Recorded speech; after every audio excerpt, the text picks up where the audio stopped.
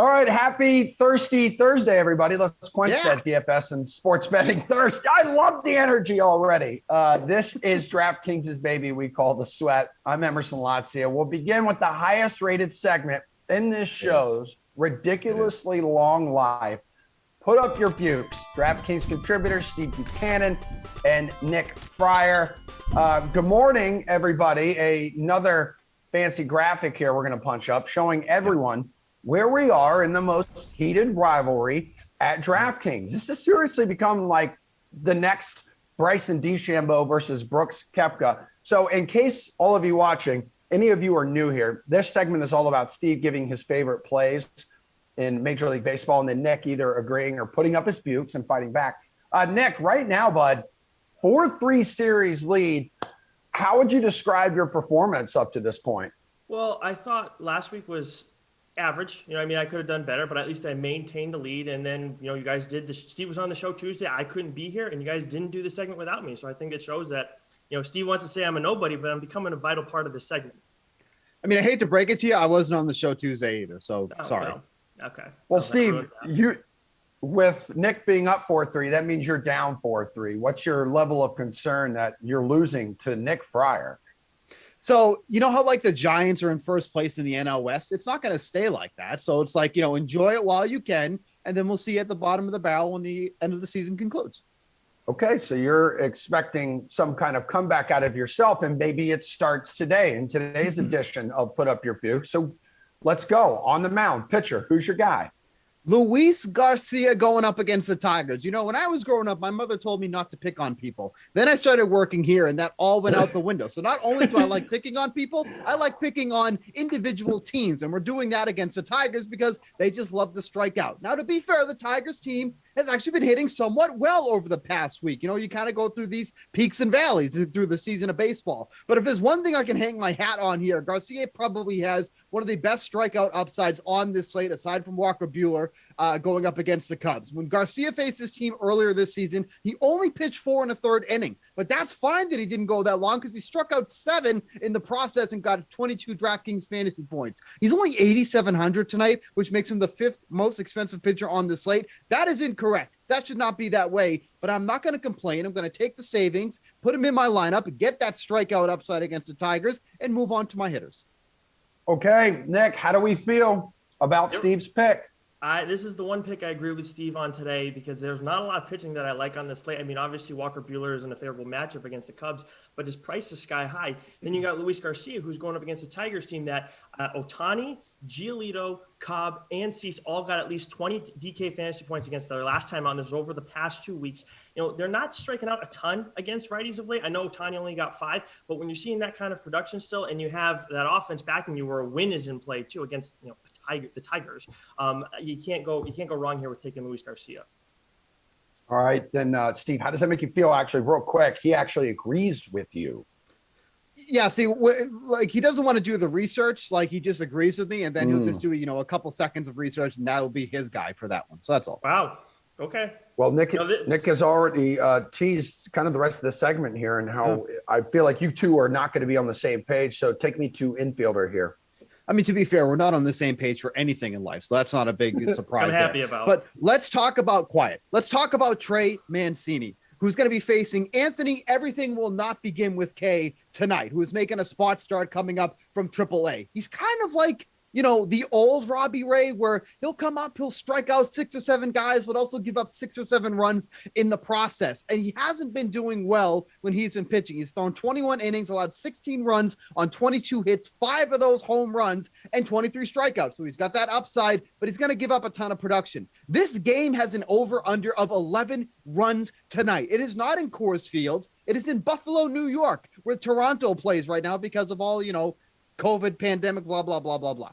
But this is such a high run total that I need some part of this game. And specifically Trey Mancini, he's been crushing lefties all season long. He's averaging 11.8 DraftKings fantasy points against left-handed pitchers this season, 414 WOBA, 322 isolated power. With how much K has struggled in the majors and in AAA so far this season, I want a part of that lineup. Mancini's hitting in the heart of it, so that's going to be my guy tonight.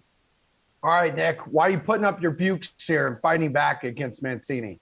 Because I want Brandon Lau in my lineup, and I need to get a little bit of that the Rays lineup against Nick Pivetta tonight. And look, Lau has been good of late, 3 home runs, 3 doubles in his last 10 games. But it's more about Pivetta, and I just want any part of the Red Sox pitching that I can right now, going up against them, I should say. Pivetta got racked 2 starts ago against the Blue Jays, and then against the Royals last time out. He gave up 3 runs over 6 innings. Now, on the surface, it's like, okay, well, that's a decent outing. Still, you have 6 hits, a home run, 3 walks. But that's a Royals team that's not hitting right-handed pitching well of late at all this season. And then Pivetta has been getting hit against by left-handed batters better than against righties. So I'm going to go with Lau, who's been picking it up of late at 4.2K. Outfielder, who is your dude, Bukes? So you don't even need to go expensive at outfield because Michael Brantley is just sitting there for the taking at 4,200, which is still way too cheap for the level of play that he's been doing since he's come back off the injured list. Since he returned near the beginning of June, he has a 549 WOBA and a 218 isolated power. Of those hits, 7 doubles, a triple, a home run, and 15 RBI in just 14 games. There is nothing not to like about Michael Brantley tonight. He's going up against Jose Urena, who cannot stay on the mound for long. We haven't seen him go more than 5 2/3 innings in 4 straight games. He's struggling against both sides of the plate. So why not get one of the guys that's in the heart of the Astros lineup, who has been absolutely mashing the ball since he's returned? I can't wait to hear what Nick has to say on why this is not a good pick, because he's always the cheap guy who wants to save all this salary. All right, cheap guy. Have at it. Yeah, cheap guy. Tell us, savers. Look, Brantley is a great pick tonight. I think you have to every night. Okay, Steve, you're welcome. Why don't you shut up now that I'm talking? Shushing me earlier. Michael, but I want to give you guys somebody else because Steve's already given you a good pick, and we try and diversify a little bit in this segment. Oh, thanks. So I'm going to go with, this is about them, Steve, not you. Shut up. I'm going to go with Kyle Schwarber because he's at 3.9K, so he's cheaper. He's got 6 home runs in his last 4 games, 9 in his last 10. 18 of his 19 home runs this season are against right-handed pitching. He's going up against Cody Poteet tonight, who has a 1.6 home run per 9 innings rate in this on the whole season.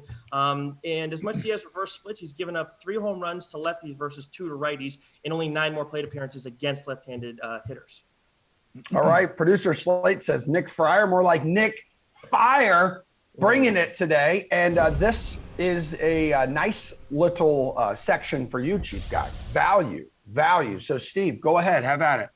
I mean, I think we just figured out why producer Slates is behind the camera, not in front of the camera. So we'll just keep it at that. Trevor Larnach tonight going up against the Indians, facing JC Mejia, who has really struggled in a starting role this season. He's done a little bit of relief. He's done a little bit in the starting role, not doing well in the starting role. Against lefties, it's a very small sample, but against lefties so far up in the majors, allowing a 443 WOBA and a 5.28 FIP. He's facing Trevor Larnach, who has done pretty well against righties since being called up, 368 WOBA, 172 isolated power. But what I like about this is that he hits in a very favorable spot in the Twins lineup. He's been batting either third or fourth, depending on who's starting that day. So he's going to be in a really good spot in the lineup. Just too cheap for hitting in that prime spot of a lineup. And with the little bit of power that he has too as well, I think he's a great value play.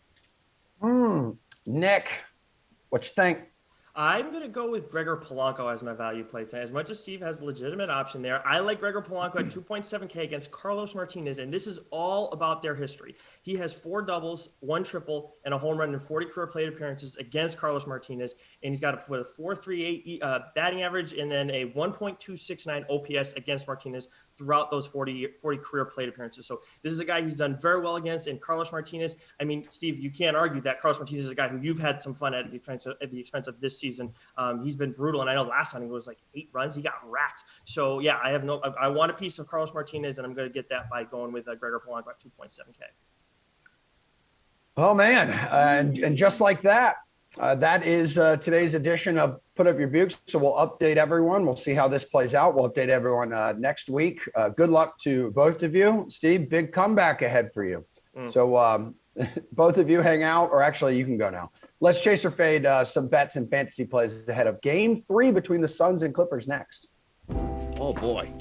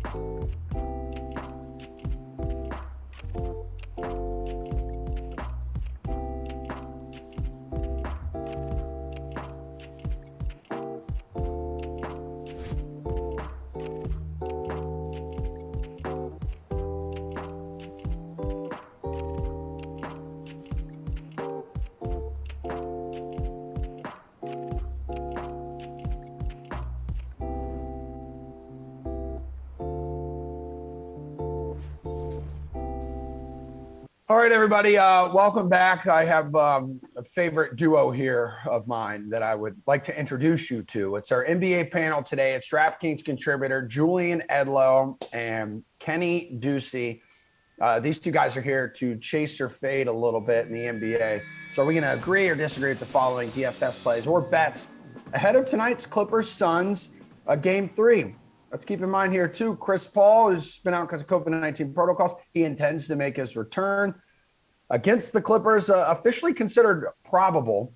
But up to this point, they haven't really needed him. So Suns center DeAndre Ayton was the hero in Game 2, that last-second deuce dropping the slam dunk. And he was also the highest-scoring fantasy player with 48 DK fantasy points. Chase or fade, Jules? He's got to be your captain in Game 3. He's a little pricey to captain. I still think with Kawhi Leonard being off the floor, you want to maybe try and use some of the Clippers value that is there. And then that allows you to use multiple of whatever you want, Paul George, Booker, Chris Paul, if you like him to come back strong, along with Ayton. So for me, you look and the Clippers changed their lineup too. So, Morris is banged up. He's expensive. Batum, way overpriced for a guy coming off the bench now that wasn't even productive when he was starting. Terrence Mann caught lightning in a bottle. Now he's back to a bench role. So you look at the last game, even with Reggie Jackson kind of being the second highest usage player on the Clippers right now, Beverly played 26 minutes, knocked down some threes. Rondo was pretty effective. Both of those guys are under 5,000. I would probably captain a cheap Clipper and then load up on stars. And so he's 13.5 in the captain spot here, Deuce. That too expensive for you? It is, yeah. And I mean, look, if I'm gonna captain, I'm gonna pay money. I think I agree with Julian that I could get interested in some of these other Clippers, but yeah, I mean, I think I would rather just pay up for Paul George all the way because I really do think that there's enough value here. Maybe a guy like a Luke Kennard or like a Rondo, as he mentioned. I just think there's a lot of value on this slate, so it won't hurt you that much really to pay all the way up because I don't think you really want Chris Paul. We don't really understand what his role is going to be or how much he's going to play or how good he's going to look and having not played in a while. Same thing with Devin Booker. Now, maybe he's less of a playmaker, he gets, fewer numbers in the other stat categories. I think the safest option here really is just to pay all the way up for Paul George again. 35% usage rate in Game 2, 36% in Game 1. Like, this is the only guy on the slate. It's a confusing slate, really. The only guy I'm sure is going to take a ton of shots. He's going to be on the floor for 40 minutes. And I do think that there's so much upward mobility here. I think we saw his floor in Game 2, and it was 41 fantasy points. And I think he's going to he's going to rise back up here to the mid 50s, the 60s that we've seen him at. Just the fact that he shot so poorly, that little weird landing on his shoulder, like a little concerning for me. I feel like that's why he missed those free throws at the end. He just wasn't the same. But, barring any sort of scare before the game, I think that he should be totally fine to just fire up in your captain spot. Well, Ducey, how about Ivica Zubac? More love for a center here. He provided some great value in Game 2. Went for north of 30 DK fantasy points and was just 4.6 in the flex. He gets a big salary bump for Game 3, costing you $5,200 in the utility spot. So I want you to chase this dude. He will provide value once again tonight, or fade him in favor for another option. I see you already shaking your head. No, it sounds like a fade.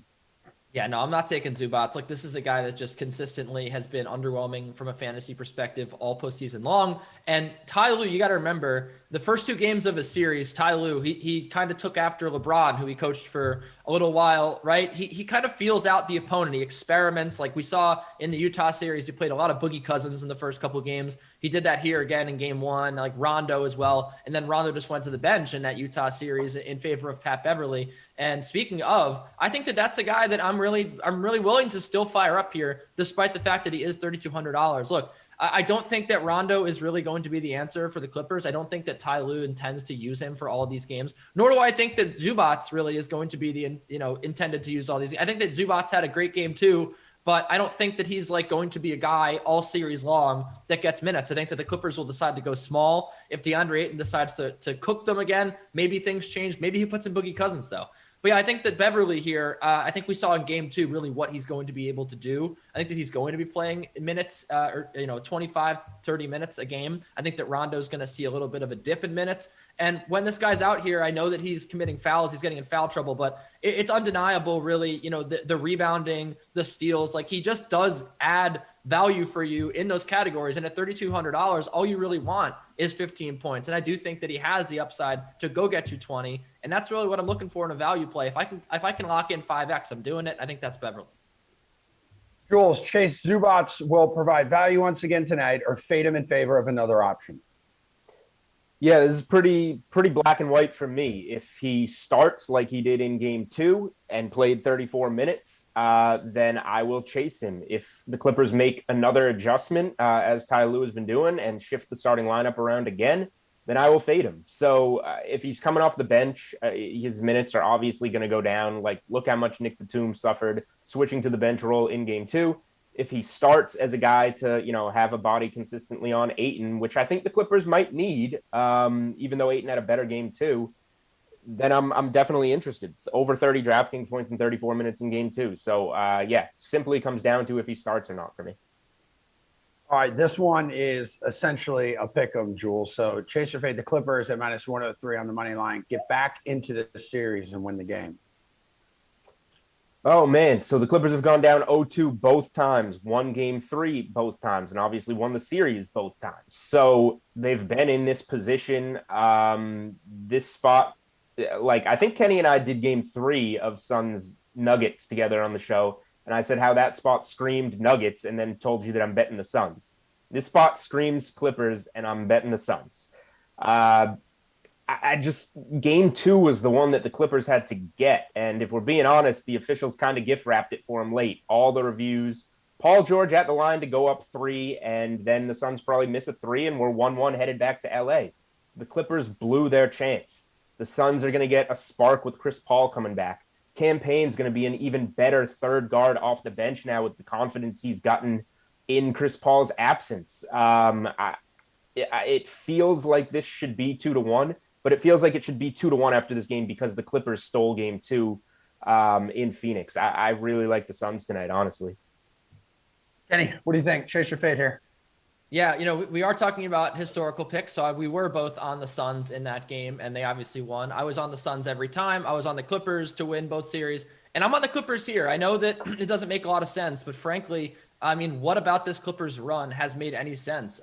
They were in game 1 and game 2. They had a good chance to win both of those games, and that was without Kawhi Leonard. Now I realize, obviously, Chris Paul comes back. That's going to add a huge amount on the defensive end. That Suns defense did look like its normal self. But I'll continue to preach here that the Clippers offense, look at their efficiency rating. It's really been the same like almost every game. Like, this has been probably the most consistent team in the postseason with or without Kawhi Leonard. They've just continued to do what they do. They've continued to shoot the ball. Well, yeah, they saw a little bit of a dip in game 2, 38%, still really good. This is the number 1 3-point shooting team in the regular season. And if they can shoot the 3 well all season long, why can't they do it tonight? If they can shoot the 3, they're in any game. We saw that against the Utah Jazz. The Utah Jazz, they had Donovan Mitchell, they had Rudy Gobert, they had Bogdanovich, they had all these weapons. They still fell short. The Clippers just outscored them. I think that the Clippers can do that here to the Suns, a Suns team that really all season long, their offense was hot and cold. It's hot right now. But I think that the Clippers have the ability to rise up and get hotter. And I think that they can win this game because, again, they've got Paul George. He's having his Jimmy Butler moment. He had a bad game too, and they still almost won.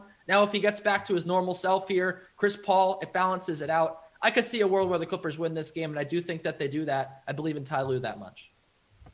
Kenny, really quick here. Give me a prop bet you're chasing. Yeah, Devin Booker under 4.5 assists. Look, he really has been under this all postseason long. Last 2 games, 11 assists, 5 assists. That's because Chris Paul was out. He was asked to be more of the facilitator, and I just don't see that happening here with Paul back. Even if he only plays limited minutes, I still think that you're really teetering on the edge here, and it's Booker under 4.5 assists. Go ahead, Jules. Yeah, I do like kind of shorting Booker in some way with Chris Paul returning. I'll look to the Clippers a little bit. I was hoping that we would maybe get something on Terrence Mann and Nick Batum, who were shifted to the bench. I liked their unders a lot in game 2, and they both cashed. So I've just been kind of waiting to the last minute, hoping those come up, and they haven't. So One other thing that I would potentially look at is Marcus Morris under 11.5 points or under on the three-way prop. He came out kind of hot in game 2, and I thought I was going to lose that one, and then just didn't play much at the end, didn't play well early in the second half. I think the knee is a legitimate thing with him. So I'll look maybe to find some Clippers unders, and with what's available right now, it would be Marcus Morris. Also, guys, real quick, before we wrap up this segment, news just coming down. Looks like Rick Carlisle will be returning to the Pacers. Yes, some breaking news. Burp, burp, burp, burp. Feels like a big-time commitment here, reportedly 4 years, around $29 million. Jules, how do you feel about this hire and being back with the Pacers, who he had success with like a decade and a half ago? Yeah, it's a good hire. Rick Carlisle is a good coach. Indy made a huge mistake going away from Nate McMillan, who is getting the absolute most out of this Atlanta Hawks team right now and coaching out of his mind. Massive turnaround in Atlanta to, go into kind of an analytics nerd that tanked that team away. So they needed a good hire, a real basketball coach, a respected basketball coach, a guy that's been around, a guy that's won. And they got that. So big win for the Pacers, who should have a pretty good bounce back year if they can stay healthy next year. Kenny, how nice of a fit is this? Do you see it as a good fit?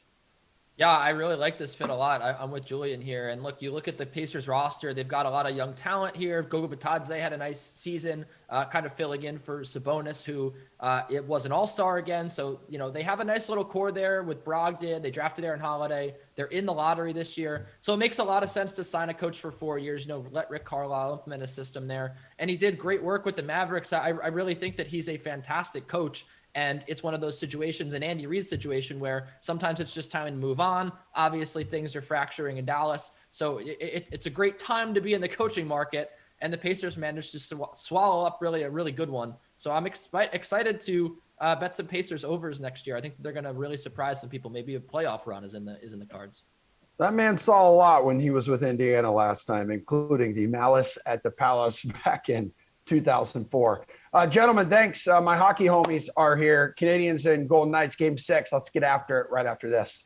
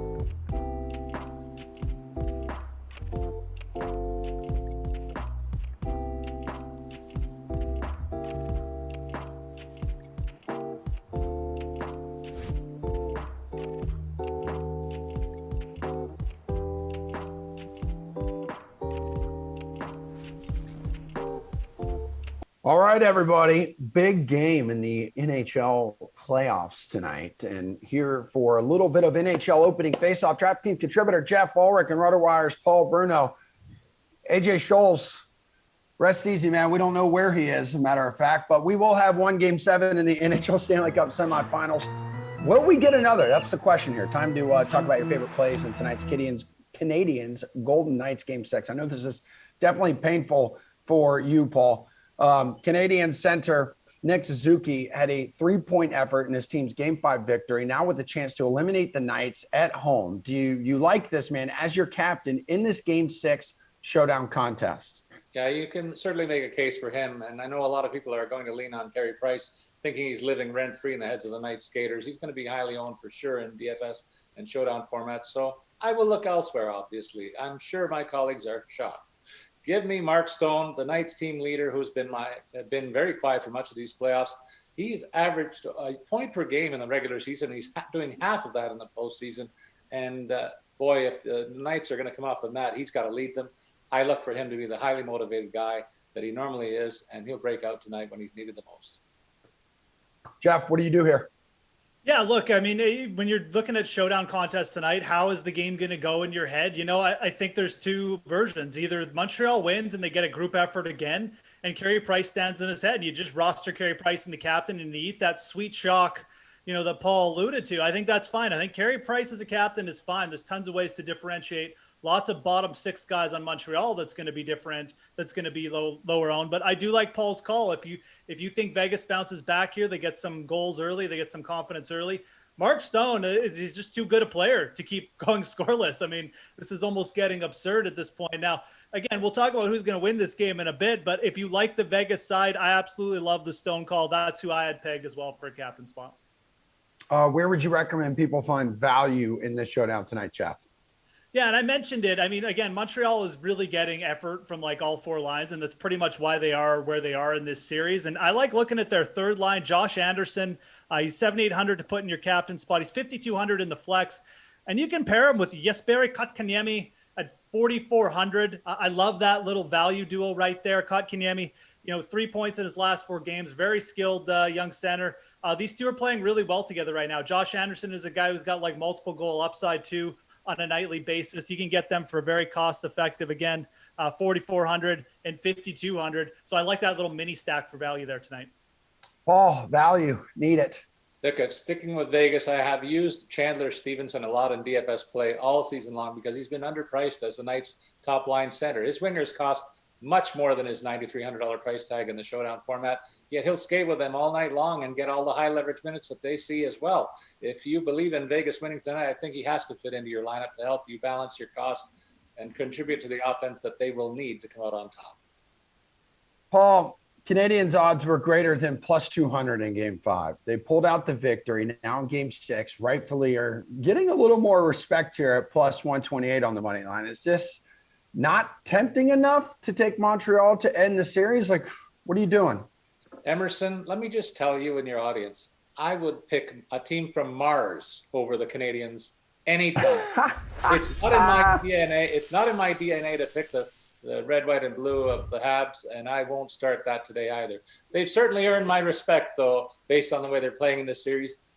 We've marveled at how they've imposed their relentless checking style on their foes, and they've got that crazy play from Carey Price so far. All that said, the plus 128 at home means still that a lot of people can't or won't believe that they win the series. Count me among them. This is game 7 for Montreal tonight. I look for Vegas to play their best game and take back control of this set. So I pivot to the 185, giving up a goal and a half on the puck line instead. It feels even dirtier and weirder around here when I'm on Twitter seeing Bruins fans who are actually rooting for Montreal in this series. Jeff, what do? You like to attack this money line? Well, okay, look, I mean, I will, as the only person who picked Montreal, I think, to win in game 5, I mean, I will pick them again here. We have just continually, and look, I included in me, I think I said Vegas is going to win this series in 5 games. We've continually disrespect the Canadians. The Canadians of Montreal since the beginning of we started to do this. I'm just done doing it, quite frankly. This is a disrespectful line. The last 3 games have gone to OT and been decided by 1, and now Montreal deserves to be underdogs at home. Why? Vegas is the one. They can't even decide on a goalie right now, Vegas. Montreal does not deserve to be the underdogs here. They probably should be the favorites, if we're being honest, if we're just looking at how the series has gone. Now, we can go a little bit further. If you do like Vegas and think they bounce back, like Paul, I would prefer going to the alternate puck line there and picking them at like -1 or -2, because if they do get some goals early and Mark Stone and Pacioretty get off the mat, this could snowball. You could see like maybe a 5-1 win. So again, you like the Vegas side tonight. I would really go diving into that alternate puck lines on the DraftKings Sportsbook. Again, you can find it there. They're plus 123 -1 to cover the -1, plus 285 to cover the -2. But I'm just going to take the Canadians and stop underestimating this team. Paul, it is time now for your favorite part of the show. I would love it if you could hit us with those sweet, sweaty prop bets. It's also my favorite for sure, no question, because I've enjoyed an unprecedented run of success. I extended it last night with one of my calls too. You are so perfect in my eyes. Talk to my wife, will you? I need the help. Okay, will do. While I think the Knights hope to win tonight, their hopes hinge on the top line imposing themselves. I've said that Mark Stone is the guy for me this evening. I look for him to score 2 points and pay off at plus 375. I'll even give you a Montreal prop as well for a bonus. Nick Suzuki is probably the guy that impressed me most of this team. He's mature beyond his years, and boy, you got to think Vegas is wondering about that trade for Pacioretty a couple of years ago, even though he's central to their team's success. I expect Suzuki to score a goal tonight, and that pays off at plus 235. Okay, Jeff, do that thing we like. Yeah, look, I do like the Stone props as well. I'm definitely on Paul with that. I mean, again, you have to buy these guys when they're kind of, nobody wants to get on them. I mean, minus 125 just to score 1 point for Mark Stone. I think you could just go there. Obviously, scoring a goal and taking him to score 2 points. I think that is on the table. Again, Montreal's no lock here. I like them tonight, but if Vegas wins this game, like Mark Stone, he's probably going to get on the score sheet here. It's just too long of a drought here for such a quality player. If you're looking for a bit of a longer prop, I do like Josh Anderson, like I mentioned before. His prop to score a goal is plus 330. I think that's very fair. And again, we've got Montreal at home, the side I like. And again, this is how they win games. They get contributions from that bottom six kind of those grinder lines, which really do contribute. Josh Anderson, he's pretty much a goal or nothing guy. I mean, he's not going to get like garbage assists. So I really do like taking his goal prop there. It's very big, a plus 330.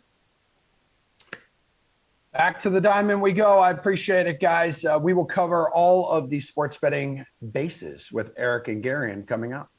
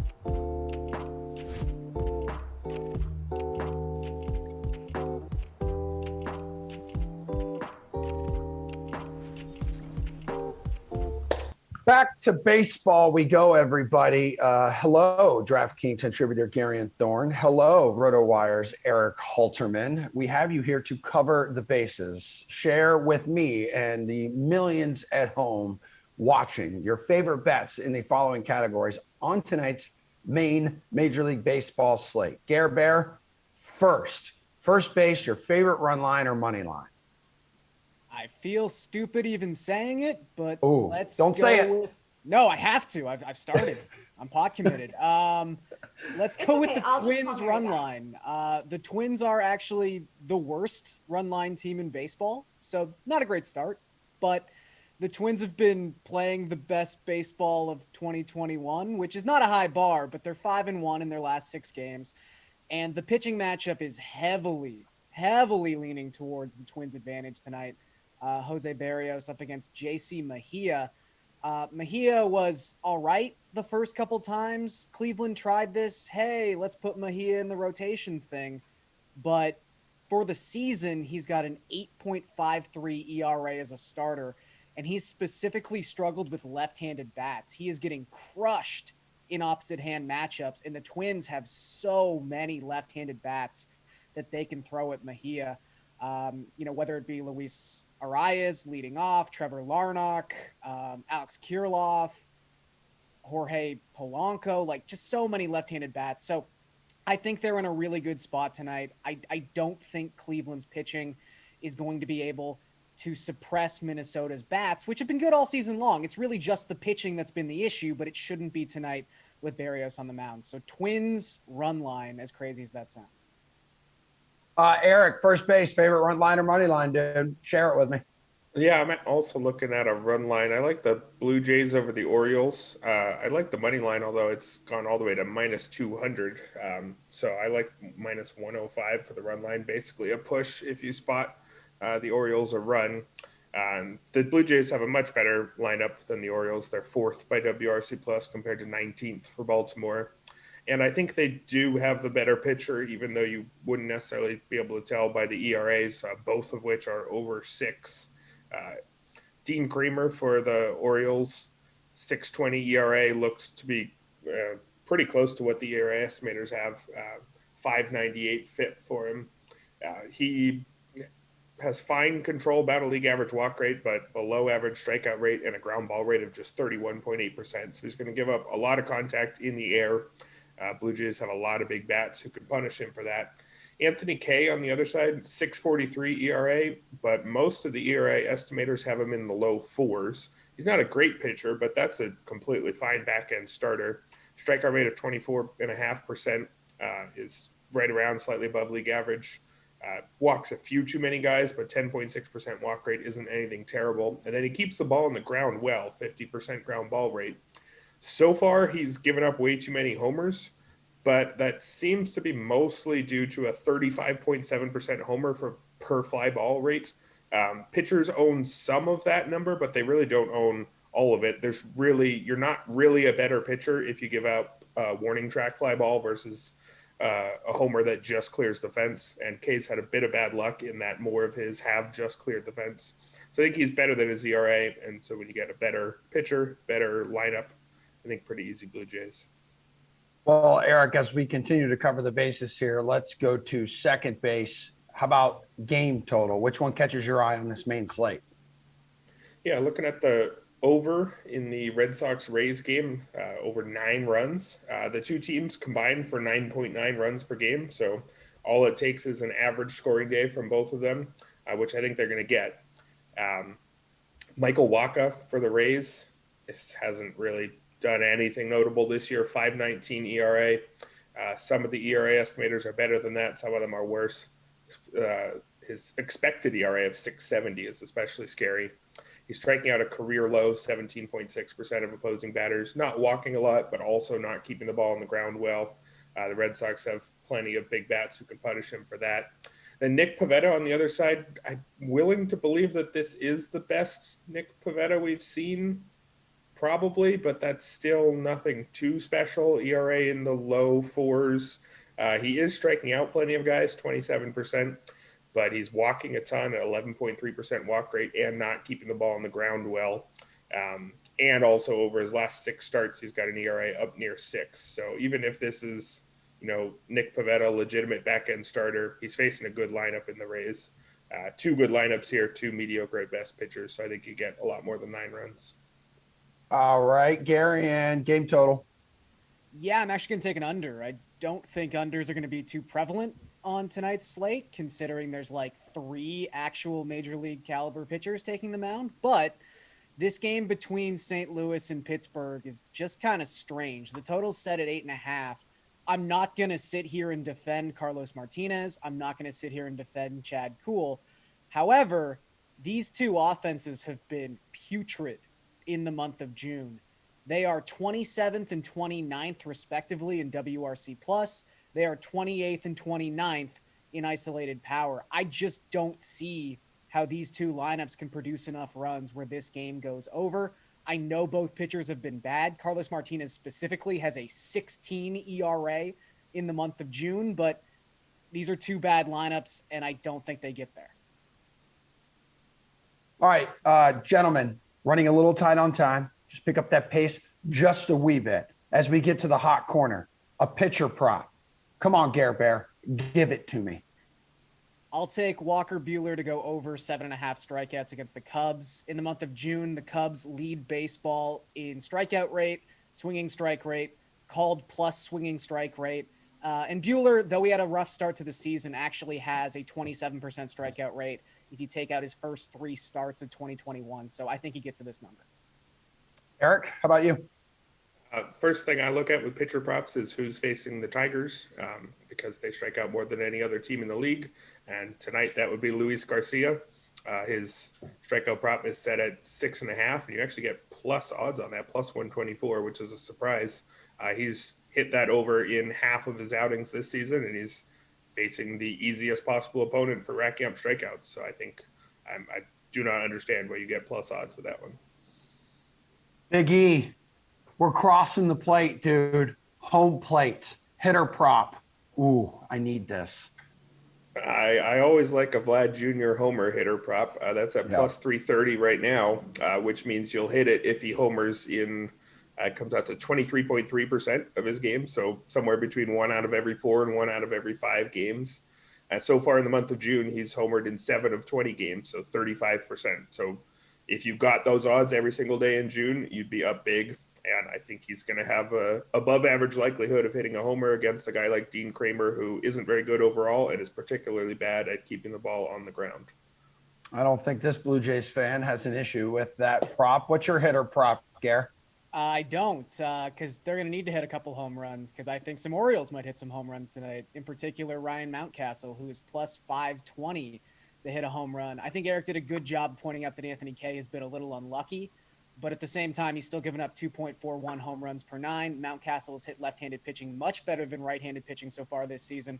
And he has a 316 isolated power and a 177 WRC plus in the month of June.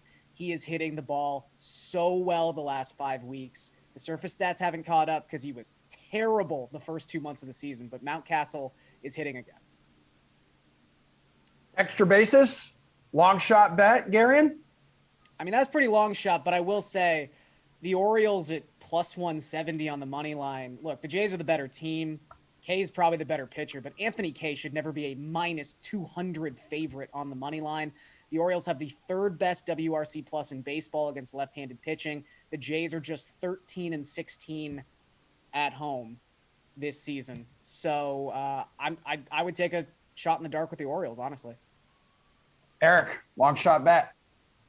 Well, definitely a long shot, but Cubs at plus 215 against the Dodgers. I know it's Walker Buehler, but I'm definitely not saying the Cubs are close to a 50-50 here, but I think they're a lot more than like a 30-70, which they have to be for these odds to be right. Buehler is excellent, but that 2.38 ERA is over a run better than both his FIP and xFIP. He's benefited from a 228 batting average on balls in play. He's got a career low 25.2% strikeout rate, which is still good, but this isn't necessarily the best Buehler we've ever seen, despite that ERA being that good. So I think the Cubs have at least a shot here.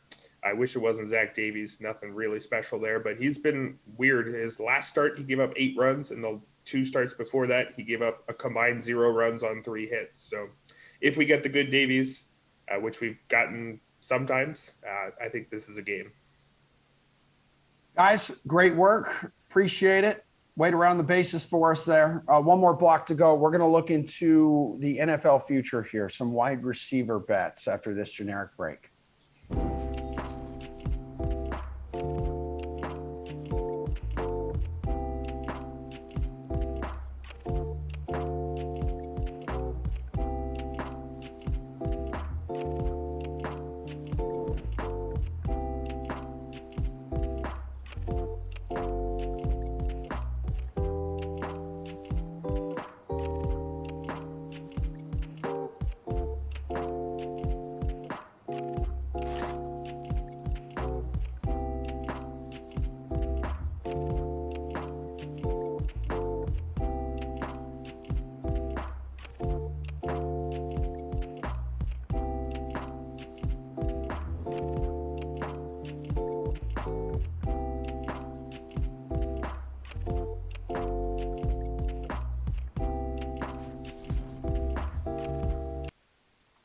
Jeff, Kenny.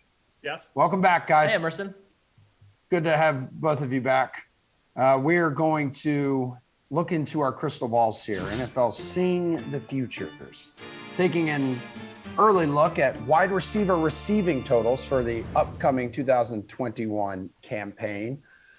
Let's start with a guy who has, or was impacted rather, by maybe the biggest news of the offseason. So A.J. Brown recruiting Julio Jones to Tennessee, but will he be regretting it when it comes to his production? How do you feel about A.J. Brown's receiving yards total, Kenny, of 1175.5? I thought you were going to say the biggest news of the offseason regarding this question was Corey Davis signing with the New York Jets. No, I do think that A.J. Brown can go over this total, and I think it's the only over I'm going to take in the whole segment, so I'm going to make it good. Yeah, look, Jonnu Smith is gone. Corey Davis is gone. So what you really still have, even though Julio Jones is like a big name and a scary name, really, when you're talking about this over, is, there's one fewer mouth to feed on this offense. I mean, Anthony Firkser is not going to be a big factor here. So I do think that A.J. Brown can continue to have success. He's got back-to-back 1,000-yard seasons now, an extra game, rather, to get him over this total. And I think that A.J. Brown, Julio Jones might take a little bit longer to get acclimated in this offense. I think we could see a situation like a Le'Veon Bell on the Jets situation where, maybe in his new home, he's a little older. Maybe you see him used kind of sparingly. Maybe he's not himself. This is just not a really like high-powered passing offense. But the one thing A.J. Brown did really well last year is yards after the catch, just most like all the other receivers. So I do think that he possesses more upside in that category. And I do think that he can continue to be the go-to guy here for Ryan Tannehill. How do you feel about this one, Jeff? I mean, I was so ready for Kenny to take the under here and just jump all over him. But no, he made good points. Well done, friend. But no, look, you don't take the under on A.J. Brown props. You just don't do it. This is such an explosive young player. And you just look back at his track record in the NFL. I mean, his rookie year, 16 games, but like over his first 6 games of his rookie season, he didn't get more than 5 targets, and he still put up 1,050 yards. Last year was on track to destroy this number, to destroy this over. And he only played 14 games, but he would have gone over if he had played 16. Now you've got the 17-game schedule. People worried about Julio Jones stealing targets. Kenny's right. He's going to take time to acclimatize. And quite frankly, I just don't think that he's going to be the alpha in this offense at all. A.J. Brown is still the alpha. His yards per reception is elite. He's an elite player. He's got those knees cleaned up. No, I think it's still going to be a very big year, and I'll take the over here for sure. Well, let's go to the flip side of this coin. The flip side of that trade, Atlanta's Calvin Ridley should see more looks now that Jones is out of there, and odds makers agree. His receiving yards total is one of the highest on the DK Sportsbook at 1350.5. Is he going to get there though, Jeff? That's the question I'm asking you. I mean, like he's probably going to get there. I just don't want to bet the over though. I mean, this is a really, really big total. You've got Calvin Ridley, who's a bit of a skinnier guy too. He has had trouble at times, second year, missed some games, missed a game last year. That's really the only worry here. The targets are probably going to be there for Calvin Ridley. He had 143 through 15 games last year. And again, Julio Jones missed a lot of time. Julio not there. Kyle Pitts will definitely pick up a lot of those targets. I think that if Calvin Ridley is on the field for 16 games this year, gets there, I'm just not really sure that I want to take a shot. Atlanta is also a team that I could see being really bad with just like one injury. They're not a deep team. Maybe Matt Ryan gets banged up or something, or Ridley gets banged up himself. I'm just going to stay off this one. I think that, if you have Ridley pegged and you like him for 16, 17 games, probably going to hit the over for you here, but I'm just not on this one at all. All right. You on this one, Kenny? Yeah, I am. Why not? I think Calvin Ridley is going to lead the league in receiving this year. I really do. I think that there's no one else there to really make a big impact. I'm not scared of Russell Gage. I'm certainly not scared of Kyle Pitts, at least not yet. And this guy had almost 92 yards per game last year. So Jeff makes some good points here. Obviously injuries are a concern. He's missed time in the last 2 seasons. But I do think that this is going to be another good season for Matt Ryan. We know what the Falcons do. They're still trying to contend. I mean, that's why they took a tight end with the 3rd pick. The universe-loving 3rd pick. Are you serious? They took a tight end with the 3rd pick. So they're going to keep trying to throw the ball. They're going to keep trying to score points. They're hell-bent on winning games this year, and that means that they're going to throw the ball a lot to Calvin Ridley. I think he's going to get a lot of yards here. I think this is a good deal on Calvin Ridley. I think his prop could be a little bit higher next year. Kenny, Odell Beckham Jr. has been in the news a lot lately because the Browns are reportedly amazed with his recovery from that torn ACL he suffered last season. And the sportsbook, not too amazed, given that we have an extra game this year and his total doesn't even crack 1,000 yards. His receiving yard total set at 925.5. Anyone taking the over here? Could that be you? Yeah, so Jarvis Landry said that Odell Beckham could be even better than he was last year. Now, Emerson, what does that mean when someone says someone's going to be even better? What does that mean they were last year? It means that They they're didn't play going to be because he even was better hurt. than last Right. year. So that Yes, means that it they were good last year, right? The ceiling Well, is he the was roof. bad. Yeah. He was bad last year, and he's been bad ever since he left the Giants. A 53.5% catch rate last year, 55.6% the year before. He is barely catching over half the targets that he gets from Baker Mayfield. This guy, it has nothing to do with injury, has nothing to do with how he is off the field or his attitude, whatever. He's just not catching the football right now. And it could be a combination of Baker Mayfield being bad, and this guy really struggled to go over 200 yards a game last year until the very end of the season. It could be the fact that Odell Beckham's out of sync with him. I'm not sure what the deal is, but his fit in Cleveland is not very good. It could be also the fact that they run the ball. There's a lot of mouths to feed on offense, but I do not think that he's going to go over here. Look, obviously the injuries are a big concern, but the bigger concern for me is that he's just been bad this year. I mean, the last 2 years, he's been really bad. So it's going to take a lot for me to get excited about Odell Beckham overs. I think that I'm going to continue to take the under until this guy retires. He has not been good since 2016. I mean, come on, get real. This guy had 45.6 yards per game last year. Easy under in your eyes, Jeff? No, not at all. I'm buying the dip here. I'm taking the over for sure. Look, I mean, this is a ridiculously low total. I mean, Odell Beckham with the Freddie Kitchens, you just completely lost season for Cleveland. He still put up over 1,000 yards. I mean, this is the player who, if he's on the field, he's definitely going to have a shot at this. And I know the Browns want to run the ball, but you look at Kevin Stefanski's offense from Minnesota as well. I mean, Steph Diggs went over 1,100 yards there. Stefanski is very good at scheming wide receivers open. And when it comes down to it, this is a make or break season for Odell Beckham. Like, at the very least, he's got to stay on the field and show some semblance of A, he's still got some of that explosiveness, and B, he can be like a decent teammate. So 925, this is a player who's gone over 1,000 yards in 5 of 7 seasons. If he can just stay on the field for 16 games, I'm pretty sure he's going to go over this. This is a really, really low prop. And maybe I'm just getting suckered in, but I'll get suckered in with at least a very good number to take the over here. You are a sucker. That is for sure, true. dude. Yes. Let's see if you're a sucker on this one. A guy who was on a new team, Kenny Golladay, joining the Giants as a free agent this offseason. Some would say he gets a downgrade at the quarterback position, going from Matthew Stafford to Daniel Jones. His receiving yards total set right at 1,500. Is he going to go over or under that one, Jeff? Well, I know Kenny and I are agreeing on this. And yeah, it's a downgrade. It's a downgrade to Daniel Jones. Look, I'm taking the under here. I'm not trusting anything to do with the New York Giants or Daniel Jones. You look at the New York Giants wide receivers last year, Daniel Jones had so much trouble getting them the ball. Darius Slayton coming off a nice rookie year, didn't even crack 100 targets.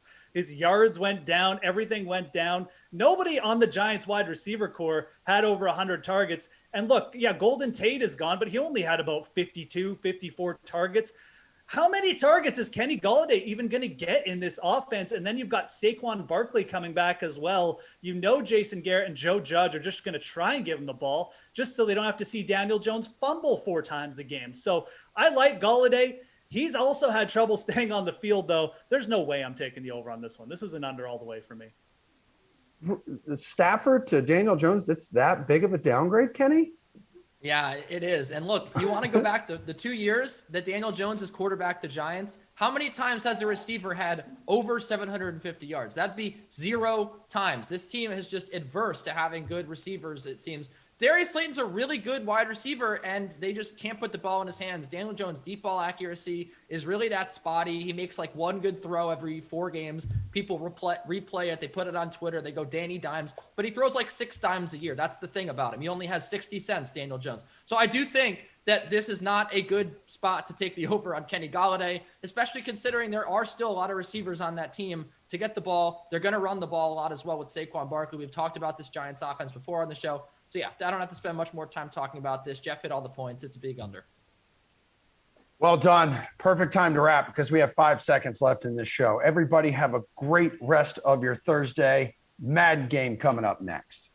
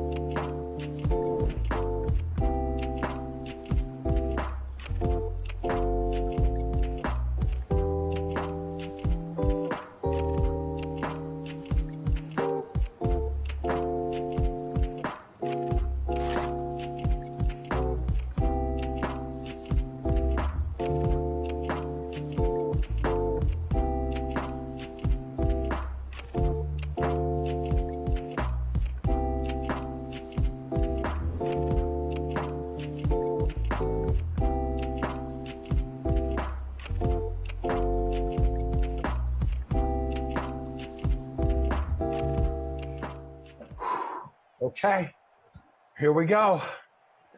6 Madden Sims on the Dream Stream today.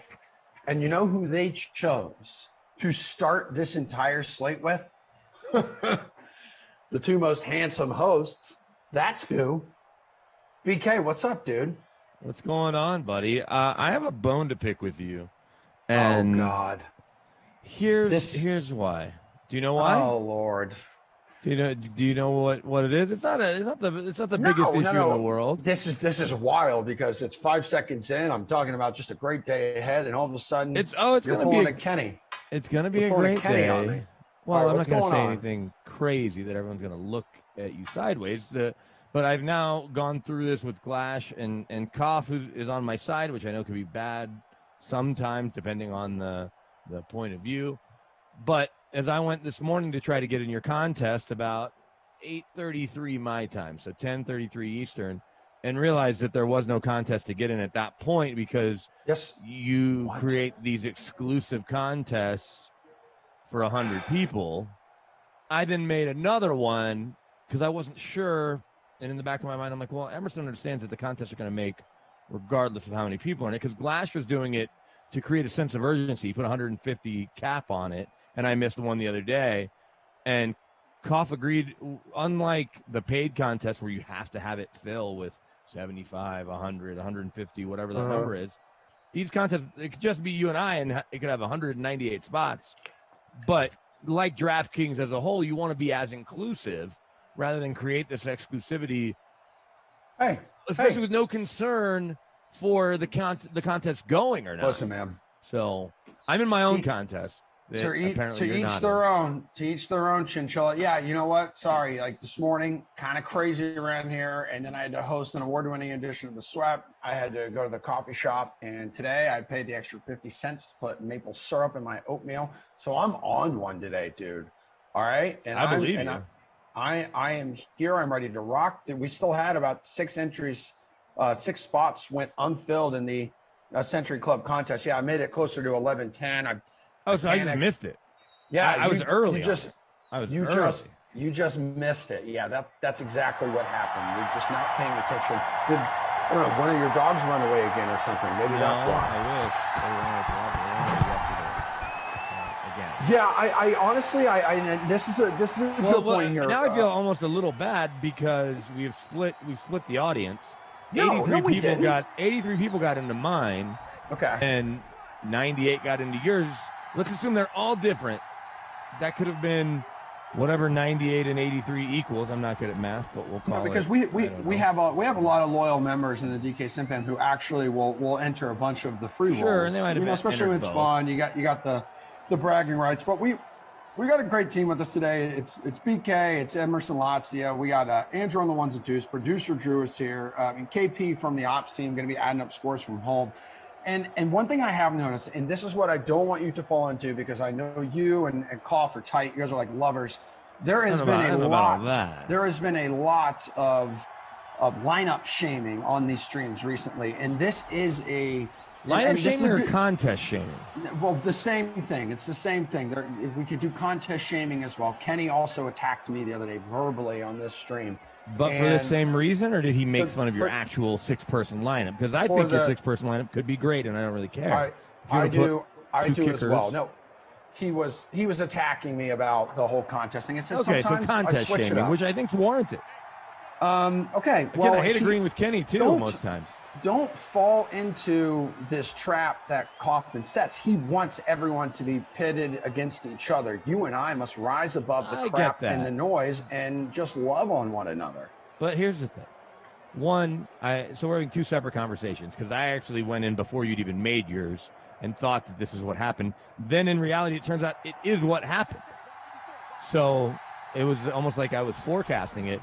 But when Koff and I talked about this the other day, because I had mentioned Glash doing it to 150, and he brought up your Century Club, he said I was telling him what Glash was doing, so he wasn't telling me about this. I was telling him I had already made my opinion. As for Kenny, I don't know where he gets most of his opinions, but again, in the rare instance where I'm going to agree with him, and this is that case, I think ultimately I'm going to end up on the right side of history, and you're going to feel bad about this. I don't do it all the time. I typically do the century clubs when, there's not a whole lot of time left. So there is a sense of urgency. And I love how Glash has decided to emulate that, which I he's already backed off. He's already backed to 200 like a smart. Okay. Yeah. Well, you know what?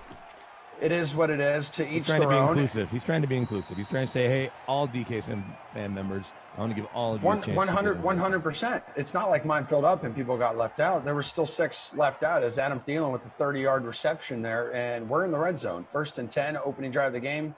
He's got 2 grabs for 29 yards already in this one. What is your lineup in your other contest that, you decided to make because you're clearly on strike? It's called Not Sure If Emerson Made a Contest or Not, but here's one for all the bragging rights. I'm already in 9th place out of 83. 9th. Oh, interesting. Mark that down. Okay, top 10. Maybe top 5, if not number 1. When it's all said and done. So, all right.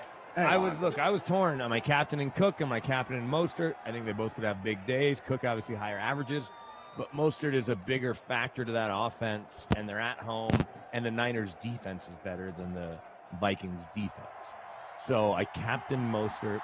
I have Cook in the flex, and Tajay Sharp already had one big catch there, I think. Right? Oh, let's go. Who do we got? Rudolph, the red zone reindeer. Yeah, definitely contemplated owning him, but my only 2 Vikes, Cook and Sharp. Then Mostert, as I mentioned, as my Capitan. Debo, Niners D, Robbie Gold, who if I'm ever going to roster a kicker, he's always a good one to roster because he's pretty automatic from inside of 45. So that's my lineup. Why don't you tell me and all of our great friends in the DK Sim fam that are here on our various chats what your lineup is? Well, don't mind if I do, if you're really that interested. So I decided to throw George, Kittle, and Bitts in the captain spot. Cook, Jimmy G, Sharp, Bourne, and Bailey. Bailey already up to 1 point. How we feeling? Where'd he go? I just looked up and he was gone. What the hell just happened? BK, come back. I need you. I missed you. I missed your Musk. When this all gets figured out, I think you and me should get an apartment together, man. Good to see everyone over on YouTube. Austin says everything is attacking to Emerson. You could tell him to calm down and it would be the end of the world. Austin, as I have replied to you, stop attacking me or we will potentially be banning you from the DK Sim fam. Just kidding. Love you. Oh my God. Speaking of attacking, BK's back. Well, why'd you even let anybody know I left? We got a theater of the mind. Because I looked up and I was talking to you, asking a question, and I was looking down at the chat and I looked up to get your reaction. And nope, I don't want people to think you're just not talking or maybe your internet crashed, because that only happens to Kenny. Yeah, internet's been good for the last, knock on wood, last week and a half after Comcast came out again. And my buddy who set up our whole system explained only one thing should be plugged into the modem rather than 4 things that my 14-year-old had plugged into it. Oh. So performance has been higher. Again, knock on wood. Yeah. Don't want to jinx it.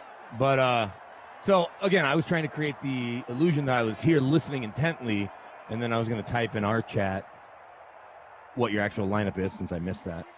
But if you want to tell me again or cheer as each player you makes a want me play, to? Okay, yeah, I can give you the potential winning lineup here as Jimmy G. That's an incomplete pass. Second, and you're going to read mine again? Did you write mine down so you can just read it, or you're going to tell me what your yours? No, I'm second place lineup is?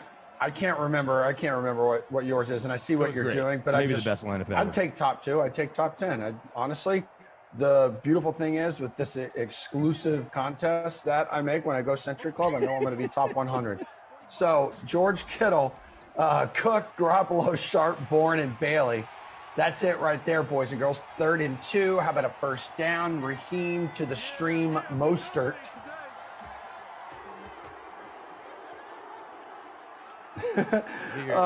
What's up? Kittle's What's your up? captain? Yeah. He certainly is. Well, and when you start paying attention again, I'll read you. Week. Yeah, I can read you my lineup. University. I've heard Kittle and Mostert. That's it. Oh, Jesus. All right, I'm done. I'm done with you. didn't say the other four guys. Yes, I did. Not the second time. You're standing up and not paying attention. Yes, I did. I just ripped through the whole thing. I am paying attention. Chat, please I tell missed one BK I play. just ripped through my lineup for the second time. The whole stinking thing. Your captain. Thank Kittle. you. Thank I didn't you. hear it. I'm gonna That's the ask, first completion all of the day, threes. too. I don't think so.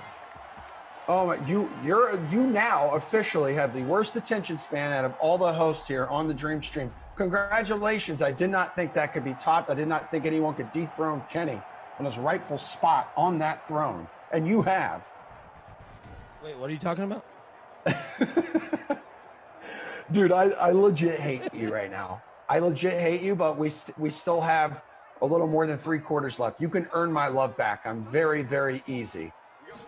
Well, I have a good way to start here in just a second, right? but I want to wait and do it as a visual in the quarter break. Oh, wow. Oh, that's a tease right there. Debo Samuel with his first catch, 9 yards. We got 2nd and 1 from the 7 coming up. Minnesota, if you missed it, open the game, opening drive of the game, marching downfield. Rudolph, the red zone reindeer, with a touchdown reception. And now the 49ers trying to answer back. A lot of my favorites in the Twitch chat chilling with us today.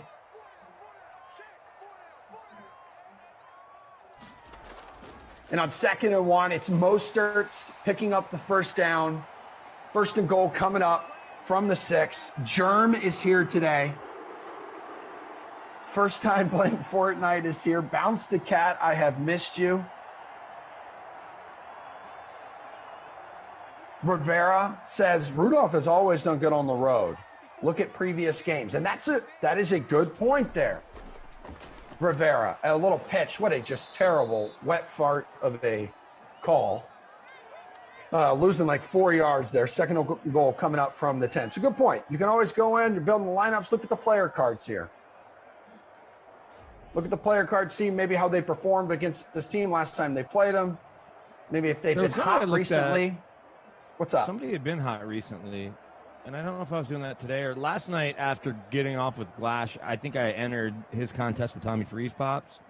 Oh, Malcolm Brown, who hadn't done anything, other than get in the end zone, but he had scored in 4 straight games. So I was like, I'm going to ride this Malcolm Brown hot hand. He had a 2-touchdown game in Green Bay in the snow. So I went from finishing 88th in our contest with Glash, 23rd I finished in a contest I had nothing to do with. And there's a chance while I'm on vacation over the next week, because we leave tomorrow when I get off air doing updates, flying to California and going to be there for a full week, and then you get the holiday. I may just start filling out random lineups throughout the week, and then if I win, somebody can let me know. Or I'll go back and look at my results. Yeah, dude. And I'll just Dude, what's your number? away. Text me and let me know your number is, and I'll keep you updated on stuff. By the way, speaking of that, I can't text you until I know your number. So Brendan not Glasheen as is if supposed he to guessed call me 10 today. numbers. We'll see if he does. Picked off Picked in the off. end zone, Jimmy G. On 3rd and goal. And the Vikings will take over with 30 seconds to go here in the first quarter. All right, so you want my setup for this visual that's coming, because we don't have a lot of points to rattle off. Yeah. I just mentioned I'm headed to California, taking the whole fam, week vacation. We are going to be in Palm Springs for 2 days. My little cousin, my younger cousin, although he is also shorter than me, he is turning 40. So for some people that's old. It's older than my wife, whatever. But he's still my little cousin, so I'm 43.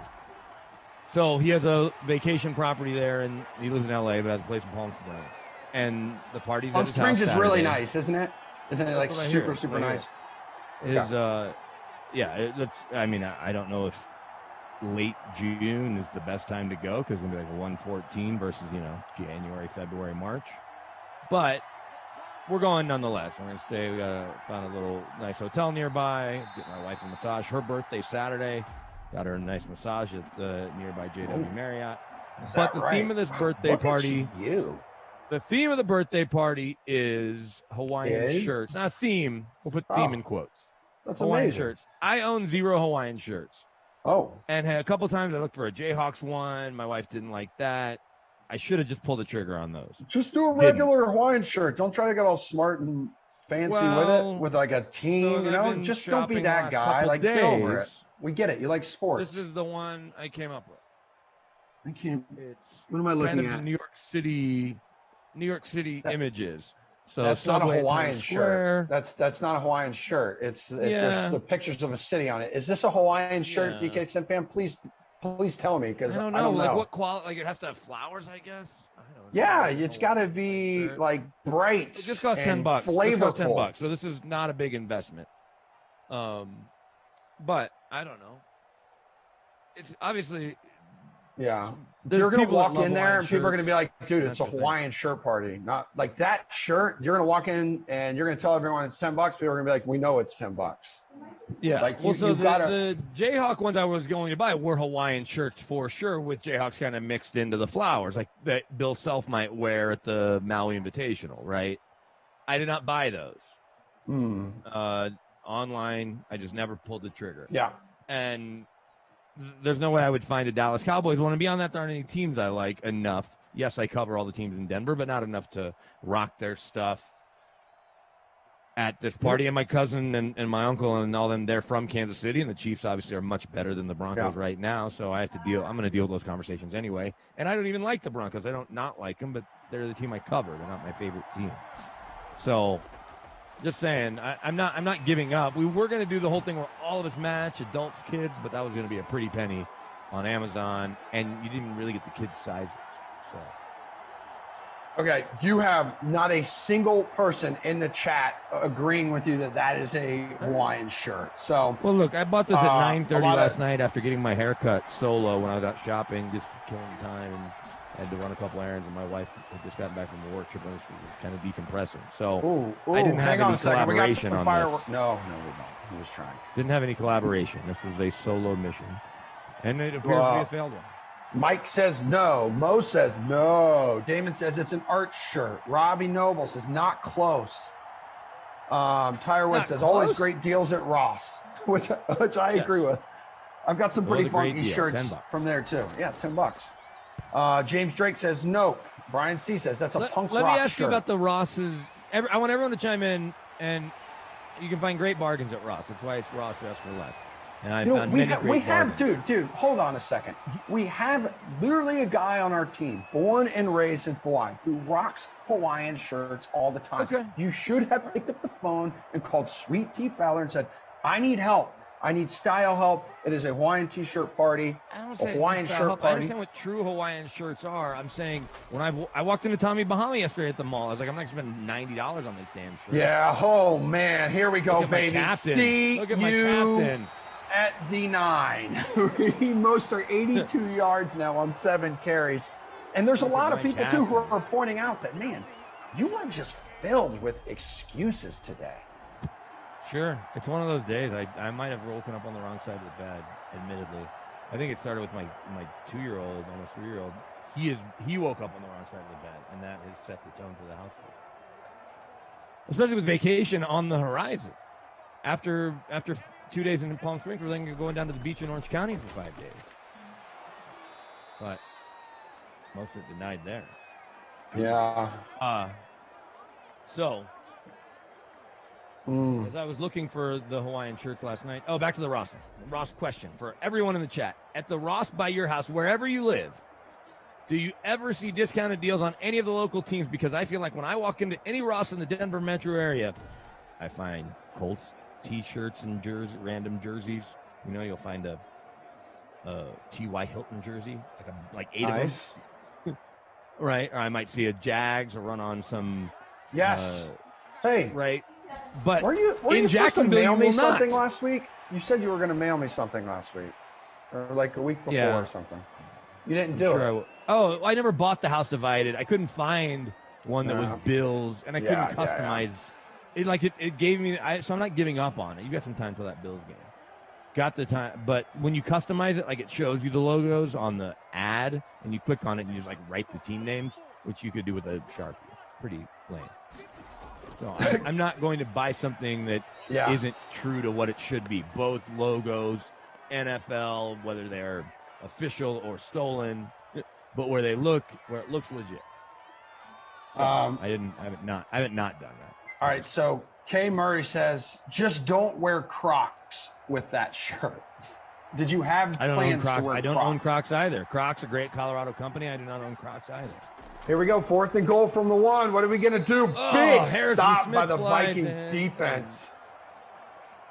Vikings linebackers there too. Look at that. Nowhere to go. But now have we entered some safety conversation, the safety territory. Tough red zone, Andrew.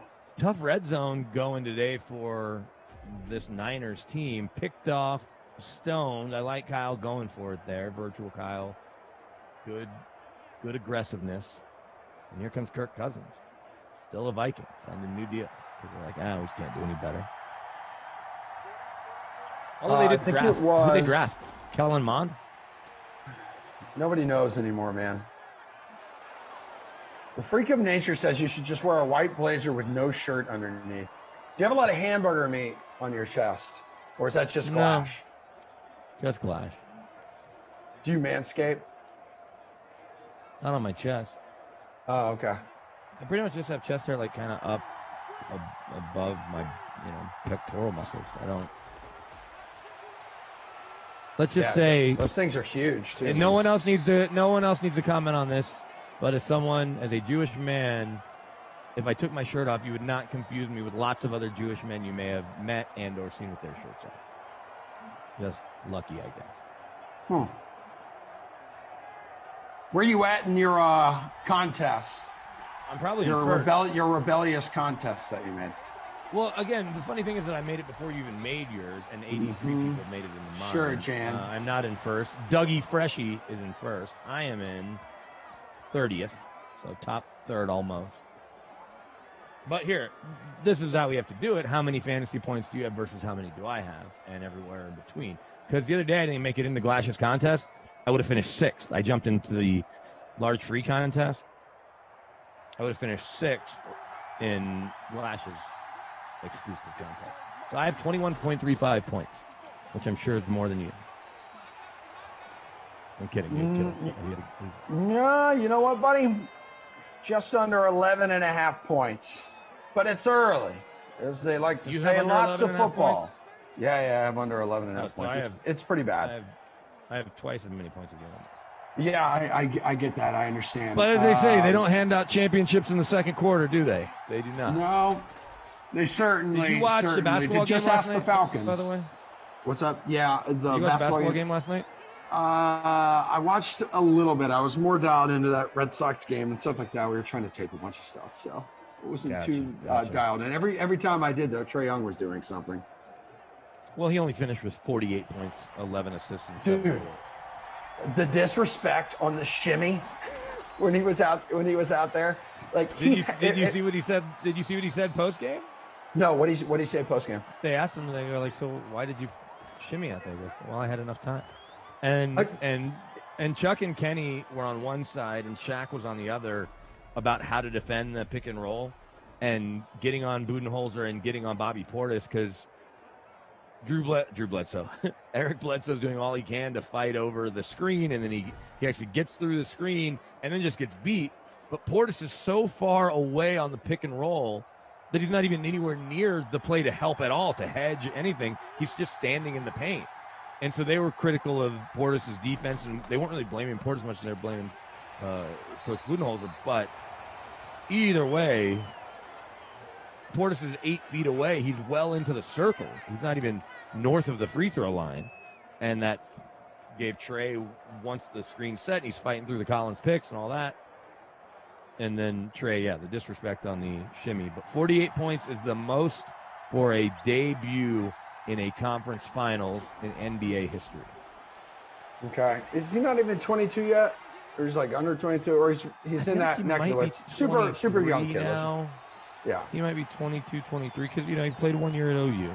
I was in college when his dad torched my Jayhawks for 41. Rayford was a very good, probably all Big 12 first, second team kind of guard at Texas Tech. He is 22 right now. He'll be 23 on September 19th. As I mentioned, born in Lubbock. His dad's a high school coach in Oklahoma City. He played at Norman North. So the chances that he wasn't going to OU were probably pretty low when he grew up in Norman. I want to see if his dad made that Big 12. Must I feel be like says he the did. shimmy was directed at Adam Kaufman, aka Krusty Pants. All right, well, he earned it. He certainly did. Look up Rayford 332 Young and people. Trey Young is what pops up. 332 people. Wow, 333 people now watching us over on YouTube. Good to see everybody. Good to have everyone here today. Coming up, we'll have a re-air of the sweat leading up to the 2 o'clock sim. That'll be Rossi and Zach. That'll be Browns at the Ravens.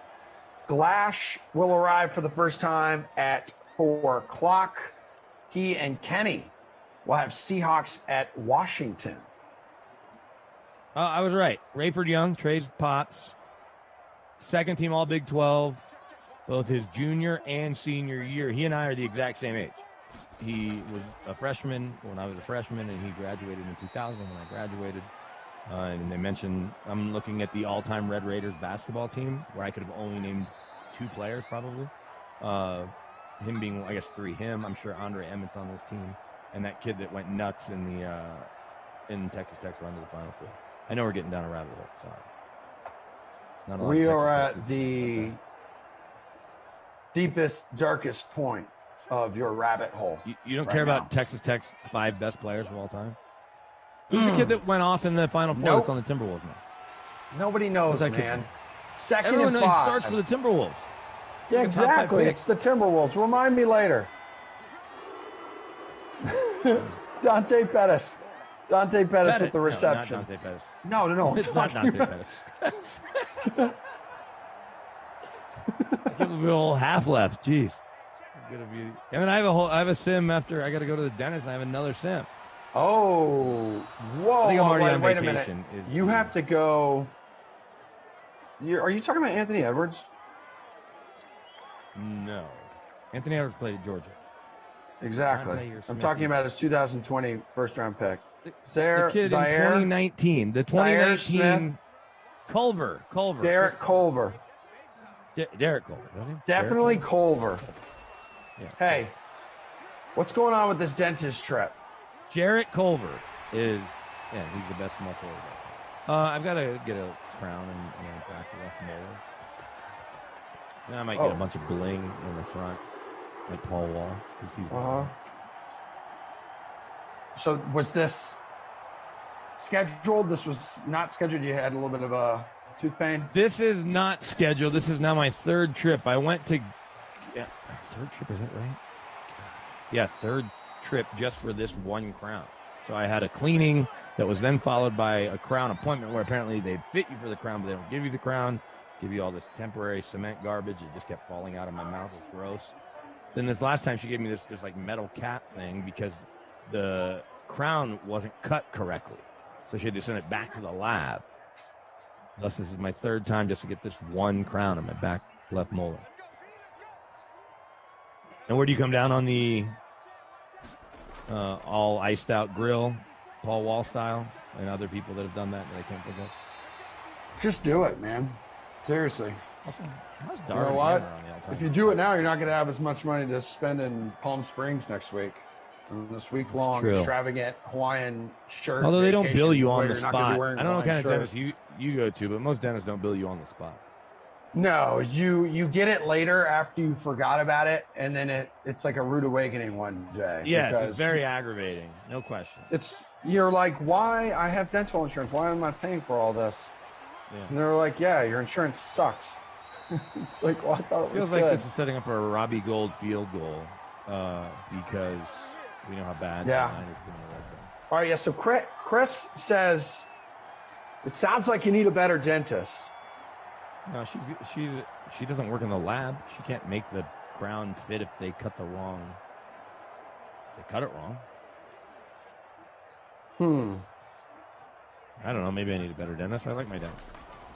Yeah, I mean, if you like your dentist, that's you go. important. Oh, there we a go. I touchdown. like touchdowns. We got the first one from the 49ers today. So Jimmy G. Yep. Kendrick Bourne, wide receiver 2. Extra point away here. 25 seconds to go. Extra point away from tying this thing at 7. 25 seconds to go in the first half. Man, overpaid for Debo when it should have been all about Bourne. Really regretting that right now. Oh, dogs are alive and well.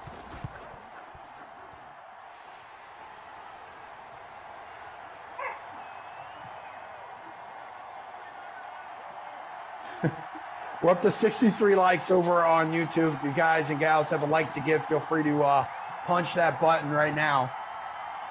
We love when you do it.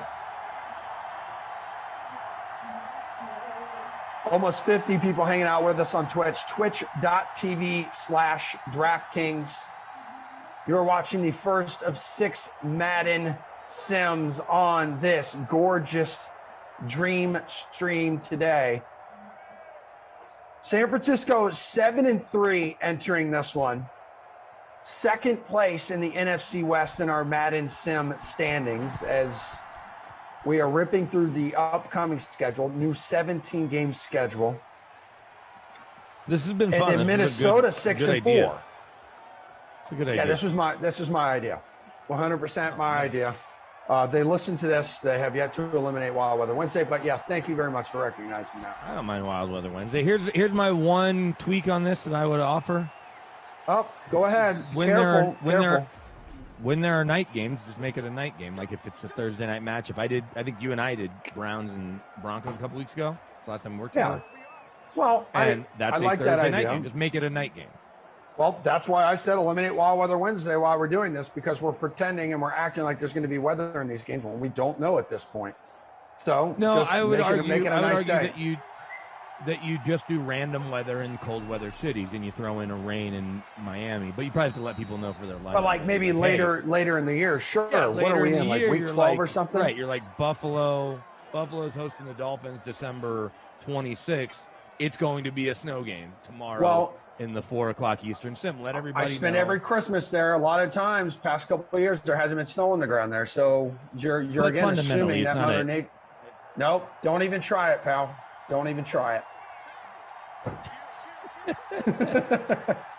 Well, here's the thing. Do you know when we've had snow in Denver the last 2 years that have actually? It's been in like May. Well, it's October. Well, Yeah, there's not a lot of games same in May. thing. The Broncos don't play in May. They play in October. No, I thought you were just asking in general when you guys have. Oh, no, snow we have lots out of there. random spring snow, but I was in Mexico during my kiddos' fall break and land. It snowed in Mexico? There's snow on the ground. It did not snow in Mexico. It snowed on that Saturday. Sunday, the Broncos played the Rams. It was the coldest game of the year. The only game when snow was actually on the ground. It wasn't on the field. It was on the ground around the stadium. October 12th was the snow. October 13th was the game. I'm sure it snows someplace in Mexico. Maybe. Long Stroke says, put a muzzle on that mutt. I can't hear the wonderful sportscasters. I will not. You shut your beautiful mouth, Long Stroke. But also thank you for calling us beautiful. I told you we got the electric fence ordered, right? And they've So already you started the told me training. that was the last time. Was that last week we were together? That was 2 weeks ago, I believe. I think. Just feels like yesterday every time I'm with you. Real quick, before we get into that. 13 of 17, Kirk Cousins, 131 yards. He's got a touchdown. Jimmy G, 9 of 12, 114 yards. He's got a touchdown. He also has an interception. That one was in the end zone by the Vikings. Well, the Vikings, how is this show still on? What is going on? This is Young and the Restless. This show has been on since I was a kid. This is terrible. Is Young and the Restless? There's a handful that were radio shows that went Look out. at this The thing. Guiding Look, Light there might it have is. been- Young and the Restless back there. Yeah. Way to go. Oh, wow. I don't know This if- I is- don't know this if is you have passion. license to show that show on. This is passionate. Well, you couldn't see it because of the reflection. Anywho, Thielen 5 for 48 and no touchdowns, but Rudolph 3 for 17. He's got one. Bourne 2 and 11. He's got another one. This is, the dream stream has started to become like this. A lot of drama and passion. All I do is try to squash the beef and get everyone back on the same page. But, then you and Kaufman stir the pot. Not stirring anything.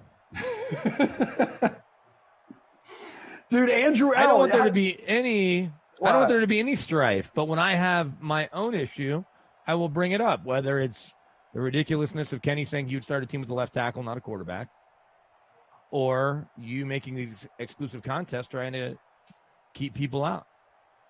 When I want to be as inclusive, I've got a big tent here, I'm trying to bring everybody into the DraftKings tent. I love that about you, dude. Velvet Rope VIP Club. 7-7 at halftime. Big second half coming up. I was like, dude, when the Vikings scored on their opening drive of the game, I said, this is great. This is exactly what we signed up for. A lot of points, and it hasn't really turned into that. When does the electric fence get put in? That's what I want to know. You've ordered it, but when does it get put in? So it gets installed on that Monday that we're back from vacation on July 5th. So they've already gone through one round of training, and I guess we're supposed to work with them, but I haven't. I'm honestly looking forward to them testing the fence and getting shocked, but that's my own. Oh my God, that sounds terrible. Why would you ever say that? That would break my heart. It's only going to happen once. It's only going to happen once. Well, they don't poop and pee all over your house like they do mine. I was in the 14-year-old's room looking at some stuff, trying to figure out what he's going to bring, and because he and I are sharing a suitcase, and there's just a huge pile of poop on his bed from the dog. Isn't that like it's your dog? Now you have multiple kids. These are my wife's and kids' dogs. Okay, so how do you know it wasn't like your other kid who did that to the other kid? Well, one's a 14-year-old, the other one's 2, and the other one's 8 months. So I'm pretty sure. Well, I'm pretty sure I pooped when I was 2 months, 8 months, or whatever, and 14. Yeah, well, I'm fairly certain based on the amount and size of poop and the fact that the 2-year-old's still in diapers, that he didn't take his diaper off, poop in his brother's bed, and then just keep it moving. Whereas the dogs who live in the basement now, and you've clearly never seen Rugrats, buddy. Oh, baby. One thing I can see. That Pettis or Debo? That's Pettis. 70 freaking yards to the house and the home team. Should have captained them. 13 unanswered points, about to be 14. 26.6%. That is his ownership in the big showdown. And you're talking about I should have captained him. Well, 3.8% of folks did. By the way, about 9,000 entries, and currently Stab with the winning lineup, but that's about to change. That is 100% about to change. It just changed as KP on the ops team adding up scores, and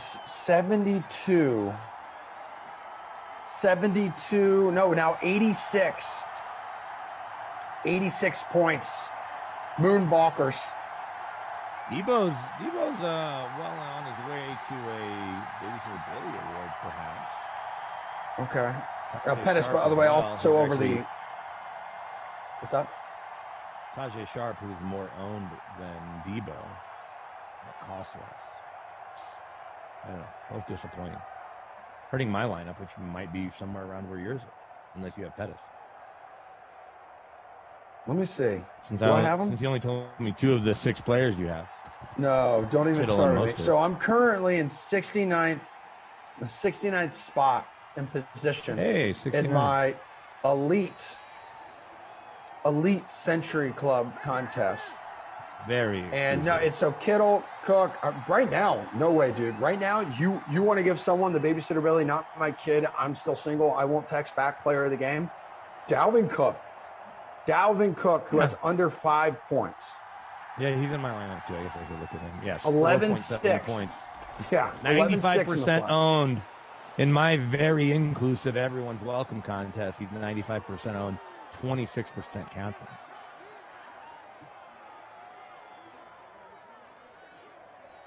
You going to see Fast and the Furious today? I haven't seen one since the first one. No, well, you're missing. You need to fill yourself in on the other 7. I'm like 8 movies behind. I'll just I'll see what Glash tweets about it. Like, I think he and Koff are at the movies right now together, right? Or tomorrow. I don't know. I think they're going tomorrow. Well, here's the question: have you read the book? Because you don't want to ruin the movie if you haven't read the book. Okay, yeah, no, just don't ask me if it's the dumbest question you could ask me if I've read the book, because I just don't do that. Well, where do we come down on that guy? Oh, I want to see this movie. Well, I read the book and it was great, so I can't wait to see it. Like, okay, great, you leave. Congratulations. Yeah, me, forget that. Good. Enjoy I wasn't accusing taking you of being a reader. No. Good God, that's the most offensive thing you could say to me. But I like your comment in the chat. Is BK pooping in the bed and blaming it on the dog? In all caps. Well, that's not me. That's somebody else. That's somebody pretending to be you. Oh, yeah, dude, it happens a lot. Just like Emerson's Peloton. I don't know if really that's. Well, I know my Emerson's Peloton forehead isn't in the you, but chat. I didn't know if you're a junior. I don't know. Are you a junior? Apparently, I am. But I'm saying, does your dad have the same name as you, or someone else in your family that you? Yeah, no, he does. He does. And real original. Just keep the name. If you have a son, keeping the name there, dude. Latzia? Are you gonna name your son Emerson Latzia? If we get another male dog, I may go that route, because I don't know if we're gonna have human What about babies. Trevor Tebow Latzia? Oh, may go middle name Tebow. May do it. Do you have white or black Tebow jerseys that were the best selling until Carl Nassib announcement this week? No, I don't have anything. I don't have a jersey. I don't own a single jersey. Yeah, I'm with you. I'm like more of like a broken in, like give me kind of like a throwback shirt. Well, look, I applaud that. I understand jerseys and jersey culture is a big thing. I think once you hit 30, Jay-Z said it best that you don't need to wear a jersey. I'm not even quoting him. I'm just paraphrasing and alluding to his comments from the song. I want to say, what more can I say? But you don't need it to wear a jersey to support your team. A T-shirt will also support your team. The same amount. The same amount of support for a lot less money. And a T-shirt, unless it's a jersey T-shirt, jersey or whatever, jersey is always going to be the same. You wear your Tebow jersey, and it's going to be a collector's item sooner than it will be relevant on game day. Or, I was getting my haircut last night, and my hairstylist has inherited Broncos season tickets, which is a big deal around these parts because the waiting list is like 95,000 people.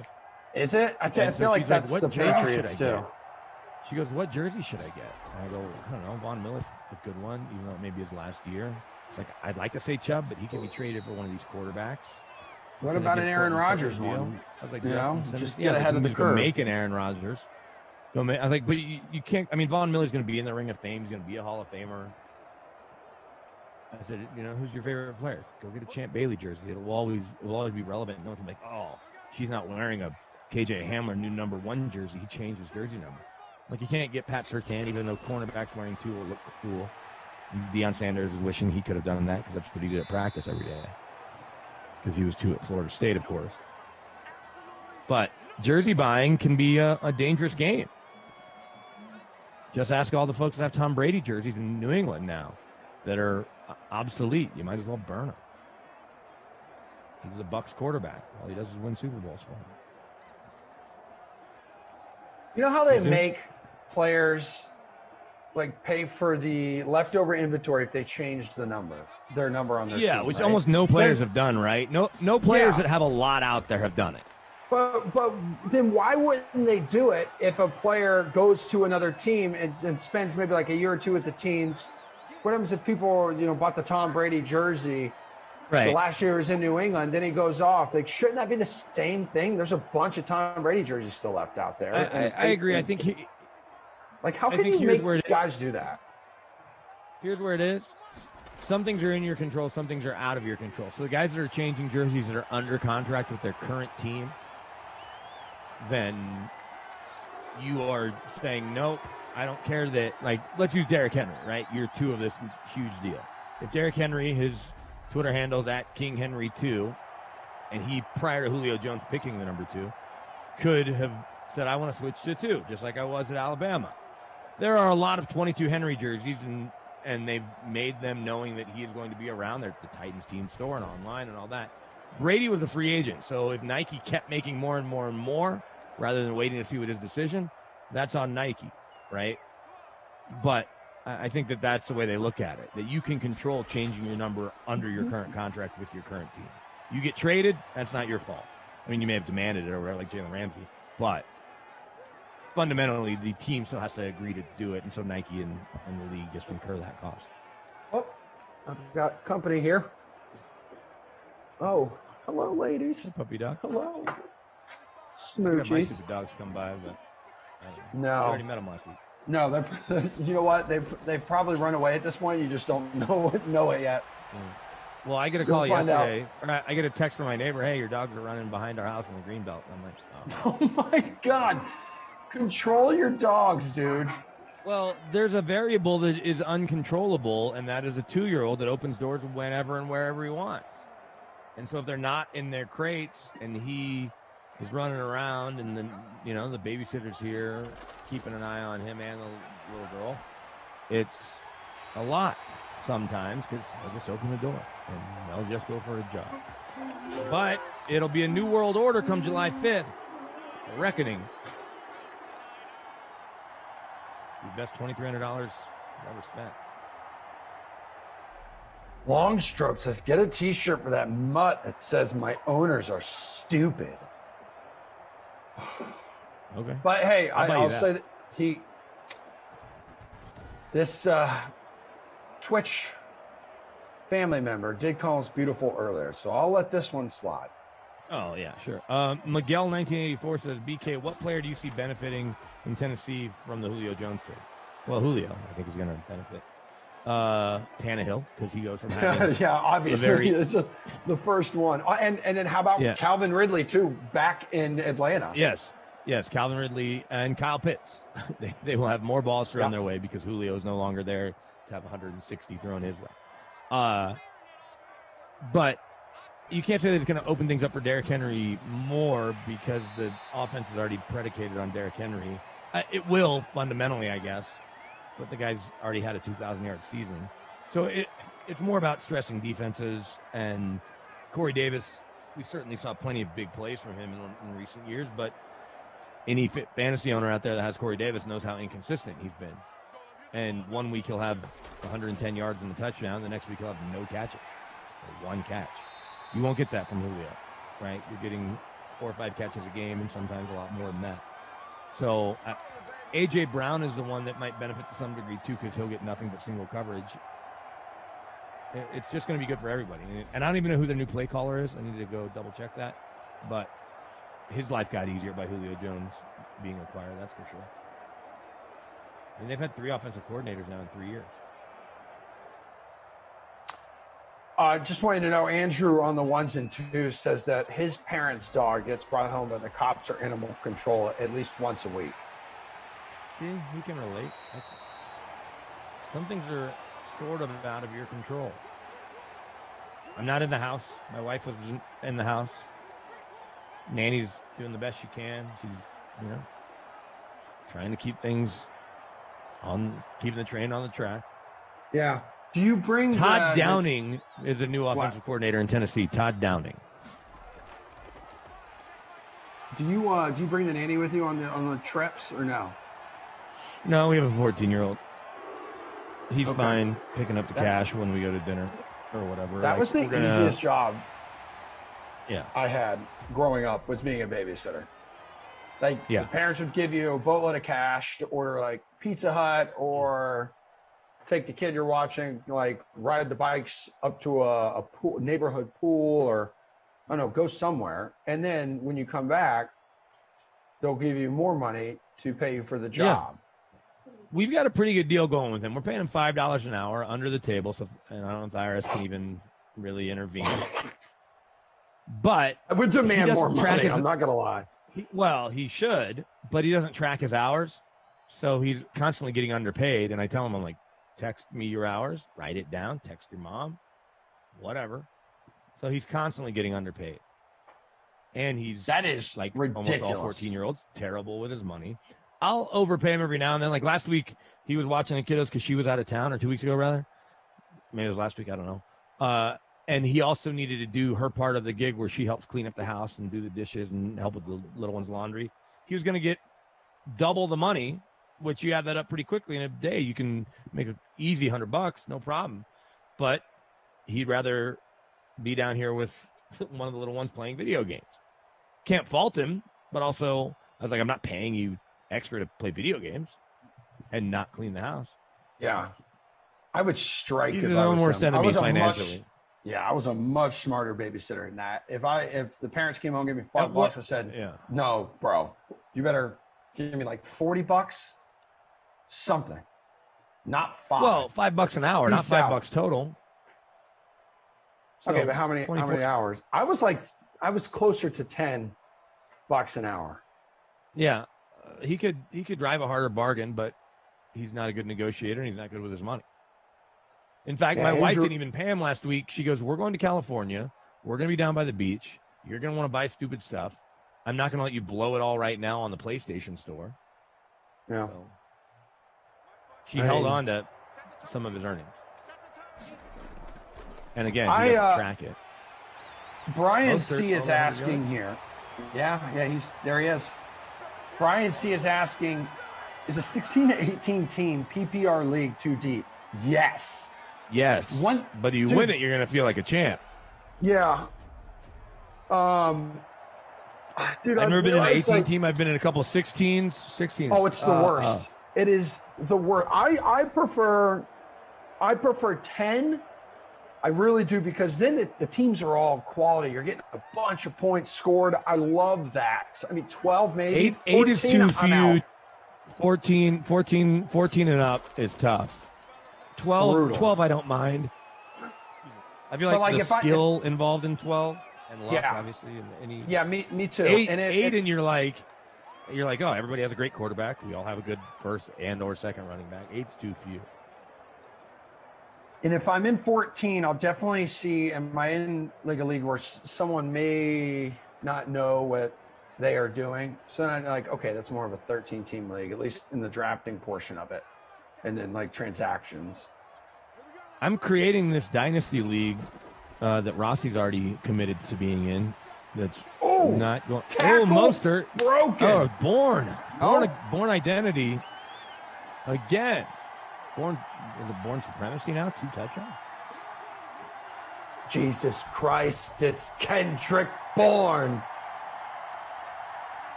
Is that your Chris Cooper? Academy Award winner Chris Cooper? Yeah, we know it. Pretty good. So check out this league that I'm creating. What's up? I'm hoping to have 12 teams, full dynasty league where you can keep up to 8 players, auction style, dollar for dollar value in the auction with a $200 cap in the first year, and the money you don't spend in the auction you carry over to your free agency and your in-season transactions, where there will be a blind bid every week. So you have Dak Prescott, he goes down. You may have to pony up 50 or 60 or $80 for Dalton, for Andy Dalton, right? And you can go into the, luxury tax, if you will, in a given year. But again, it's all real money. And then you can keep up to 8 players. So if you draft Patrick Mahomes this year, and let's just say it's $50, you get him every year that you want to pay him the 50, whatever the top dollars, 50, 60, 70. Every year he's going to cost you that, but you can go into your draft knowing you've got Mahomes. And if you draft Justin Herbert, right, last year's a rookie, and you paid $8 for him, you get him for the rookie deal, and it's like $8, $9, $10. Then when his contract goes up to whatever percentage he is relative to the top player in the league, you are then paying that same thing. So if all of a sudden he's making $40 million, like Dak is, and Mahomes costs, again, we'll go $50, Herbert or Dak costs $48 for as many years as you want him. But you can go with 8 guys. So if you drafted Justin Jefferson for $6 while he's on his rookie deal, you get him for $6 for 4 years. So you can keep it up to 8 players and really have your team year over year, and then fill it in however you want. But there's a salary cap floor too. You can't go into the draft and just spend $1 on. I mean, you can, but you still have to put money in the pot, even if you didn't spend real dollars. Does it sound too complicated, or does it sound like it would interest you? There's a lot of numbers and dollars, and I'm just trying to put it all together. I'm a few plays behind. You're auctioning. Your auction's $200, and then it's going to go up too to 205, 206, so that the salary cap, if you will, in the draft goes up each year. Just like in real life. So I'm not trying to do this with people who are living check to check in my life. And luckily, the older you get, the more friends you have that have stable income.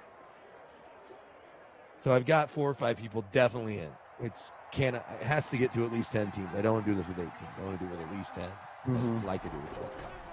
And it's really a league designed to have a partner, right? Because $300 is still a lot of money. So then you're in for $1.50 each, give or take. And you've got to checks and balances. It's 21-7 right now, and the Vikings have the football. There's 5.5 minutes to play in regulation. 35-7. How's your lineup doing? Mine has got 51.6 points, 74th out of 83 in this contest. 83. Yeah, I've got 62-8-6, as there's another point for the San Francisco defense. So after all that trash talk, third and long me, coming up. I do have the San Francisco defense. Maybe a pick 6 or one. Javon Kinlaw, rookie out of South Carolina last year. Who was it? It's the Super Bowl baby 67. Been dropping in some interesting fantasy football questions and notes. It says, I think Jonathan Taylor has the potential for a 2,000-yard rushing season, especially with the additional game this year.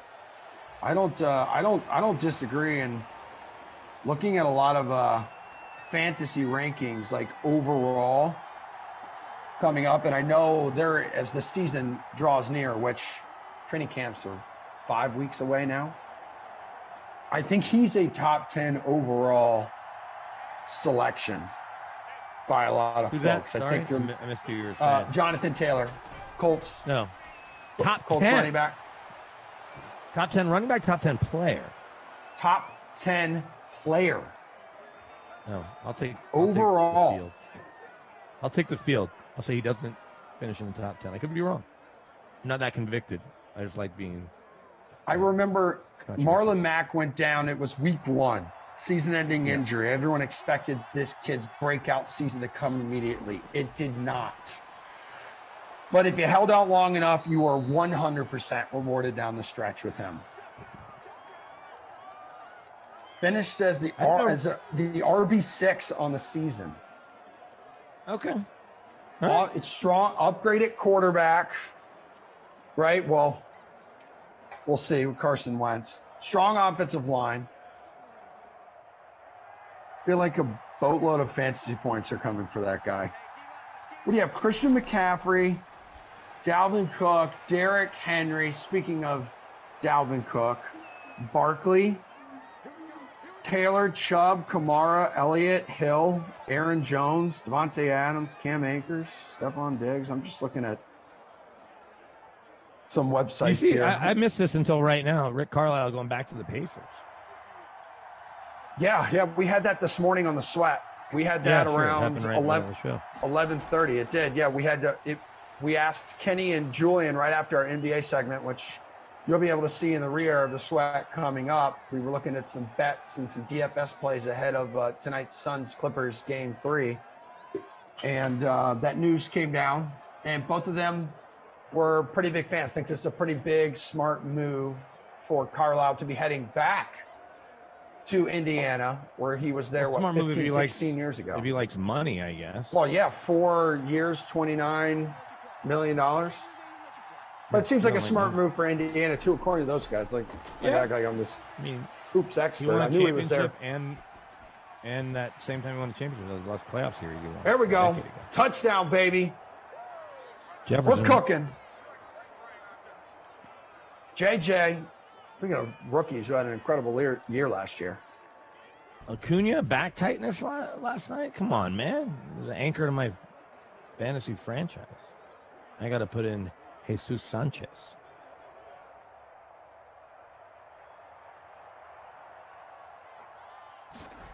Emerson, how's the X Factor feeling? Right now, Taylor Rash, it's warmer than it was 20 seconds ago. It's a 7-point game with 2.5 minutes to play.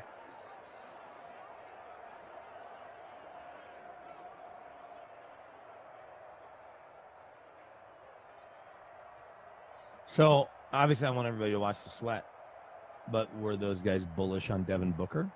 as a good play perhaps tonight? Because I think he might be good, especially with Chris Paul. Yeah, so there was a little bit of Devin Booker talk, but that's more of an obvious play. So we kind of dove in a little bit to where you could find some value and also who would make the smartest captain play.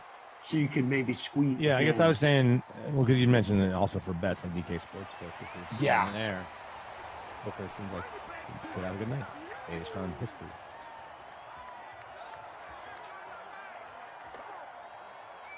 How's his face looking today? His nose was the size of like a hammer the other day. It was thick, man.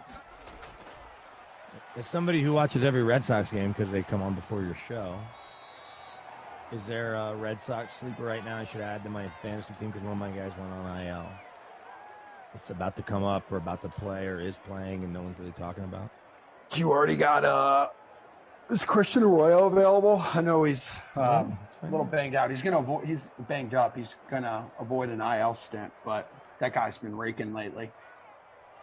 Yeah, and I can use an extra second baseman. Yeah, Hunter Renfro's kind of sneaky too. Hunter Renfro from the Raiders? No, it's the same name. It is the same name. It's spelled differently. Last name's spelled differently. Christian Arroyo, Shin, day to day. Yeah, I could use another second baseman. Okay, have at it. You're welcome. Venmo me $20 for that. So he's not going to help me. He's not going to help me today. But well, no, sometimes it's not about today, man. He's batting 100 against right-handers. Cool. He said he just came up and he's just getting going. He's only 3%. Yeah, look at some of his. Yeah, I don't know what his. Who's pitching for? He's not playing today, but who's pitching for the Rays today? This is their series finale. Look at his past couple weeks. I think the majority of his home runs have come in the past couple weeks. Oh my God. Jeez, what a blast from the past. Let's see. Arroyo. I just lost him.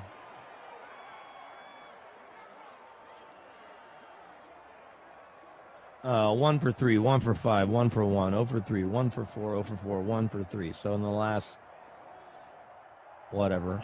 You're just looking at someone to fill the gap for a little bit. Yeah, right. He's not gonna just do it. But I could use a little more flexibility. I could definitely use another second baseman because that Kemp kid gets sat all the time.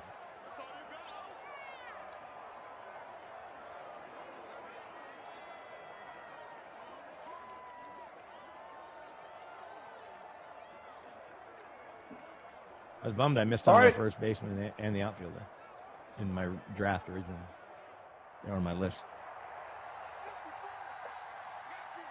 So is this your last? This is your last sim here before you take off for your trip? No, I got one more. 6 o'clock Eastern.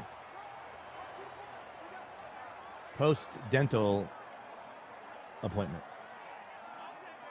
My mouth will still be a little numb.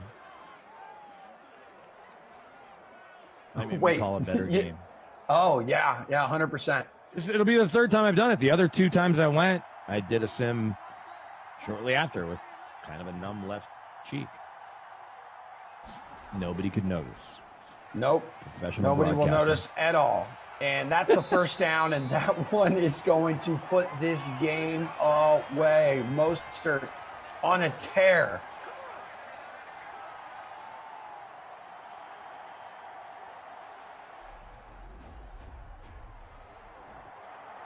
Re-air of the sweat is coming up, guys. I'm going to give you a quick little lowdown. We're going to start off with some put up your bukes with Steve Buchanan. It's a fun, entertaining segment where he and Nick Fryer go after each other. We're going to chase or fade some bets and DFS plays ahead of Game 3 between the Suns and the Clippers. We're going to do the same thing in the NHL because you've got the Canadiens, lowest seeded team in the playoffs, trying to punch a ticket and play for Lord Stanley. I believe it would be the first time since the 90s, 1993. Don't quote me on that. How about some best bets in baseball today? And then we're going to look into the future. We're going to look at some wide receiver future bets. We will talk some Julio Jones and the impact in Tennessee. But that's your ball game. 21-14. Jimmy G wrapping up with 239 yards, 18 of 21. I think he's my crusty crystal player of the game, Jimmy G. Looking at three the numbers with his three owner. touchdowns, even though that one he had interception. That pick. Yep. Yeah, but I don't hate it, in the dude. captain spot, 30.69 the captain spot, and in our contest, or my contest, only 16% owned. Mostert obviously 25.9 in the flex, 38, 38, almost 39 in the captain spot, but he's 90% owned, 36% captain. So he just did what he was supposed to do. Yeah. And then Dalvin Cook pretty disappointing. Dalvin Cook was terrible. He had like 34 yards points under your average. Yeah. Yeah, when you're 12 points under your average, and Get him outta here. 95% of the people are relying on you, Dalvin Cook, you got embarrassed, and you should feel ashamed and hang your head in shame and misery.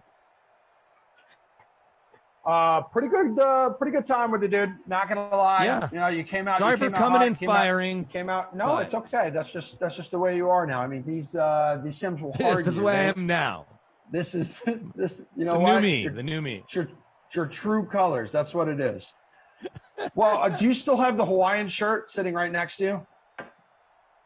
Yeah. Just one more time in case anyone missed it early on. He's going to a Hawaiian shirt party next week, and this is apparently what he believes is a Hawaiian shirt, a shirt with pictures. When of I New go York show this to City my on wife, it. she's gonna say absolutely not, which I'm going to do now. Which she is was asleep okay when I came home. because at least it's only $10. Anywho, Well, I'll everybody, just return it and get all $11 back. don't do that because that's still like a fun shirt to wear. You're doing work around. Yeah, the when house, am I gonna like wear painting. I don't know. No, Figure it out, buddy. All right. And what's funny is my painting shirt actually says Jason Bourne on it from the movie a couple years ago. I got it at the radio station. My wife hated it, so I started painting it, so I would have to wear it all the time when we were doing our basement. Like, yep, Jason Bourne, love him. Re-air of the Sweat is coming up next, and Browns at the Ravens with Rossi and Zach. Love you, DK Simfam. Thanks for hanging out with us on YouTube and over on Twitch or in the Game Center. He's BK. I'm Emerson Latzia. Producer Drew. Andrew on the ones and twos. KP from the ops team. Yeah, BK's going to be back at 6. Half of his face is going to be numb, so it should be a better performance out of him. Adios, everyone. Love you. All right, happy Thirsty Thursday, everybody. Let's quench that DFS and sports betting thirst. I love the energy already. This is DraftKings' baby we call the Sweat. I'm Emerson Latzia. We'll begin with the highest rated segment in this show's ridiculously long life. Put up your bukes. DraftKings contributors Steve Buchanan and Nick Fryer. Good morning, everybody. Another fancy graphic here we're going to punch up showing everyone where we are in the most heated rivalry at DraftKings. This has seriously become like the next Bryson DeChambeau versus Brooks Koepka. So in case all of you watching, any of you are new here, this segment is all about Steve giving his favorite plays in Major League Baseball, and then Nick either agreeing or putting up his bukes and fighting back. Nick, right now, bud, 4-3 series lead. How would you describe your performance up to this point? Well, I thought last week was average. I could have done better, but at least I maintained the lead. And then, you guys did this. Steve was on the show Tuesday. I couldn't be here, and you guys didn't do the segment without me. So I think it shows that, Steve wants to say I'm a nobody, but I'm becoming a vital part of the segment. I mean, I hate to break it to you. I wasn't on the show Tuesday either, so sorry. No. Okay. Well, Steve, with Nick being up 4-3, that means you're down 4-3. What's your level of concern that you're losing to Nick Fryer? So, you know how like the Giants are in first place in the NL West? It's not going to stay like that. So it's like, enjoy it while you can, and then we'll see you at the bottom of the barrel when the end of the season concludes. Okay, so you're expecting some kind of comeback out of yourself, and maybe it starts today in today's edition of Put Up Your Buke. So let's go. On the mound, pitcher, who's your guy? Luis Garcia going up against the Tigers. When I was growing up, my mother told me not to pick on people. Then I started working here, and that all went out the window. So not only do I like picking on people, I like picking on individual teams, and we're doing that against the Tigers because they just love to strike out. Now, to be fair, the Tigers team has actually been hitting somewhat well over the past week. You kind of go through these peaks and valleys through the season of baseball. But if there's one thing I can hang my hat on here, Garcia probably has one of the best strikeout upsides on this slate, aside from Walker Buehler.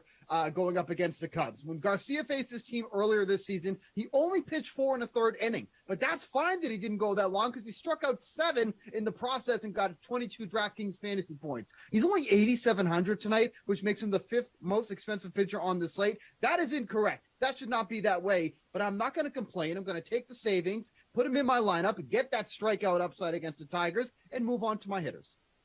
Okay, Nick, how do we feel about Steve's pick?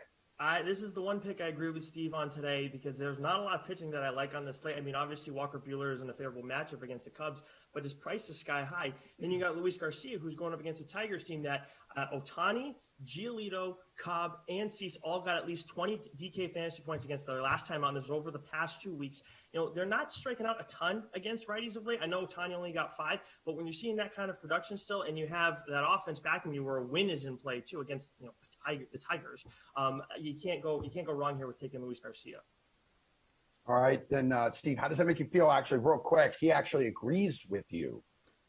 Yeah, see, like he doesn't want to do the research. Like he just agrees with me, and then he'll just do, you know, a couple seconds of research, and that will be his guy for that one. So that's all. Wow. Okay. Well, Nick has already teased kind of the rest of the segment here and how I feel like you two are not going to be on the same page. So take me to infielder here.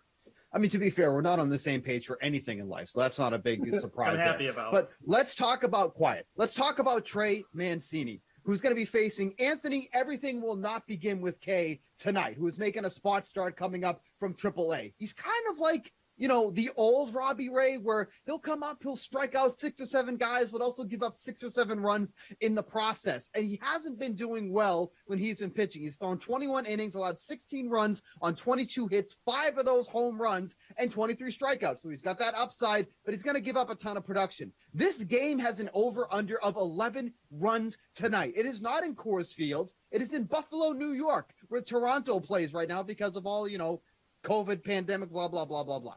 But this is such a high run total that I need some part of this game. And specifically Trey Mancini, he's been crushing lefties all season long. He's averaging 11.8 DraftKings fantasy points against left-handed pitchers this season, 414 WOBA, 322 isolated power. With how much K has struggled in the majors and in AAA so far this season, I want a part of that lineup. Mancini's hitting in the heart of it, so that's going to be my guy tonight. All right, Nick, why are you putting up your bukes here and fighting back against Mancini? Because I want Brandon Lau in my lineup, and I need to get a little bit of that the Rays lineup against Nick Pivetta tonight. And Lau has been good of late, 3 home runs, 3 doubles in his last 10 games. But it's more about Pivetta, and I just want any part of the Red Sox pitching that I can right now, going up against them, I should say. Pivetta got racked 2 starts ago against the Blue Jays, and then against the Royals last time out. He gave up 3 runs over 6 innings. Now, on the surface, it's like, okay, well, that's a decent outing. Still, you have 6 hits, a home run, 3 walks. But that's a Royals team that's not hitting right-handed pitching well of late at all this season. And then Pivetta has been getting hit against by left-handed batters better than against righties. So I'm going to go with Lau, who's been picking it up of late at 4.2K. Outfielder, who is your dude, Bukes? So you don't even need to go expensive at outfield because Michael Brantley is just sitting there for the taking at 4,200, which is still way too cheap for the level of play that he's been doing since he's come back off the injured list. Since he returned near the beginning of June, he has a 549 WOBA and a 218 isolated power. Of those hits, 7 doubles, a triple, a home run, and 15 RBI in just 14 games. There is nothing not to like about Michael Brantley tonight. He's going up against Jose Urena, who cannot stay on the mound for long. We haven't seen him go more than 5 2/3 innings in 4 straight games. He's struggling against both sides of the plate. So why not get one of the guys that's in the heart of the Astros lineup, who has been absolutely mashing the ball since he's returned? I can't wait to hear what Nick has to say on why this is not a good pick, because he's always the cheap guy who wants to save all this salary. All right, cheap guy. Have at it. Yeah, cheap guy. Tell us, Savers. Look, Brantley is a great pick tonight. I think you have to every night. Okay, Steve, you're welcome. And why don't you shut up now that I'm talking? Shushing me earlier. Michael, but I want to give you guys somebody else because Steve's already given you a good pick, and we try and diversify a little bit in this segment. Oh, thanks. So I'm going to go with, this is about them, Steve, not you. Shut up. I'm going to go with Kyle Schwarber because he's at 3.9K, so he's cheaper. He's got 6 home runs in his last 4 games, 9 in his last 10. 18 of his 19 home runs this season are against right-handed pitching. He's going up against Cody Poteet tonight, who has a 1.6 home run per 9 innings rate in this on the whole season. And as much as he has reverse splits, he's given up 3 home runs to lefties versus 2 to righties, and only 9 more plate appearances against left-handed hitters. All right, producer Slate says Nick Fryer, more like Nick Fire, bringing it today. And this is a nice little section for you, Chief Guy. Value. So, Steve, go ahead. Have at it. I mean, I think we just figured out why producer Slates is behind the camera, not in front of the camera. So we'll just keep it at that. Trevor Larnach tonight going up against the Indians, facing JC Mejia, who has really struggled in a starting role this season. He's done a little bit of relief. He's done a little bit in the starting role, not doing well in the starting role. Against lefties, it's a very small sample, but against lefties so far up in the majors, allowing a 4.43 WOBA and a 5.28 FIP. He's facing Trevor Larnach, who has done pretty well against righties since being called up, 368 WOBA, 172 isolated power. But what I like about this is that he hits in a very favorable spot in the Twins lineup. He's been batting either third or fourth, depending on who's starting that day. So he's going to be in a really good spot in the lineup. Just too cheap for hitting in that prime spot of a lineup. And with the little bit of power that he has too as well, I think he's a great value play. Nick, what you think? I'm going to go with Gregor Polanco as my value play tonight. As much as Steve has a legitimate option there, I like Gregor Polanco at 2.7K against Carlos Martinez, and this is all about their history. He has 4 doubles, 1 triple, and a home run in 40 career plate appearances against Carlos Martinez, and he's got a 4.38 batting average and then a 1.269 OPS against Martinez throughout those 40 career plate appearances. So this is a guy he's done very well against. And Carlos Martinez, I mean, Steve, you can't argue that Carlos Martinez is a guy who you've had some fun at the expense of this season. He's been brutal, and I know last time it was like 8 runs. He got racked. So yeah, I want a piece of Carlos Martinez, and I'm going to get that by going with Gregor Polanco at 2.7K. Oh man, and just like that, that is today's edition of Put Up Your Bukes. So we'll update everyone. We'll see how this plays out. We'll update everyone next week. Good luck to both of you. Steve, big comeback ahead for you.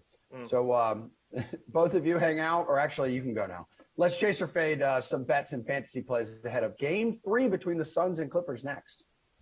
Oh boy.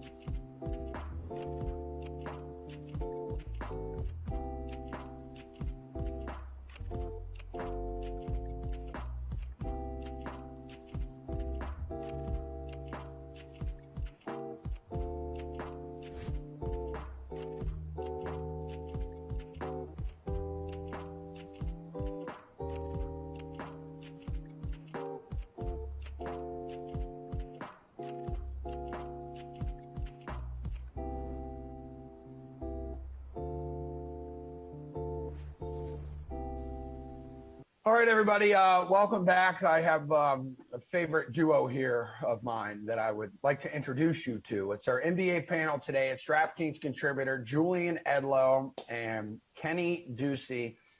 These two guys are here to chase or fade a little bit in the NBA. So are we going to agree or disagree with the following DFS plays or bets ahead of tonight's Clippers-Suns Game 3? Let's keep in mind here, too, Chris Paul, who's been out because of COVID-19 protocols. He intends to make his return against the Clippers, officially considered probable, but up to this point, they haven't really needed him. So Suns center DeAndre Ayton was the hero in Game 2, that last-second deuce dropping the slam dunk, and he was also the highest-scoring fantasy player with 48 TK fantasy points. Chase or fade, Jules? He's got to be your captain in Game 3.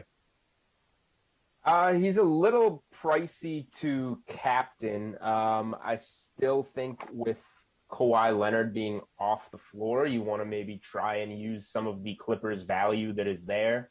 And then that allows you to use multiple of whatever you want, Paul George, Booker, Chris Paul, if you like him to come back strong, along with Ayton. So for me, you look and the Clippers changed their lineup too. So, Morris is banged up. He's expensive. Batum, way overpriced for a guy coming off the bench now that wasn't even productive when he was starting. Terrence Mann caught lightning in a bottle. Now he's back to a bench role. So you look at the last game, even with Reggie Jackson kind of being the second highest usage player on the Clippers right now, Beverly played 26 minutes, knocked down some threes. Rondo was pretty effective. Both of those guys are under 5,000. I would probably captain a cheap Clipper and then load up on stars. And so he's 13.5 in the captain spot here, Deuce. That too expensive for you? It is, yeah. And I mean, look, if I'm gonna captain, I'm gonna pay money. I think I agree with Julian that I could get interested in some of these other Clippers, but yeah, I mean, I think I would rather just pay up for Paul George all the way because I really do think that there's enough value here. Maybe a guy like a Luke Kennard or like a Rondo, as he mentioned. I just think there's a lot of value on this slate, so it won't hurt you that much really to pay all the way up because I don't think you really want Chris Paul. We don't really understand what his role is going to be or how much he's going to play or how good he's going to look and having not played in a while. Same thing with Devin Booker. Now, maybe he's less of a playmaker, he gets, fewer numbers in the other stat categories. I think the safest option here really is just to pay all the way up for Paul George again. 35% usage rate in game 2, 36% in game 1. Like, this is the only guy on the slate. It's a confusing slate, really. The only guy I'm sure is going to take a ton of shots. He's going to be on the floor for 40 minutes. And I do think that there's so much upward mobility here. I think we saw his floor in game 2 and it was 41 fantasy points. And I think he's going to he's going to rise back up here to the mid 50s, to the 60s that we've seen him at. Just the fact that he shot so poorly, that little weird landing on his shoulder, like a little concerning for me. I feel like that's why he missed those free throws at the end. He just wasn't the same. But, barring any sort of scare before the game, I think that he should be totally fine to just fire up in your captain spot. Well, Ducey, how about Ivica Zubac? More love for a center here. He provided some great value in game 2. Went for north of 30 DK fantasy points and was just 4.6 in the flex. He gets a big salary bump for game 3, costing you $5,200 in the utility spot. So I want you to chase this dude. He will provide value once again tonight, or fade him in favor for another option. I see you already shaking your head. No, it sounds like a fade. Yeah, no, I'm not taking Zubac. Like, this is a guy that just consistently has been underwhelming from a fantasy perspective all postseason long. And Ty Lue, you got to remember, the first 2 games of a series, Ty Lue, he kind of took after LeBron, who he coached for a little while, right? He kind of feels out the opponent. He experiments. Like we saw in the Utah series, he played a lot of Boogie Cousins in the first couple of games. He did that here again in game 1, like Rondo as well. And then Rondo just went to the bench in that Utah series in favor of Pat Beverly. And speaking of, I think that that's a guy that I'm really willing to still fire up here, despite the fact that he is $3,200. Look, I don't think that Rondo is really going to be the answer for the Clippers. I don't think that Ty Lue intends to use him for all of these games, nor do I think that Zubac really is going to be the, intended to use all these. I think that Zubac had a great game too, but I don't think that he's like going to be a guy all series long that gets minutes. I think that the Clippers will decide to go small. If DeAndre Ayton decides to cook them again, maybe things change. Maybe he puts in Boogie Cousins though. But yeah, I think that Beverly here, I think we saw in game 2 really what he's going to be able to do. I think that he's going to be playing minutes, 25, 30 minutes a game. I think that Rondo's going to see a little bit of a dip in minutes. And when this guy's out here, I know that he's committing fouls, he's getting in foul trouble, but it's undeniable really, the rebounding, the steals, like he just does add value for you in those categories. And at $3,200, all you really want is 15 points. And I do think that he has the upside to go get you 20. And that's really what I'm looking for in a value play. If I can lock in 5X, I'm doing it. I think that's Beverly. Jules, Chase Zubac will provide value once again tonight, or fade him in favor of another option. Yeah, this is pretty black and white for me. If he starts like he did in game 2 and played 34 minutes, then I will chase him. If the Clippers make another adjustment, as Ty Lue has been doing, and shift the starting lineup around again, then I will fade him. So if he's coming off the bench, his minutes are obviously going to go down. Like, look how much Nick Batum suffered switching to the bench role in game 2. If he starts as a guy to, have a body consistently on Ayton, which I think the Clippers might need, even though Ayton had a better game too, then I'm definitely interested. Over 30 DraftKings points in 34 minutes in game 2. So yeah, simply comes down to if he starts or not for me. All right, this one is essentially a pick 'em, Jules. So chase or fade the Clippers at -103 on the money line. Get back into the series and win the game. Oh, man. So the Clippers have gone down 0-2 both times, won game 3 both times, and obviously won the series both times. So they've been in this position, this spot. Like, I think Kenny and I did game 3 of Suns Nuggets together on the show. And I said how that spot screamed Nuggets and then told you that I'm betting the Suns. This spot screams Clippers and I'm betting the Suns.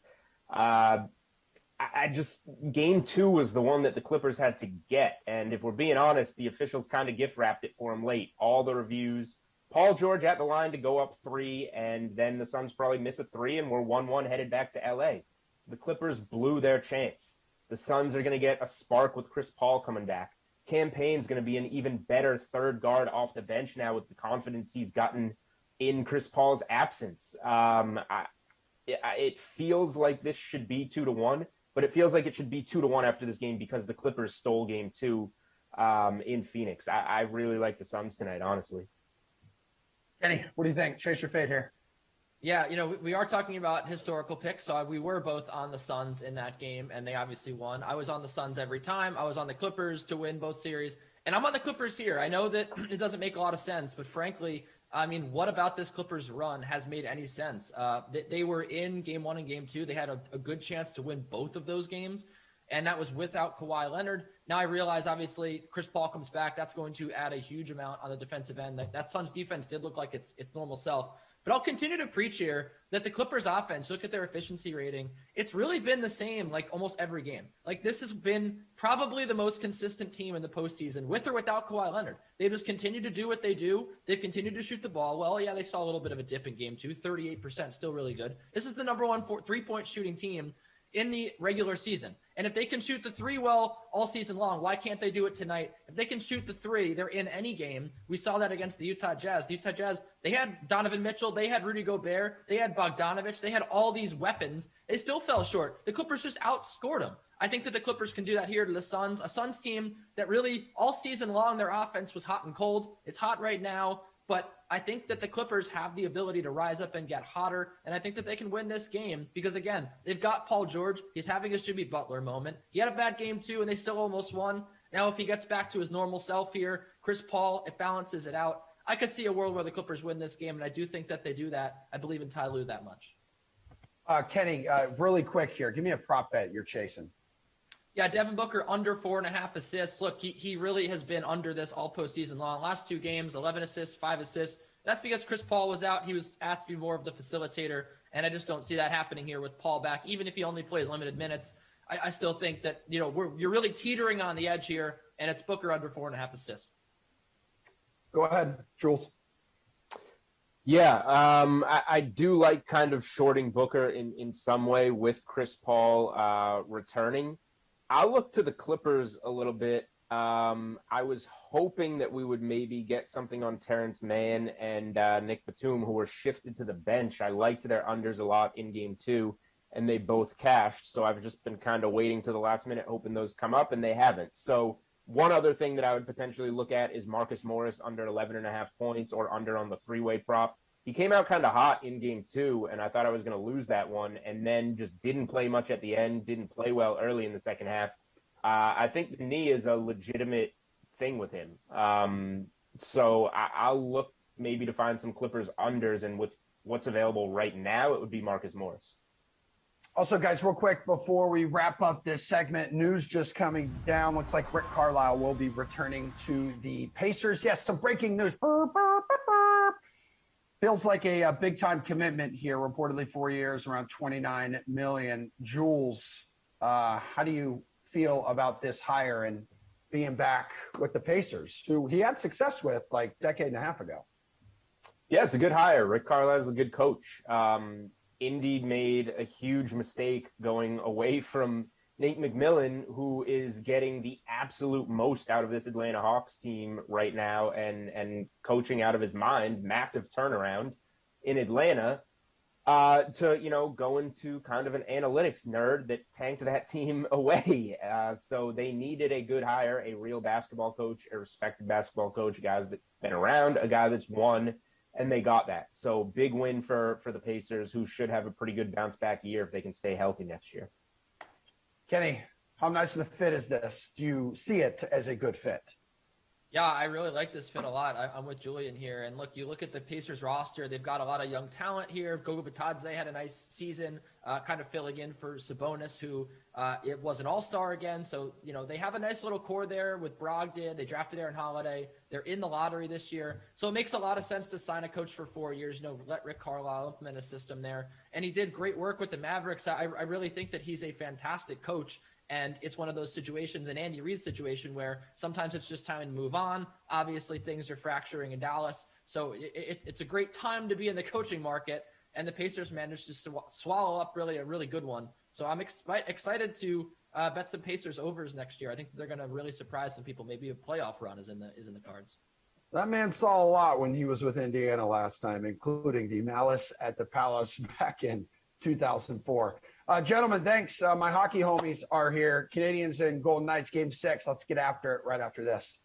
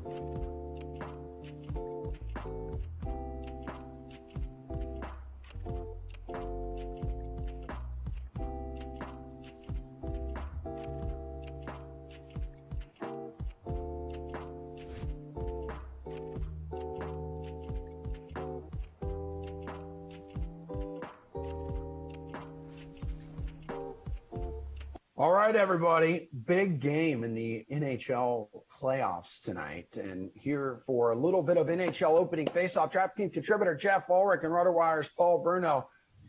AJ Scholes, rest easy, man. We don't know where he is, as a matter of fact, but we will have one Game 7 in the NHL Stanley Cup semifinals.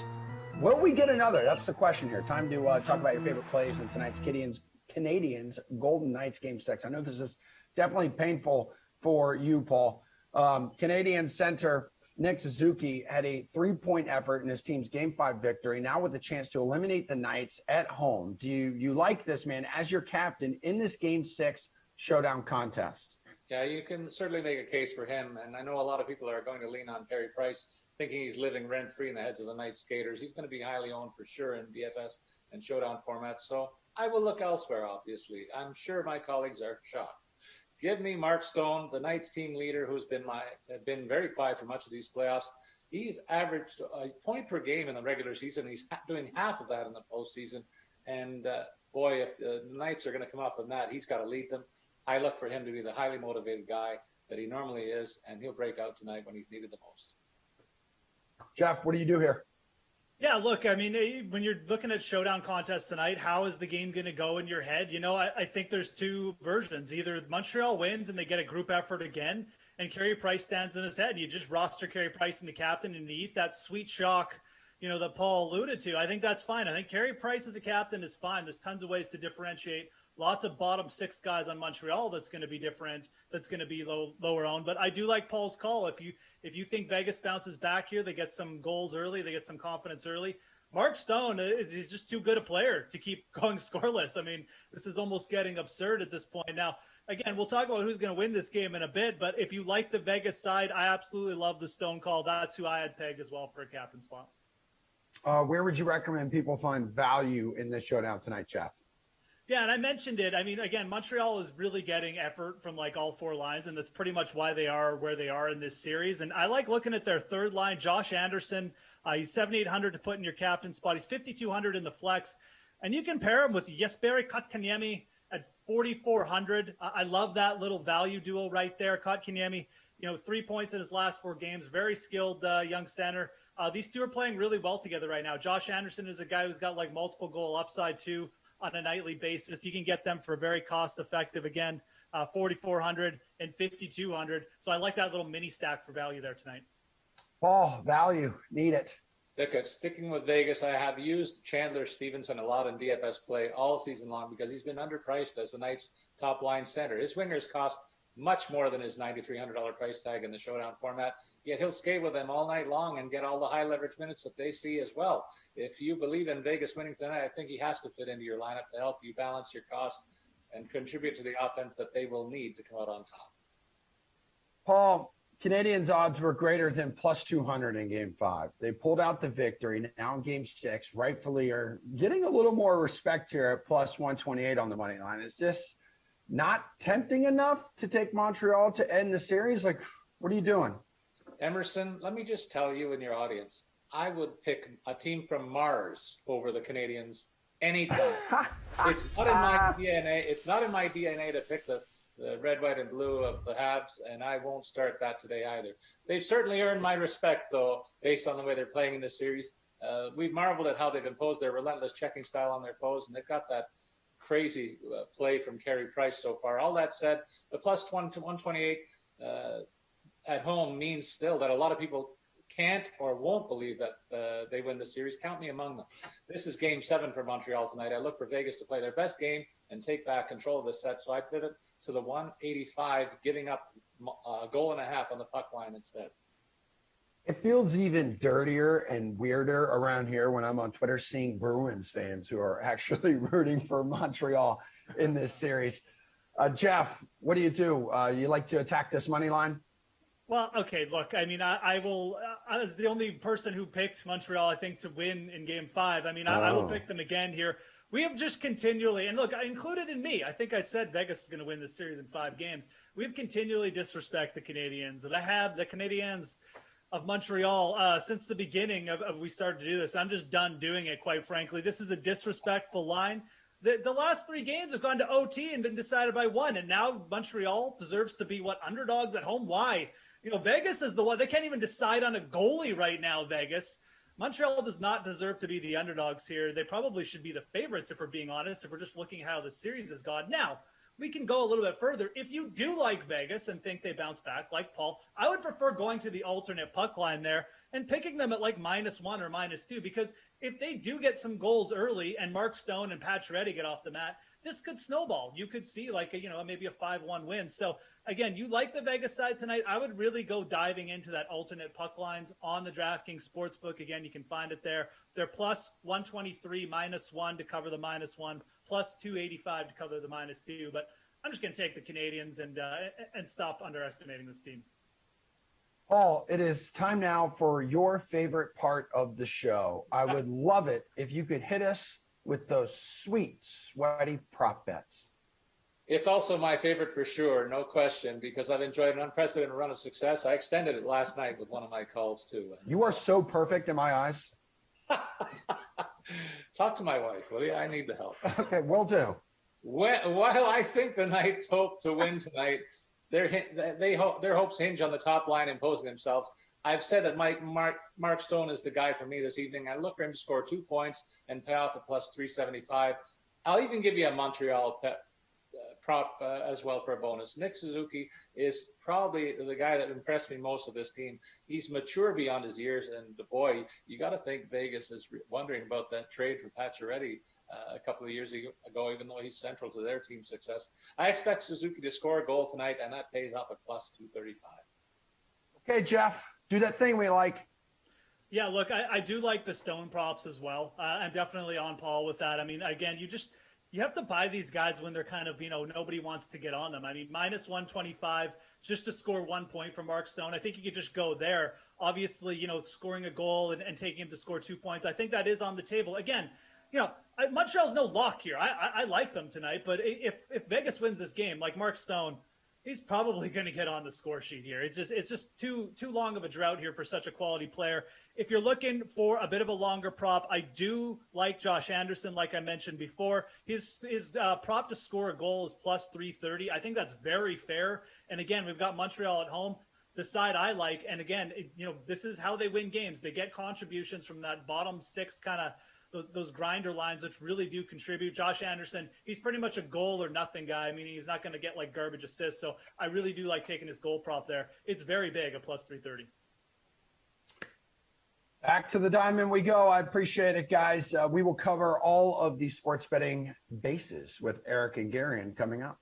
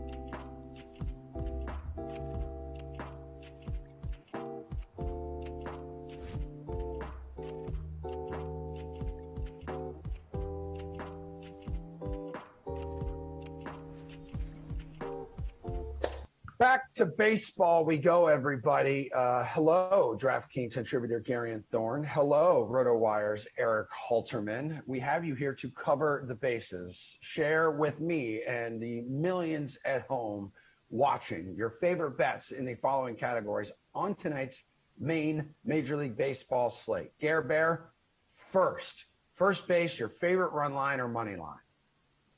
I feel stupid even saying it, but let's don't say it. No, I have to. I've started. I'm pot committed. Let's go with the Twins run line. The Twins are actually the worst run line team in baseball, so not a great start. But the Twins have been playing the best baseball of 2021, which is not a high bar, but they're 5-1 in their last 6 games. And the pitching matchup is heavily leaning towards the Twins' advantage tonight. Jose Barrios up against JC Mejia. Mejia was all right the first couple times. Cleveland tried this, hey, let's put Mejia in the rotation thing. But for the season, he's got an 8.53 ERA as a starter, and he's specifically struggled with left-handed bats. He is getting crushed in opposite-hand matchups, and the Twins have so many left-handed bats that they can throw at Mejia. Whether it be Luis Arias leading off, Trevor Larnach, Alex Kirilloff, Jorge Polanco, like just so many left-handed bats. So I think they're in a really good spot tonight. I don't think Cleveland's pitching is going to be able to suppress Minnesota's bats, which have been good all season long. It's really just the pitching that's been the issue, but it shouldn't be tonight with Barrios on the mound. So Twins run line, as crazy as that sounds. Eric, first base, favorite run line or money line, dude? Share it with me. Yeah, I'm also looking at a run line. I like the Blue Jays over the Orioles. I like the money line, although it's gone all the way to minus 200. So I like minus 105 for the run line. Basically a push if you spot the Orioles a run. The Blue Jays have a much better lineup than the Orioles. They're 4th by WRC plus compared to 19th for Baltimore. And I think they do have the better pitcher, even though you wouldn't necessarily be able to tell by the ERAs, both of which are over 6. Dean Kremer for the Orioles, 6.20 ERA looks to be pretty close to what the ERA estimators have. 5.98 fit for him. He has fine control, about a league average walk rate, but below average strikeout rate and a ground ball rate of just 31.8%. So he's going to give up a lot of contact in the air. Blue Jays have a lot of big bats who could punish him for that.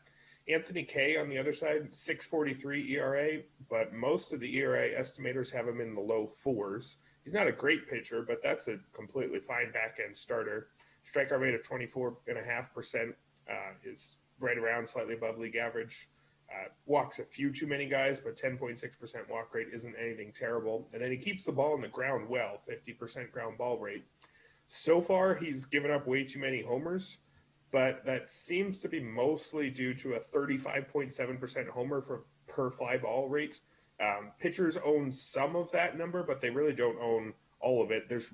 You're not really a better pitcher if you give out a warning track fly ball versus a homer that just clears the fence. And K's had a bit of bad luck in that more of his have just cleared the fence. So I think he's better than his ERA. And so when you get a better pitcher, better lineup, I think pretty easy Blue Jays. Well, Eric, as we continue to cover the bases here, let's go to second base. How about game total? Which one catches your eye on this main slate? Yeah, looking at the over in the Red Sox-Rays game, over 9 runs. The two teams combined for 9.9 runs per game, so all it takes is an average scoring day from both of them, which I think they're going to get. Michael Wacha for the Rays hasn't really done anything notable this year, 5.19 ERA.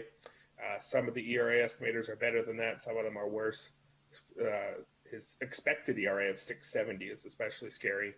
He's striking out a career low 17.6% of opposing batters, not walking a lot, but also not keeping the ball on the ground well.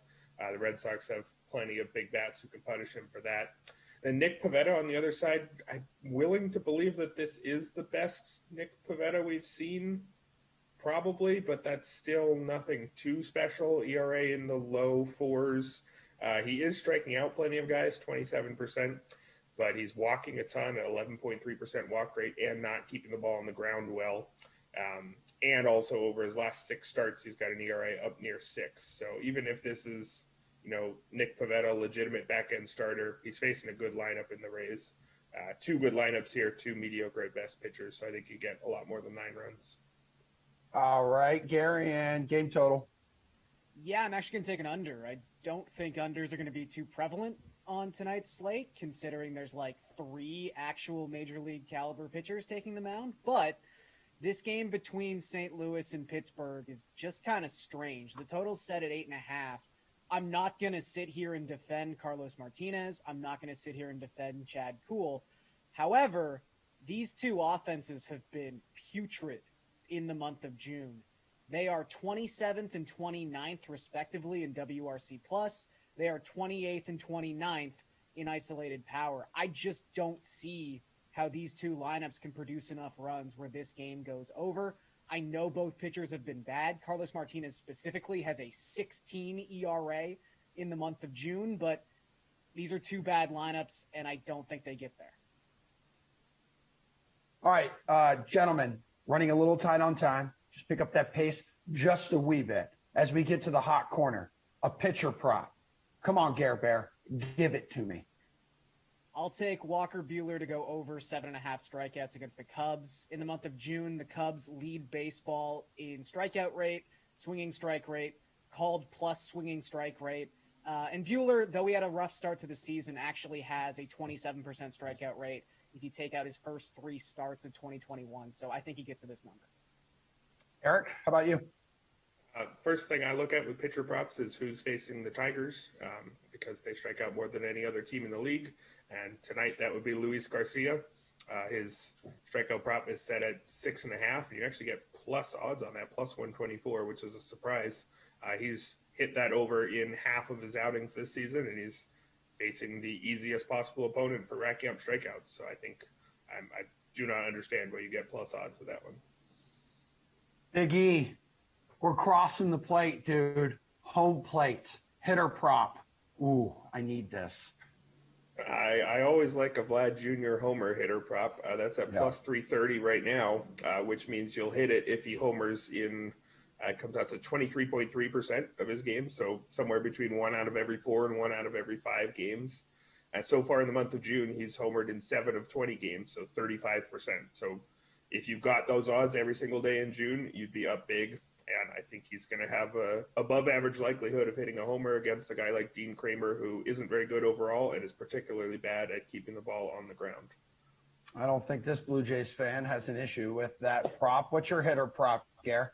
I don't, because they're going to need to hit a couple home runs, because I think some Orioles might hit some home runs tonight. In particular, Ryan Mountcastle, who is plus 520 to hit a home run. I think Eric did a good job pointing out that Anthony Kay has been a little unlucky, but at the same time, he's still given up 2.41 home runs per 9. Mountcastle has hit left-handed pitching much better than right-handed pitching so far this season, and he has a 316 isolated power and a 177 WRC plus in the month of June. He is hitting the ball so well the last 5 weeks. The surface stats haven't caught up because he was terrible the first 2 months of the season, but Mountcastle is hitting again. Extra basis, long shot bet, Garion? I mean, that's pretty long shot, but I will say the Orioles at plus 170 on the money line. Look, the Jays are the better team. Kay is probably the better pitcher, but Anthony Kay should never be a minus 200 favorite on the money line. The Orioles have the third best WRC plus in baseball against left-handed pitching. The Jays are just 13-16 at home this season. So I would take a shot in the dark with the Orioles, honestly. Eric, long shot bet. Well, definitely a long shot, but Cubs at plus 215 against the Dodgers. I know it's Walker Buehler, but I'm definitely not saying the Cubs are close to a 50-50 here, but I think they're a lot more than like a 30-70, which they have to be for these odds to be right. Buehler is excellent, but that 2.38 ERA is over a run better than both his FIP and xFIP. He's benefited from a 228 batting average on balls in play. He's got a career low 25.2% strikeout rate, which is still good, but this isn't necessarily the best Buehler we've ever seen, despite that ERA being that good. So I think the Cubs have at least a shot here. I wish it wasn't Zach Davies. Nothing really special there, but he's been weird. His last start, he gave up 8 runs, and the 2 starts before that, he gave up a combined 0 runs on 3 hits. So if we get the good Davies, which we've gotten sometimes, I think this is a game. Guys, great work. Appreciate it. Wait around the bases for us there. One more block to go. We're going to look into the NFL future here, some wide receiver bets after this generic break.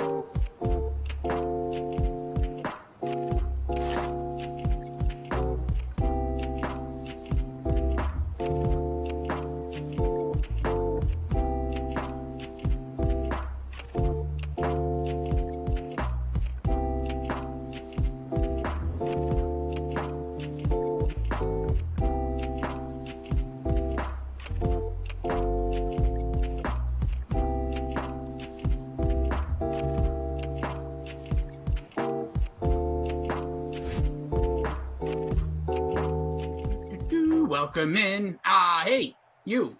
Thank you for being here. I'm Jason Rossi. Welcome into your Madden Dream Stream, 2 o'clock Eastern here on a Thursday. Feels kind of like a Friday. Maybe it's just me. I don't know. But Friday Eve, he is the man, the myth, the legend, the CEO of Madden Simland, exclusively there, nowhere else. Don't say anything else. Don't get yourself in trouble. At ZT_sports. Zach Thompson, how are you, brother? What's up? I'm doing very well. Ready for a good sim here on this Thursday, getting ready for weekend. I mean, this is exciting. It's a good game too. I think we're gonna get a nice one here. I think so as well. And you know, one way that you can push for points is smash that thumbs up. It's not really It's true. weird how that works. If we have because it 300 doesn't. likes, But yeah. no. But in all honesty, if you can't smash that like, let's get this thing off and kicking with some positivity. Let's do it. AFC North battle in our little contest here, the Lamar Baker's Man contest. Lineups are going to lock in about a minute. Browns traveling to the Baltimore Ravens, which, funny enough, ZT, last night when I was searching for something to watch in the 8 p.m. hour, I don't know, my Wednesdays are a little light with, there was basketball, but some of the wrestling I watched not on due to the NBA playoffs. But with that all being said, NFL Network had a replay of this Monday night matchup from last year. Whoa. And this was a really good one on Monday Night Football. That was like back and forth and all kinds of big plays. Lamar went out, Lamar came back, and then I think the Ravens won on a field goal, right? I believe, yes. And that was the Lamar doo-doo game, allegedly. Yes, that's allegedly. We cannot confirm. No. But yeah, you're not a fan of the Ravens. So when I saw that you and I were on this game, I was like, oh, good. We can delve into what Rossi has against the Ravens. But I did go ahead and captain Lamar. I mean, I think that's an obvious play. I mean, it's not like, whoa, there's some in-depth analysis. Lamar Jackson, cover of the game. He's pretty good. In his 94 sims, he has thrown 94 touchdowns, which is not great. However, he has run for 79 more, and he has a higher yards per game rushing average than any running back in the entire Madden 21 universe in the sim that we've been doing. I mean, we're up to 94. He rushes for over 100 yards a game, 104.8 yards per game. It's crazy.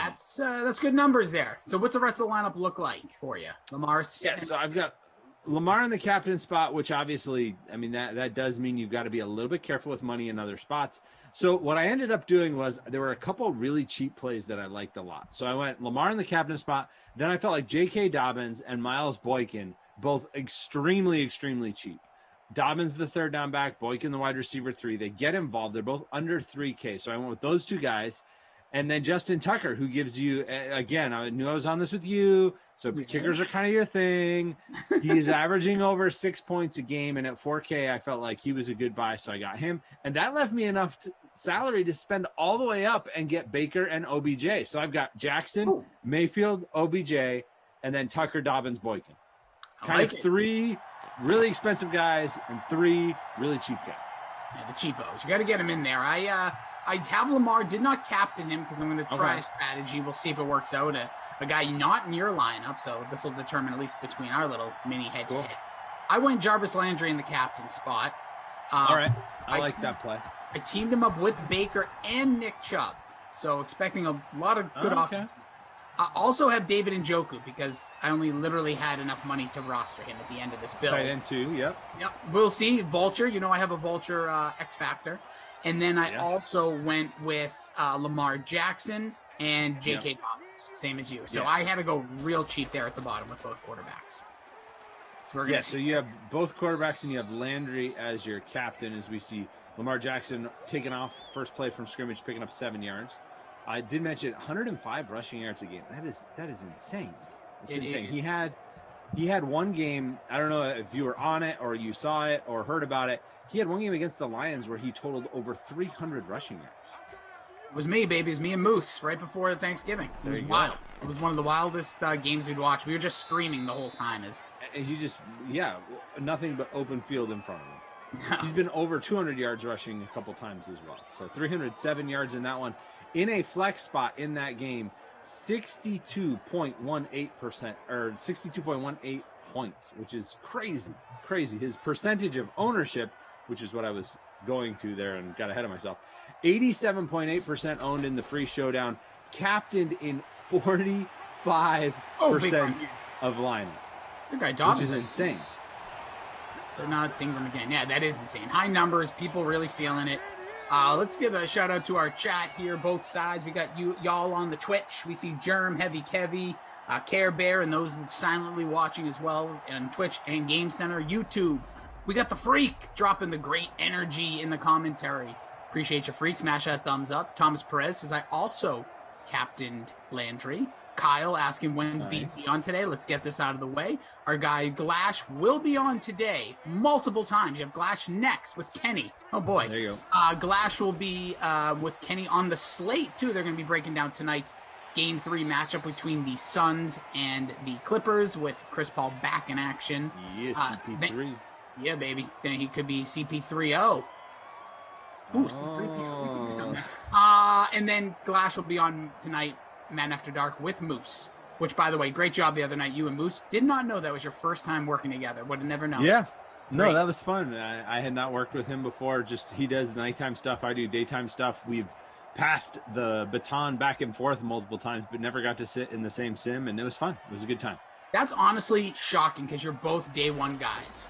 So, That's like, true. very interesting that it's taken this long for the schedules to meet up. And we're both the color commentator, right? Like we flex over to the play-by-play chair, but normally we're both in the same spot. So yeah, it was fun though. We had a good time. It was a good game. Moved right along. Makes it even better, right? We got Dobbins with a nice catch and run there for us. First time saying what's up. We see him in there. Germ saying What's I captained Dobbins in a dime ticket contest to fill Lamar Baker OBJ. Good luck. Get those wins. Yeah, you guys are qualifying for some of these contests, which is really cool. Mm-hmm. Ashley Edwards, see you in there. Brian C. A bald Rossi and a slim professor on a Thursday at 2 p.m. Where the bleep do I sign? Then has looks like a first place finish medallion 5 times. Oh, nice. Appreciate you, bro. Alex, see you in there, says Dobbins, Captain Lamar, Hollywood, OBJ, Chubb, and Hooper. Nice job there. That's a nice build. Right. Mo saying hi, ZT and Rossi. What's up, Mo? And that's going to be almost. No, almost. Is that Willie Sneed? Sneed, another guy usually try to get in on these contests, but Yep, Willie Here we go. Sneed the fourth. Not the third, not the fifth, but the fourth. IV, as I like to call him. Yep. Blood baby. Okay, so at the 3-yard line, here's where things get Yep. interesting. Right, because you've got Lamar, you've got Ingram, you've got Dobbins, and then every once in a while it gets weird, and it's none of those guys. There's a fullback. Beware. He's in there. He Ricard's is. next to him in that pistol formation. Lamar's going to take the I shotgun like this snap. formation. He keeps it. He's going to Oh. walk it in. Woo! Ball. RPO to perfection right there. Ooh. That's what, if you're wondering, ZT, yes, has Yeah. drops MLBs, looking great, looking fly. That was his move right there. He would do that every morning when he gets up to get the hip hop. Yeah, that's it. Yep, that's exactly how it works. Me and Kirk Cousins got to work on that celebration. So he needs to work on a few things there. We got a great crew again. We also have, what up to our Drew stack today? We got Andrew, our full director, Drew, our producer, and we got Kyle in ops. Kyle doing a great job doing it manually, so make sure you smash that thumbs up. Forget about us. Give it up for him. Those are the guys doing the real work. We're just chatting it up. It's true. It is very true. Emerson's Peloton. Don't bring that negative energy. Just saying. Brian C. drops, he says that same line for every sim. Yeah, you know what? We love it. Because you know what it is? He starts, it sets a great tone. Yeah. He brings a nice Positive energy. Love it. He is at, again, ZT_sports on Twitter. I am at Jason D. Rossi. A lot to talk about. But one thing I wanted to bring up to start with. All right, cool. Let's do it. I don't know if you saw this tweet earlier. And SimFam, get involved with this one because I think it's fascinating. There was a picture of Kyler Murray on one side and Lamar Jackson on the other. They said, if these two quarterbacks swap teams, which team would be better? Now, think about it for a second, because obviously the Cardinals kind of have like what you would imagine as like a stacked offense.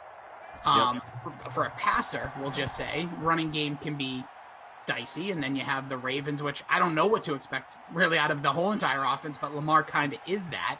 So I guess the question really comes down to, is Lamar with weapons put him, would you want him to pass more?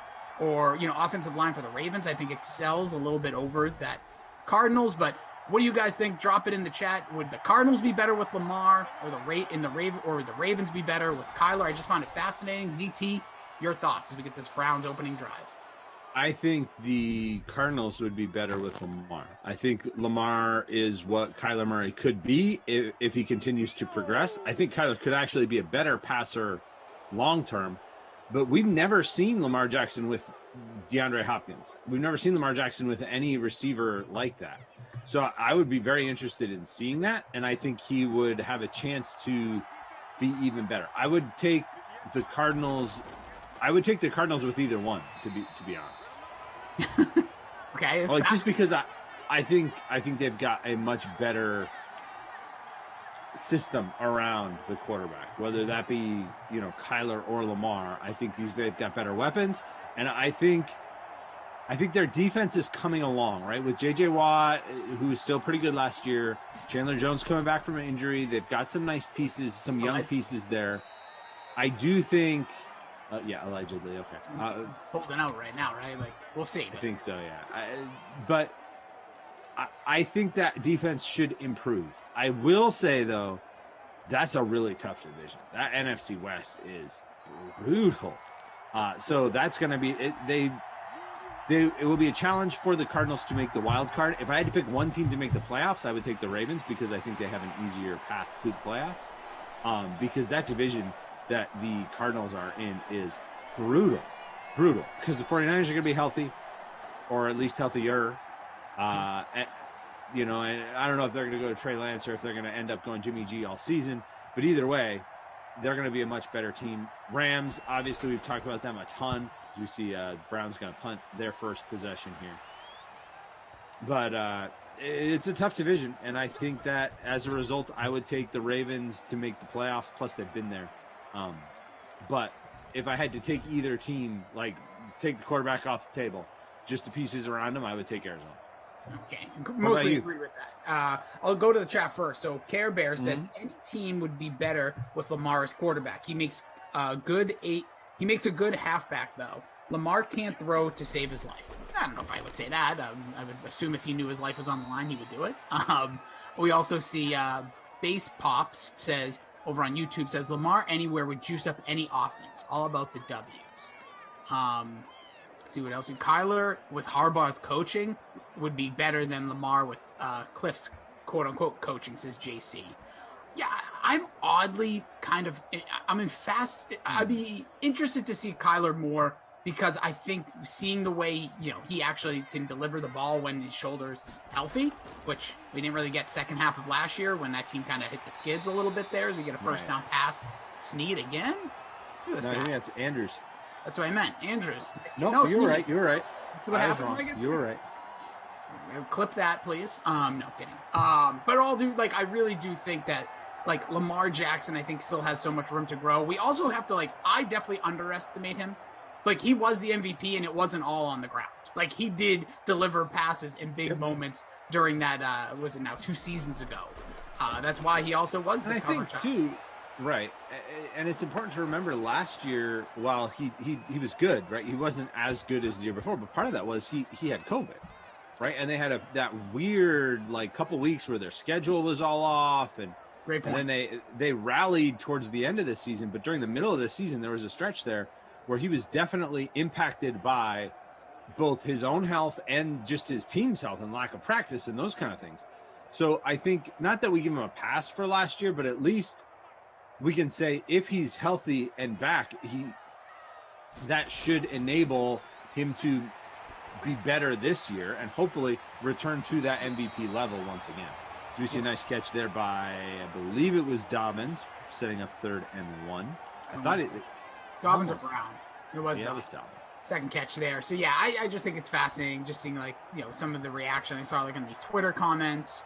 Oh, look at that. Base Pop says, thanks for pronouncing it right, Rossi. I never do, guys. You know me. Care Bear over there says Lamar did worse than the wide receivers in the quarterback contest of the All-Star. Yeah, but I'm not holding against any, like that's like saying a 3-point contest or a home run derby really balances out like a player's skill set. Not for me. But I do think, I think overall, like Lamar, I think this is going to be a major year for him, to be honest. Like, I think this is a year where we had the MVP. Like, they need to start, winning, because that's a team that's oddly no one's talking about. A little bit also in flux. That division has become extremely difficult now with the Browns being, I think everyone's going to say, a true contender, as we see, here in San Fran, them playing each other. You have the Steelers, Steelers and Ravens, who have kind of owned the division. I think are both in a very odd spot this year. Like, I could easily see. You love the Steelers. You're a big Steelers guy, right? Not taking the bait today. Keeping it Fair enough. What about Cincinnati too? I mean, well, that's what I mean. Burrow healthy. I think there's a rise here. I think there's a rise in Cincinnati, and I'm not saying it's going to happen this year, ZT.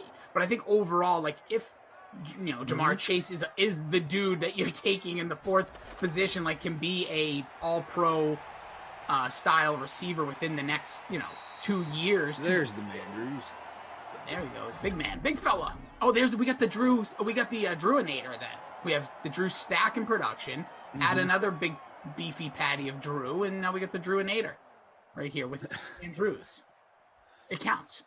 How's everybody doing? Smash that like if you're over on YouTube. Hit subscribe. Hit the bell to be notified. He's Zach Thompson. I'm Jason Rossi. Pleasure to be with you guys on a Thursday. 7-0 so far. The Baltimore Ravens over the Browns. It was a Lamar rushing touchdown, 3 for 10 with that score. Ingram kind of owning the ground so far, 4 carries, 31 yards. He is a Houston Texan, which I feel like there's like 9,000 quarterbacks and running backs there.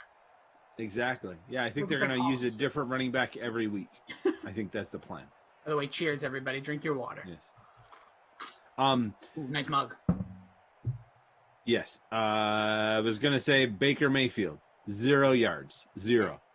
Not a complete pass. The only complete pass is coming from Lamar. Dobbins, 2 catches for 25, 2 catches for 31 for Snead, and that 1 for Mandrews. Nothing else in the first quarter there. Baker, 0 for 1, 0 yards. That is not a good start. I mean, is he going to get the bonus or not? Is he on pace for the Lamar hasn't thrown an incomplete pass. He's 5 for 5, 66 yards and the rushing touchdown. So long way to go still, but of course. But these a good start for Cleveland. Yeah, when you have that one drive and it's been dominated with Baltimore since. We'll see. And here they are again with the fresh set of downs at the 47. Lamar takes a shotgun snap. Oh, takes off. Got plenty of room to run. It makes a move. Nice carry there. Lamar already up to, what is that, 30 yards? Am I crazy? I think he is. Yeah, there's a 20-yard run there. Nice play. Yep. Very solid start for him. It is. We'll see. The sign. He does have some down games, right? Every once in a while he'll go out there and really struggle. But as far as somebody to build your lineup around on a regular basis, it's hard to find somebody who's been more consistently excellent and like broken more slates than Lamar Jackson.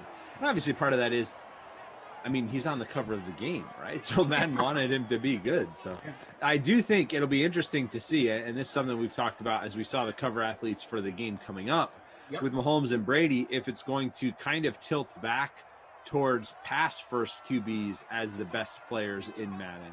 Because right now with the current AI and the current setup here, running quarterbacks rule, right? Like you've got Jackson, you've got Deshaun Watson, you've got Russell Wilson. Like those guys are the quarterbacks to have.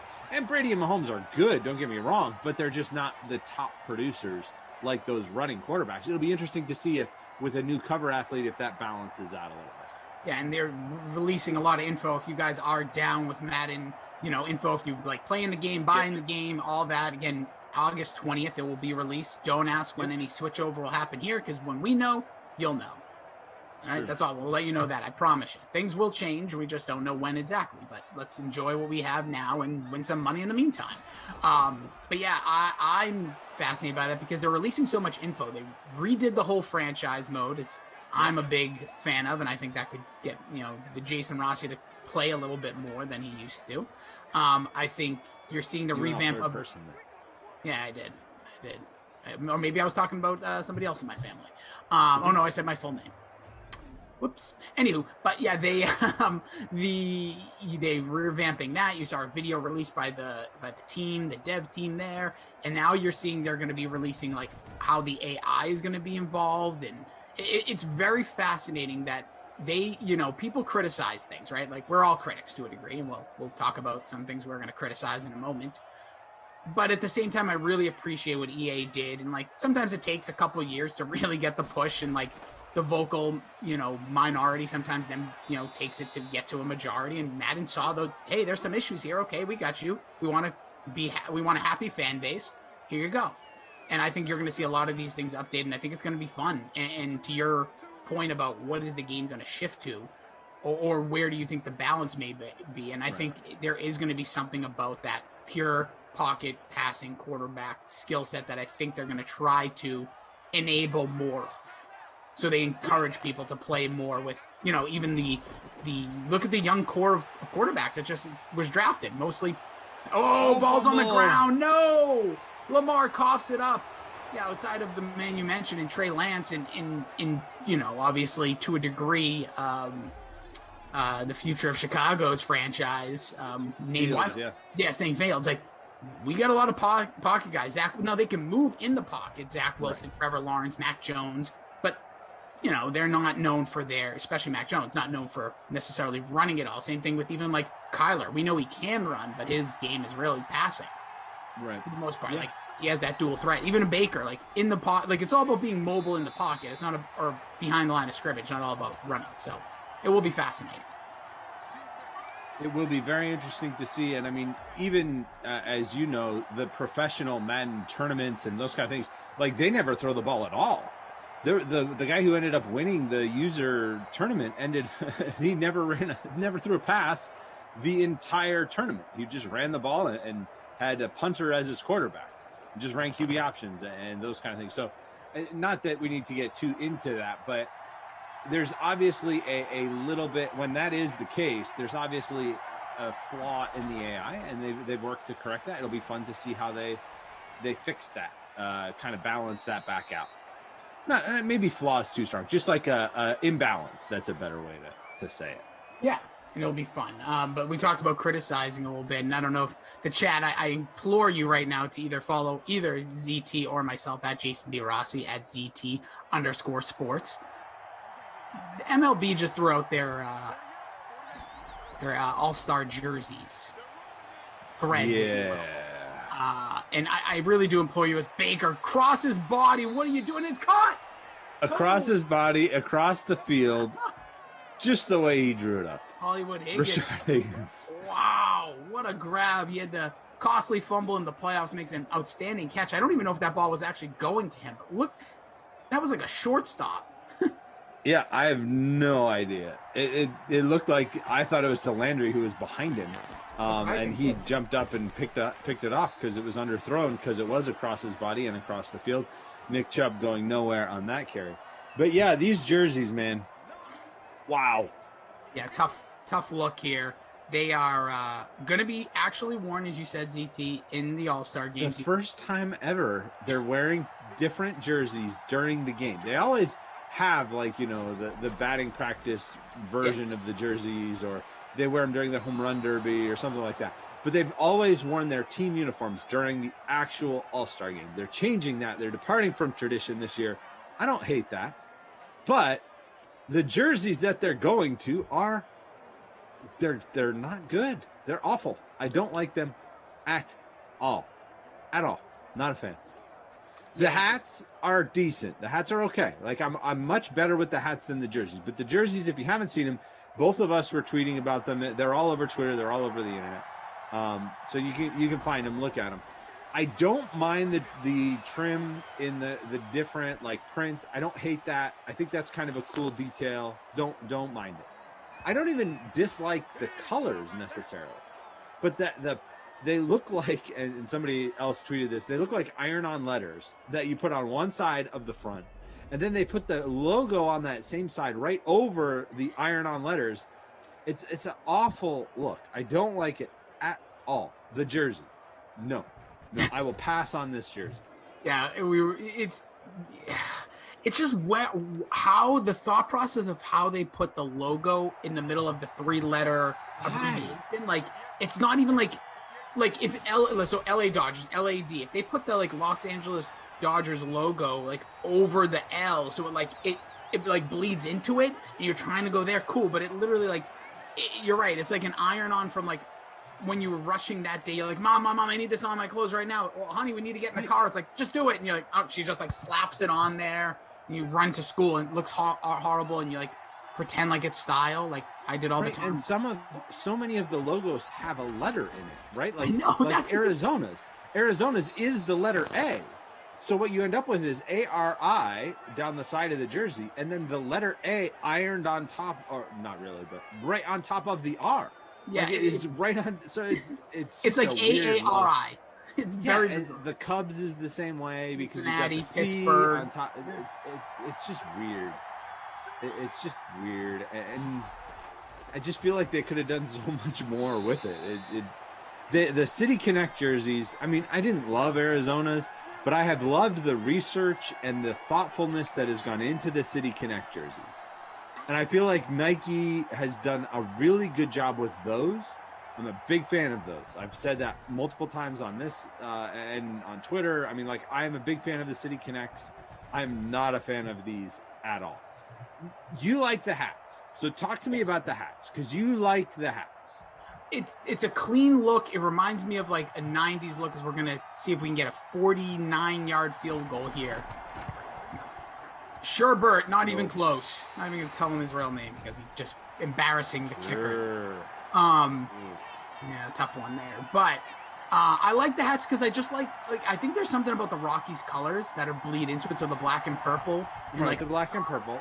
I like the star. Yeah. I like the star, and I like the logo being in the middle. Again, I am a Boston Red Sox and Cincinnati Reds fan. We were discussing this on Twitter. I'm like, it's a fire hat. Even the one in the example was the Mets, right? So I'm like, oh, that's a good looking hat. Oh, Yankees. But again, but the idea right? is here's the problem. You just answered it. Oh, that's funny. Exactly. It's the Yankees, but you can't tell it's the Yankees because they did it in red. Yeah, they which just doesn't make any sense at all to me why they would do that in red. Like, everybody's is in red. I mean, okay, I shouldn't say it doesn't make. I understand it matches the jersey better. The lettering on the jersey is in red, so they put the lettering on the hat in red, and it looks fine for teams like the Reds and the Red Sox and Philly, Cleveland, and the Phillies, right? Like teams that have red in the logo, it's fine. But when you have the Pirates, who have a black and yellow logo, and you have that letter P in red, or you have the Blue Jays in red, it doesn't look right. And you couldn't even tell that was the Yankees logo because it was so off in color. So there you go. That nails it there. But for certain teams it looks good. I just like the overall. Like, that's a hat I could see myself wearing as like a fun, like, throw it backwards cap and stuff. But the purple is nice. The fact that it's the star, right, for the All-Star game, that works for me. I like that. I like that it's kind of a special one, but I just don't like what they did with the team logos. Is that a Boyle sighting, by the way, I think, on that catch? Is Andrews 89 or is it Boyle? I always get the numbers on the Ravens confused, but either way, again, the catch. Yeah, I agree with you there. We'll see. And here, so Travis says, who cares? Well, thanks, Travis. He says, does the jersey matter so much? Watching for the competition, not the clothes. Maybe all of us don't like what you're wearing today, but we're here for the love of the game. 100% agree, Travis, but I promise you, if we were wearing, like, uniforms here, you would have a comment. And guess what? When Lamar's going to just scat right in, second touchdown of the day. Oh, look at this, working on his second dance moves. He does have the fumble. That is the one thing holding him back from being perfect so far. But 2 rushing. I will also say, I totally get that, except it's an all-star game too, right? Like, we're watching for the competition. Well, it's kind of an exhibition. Yeah, 100%. And the reason, Travis, we bring it up is because MLB's, this is the reason they're doing it. Let's be honest. Last year, all sports got absolutely pants financially. They were running sporting events at a loss every single day. So we saw with the NBA with their newer uniforms. NHL put out some wild uniforms. Just Google the Dallas Star glow in the dark one. But like, they're trying to make up money in different ways because of ticket sales, took to a certain point. So that's why I think it's interesting, Travis. And they're actually going to wear these jerseys. Like, You can say you don't care, but it is going to be a huge talking point that week because remember, All-Star Week, no other sports happening. It is very true. There's very few talking points, you know. NFL will probably force a storyline because they're so smart and somehow waiting for something. There'll be some major... Aaron Rodgers will get traded. Yeah. Like, seriously, it'll be like 5 o'clock before the All-Star game. Aaron Rodgers has been traded to the New England Patriots. You're like, what? How did that happen? Oh, sorry. Then I woke up from a fever dream. But yeah, that's why. Super Bowl Baby says, just tuned in. You guys are correct. The MLB All-Star jerseys are a complete train wreck. They seriously need to scrap that garbage. It is tough, dude. Kind of along the same lines. I don't know if it's the same but also coming out in the last few minutes. If you follow DraftKings news or DraftKings retweeted this, the new number 23 car, also the design for that has just dropped. And there's a free 1K pool that's associated with that. You can go and enter the pool for sure. But also check out the new design of the vehicle that Bubba Wallace will be driving. It's pretty sweet. I like it. All right, check it out. By the way, DK themed, obviously. Yep, I like that. Nice catch across the middle. Cleveland trying to put some points on. They last drive ended in a missed 49-yard field goal. 14-0. Lamar's got 2 scores, well over halfway to the bonus at this point. He has the fumble. That's the only thing kind of holding him back. Yeah, he could have had a third rushing score or a passing score on that drive, too. They were down inside the 10 when he fumbled. They dominated to this point, for sure. Browns really haven't done much. Although Baker does positive yardage now, so at least that's an improvement. Although he keeps doing that. Mark Underwood says, I like the All-Star uniforms. Good break from the same old unis. Okay, fair point. I understand people are going to like them. Travis also. So I like variety. I like a break from the regular unis. I'm okay with that. I just think these are very poorly executed. Yeah, I'm not saying they have to wear their team jerseys. I'm not saying that. I'm a huge fan of alternate jerseys in general. I just don't like this design. I think this design is not good. The lettering vertically on the side with the logo right on top of it does not work. By the way, Landry, I feel like that's an idea that if you had that in like a design class or something, they would be like, no, fail. Like if this was your classwork, they would fail you for this. And I failed quite a lot. Travis, I feel you, bro. I understand. We're not haters, though. It's just this specific thing just jumped out. Something that was released today. Again, you'll be seeing people talking about it on Twitter. Hashtag free Britney as well. Just behind that cause. What else you want me to tell you? 14-0. Jarvis Landry with his first catch of the day. There you go. He's off the snide. Definitely a nice DK scheme for Bubba, says Darth Gator. Yeah, but I like it. Well, we can maybe hit it at halftime because you know what? I always sometimes forget. Can you give a rundown to the folks that are on Twitter of all the DK like must follows you think?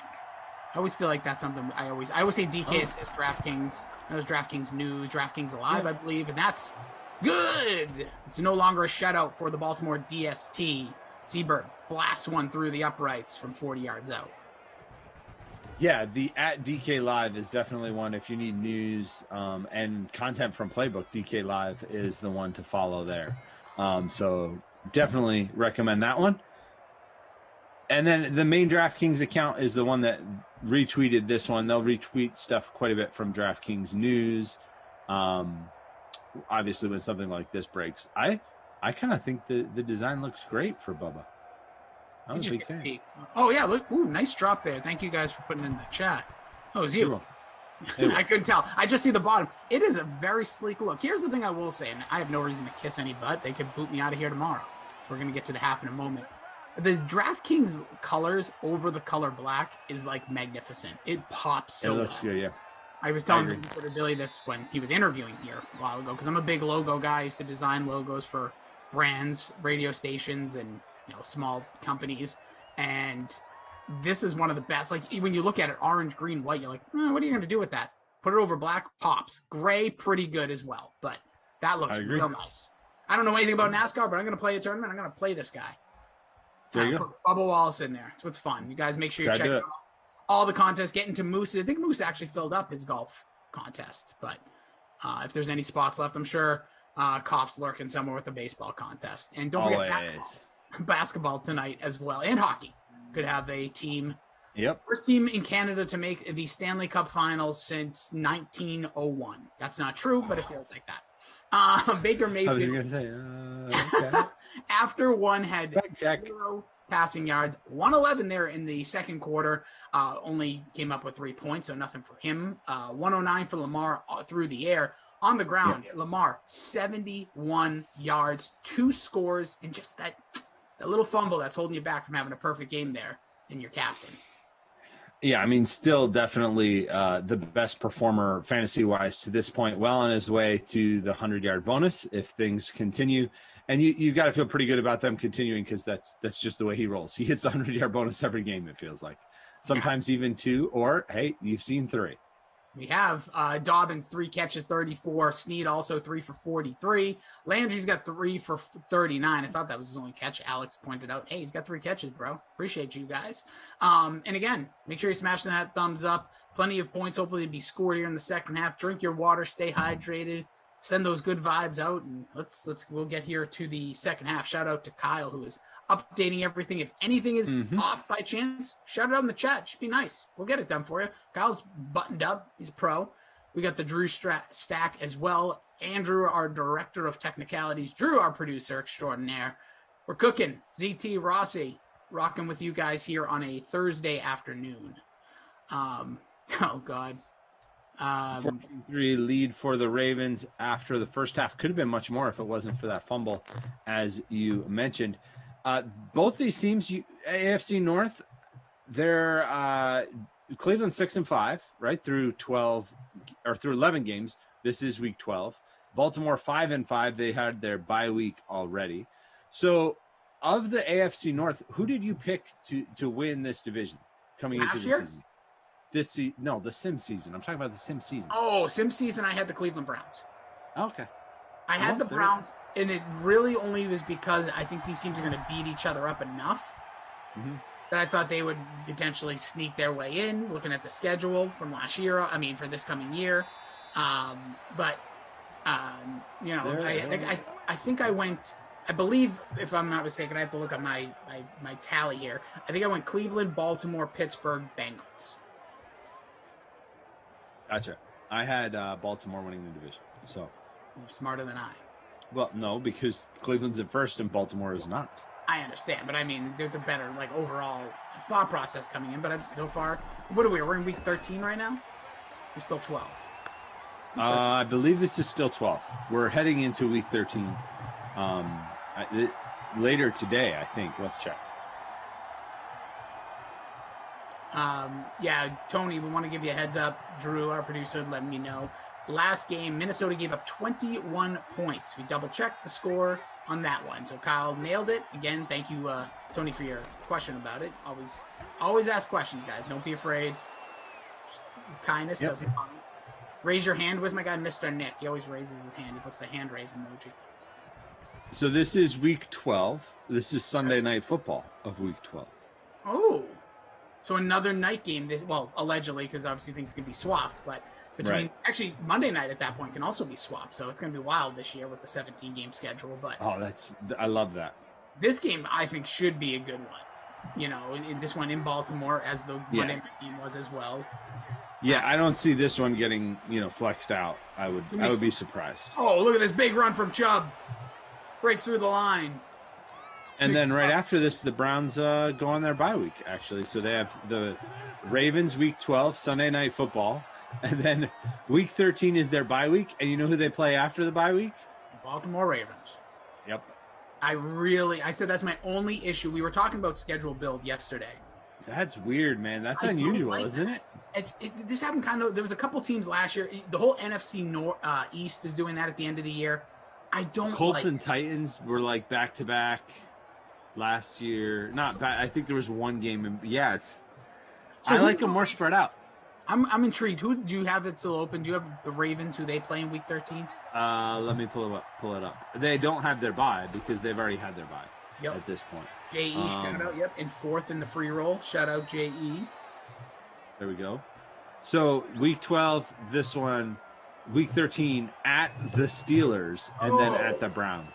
That's a brutal stretch. Browns, Steelers, Browns. Yeah. Nice. Yeah. They do have the Bears the week before that 3-game stretch and the Packers the week after that 3-game stretch, which, I mean, who knows if the Packers are going to be good or not at this point. True. But, yeah, that's rough. Browns, Steelers, Browns. And with the Browns getting the week off in between, I feel like that's an even bigger advantage. Big touchdown pass there. Hollywood. No, yes. I didn't know for a second. I had to double check. Hollywood, not Brown. Higgins. Sorry. There's too many Hollywood going. Yeah. Yeah, there it is. Fidel's, you see it says Hollywood Higgins question mark? Well, there he is into the end zone for a touchdown. So there is your first touchdown pass and touchdown in the game for the Cleveland Browns. Nice pass there, Baker, just over the top. Hits Higgins, stride, catches it, falls into the end zone. There we go. Where did Higgins end up? Didn't he sign with another team this offseason? I don't know. Cleveland, luckily he got out of his locker room after the way that game ended. I thought he was still there, but let me check. No, I think I've got him confused with somebody else. Higgins is still there. You're right. Yeah. Because I remember that's just the depth on that receiving now. Yeah, Rashard Higgins still there. Well, there's 2-point conversion is good. Thanks for the pick-me-up. Yeah. Also, I don't know if you saw Golden Tate. OBJ with the catch there. So that I've got both those guys. So that's a little 4-point swing right there. 2-point passing, 2-point conversion passing, and a 2-point conversion receiving. Good on you. Nice play. Boom. Getting it done. Something I was just going to. Golden Tate. I don't know if you saw this news. I don't know, DK SimFam. Like, it's funny. Obviously, I love the SimFam, honestly, as much as my family, because you guys criticize me just as much, but you at least do it like vocally, not just behind my back or like when I'm sleeping. But with Golden Tate, like, you're gonna hear that name and no one's gonna get excited. No one's gonna Golden Tate. But like, he basically put a list out of teams he would like to play for. One being the Rams, which is kind of fascinating because him and Jalen Ramsey have a checkered past. I think he's Titans, which I think is such an ideal fit for his style of play. Right, yeah, he's at Titans. I thought that was a good fit too. I mean, I don't know if the Titans can afford that or make that work, but I think you have. I know this sounds ridiculous, but I feel like you almost have to. If you have AJ Brown on one side, hear me out, budding star. You have Julio Jones with, even if you don't want to consider any injuries, that's fine. And then you have Josh Reynolds. That is a great pack to like come into the season. I think bringing someone like Golden Tate in with his veteran experience, his like hard nose, and you know what he's really good at, and another thing Julio Jones is good at that people don't talk about, run blocking. He gets right in there. He is not afraid of contact. Obviously, his best days are well behind him, but I just feel like with that team, he would be just such a great fit and like build into that culture that is being built in that team. And obviously, the Rams, I think, same kind of vibe, but I just feel like he fits that Titan so well. Yeah, I think he's a great fit. I don't know that I would say they have to do it because I don't think they have a huge positional need there. As you mentioned, they've got a really stacked depth chart there. But, I mean, are we talking at the veteran minimum? Then, yeah, that's definitely something you do. I don't know. We'll see. I think that's a very good fit for both, right? Tate would be great there, and he would help the team, like you said. Interesting news. I don't know if you saw this. I wrote this down earlier today to mention. On the Pat McAfee show, Lamar Jackson, they talked about this. Jackson is negotiating a contract extension on his own, with no agent. Like doing it. Yeah, just doing it himself. Like, what? That's cool. I like it. It's very fascinating, right? Because it's like his mom who does it, who, by the way, they said his mom is being like blown up by every agent, like being like, "Oh, I'll help you out. Like, well, you need pointers? Give me 4%. I don't even need the full blank amount." It is a really good move because he's in such a good position. If he can get that deal done before this offseason, he gets that first down there. He is almost there, about 16 yards shy of the bonus here. Again, if you guys just joining us, smash that thumbs up. Kyle's and Ox, Drew Stack, ZT Rossi. Now talking a little bit Lamar Jackson doing his own kind of negotiating, but the thing is, like, if he can lock it down, ZT, before this season comes to or before we get to preseason even, or training camp, like, that is going to be such a win because this is like the most valuable he's going to be, I believe. Because last year, like you mentioned, a down year in some sense, but there was a lot of reasons for that outside of just the play on the field. Right. And I think too with his style of play, there's a chance that injuries are going to mount for him. He does take a lot of hits. I mean, he's not Robert Griffin or anything, but he does take a lot of hits. And I think, you want to get yourself locked into a long-term deal. And if you're the Ravens, I think you also want to get a long-term deal done as well, because you do want to be able to build around him for years to come. I mean, maybe you don't go quite Patrick Mahomes level, but there's probably some middle ground you can reach there. Agreed. It's gonna. I think here's the thing that they fear, and the NFL fears, and all these agents fear. If he does get that big contract, like some of these other guys are gonna be like, why am I paying an agent? That's the fear. But you also know these agents, for maybe not the Lamar Jacksons, Patrick Mahomes, etc., guys that come in hyped. But like if you're like a 5th round pick and you have a good, first 2 year showing, those are the guys that need the agents to be like, hey, look at this special teamer. Like, he's really good. Right. You sure? Like, they have the connection. So that will always, it's the same thing with like buying a house, right? In some sense, like you can do it on your own. I just wouldn't recommend it. Question in the chat. I think it was from Dracula. Lamar can't fumble with the X lit. That is correct. That is his superstar X factor. When the X is lit, he has, I don't know, how do you say, how would you pronounce Truzz? Truzz. We call it the Truzz. Yeah. Okay. Big Truzz. Yeah, so that means he can't fumble, basically. Gotta love that, because he already has. Right. He's the only player in all of Madden who has that superstar X factor. That's another thing. Aside from, create a player or whatever, you can add it. But, but in the real players that we see in these Sims, he is the only one. And yeah, when that is lit up, he cannot fumble. It was not lit up earlier, and he did fumble. Yeah. Truzz, huh? Yeah, what is that? Like, I honestly think I'm it's lost. I don't know. I don't want to say the word made up word for like the game. I think it's something like that they have said in their camp, like at the Ravens. I could be 100% wrong. Okay. The chat's going to tell me I'm a big idiot anyway, so that's fine. It's a term I am not familiar with. Yeah, same here. But love it today. And here's my guy, Must Be. Smile, bro. Drink some water. Have a good day. Oh, country boy, that's a funny one. Appreciate seeing you guys here. James, Solomon. We got Must Be. We got Tim. We got Fidel's True. We got the whole Twitch fam in the house. Dr. Acula. Oh, yeah. Good to see everybody today. Hope everyone's having a great day. It's 14-11 here, 3-point lead with about a minute and a half left here in the third. Oh, that ball was caught? Holy smokes. I thought that was intercepted, dropped. Nice. Oh, it was. What's going on here? What just happened? It was dropped. Okay. The animation made it like that dude was going to the house. Don't confuse me anymore. I'm a very simple man here, Madden. So we get Lamar here in the gun, 4 wide, 3rd and 11.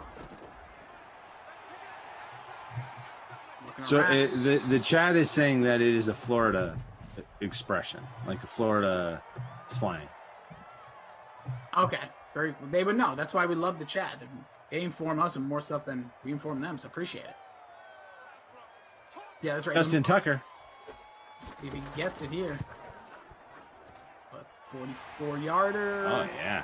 Easy. 17-11 now. Ravens with the lead at home. This will be, as ZT said, the Sunday Night Football in week 12. Week 12. Yep, week 12. 12. Emerson's Peloton said Ingram started calling Jackson that. Like, I did know that because I saw like clips on Twitter. Right. But Big Trez for 2 years, says Noah Allen. I knew that's where that was from. I did not know if Mark Ingram made it up or if that was, a thing. A thing. Like, I guess it is a thing. Love that.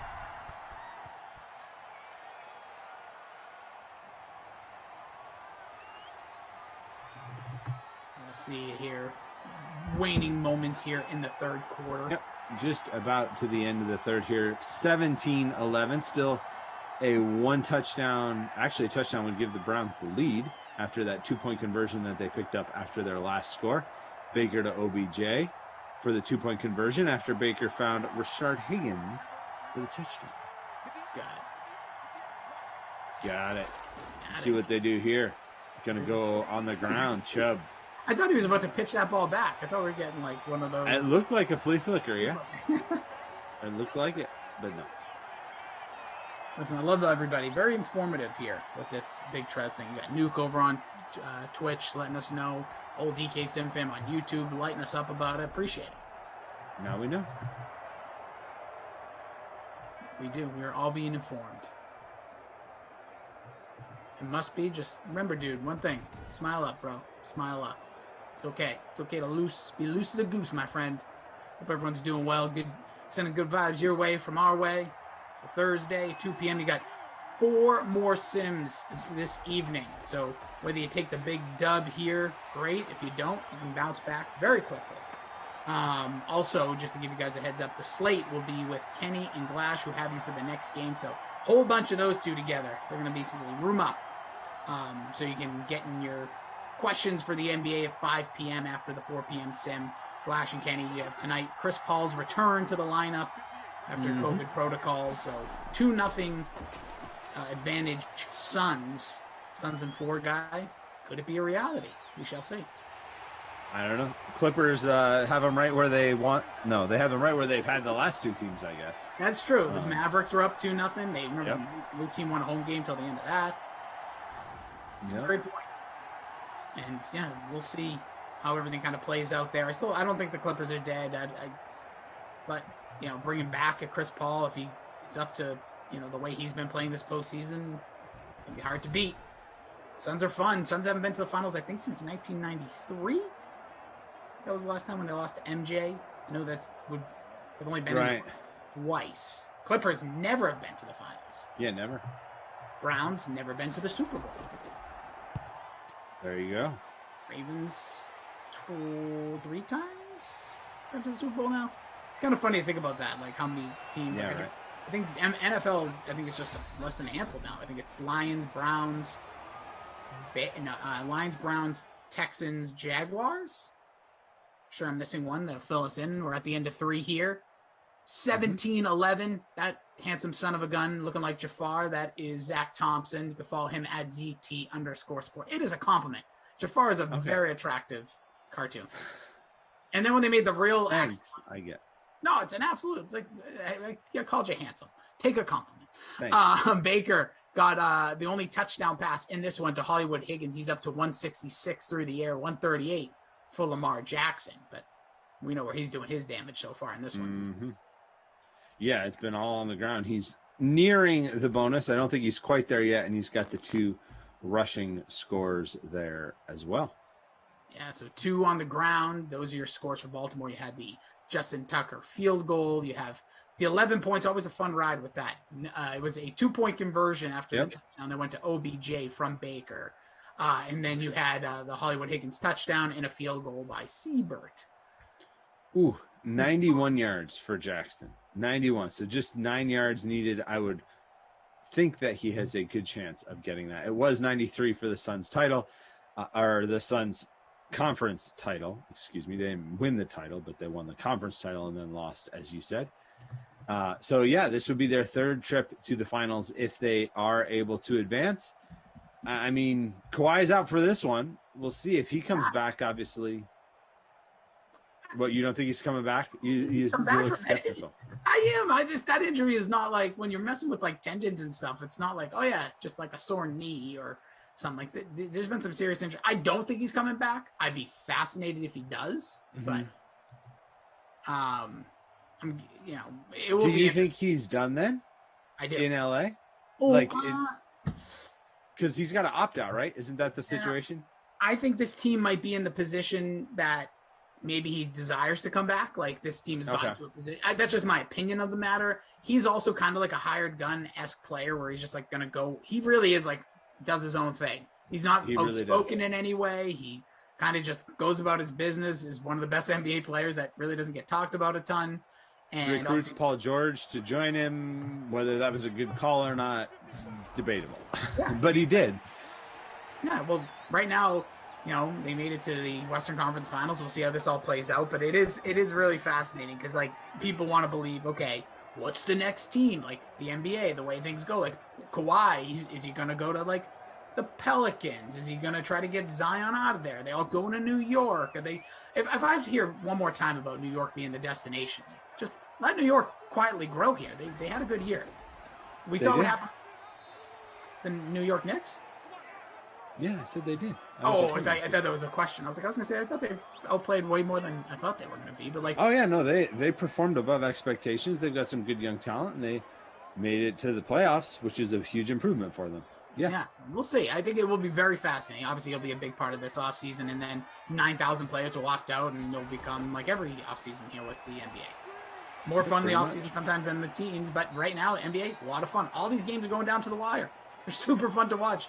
Basically, lock it out. Your 10:30. If you don't watch any of the game, just tune into whatever network. And the only issue I have is we've got to get these reviews under control. The last 5 minutes of the game is an hour. Really, 2 minutes almost is like 26 minutes last night. Oh, like the last 3.5 minutes. Brutal. The other night was. I mean, you still get the great plays, right? You still get the value. You still get the awesome. But can we get rid of all the downtime before that? I'm not saying I have all the answers, but it gets so slow at the end there, right? It's the first 10 minutes of the fourth quarter take less time than the last 2 minutes because after review, every single time the ball goes out of bounds, even the obvious ones. It is. By the way, our guy Super Bowl baby, he would know. He says, of the teams that have never won a Super Bowl, Vikings, Bills, Bengals, Panthers, Falcons, Chargers, Titans, Cardinals, Browns, Lions, Texans, and Jaguars, which has the best chance to win one? It's a great question, Super Bowl baby. The big truz, guns went down the field, gets the feet in bounds. Nice snag there, fifth catch for the Andrew Nader. You have the Drew Stack behind the scenes, and there he is. So let me repeat the teams. And Drew Stack, all right. Kyle, I'm interested in you guys and Super Bowl team that has yet to win. Again, here's the teams. Vikings, Bills, Bengals, Panthers, Falcons, Chargers, Titans, Cardinals, Browns, Lions, Texans, and Jaguars. I think. Well, that was fast, man. Okay, so I'm gonna just throw out my yay or nays, just like even like let's say this season, just for argument's sake, or the next 3 seasons, without anything drastically changing as we get a nice run here. Vikings, I'm gonna put in the no category. I know they could, but Bills, I'll say yes. Bengals, I'll say no. Panthers, I'll say no. No. Falcons, no. Chargers, I'm still going to say no. Not yet.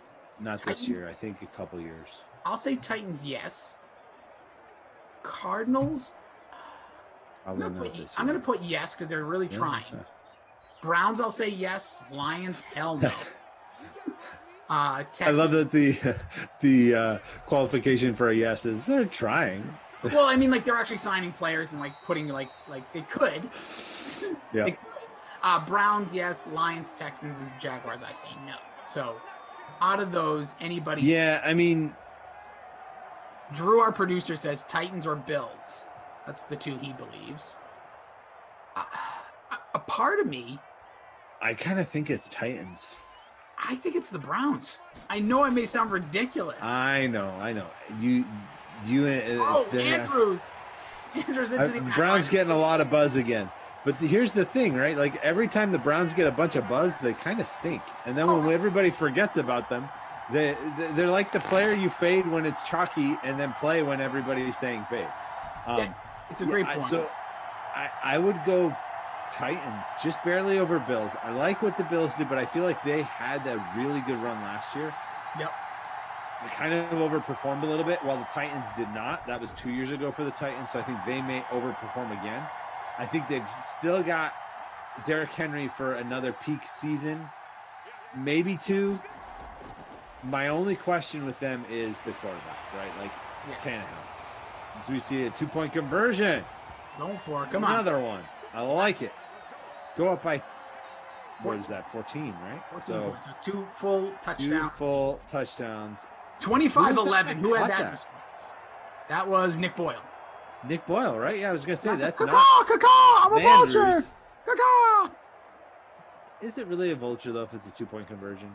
We're gonna give it to him. We like it. He's 2.3% owned. He's a vulture. I understand, but he didn't vulture a touchdown. Can you vulture a 2-point conversion? He just did. I guess so. All right. Okay. I don't know how to take back a vulture call. Rossi's vulture of the game, Nick Boyle. That should be our new award. They're always out there. The MVP, the LVP, and the RVP. Rossi's vulture play. That's a good one. Love that. Hope you guys are doing well. That hopefully helped your lineups out. Those 2.3 with Boyle, but touchdown maybe more helpful. Yeah, probably. From Andrews, who's having a monster game, by the way. Noah Moon says, WTF Boyle? Let's see. Death Paw I says, didn't know those were his initials. I thought it was Nick, but sure.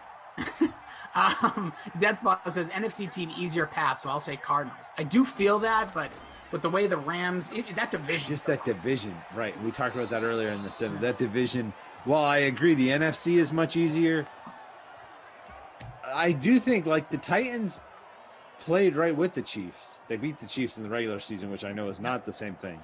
But I don't know. I like what they're doing there. I think now if you tell me that nobody on that list is going to win for the next 2 years and we're looking a little bit further down the road, that changes things, right? Because I do feel like the Titans have a pretty short window here. Great. And then because you've got Derrick Henry, you've got Julio Jones, who are still prime players right now, but in 2 years probably won't be. Then I think I would go with maybe the Bills or the Chargers by that point. Maybe even the Cardinals. I was gonna say, you know who else is a wild card in that? Is like a Vikings team because that division. Let's just take Aaron Rodgers out. Like they should, and you have a rookie in Fields or with Andy Dalton. Like it should be a Bears division with all those injuries. It should be a Bears division. But if the Vikings can play, above 500 football, they're right in the mix. Just to at least get in there, get in the dance, see what can happen. Yeah, for sure. I mean, Dalvin Cook is a star. It's absolutely the quarterback play. Can Kirk Cousins 3 years down the line? Maybe it's right. That's the thing. Mm-hmm. Yep. Do they have another quarterback? Do they get another quarterback? They drafted. Who did they draft? They drafted somebody. What quarterback? Late, Kellen Mond? Right? Yeah. Do you think he's? This is the hard part right here. Like, do I think he's? I don't. This is the fun part and the worst part about NFL. Like, prognostications down the road. Like, he could easily be a guy that takes over as the starter there, and it's a don't make mistake offense. Right. Get the ball to Jefferson, get it to Thielen, let Dalvin Cook run the show, or he could be a gunslinger, or he could be a guy that never takes a snap for them and just kind of is like a career backup as Kirk Cousins just meddles his way through it. It's like right. And that's where I think they're just the wild card with it. Wait a minute. Oh, yes. Okay, breaking news here. Breaking news. Adam Schefter, the official Adam Schefter, coming from Drew, lets us know as we have the Browns threatening to score here. He's dancing. NFL has approved alternate helmets today for teams wearing throwback uniforms starting in 2022, why start next year? But why? But this opens the door for defending world champion Bucks to wear their old white helmets with the orange swashbuckling Buccaneer as early as 2022. More importantly, go ahead. Patriots Patriot. The Patriots snapping the ball. The Houston the Tennessee Titans can wear the Oilers helmet with one of the slickest logos in history. The Denver Broncos get to bring back the Nay horse that was like doing his thing with the feet up in the air, looking like Falcor or something from Neverending Story. This is talk about selling some merch, baby. This is gonna do it. I never understood why that was a rule, that you couldn't have the protection an alternate helmet. Because the league regulated everything before the preseason, by the way. That's 4th and 5. They should go for it here. But what difference does it make what's on the side of the helmet? Oh, we couldn't afford new helmets for everybody? It's the NFL. It was because they were so after, obviously some of the things that have happened recently. We'll answer it after this. We'll talk about it after Baker here. 4th and 5. Who do you need? Can he complete it? Has a man towards the end zone, is bobbled. Knocked away. Good defense there by the DS. OBJ. Yeah, see, as he says, it's a safety thing. They did put out, it was in 2000, and I want to say 16, when all the concussion situation. Right. So they made it so like you only could wear this one helmet. We're going to regulate that one helmet. That's it.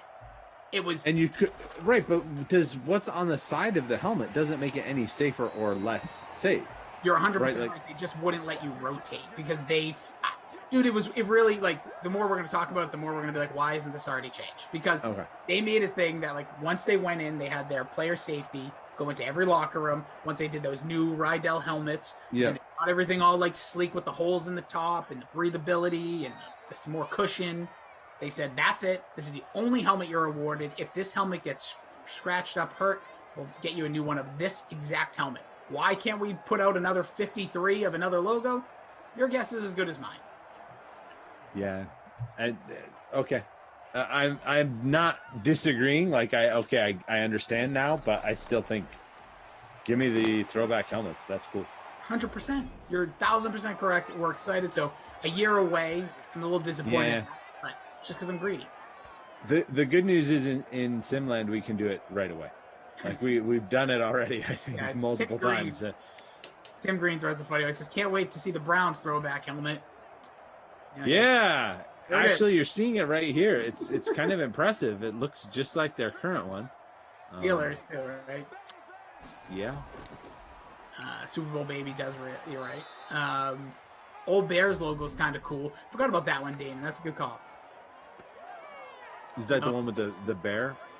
It was it was like a full bear. I think it was like walking. It was like either that. Let me just double check because I've seen they did wear it. I want to say it was against the Patriots a few years back, or now a decade ago.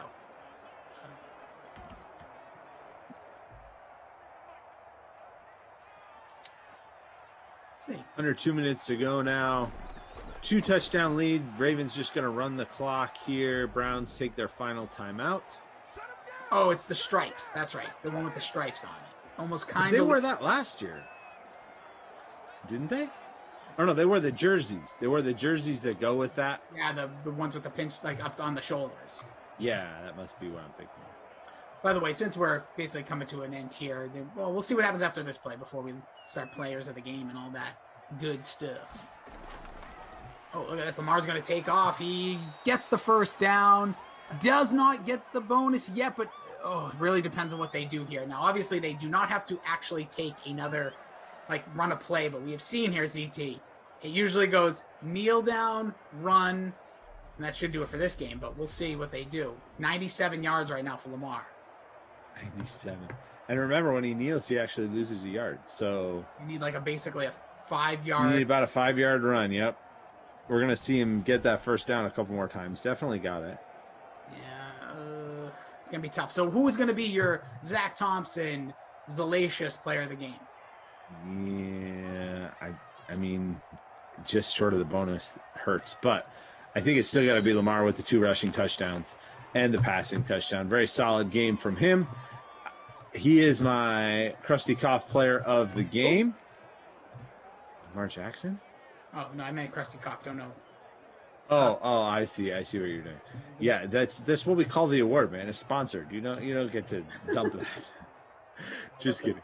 I'll dump a lot of things here, but okay. So he's that. Who's your babysitter Billy? Not my kid award. Yeah, so I'm looking right now. Miles Boykin, who is in my lineup, did nothing, not a catch.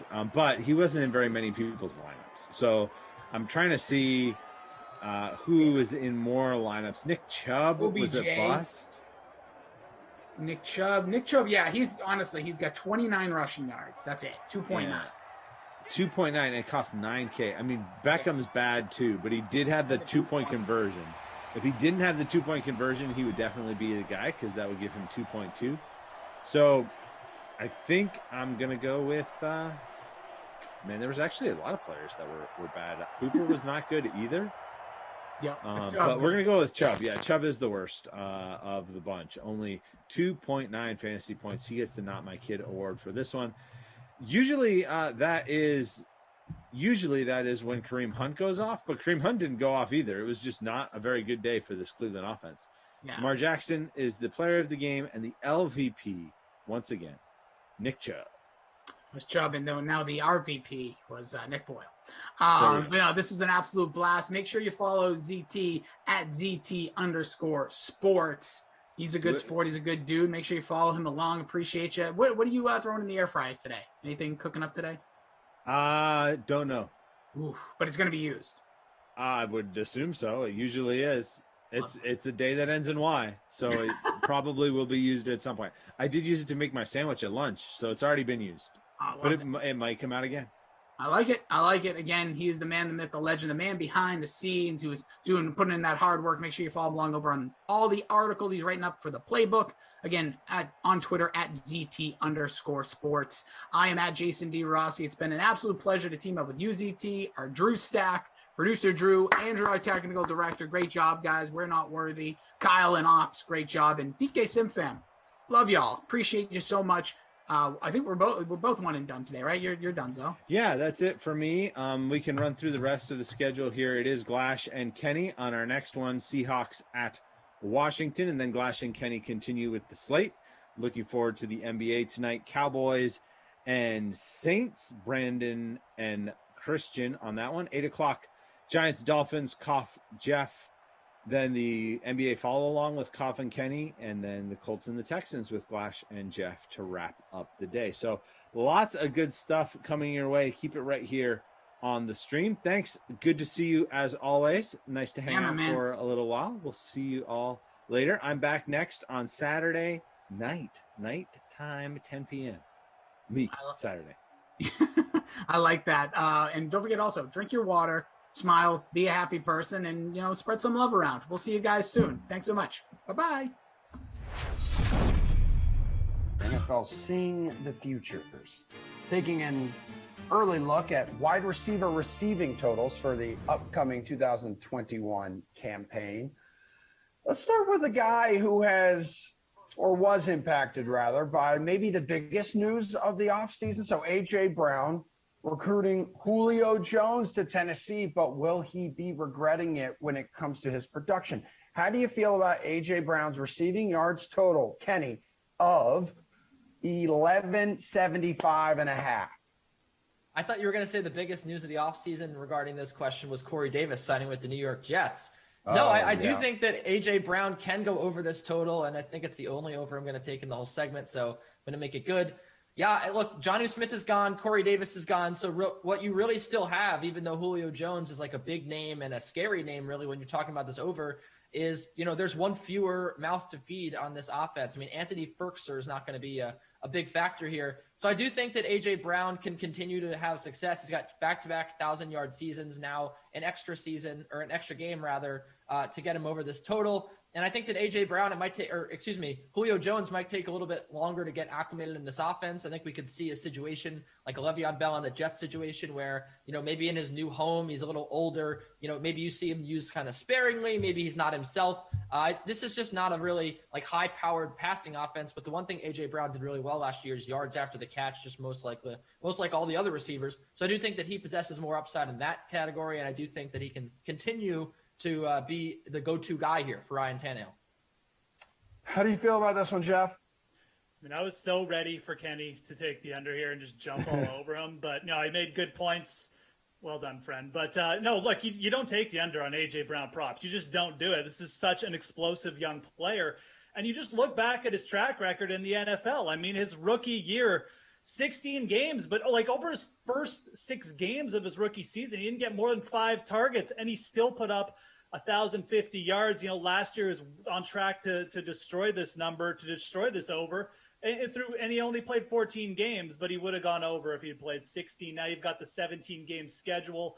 People worried about Julio Jones stealing targets. Kenny's right. He's going to take time to acclimatize. And quite frankly, I just don't think that he's going to be the alpha in this offense at all. A.J. Brown is still the alpha. His yards per reception is elite.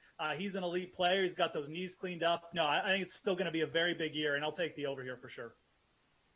Well, let's go to the flip side of this coin, the flip side of that trade. Atlanta's Calvin Ridley should see more looks now that Jones is out of there, and odds makers agree. His receiving yards total is one of the highest on the DK Sportsbook at 1350 and a half. Is he going to get there though, Jeff? That's the question I'm asking you.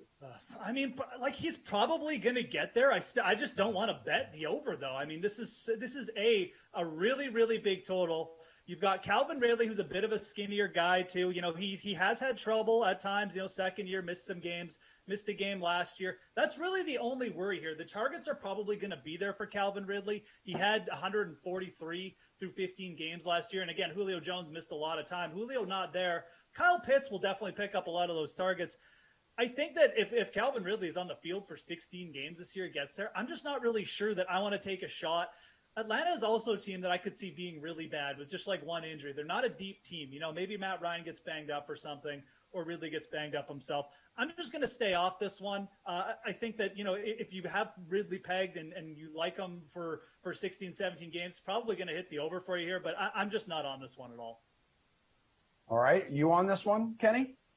Yeah, I am. Why not? I think Calvin Ridley is going to lead the league in receiving this year. I really do. I think that there's no one else there to really make a big impact. I'm not scared of Russell Gage. I'm certainly not scared of Kyle Pitts, at least not yet. And this guy had almost 92 yards per game last year. So Jeff makes some good points here. You know, obviously injuries are a concern. He's missed time in the last 2 seasons. But I do think that this is going to be another good season for Matt Ryan. We know what the Falcons do. They're still trying to contend. I mean, that's why they took a tight end with the 3rd pick. The universe-loving 3rd pick. Are you serious? They took a tight end with the 3rd pick. So they're going to keep trying to throw the ball. They're going to keep trying to score points. They're hell-bent on winning games this year, and that means that they're going to throw the ball a lot to Calvin Ridley. I think he's going to get a lot of yards here. I think this is a good deal on Calvin Ridley. I think his prop could be a little bit higher next year. Kenny, Odell Beckham Jr. has been in the news a lot lately because the Browns are reportedly amazed with his recovery from that torn ACL he suffered last season. The sportsbook, not too amazed, given that we have an extra game this year and his total doesn't even crack 1,000 yards. His receiving yard total set at 925 and a half. Anyone taking the over here? Could that be you? Yeah, so Jarvis Landry said that Odell Beckham could be even better than he was last year. Now, Emerson, what does that mean when someone says someone's going to be even better? What does that mean they were last year? It means that they're going to be even better than last year. Right, so that means that they were good last year, right? The ceiling is he the was roof. bad. Yeah. He was bad last year, and he's been bad ever since he left the Giants. A 53.5% catch rate last year, 55.6% the year before. He is barely catching over half the targets that he gets from Baker Mayfield. This guy, it has nothing to do with injury, has nothing to do with how he is off the field or his attitude, whatever. He's just not catching the football right now, and it could be a combination of Baker Mayfield being bad, and this guy really struggled to go over 200 yards a game last year until the very end of the season. It could be the fact that Odell Beckham's out of sync with him. I'm not sure what the deal is, but his fit in Cleveland is not very good. It could be also the fact that they run the ball. There's a lot of mouths to feed on offense. But I do not think that he's going to go over here. Look, obviously the injuries are a big concern, but the bigger concern for me is that he's just been bad this year. I mean, the last 2 years, he's been really bad. So it's going to take a lot for me to get excited about Odell Beckham overs. I think that I'm going to continue to take the under until this guy retires. He has not been good since 2016. I mean, come on, get real. This guy had 45.6 yards per game last year. He's the under in your eyes, Jeff? No, not at all. I'm buying the dip here. I'm taking the over for sure. Look, I mean, this is a ridiculously low total. I mean, Odell Beckham with the Freddie Kitchens, you just completely lost season for Cleveland. He still put up over 1,000 yards. I mean, this is the player who, if he's on the field, he's definitely going to have a shot at this.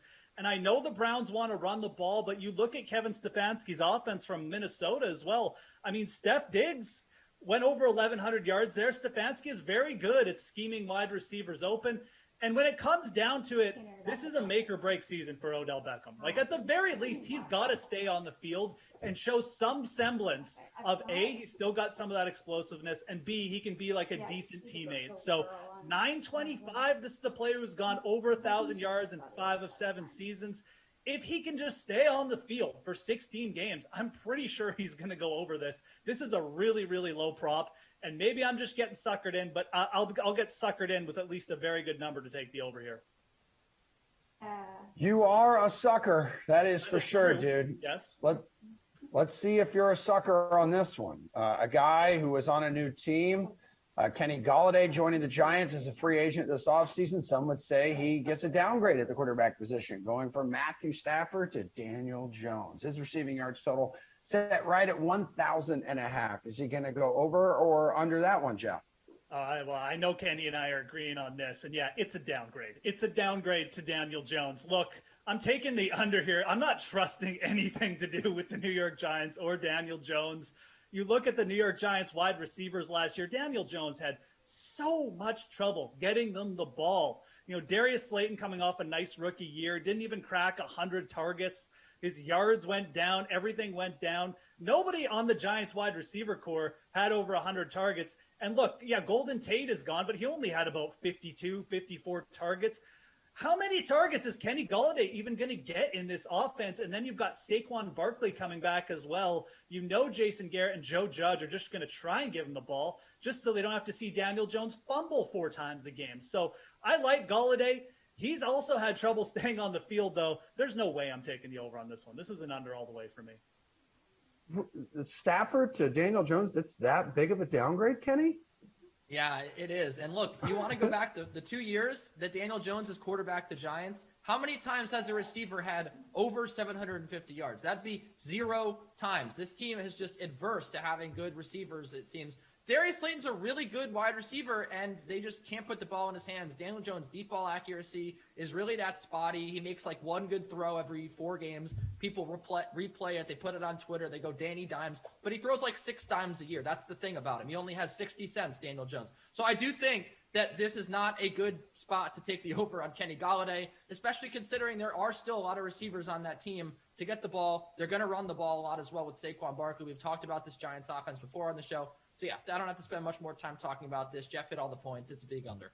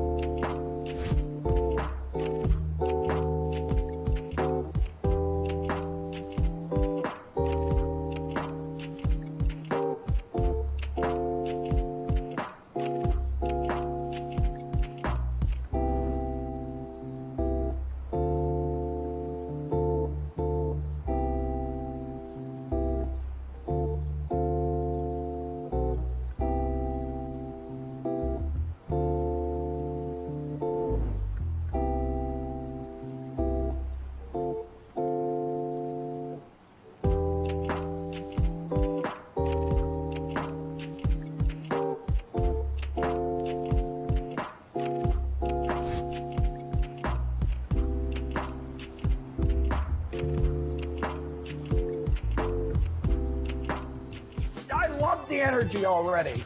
This is DraftKings' baby we call the sweat. I'm Emerson Lazia. We'll begin with the highest rated segment in this show's ridiculously long life.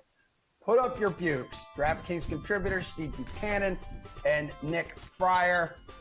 Good morning, everybody. Another fancy graphic here we're going to punch up showing everyone where we are in the most heated rivalry at DraftKings. This has seriously become like the next Bryson DeChambeau versus Brooks Koepka. So in case all of you watching, any of you are new here, this segment is all about Steve giving his favorite plays in Major League Baseball, and then Nick either agreeing or putting up his bukes and fighting back. Nick, right now, bud, 4-3 series lead.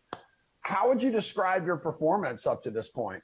Well, I thought last week was average. I could have done better, but at least I maintained the lead. And then, you guys did this. Steve was on the show Tuesday. I couldn't be here, and you guys didn't do the segment without me. So I think it shows that, Steve wants to say I'm a nobody, but I'm becoming a vital part of this segment. I mean, I hate to break it to you. I wasn't on the show Tuesday either, so sorry. No. Okay. Well, Steve, with Nick being up 4-3, that means you're down 4-3. What's your level of concern that you're losing to Nick Fryer? So, you know how like the Giants are in first place in the NL West? It's not going to stay like that. So it's like, enjoy it while you can, and then we'll see you at the bottom of the barrel when the end of the season concludes. Okay, so you're expecting some kind of comeback out of yourself, and maybe it starts today in today's edition of Put Up Your Puke. So let's go. On the mound, pitcher, who's your guy?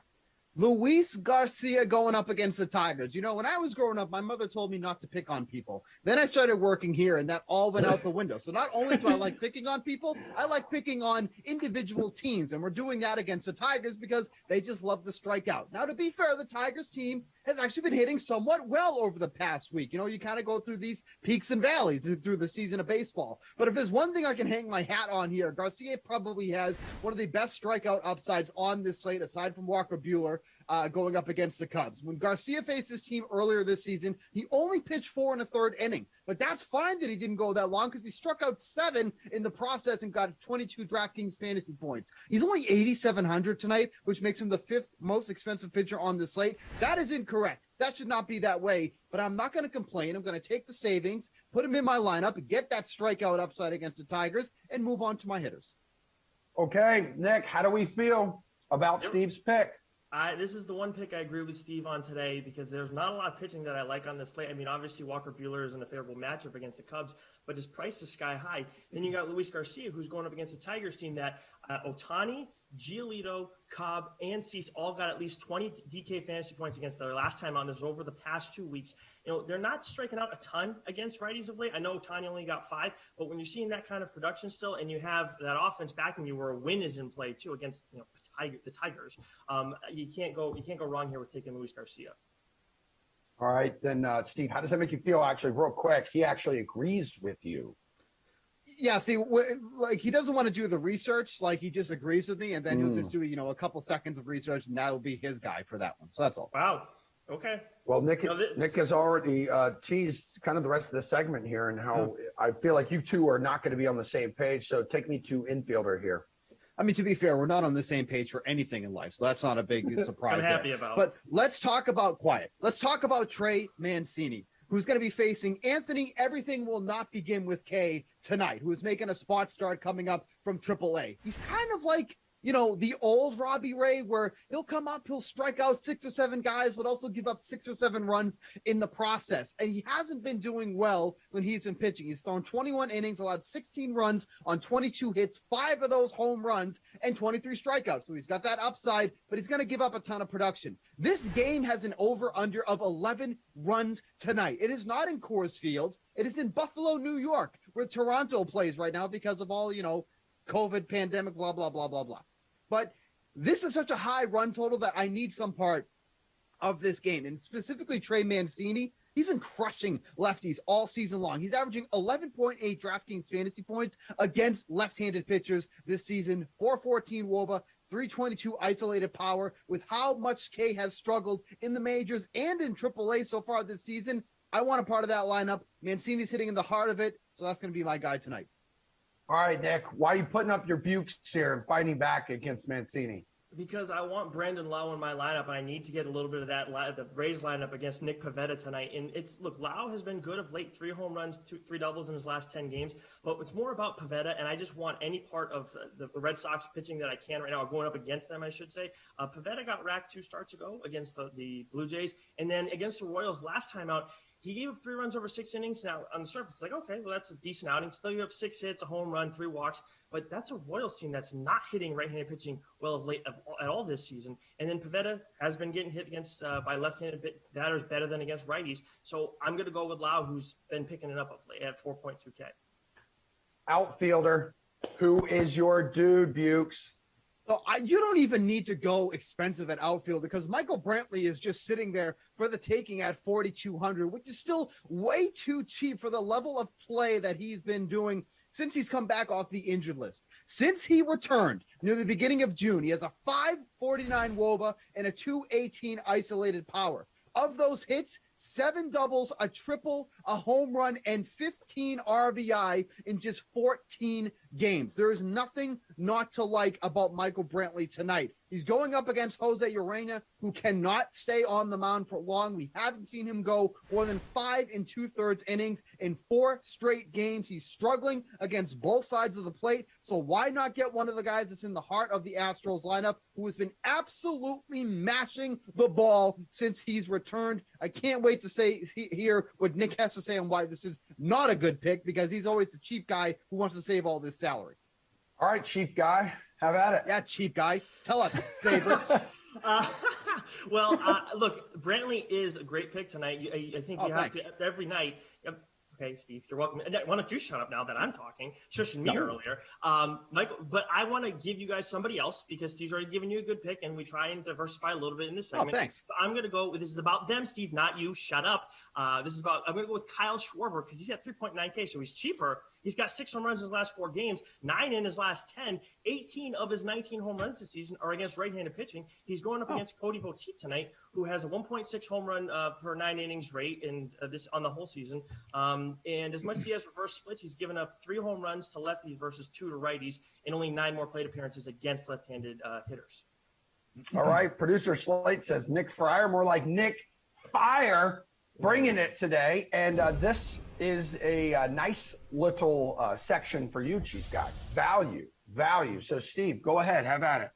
I mean, I think we just figured out why producer Slates is behind the camera, not in front of the camera, so we'll just keep it at that. Trevor Larnach tonight going up against the Indians, facing J.C. Miha, who has really struggled in a starting role this season. He's done a little bit of relief. He's done a little bit in the starting role, not doing well in the starting role. Against lefties, it's a very small sample, but against lefties so far up in the majors, allowing a 443 WOBA and a 5.28 FIP. He's facing Trevor Larnach, who has done pretty well against righties since being called up, 368 WOBA, 172 isolated power. But what I like about this is that he hits in a very favorable spot in the Twins lineup. He's been batting either third or fourth, depending on who's starting that day. So he's going to be in a really good spot in the lineup. Just too cheap for hitting in that prime spot of a lineup. And with the little bit of power that he has too as well, I think he's a great value play. Nick, what you think? I'm going to go with Gregor Polanco as my value play tonight. As much as Steve has a legitimate option there, I like Gregor Polanco at 2.7K against Carlos Martinez, and this is all about their history. He has 4 doubles, 1 triple, and a home run in 40 career plate appearances against Carlos Martinez, and he's got a 4.38 batting average and then a 1.269 OPS against Martinez throughout those 40 career plate appearances. So this is a guy he's done very well against. And Carlos Martinez, I mean, Steve, you can't argue that Carlos Martinez is a guy who you've had some fun at the expense of this season. He's been brutal, and I know last time he was like 8 runs. He got racked. So yeah, I want a piece of Carlos Martinez, and I'm going to get that by going with Gregor Polanco at 2.7K.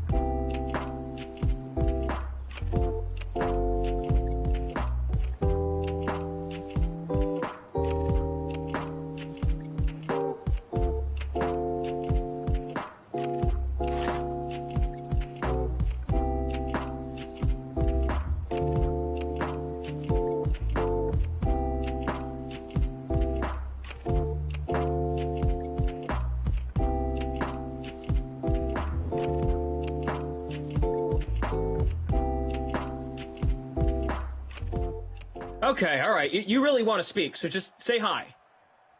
What does that mean? Hey, it came into the Zoom coming in spitting fire, man. You were just ready to go. What's up? How are you? I'm good. No, I was on an hour-long podcast with our good friend Nick Whalen from RotoWire, who's a frequent guest on the Sweat. So I was talking a whole lot. Now I'm ready to talk a whole lot more, and it's good to be with you, friend. It's great. I'm really excited about my lineup. So let's get it rolling here. All right, well, give it to me. What's the lineup look like? It's Greg Oldson, Russell Wilson, DK Metcalf, Jeremy. Wait. Sprinkle? Olsen in the captain? Olsen in the captain, yes. I'm with you on that one. Where'd my phone go? I don't know.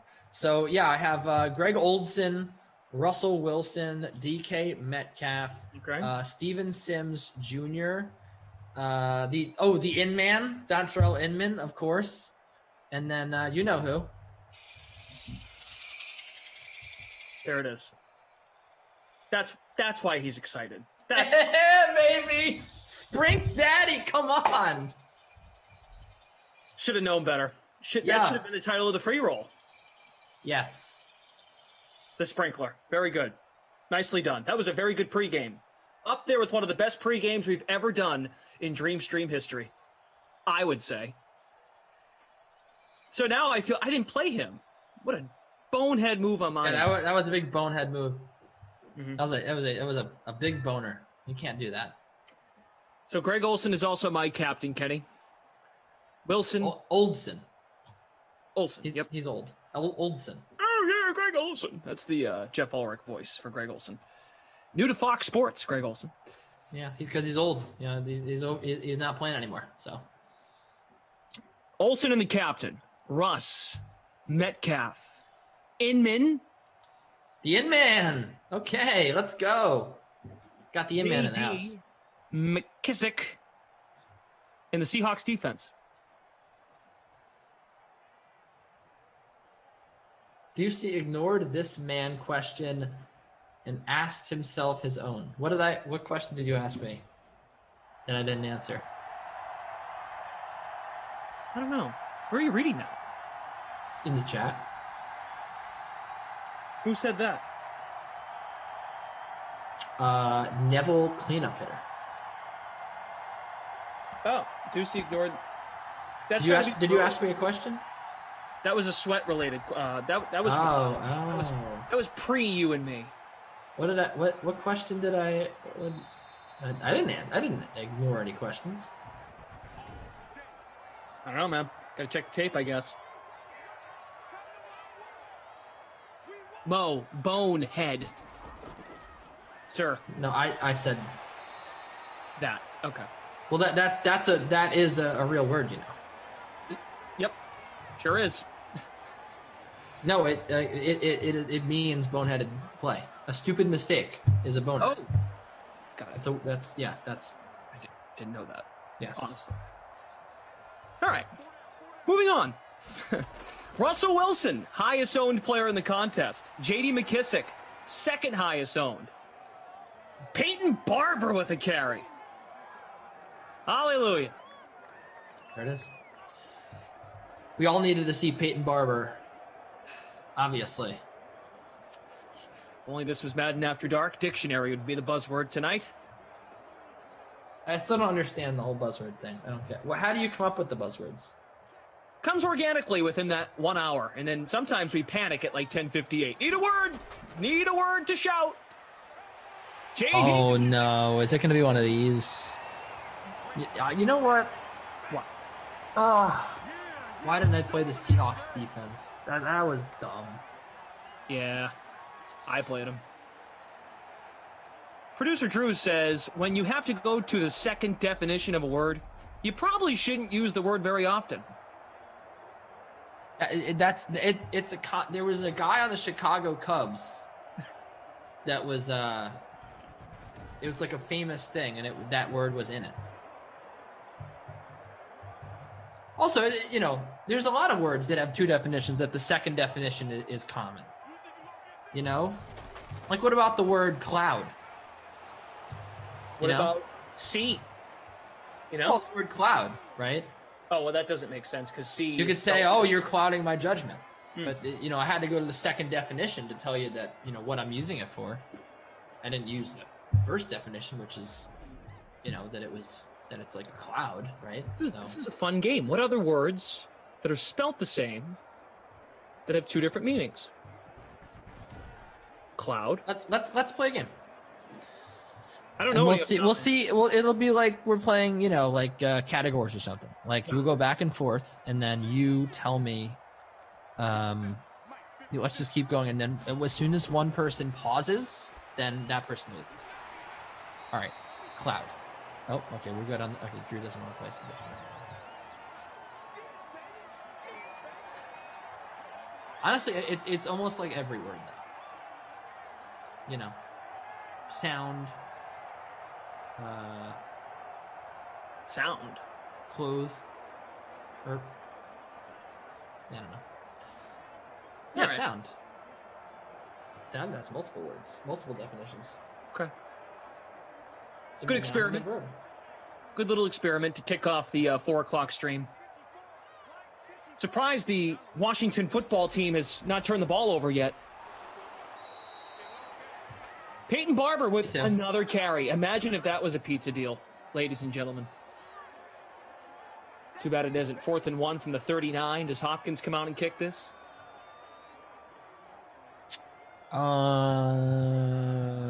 Yes. 56, they're going to try that. 100%. Got the Drew Stack with us this afternoon. Kyle from the Game Ops team. Hope you're all having a great Thursday. Scott says every curse word in the English language. True. Aaron Judge went off today. Is that the case? They're going to punt. A fake! What a way to start the dream stream. 4 o'clock Santa! No. Boo! That would have been fun. Good throw. That guy should play quarterback. Yeah. Oh, here we go. Here's my stack here. You're not going to react to that awesome pass by the punter? Yeah, it was a bad pass. What am I? Oldson. Or no, that was Disley. Starting it off with a little Disley action. Drew said he was into double coverage. It just wasn't a good throw. I blame the receiver. That looked good. I mean, for a punter, some zip on that ball. No? No, I don't think so. All right. I tried. Mo said, fake punt, we love to see it. Yeah, you don't really see a fake punt often, so it was nice to see. I will give you that. Very nice to see a fake punt. Have you been monitoring the Yankees today? I mean, Emerson's Peloton is talking about Aaron Judge. Yeah, I saw, yeah. I don't really care about the Yankees right now, to be honest. Okay. What do you care about right now? Wimbledon, the Clippers, the In-Man, Dontrell Inman. Also, I've been watching the new Jets documentary that's out. You guys you should really check it out. Flash, it's amazing. They had a camera crew embedded with the Jets all off season, and it was great. Takes you through like their whole draft process. It's very cool to see behind the scenes. Where can this be viewed? It's on YouTube. Oh. Yeah. A little bit of news in the last 10 minutes. The Steelers have released former Pro Bowl guard David DeCastro. Yeah, he's old. He could help a contender. But the Steelers are a contender, right? Do we think? DeCastro.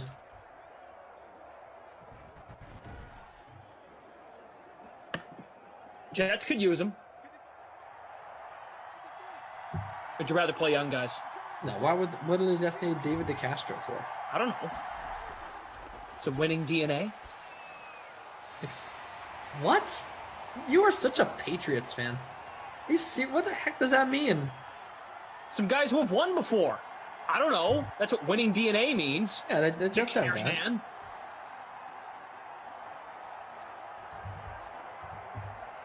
Well, do you think he'd hurt the Jets? Yeah, I think he would. Yeah, he'd take away from the development of their great young offensive line. Well, they're going 10-7 according to you. So, I mean, yeah, I mean, you'd be on a playoff team. Look at the players that they. I mean, Justin Hardy from the Saints. They got Carl Lawson. They got Fletcher Cox, and I mean, look, this is. I think they got Fletcher Cox. Maybe I'm wrong. I do feel like they put together such a great team. They did not get Fletcher Cox. It was another Vinny Curry, I think it was actually. Vinny Curry, I think they got. But they have like this great line now. Quinnen Williams is going to be unbelievable this season. He was already good. They made great signings. Like their line they've been developing their line for 2 years now. And they added Vera Tucker. The line rebuild is almost over. They got a great young quarterback. They drafted a running back, and then like I said, they signed Seven Coleman. They also signed Corey Davis. Like they have 5 really good receivers now. Look, I'm just telling you, I know that it feels like the Jets just went into a rebuild because they had the number 2 pick, and that's sort of how rebuilds work. But this rebuild's been going on for a couple of years now. They've got a good coach. They've got good free agent signings. Like things could definitely happen this year. There's no doubt about it. And I'll continue saying it. I really do believe it to be true. They have a really good roster right now. They do. Like you look at their roster, there's not that many flaws. Obviously, like they have a lot of work to do with some of these guys, but they've really addressed every position. And like in a couple years, with a couple more drafts, they have all these picks. This team's gonna be dangerous, man. I know that it's a meme right now, but just watch out. Look at who they have. Ooh, little flip to Lockett. Jet sweep doesn't work. 3rd and 11 from the 11. Hit that like button for us if you have not done so already. About 300 of you watching. Great to have you with us. 30 plus on Twitch. David DeCastro, as the chat points out. Scott says he isn't that old. They cut him to sign Turner. DeCastro's 31. That's old. He played in 13 games last year. He's been a Pro Bowler 6 straight years. He could help a team. 31's kind of old, but yeah, I mean, he could help. Yeah. Sure. It's like a role player. I mean, Connor McGovern was fine last year. That's the thing. Good depth piece. Offensive line. I mean, look. Here's the truth about the Jets. Okay, they need to address corner for sure. Like, I think that is still a need for them. Safety, I feel like they're good. They did draft Bryce Hall last year. Like, we'll see how good he is. But corner is really like their only need left. They could obviously add another linebacker. They did add Gerard Davis this offseason, and like their line is looking pretty good right now. And then obviously offensively, I feel like they're almost all the way there offensively. They don't, again, running back is another position, running back and quarterback, which are kind of weak, but they have, really good receivers like Jamison Crowder, Corey Davis, Denzel Mims, Keelan Cole has the potential, and Elijah Moore. That has the potential to be a good receiving core for sure. Like, I don't think that's really, I think that's pretty objective. And it all comes down to like, how good can Zach Wilson be right away? Yeah, it's pretty I'm good. telling you, I just look at their lineup. Like, look at their depth chart. And who's their tight end? They're really not that far away. They still have Chris Herndon. Okay. I mean, he's talented. He just has to, they need to work him into the game plan. But he showed in his rookie season he's talented. They, again, great defensive line. They're pretty much done building that offensive line now. The left side, brand new with Vera Tucker, Becton last year. McGovern had a good season, and George Fant turned into a pretty good right tackle. They could maybe get another guard, and that's what I'm saying. Like, one or two more drafts, like this team is going to come together. And I'm excited to be a fan. Like, I think it's a pretty exciting team right now, and we'll just see how good they can be in year one with Zach Wilson and Robert Saleh. But I think it could be pretty good. I don't think many people would have thought that the Jets would go to back-to-back AFC Championship games the first 2 years under Rex Ryan and Mark Sanchez, but they did. And that was all they did. And if they want to do that again this next few years and never be good again, that's totally fine with me. DK Metcalf has the longest catch of the opening quarter, 17 yards. There was a fake punt from the 39 of Seattle by Washington. They did not get it. We've got no score. This has been tough, man. Been Just tough watch. One catch for the sprinkler, one catch for DK Metcalf. Tyler Lockett lost 4 yards on a catch. He's only got 0.6 points. Hyde and Disley, and then, I mean, yeah, it's been all Russ, really. Russ has 28 yards through the air. He had the big run, or he has a lot of rushing yards anyway. So, moving on. Waiting for some stuff to happen in quarter 2. So Care Bear on Twitch, you realize, and I think I get what Ducey's saying when he's saying DeCastro is old.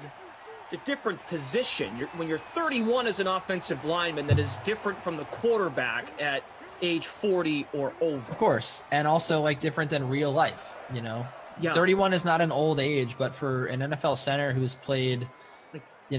He's played 8, or what is it? 1, 2, 3, 4, 5. I mean, he's played 9 years in the league. I mean, that is, you're not taking David DeCastro and like building around him, right? Like he's going to go to a team, a contender that's just like maybe a piece or two away. So yeah, that's sort of where I stand on the whole DeCastro thing. He is a running back for sure. Running backs. Yeah. Right. He's kind of old. Yeah, it's old for his age. Old for his position, I should say. Yeah, I knew what you meant. Yeah. Okay. Still think he could help someone. The games played thing is just, that's pretty notable. He's played in a lot of games. He doesn't miss a lot of games. Yeah. Played in 4 full seasons. And look, I'm trying to get as much juice out of this DeCastro story because it's the latest NFL news we've had in a while. It's kind of a slow time of year. Must Be High said that I only talk Jets and tennis, and you guys cater to that. I mean, we're talking about David DeCastro right now. I mean, Must Be High clearly watches the sweat, so he clearly knows that I talk much more than just Jets and tennis. Sometimes that's just all that Glash wants to talk to me about, I mean, there is a segment on the sweat called Kenny and the Jets. Right, but I am on, 3 or 4 times a week talking about baseball. I write about baseball from multiple places. I'm a former member of the Baseball Writers Association of America. I agree with baseball. Mm-hmm. Baseball's my favorite sport. I love to talk about baseball, but it doesn't really blend well with Madden football. Must be. You're a Falcons guy. Do you want David DeCastro on your team? It's really my fault. I said, Kenny, Jets could use him. I do feel like the Falcons, I mean, I just said it a moment ago on the sweat on the stream, but they want to win this year. They're hell-bent on winning this year. So why not? But I don't see it happening for the Falcons. Like, I don't see them having a great. Yeah, Emerson Spelton said, if I'm 31, then I'm ancient. I turned 32 today. I mean, I just said that. I just said like 2 minutes ago. Like 31's not old, but in NFL it's old. For a center, it's very old. Enough of this Peyton Barber here. Enough. 3 for 11. What are we doing here? Enough of this old discussion. Look, Greg Olsen. If you want to talk about old in real life, like a 60-year-old man, right? Not even, like maybe like 60, late 60s, you're old, right? Like in the NFL, if you're 38, you're really old. So it's just the scale. And this guy played 9 years in the NFL already. He's got a lot of mileage on those legs. He's a center.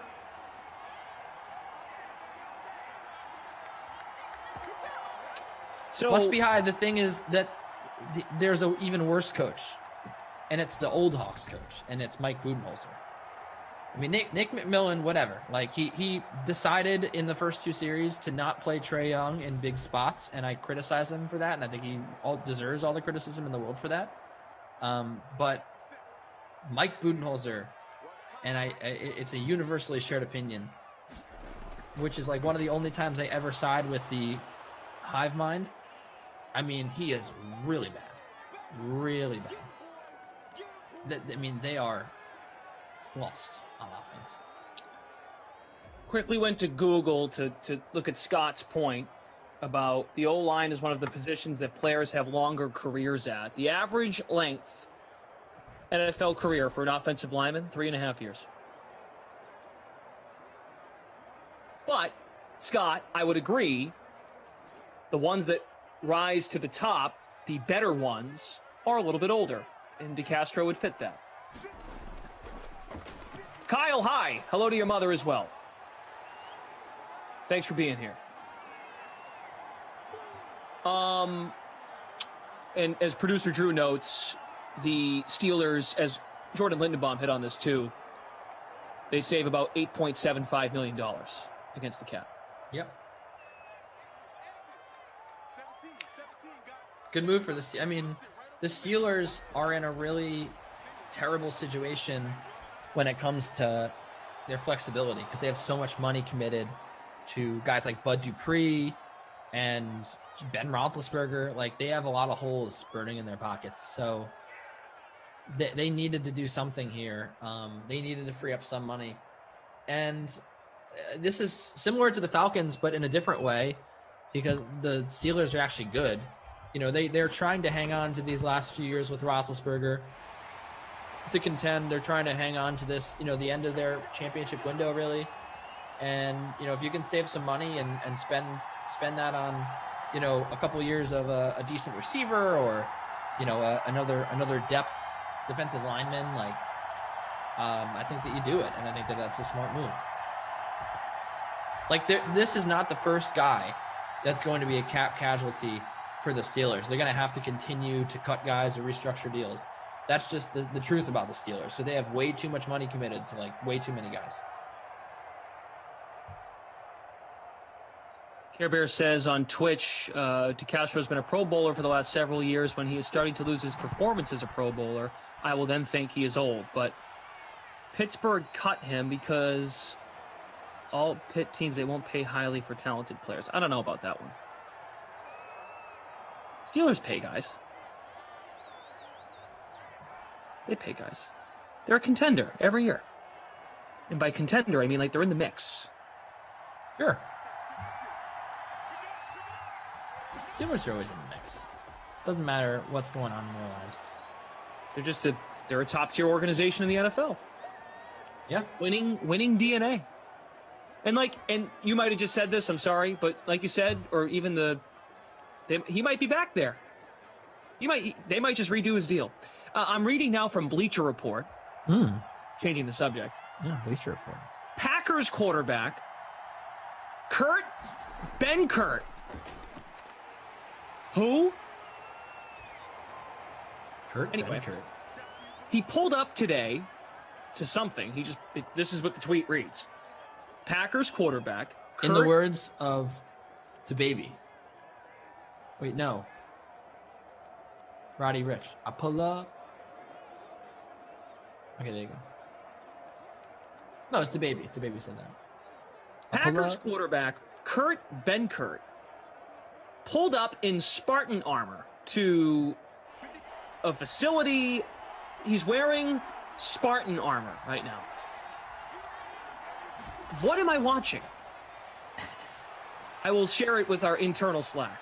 I love that Drew said he has 3 names. He has 3 first names. Kurt Benkirk. Benkert. Oh, it's 2. It's only 2. Kurt Benkert.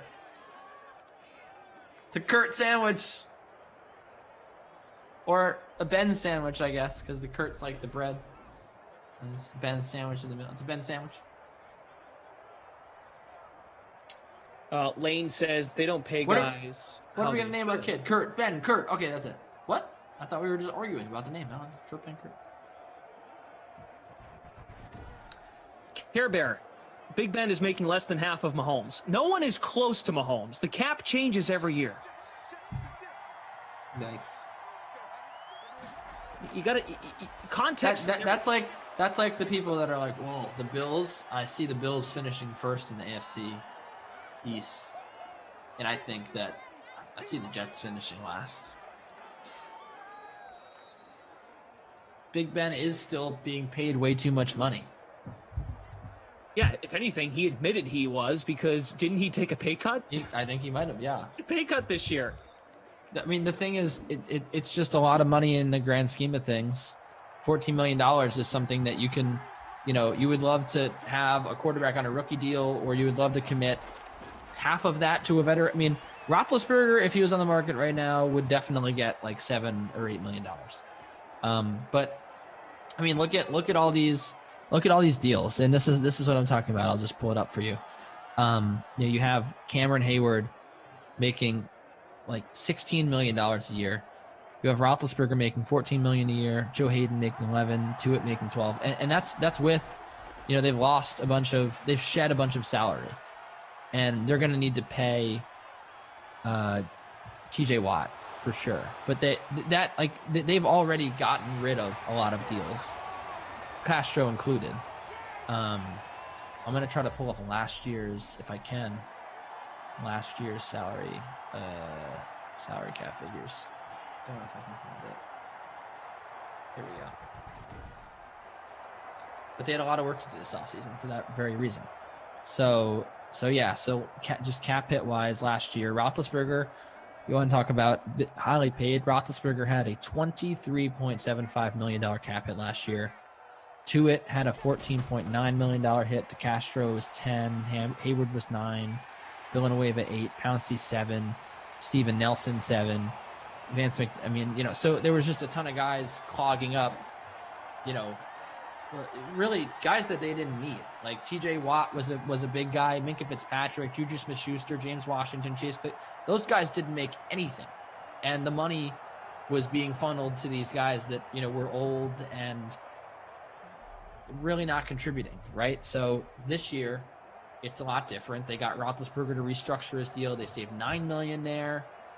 His cap hit is $25 million this year. But then I think next year, right? Then they save money next year. Yeah,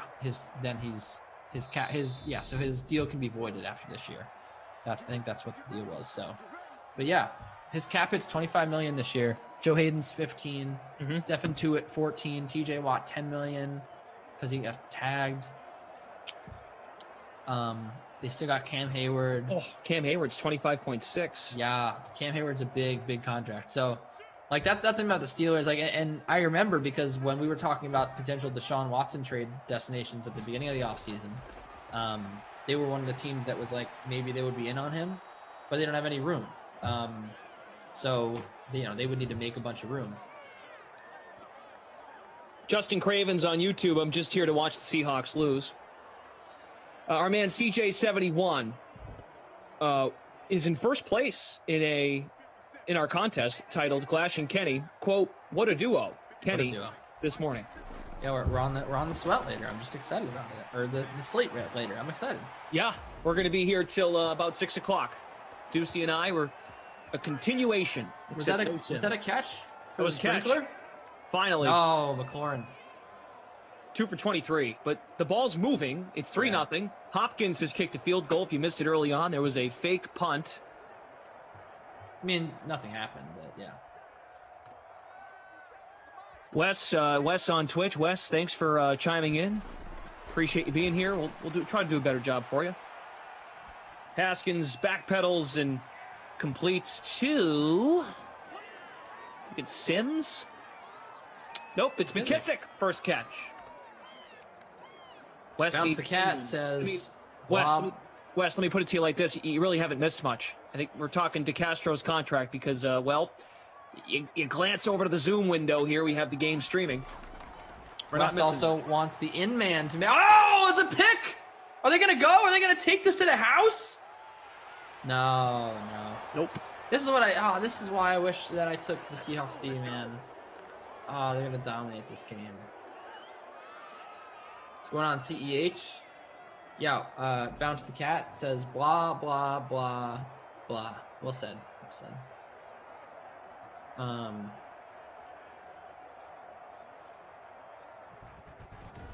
Yeah, well then there's also a guy who has blah in his name, so. D Murray, hey, hashtag DK SimFam. I've been out all day, so I just got here. Hope everyone is having a great day. Wow, we can't have that positivity in the YouTube chat. We can't have someone being nice and normal in the YouTube chat. That's just not. We can't have that. Lumpy says, "Who's your favorite Muppet, and one you're most scared of?" I don't even know the Muppets. Did I look them up? What? Well, I mean, I do, right? Like, was it Miss Piggy a Muppet? Miss Piggy? Yeah, I think she was my favorite Muppet growing up, I think. We get a punt. Woohoo! Oh no, it's half. My bad. Was it a punt? Sorry, I took my eyes off for 1 second. No, it was first down. Okay, let's see. What did they just do? All right, so I think Miss Piggy was my favorite one, actually. Oh, they tried to kick a field goal? Oh, okay. No way, really? There's no way. They tried to kick a field goal. Okay. 60 No, yards. I don't want Pinterest. Don't give me. I'm trying to look for the Muppets. Come on now. So, I'm looking at their names right now too. I'm trying to look at their names. All right. Beaker's kind of weird. I love the two dudes, the old guys up in the. Oh yeah, they're great. They're right. Waldorf and Statler. Is that them? How are you finding this? I just searched Muppets by name. Oh, Muppets by name. Ah, genius. Okay. Hyper is that guy. Oh, that's me for sure. Yeah. That's not you. All right, here we go. All right, so what is it? Cinnabland? 25 Muppet characters ranked. Is that you? Is that where I find it? Where do I find it? Just search in Google Muppets by name. There's a picture of all of them. I did. Oh, is this okay. Oh yeah, the old guys are great. I do like the old guys. Statler and Waldorf. You know, like laugh. Yeah, I actually feel like I'm most scared of those guys, to be honest. Yeah, I'm impersonating. Oh, the Swedish Chef. Oh, these are. Oh, they're too good. They're too good. There's so many good ones. Yeah, I kind of want to watch the Muppets now, to be honest. What a question, huh? What a random ask from the chat. Floyd Pepper. I remember watching the Muppets. Oh, this is great. Throwback. Crap. Retease, did you know? Yeah, I think I'm definitely most scared of Crazy Harry. That's for sure. Retease. I think I might have actually been scared of him growing up. Bounce the Cat Leafy is well. HD Leafy with the new cam. I love the people that go multi-platform. They got like you got your Reed T, your CEH, Robbie Noble. They're in the Twitch chat. They're also in the YouTube chat. This Piggy would kind of scare me too, and she would go, "Hey, Kermie, hey, Kermie." I don't know why I liked Miss Piggy so much. Hey, Kermie. I think it was because I liked Kermit, so I liked that they were friends. Weren't they like more than friends? Or she wanted to be more than friends? I think so. Yeah. Yeah. Awkward. I think there was like a figurine of her in a bathtub or something. I don't know. Oh, hey, Kermie. All right, I don't have to hear that voice again. Kermie. She was kind of like, she's kind of like Helga from Hey Arnold, like flirts with them, but like makes fun of them, but really meant she liked Kermit, right? Didn't she do that? She would like. Isn't that like? Yeah, yeah, Olga. Wasn't it? I thought it was Olga. Is Helga? It might have been Helga. Yeah, it might have been Helga. Olga, she's not 80, dude. She's 10. Sorry. For any Olga out there watching. Brendan. We need the sprinkler to make an appearance. Wynn says the two old white guys in the balcony, they invented player hating. That's kind of true. Player hater. I guess my Piggy sounds more like Kermit. Hey, Kermit. Yeah, but she would change her voice to talk to Kermit. Oh, nice play. Lock it. First down.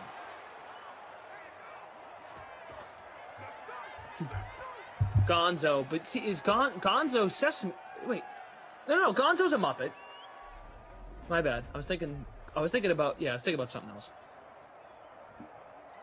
Oh, Justin Craven's now on Twitch. He's turned to the dark side. The dark side. CJ71 still in first place. Both defenses, McKissick and the captain, Wilson, McLaurin, and Sims.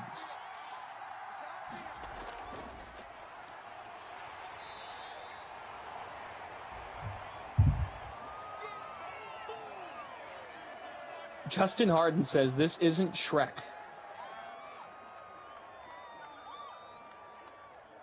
I'm not sure what you mean or what you're talking about.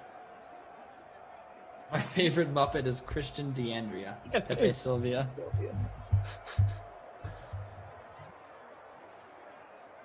If you had to pick one commentator that most resembles a Muppet, Rossi.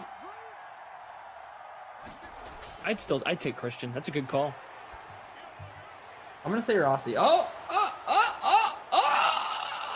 Dorsett. Dorsett. Okay, this one's really out there. Matthew says, is it a violation that my brother pooped in the shower because we ran out of toilet paper? Well, how old's your brother? I'm gonna have to walk away for a second. Why? What's wrong? We can move on. If that's what it takes, we'll move on. Ducey has left. He's not even eating on the air, so it has nothing to do with him hearing about poop and eating. How about we just all agree that it's a violation? Lockett to the 16. 3 catches for Lockett. And no sign of Ducey. 8,952 entries in the $250 free showdown contest. A 4-way tie for first. Both defenses in the winning build, as you would imagine, because it's a 3-0. We are both 30. Matthew, my God. 2nd and 4. Wilson spinning, tucks, runs, slides. Not enough for the first down, though. Bleach. Bleach would be good. Germ, no. Reed tease, did you know? Not sure where all the positivity is coming from. Glash says to be mean to each other. There is a clip that says Glash, hashtag or, oh, Metcalf touchdown. Ducey, where'd you go? Oh, it's DK Metcalf. I know what you're doing. Wow. Yep, I think I have a clue what you just did. Mr. Metcalf. Mr. Metcalf. Ducey. Mr. Metcalf. Ducey, what were you doing? What do you mean, what was I doing? What were you doing? Getting water. And I had to walk away at that gross thought. Oh my goodness, that was gross. Well, it wasn't really a thought. It was more of a concern. He was just asking for help. Yeah, you're right. I am concerned. I was just trying to be helpful. Very concerned. Ugh, most concerned out of everybody. The only concerned one. Brian C says the Kaufman Muppet would always say, "Join my NBA contest." The early bird special. That's what the Kaufman Muppet would say. You know what's so great? I haven't heard the 4 p.m. called the early bird special in like 2 weeks, and let's keep it that way.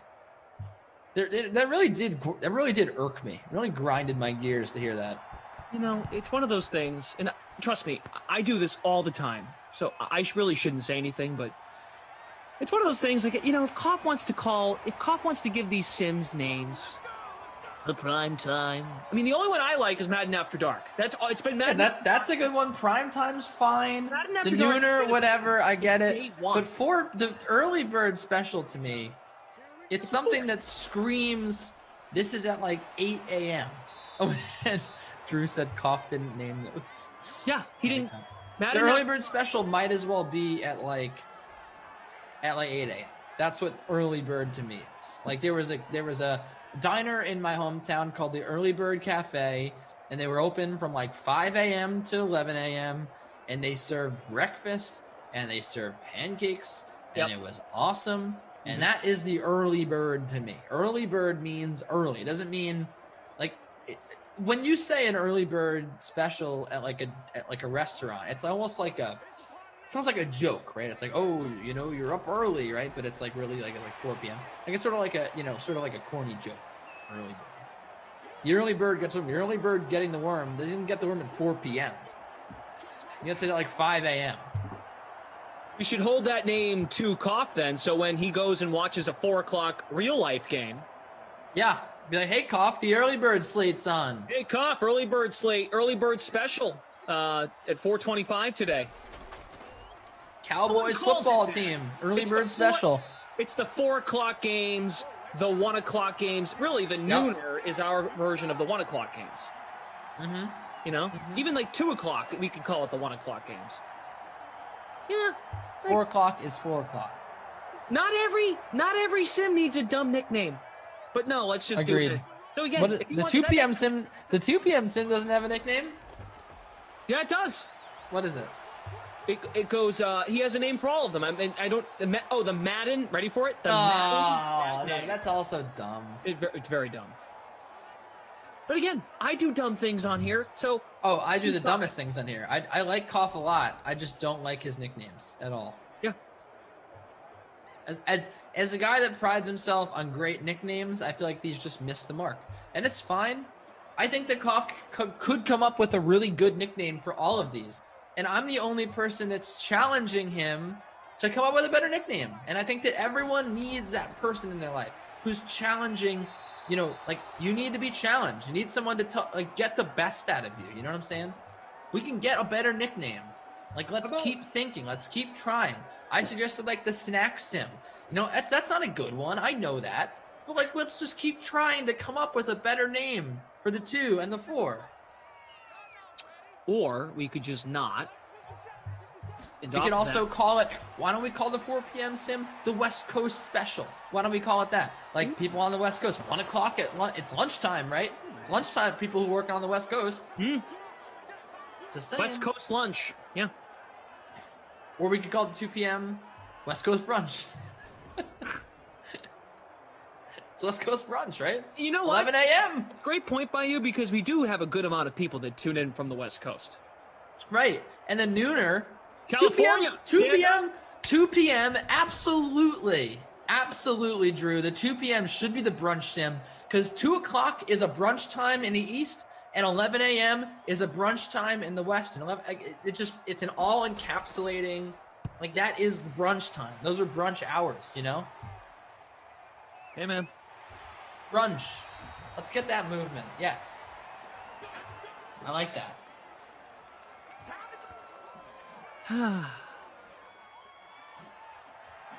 This is what we're here for. That's right. Here to help. Brunch.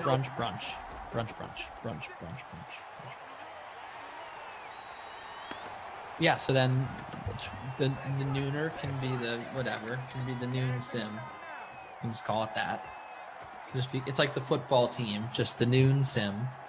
You got the brunch sim at 2, or we just say brunch. Madden brunch. I don't know. Must be says I call Kaufman crusty pants. He hates it. That's good. That's good. I don't know why, but anytime you say someone hates something, that it just makes it funnier. Can't stand it when I say this. So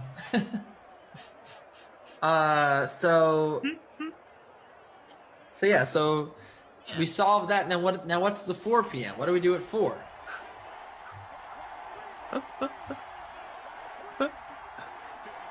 Crusty pants. That's really good. What do we do at 4? I don't care. Just call it the 4 o'clock game. All right, sure. 4 o'clock game. When we watch real NFL games on Sundays, do we go, ooh, here comes the nickname for 4 o'clock game? Well, they do say America's Game of the Week, right? Yeah, sure. That works.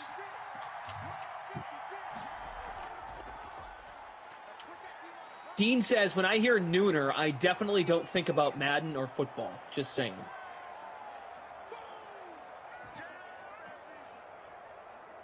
CEH 1300. I'm with you. There's really no reason to really even name them. At the end of the day, we are the Dream Stream. Lumpy says, Kenny, you can talk a little DraftKings best ball strategy coming in 2021. My team last year got killed by injuries. Oh, he's asking, can you talk? Also, I don't play best ball, actually. I appreciate you guys going above and beyond on my Muppets question. Not a problem. Great talking point. I thought. Very random, which I'm about. I love the randomness of the chat. Same. Yeah, I don't know best ball that well. That's the thing. So I don't think I could really talk to that. Is best ball, I know I've heard a lot of people talk about best ball, but I'm not actually familiar with what it is, unfortunately. I'll look it up, actually. True said, just ask Lamarca. Lamarca loves best ball.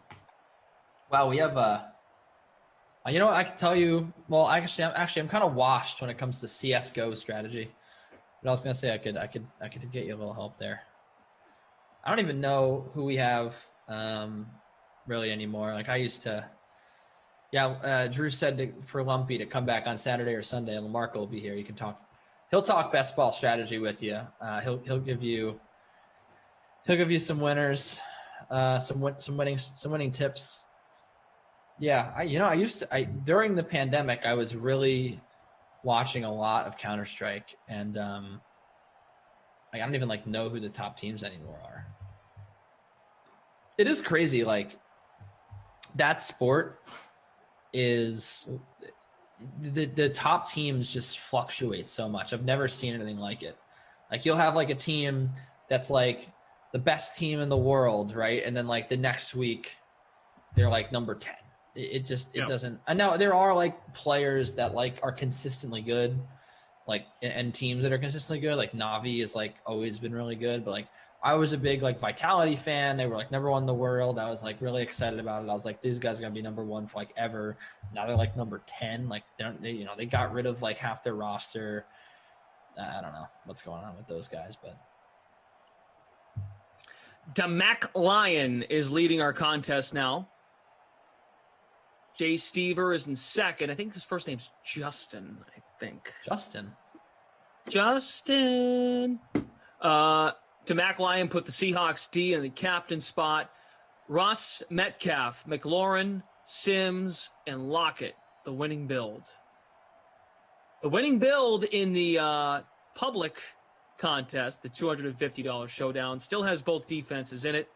Metcalf has the lone touchdown of the sim. Yep. DraftKings Metcalf. I'm in 84th, by the way. Not doing too well at all. The in-man doesn't have a catch yet. Sprinkler has only one catch, which is really sad. Really sad about it. Tim Green says, where are we at? The Holiday Inn? What? I mean, I got my plant, my painting. That's kind of mean. No, I think it's a compliment. I love the Holiday Inn. I don't like the Holiday Inn. Why? Give a reason why. Yeah, you know what? You'll actually come up with something. That's the sad part. You might not even know the. You probably no. It's just it's not. It's not it's just not on. It's not up to par with the rest of the hotels out there. You probably don't even remember the last time you stayed at the Holiday Inn, but you're gonna find a way. I do. I remember I stayed in one of the most dangerous town in America in Pennsylvania, but I forgot what the town is, but no, I mean, look, it's just I've never been blown away by a Holiday Inn that I've stayed in. I mean, I agree. There's some good ones. Thank you. I just feel if I have to pick a hotel, that's my last choice. Well, that wasn't the question or the topic. I'm going.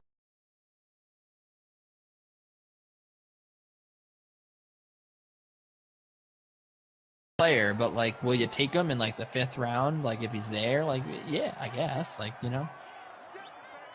Well, it's not a 5-star hotel. I'm a Marriott guy first and foremost. I'll go Residence Inn, which is a Marriott spin-off. I like the Residence Inn very much. It's nice. It's obviously good for long-term stays, depending on where you're going. And then I would say Hilton is next for sure. Those are all above the Holiday Inn. Of course they are. Well, I mean, if you need to if you're on a budget, not a bad spot. Gordon says, hey, Glash, when you make a contest, you should call it the Verified by Twitter contest. I got denied by Twitter on Monday. Yeah, my verified request. It's not, you don't want to be verified based off a request. You don't want that at all. That's not a good look for you. I'm happy that you got denied. You don't want that. You are verified. Did you wake up one day and you were verified? Yeah. Greatest feeling in the world. Long ago.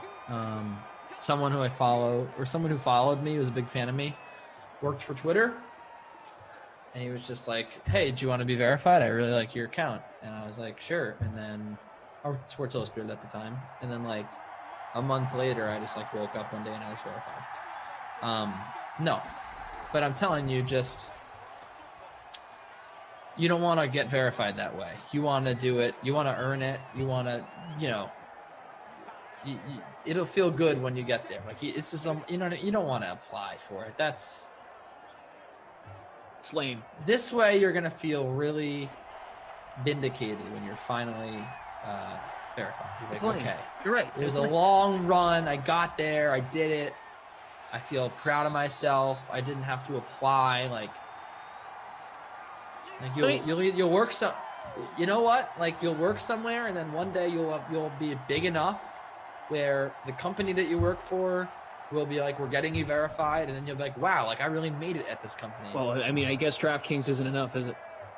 Or you'll be like, no, I mean, I don't know, or you'll be known, you'll be visible enough that Twitter verifies you on their own, which that doesn't really happen. This feels like therapy. This is like Twitter therapy with Kenny Ducey. Forget it. Producer Drew, sorry, Glass. DraftKings WNBA aren't big enough for you to matter. Well, I'll start like how Kenny would. Here's the thing.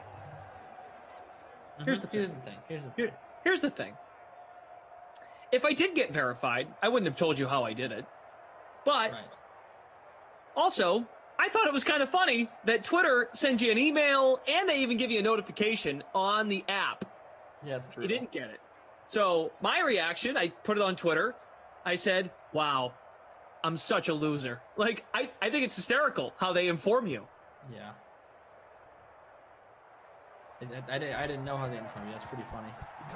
I'm also a big Hyatt guy as well. I like Hyatts a lot. Looking at this, oh boy. Oh, okay, Holiday Inn is up. Branddirectory.com has Holiday Inn 3rd. Marriott in 5th. I mean, it's new this year. Marriott used to be number 2. Holiday Inn was 4. Interesting. On Twitch, ready for this one? Long Stroke says, all jokes aside. Love, you know when you read that, all jokes aside, that's another one. Like, with all due respect, all joking aside. So here comes an insult. In all seriousness. All jokes aside, y'all are pretty talented, but broadcast is not one. So when you say we're talented, what exactly are you talking about? Because we are just broadcasting right now. Like, I'm dying to know. Yes, it's Long Stroke, Ducey. That's the name. It's one of those usernames that I sit and look at for about 30 seconds and go, I can say that. Shouldn't keep saying it, but, you get my point, I think. Emerson's forehead, you might be right. Emerson's forehead, what might be the truth is, Andrew says he's a painter. That's Long Stroke's talent. He's a painter. Oh, that's good. He's a golfer. Could be a golfer, or a rower. So many possibilities. Jeez, Sheraton really fell off, huh? Crazy. Emerson's forehead. Yeah, well, so many identities over the last year on Twitter, so Twitter just might be confused who I am. Hey, Sims. D-Rod says, with all due respect, you guys are babes. Why do you read this stuff? Why did you read that? Just, why not? Who cares? We're babes? Yeah, it's awkward. See, well, that reaction, the reaction you just made, that smile, and you're like, why would you read that? Like, that's why I read it, because I just want to see how you react to it. Reed Tease, did you know, said Ducey is fake verified and a fake analyst. And Reed Tease, did you know, as a verified account, of course, is in a position to say that. Right. Yeah. I can't get over this. All joking aside, you're all pretty talented, but broadcast is not one. I just want to know what the talented part is. First time playing Fortnite says, Ducey is talented at making everything an argument, even when he agrees. That is a talent, and I do take pride in that. Thank you very much. Haskins. It is my job as a talking head to make an argument every time. That is what we need debate. Like, no, you don't. I mean, I obviously agree with Glash on some stuff, but not much. That is my talent, and that is sort of my job. Is I am here to make things interesting. I am here to disagree, to debate. That's why they have me on the show. Sometimes when someone picks one person as a value play, the other person picks someone different. They don't want to hear two people say the same thing, right? It's like, I'm gonna digress. I'm gonna talk about someone else. I'm gonna give you another option. Hey, you gotta put the sprinkler on. He just caught a pass. Oh, he did? Yeah, his second. Sprink Daddy? Mm-hmm. Well, okay. Be careful.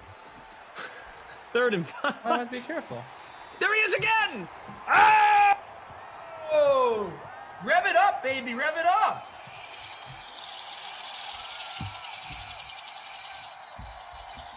Louder! Come on. I would keep it on. Maybe this will help him score. Oh, God. I don't think he's out there. He's out there. Dang it. Big kiss. All right. Well, fun's over. Yep. Put it away. There's no JD. Put your sprinkler away. Look, if you're sick of us, if you're sick of me, sick of Kenny, here's the good news. We're not going anywhere for another hour. So you can keep yelling at us, and you can tell us, what was I got to read this one more time. All joking aside, y'all are pretty talented, but broadcast is not one. That's good. Broadcast is not one. Still haven't heard from the long stroke. A follow-up. That's long stroke. Kind of funny. There's a number after it, too. 821. Oh.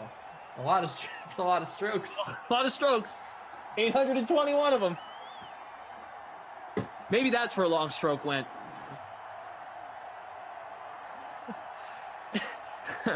Me and Kenny are here until about 6 o'clock Eastern, taking you up to the late Madden stream.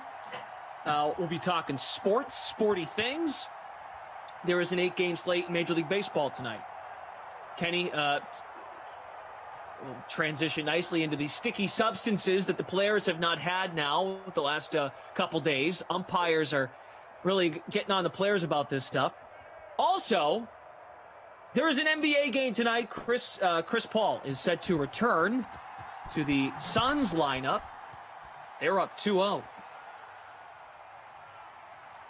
in the series over the Clippers. Ducey said something about the Clippers early on, so I feel like he's got a Clippers take. And then Wimbledon, we'll update folks on Wimbledon and also the Travelers Championship. The slate coming up. I'm done. That's the wind-up in the pitch. Oop, there it is. Yep. I'm done. Cristobal says, who will be the crusty pants player of the game? Should we call it that? I kind of want to. Speaking of changing nicknames, I would sign a petition for that. Yeah. I mean, I've said.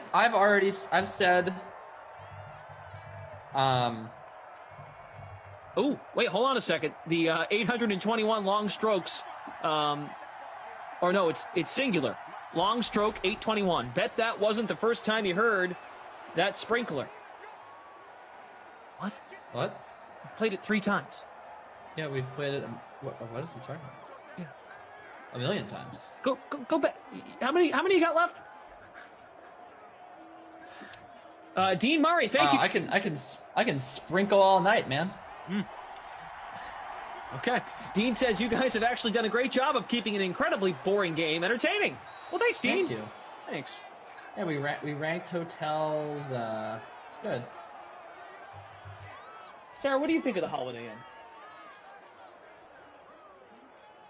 You sound just like Ducey. I asked her, Kenny. I said, what do you think of the Holiday Inn? Just give me one of these. It's fine. Yeah, I mean, there's nothing special about the Holiday Inn. All right, fine. You maybe would have had a rave review. I don't know. I do. You've now. That's a lie. I won't go into too much detail, but Sarah's had some trouble. It's like Ma Bailey in It's a Wonderful Life when she goes. You seen It's a Wonderful Life, right, Glash? Yeah. It's like Ma Bailey when she goes, "It's a lie." That's what I think about you saying good things about the. It's a lie. You definitely have nothing good to say about the Holiday Inn, and you're making it all.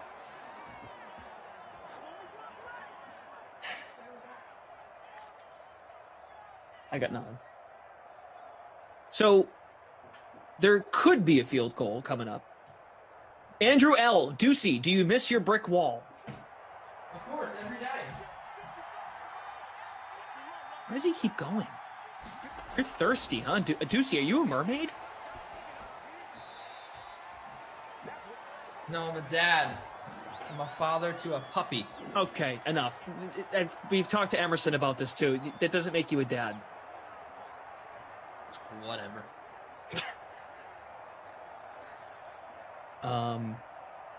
W. German says, any stream with you guys that does not include obnoxious chants of golf, golf, golf, golf, golf, golf, and the fourth quarter is an okay stream. Yeah, I'm not sure who does that. Yeah, that sounds like a Kaufman thing. Yeah, saying a word over and over again for a straight minute. Yeah, it doesn't ring a bell. That kind of does sound like a you thing. Damon, that's a line from Christmas Vacation. Look, squirrel! Dean Murray says the Holiday Inn Express was my home away from home when I served in the NYS Assembly and had to spend almost half the year there in Albany. All right, this is a big play. We're going to find out now if the Seahawks are going to get in field goal range. Oh, God. They lost yards. They've got one timeout left. They pretty much, if they get this first down, even then, I don't know if Myers is going to nail it. Hit that like button for us if you have not done so already, and if you have a like to give. Please. Let's try to get to 150. We would love it. It's like a like-a-thon. We would love just every like counts. We would love a like. Here we go, Russ. That's not going to move the needle. Hold on. All right, we got out of bounds. He got out of bounds. All right. Okay. All right, Roman. So, but still, it's 4th and 11. That's a problem. Damon wants overtime. Has both defenses. It's true.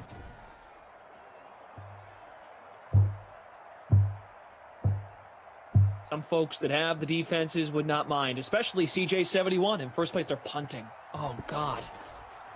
Yeah, we're gonna go to OT, aren't we? Clash. What? Clash. What? Clash.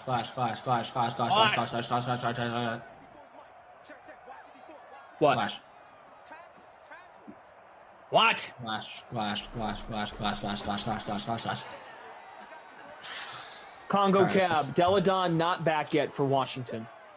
She's remained out. It's taking longer than expected. Breaking news. There's breaking news? I was saying breaking news from Congo Cab. Ducey, we got another hour together, so let's lock in. You need to get up Let's again? lock in. Huh? What are you watching? What am I watching? Nothing. Must have been seeing things. Thank you. The coin toss, obviously, says producer Drew.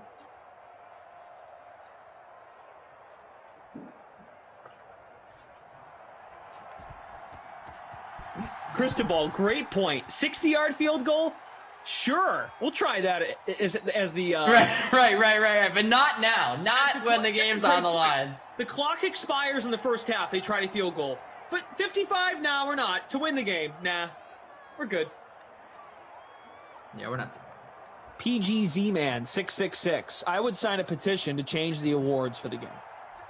Also says, I agree, broadcasting is not y'all's forte. I mean, I already did change the awards.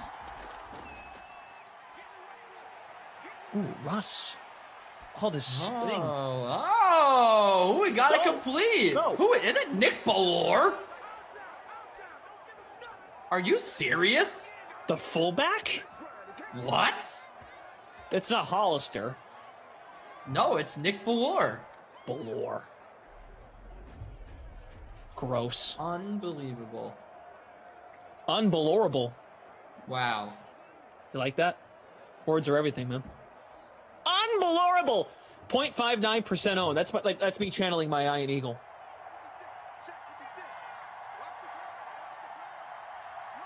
Must Be says the history behind the Krusty Pants nickname. Kaufman said he fell asleep. When he woke up, his wife said he looked awful and he needs to take a bath. The end. Jamal needs Olsen here in overtime. It's 10-10. McKissick has the touchdown for Washington. Metcalf the touchdown for Seattle. Long Stroke is back. Still hasn't told us what we're talented on. But he asked a question, Ducey. I like it. It's a football question. Wait a minute. Wait a minute. Wow.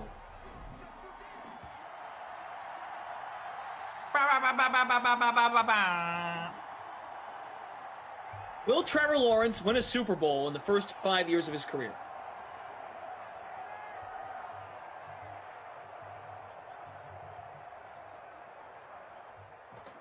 Crickets.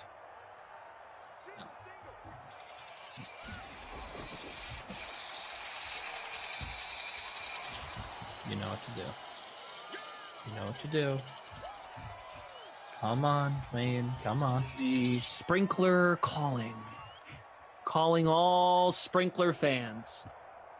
Show yourselves. Let the water rise. In Landover, Maryland. Water the field. No. They don't want sprinkler to have any sort of success, do they? They don't want sprinkle to sprinkle. D-Rod says, is this game for first place in the NFC? You're talking real life or The Sims? Because in The Sims, Seattle is 8-2. The football team is 2-8. Boyo information. 3rd and 6 here. Big play, Dwayne. First down, Dwayne. Sims.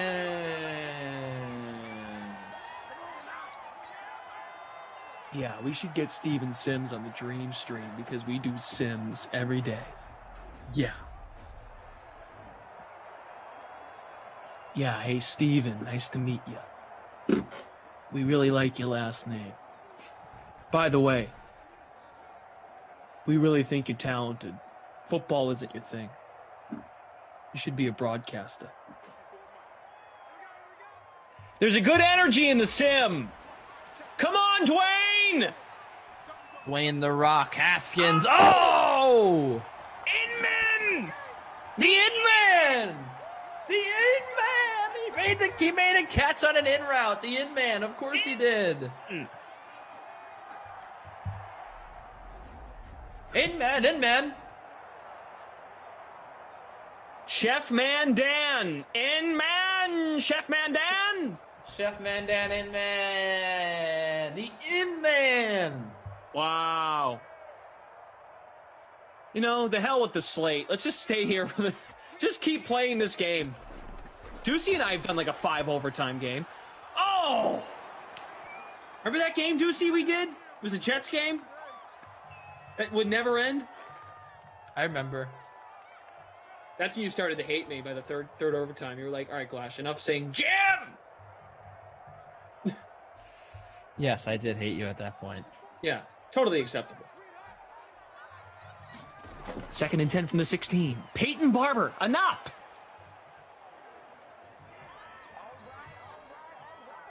D-Rod is asking who is in first place in the NFC. So what you're asking is who has the best record of the...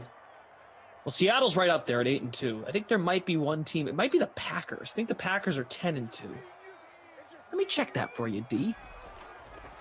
3rd and 9. Got to get to the 6. That's not the 6. Now, because they forced a turnover, I think the field goal wins the game. Correct. Thanks, producer Drew. So a field goal wins the game. Green Bay, 10-2. Seattle at 8-2. Next best team would be San Fran at 8-3. Tampa and Atlanta are both 7-4. Philadelphia 7-5. Oh, but here it is, Glash. Here it is. Here's the moment. They could vault the Washington football team up the standings. Yeah, Washington football team is 2-8. In much need of a win. Can they upset and stun the Seahawks? Here we go. From 32 yards out. Thanks to the in-man.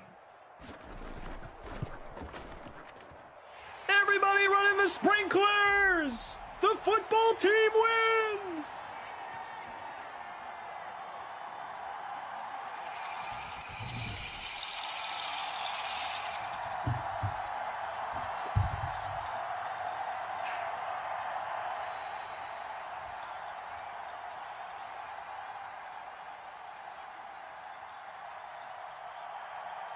My new dance move.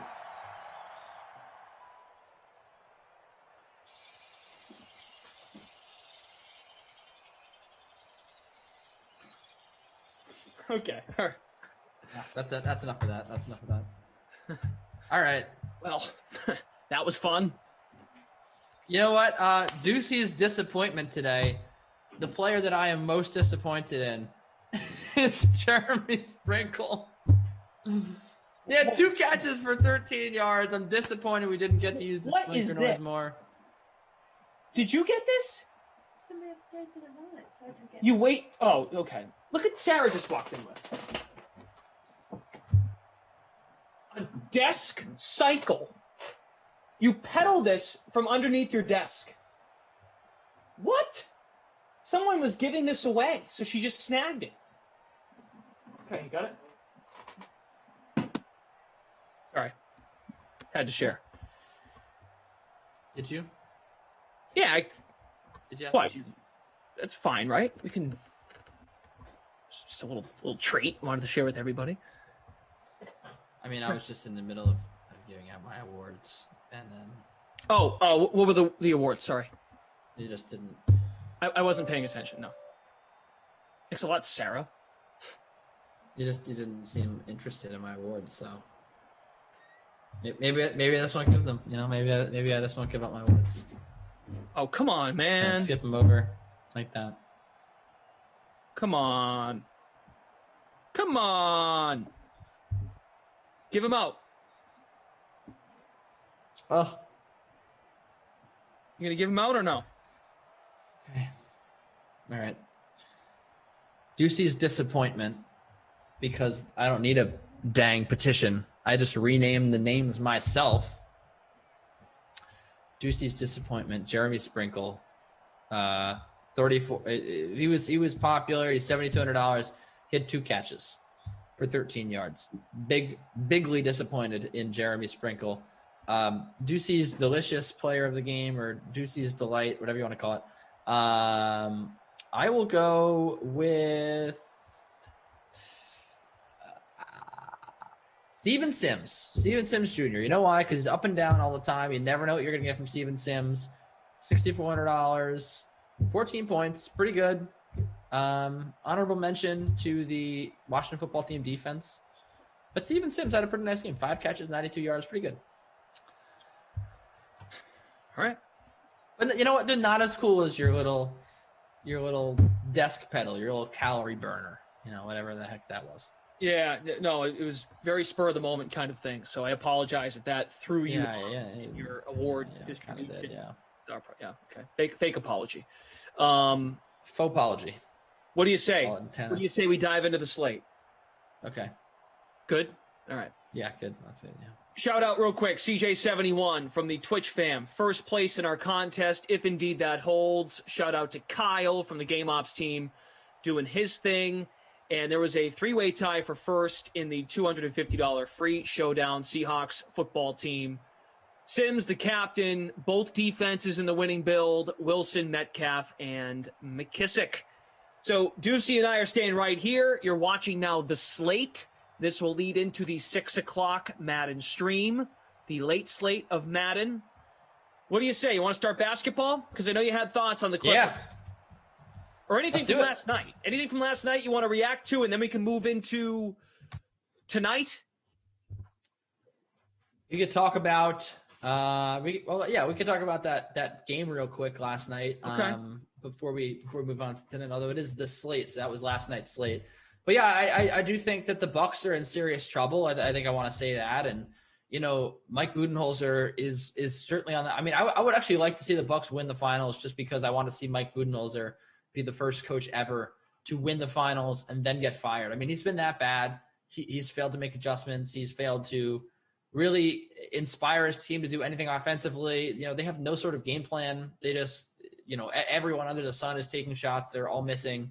And the sad part is, like, they've wasted good games from Drew Holiday and Giannis Antetokounmpo, and they just have no one aside from those guys to really, lift them to a win. And that's the big problem there is Dante DiVincenzo's out, and like, there's no one there to fill his shoes. Chris Middleton's been bad, and it's not like they can fall back on, some sort of great offensive game plan or some great coaching. It's just been miserable. It's been miserable to watch this team try to play offense. And the Hawks are not really playing good defense.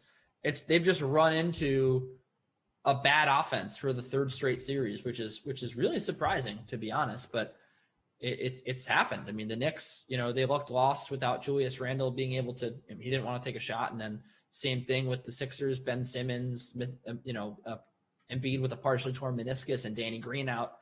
And now the Bucks. I mean, the Hawks could kind of really luck their way into the NBA Finals, which would be pretty crazy when you think about it. But that's sort of what we're looking at right now. Unreal stuff. Nuts. I mean, more I think about it, I'm like, wow, this is actually the conference finals. Like, it still hasn't sunk in. It doesn't really feel like it. It doesn't. Yeah. So Suns Clippers tonight. Tomorrow Hawks Bucks game 2. Game 3 is in Los Angeles. We know no Kawhi Leonard. Chris Paul is available to play tonight. The Suns even put it out on their own Twitter account earlier this afternoon. Right now, Suns are a 1.5 favorite. There's a little juice on the Clippers at the moment. Over-unders at 221. Get the Clippers on the money line at plus 100. What are your Clippers thoughts? I'm assuming you've got some belief in this Clippers team. I do. I have a lot of Clippers thoughts, Glash. I think that the Clippers are going to win this series somehow. I don't know how, but they've done this, at least this game anyway. They've done this all postseason long.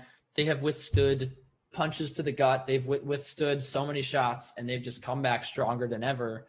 And said that the Clippers are having too much go right for them. They've said that the Clippers are getting lucky. Nothing about this is lucky. The Clippers all season long led the NBA in three-point shooting. They've led the postseason in three-point shooting. They've shot over 42% from home at home. Three-point shooting. They've shot over 42% from home at home.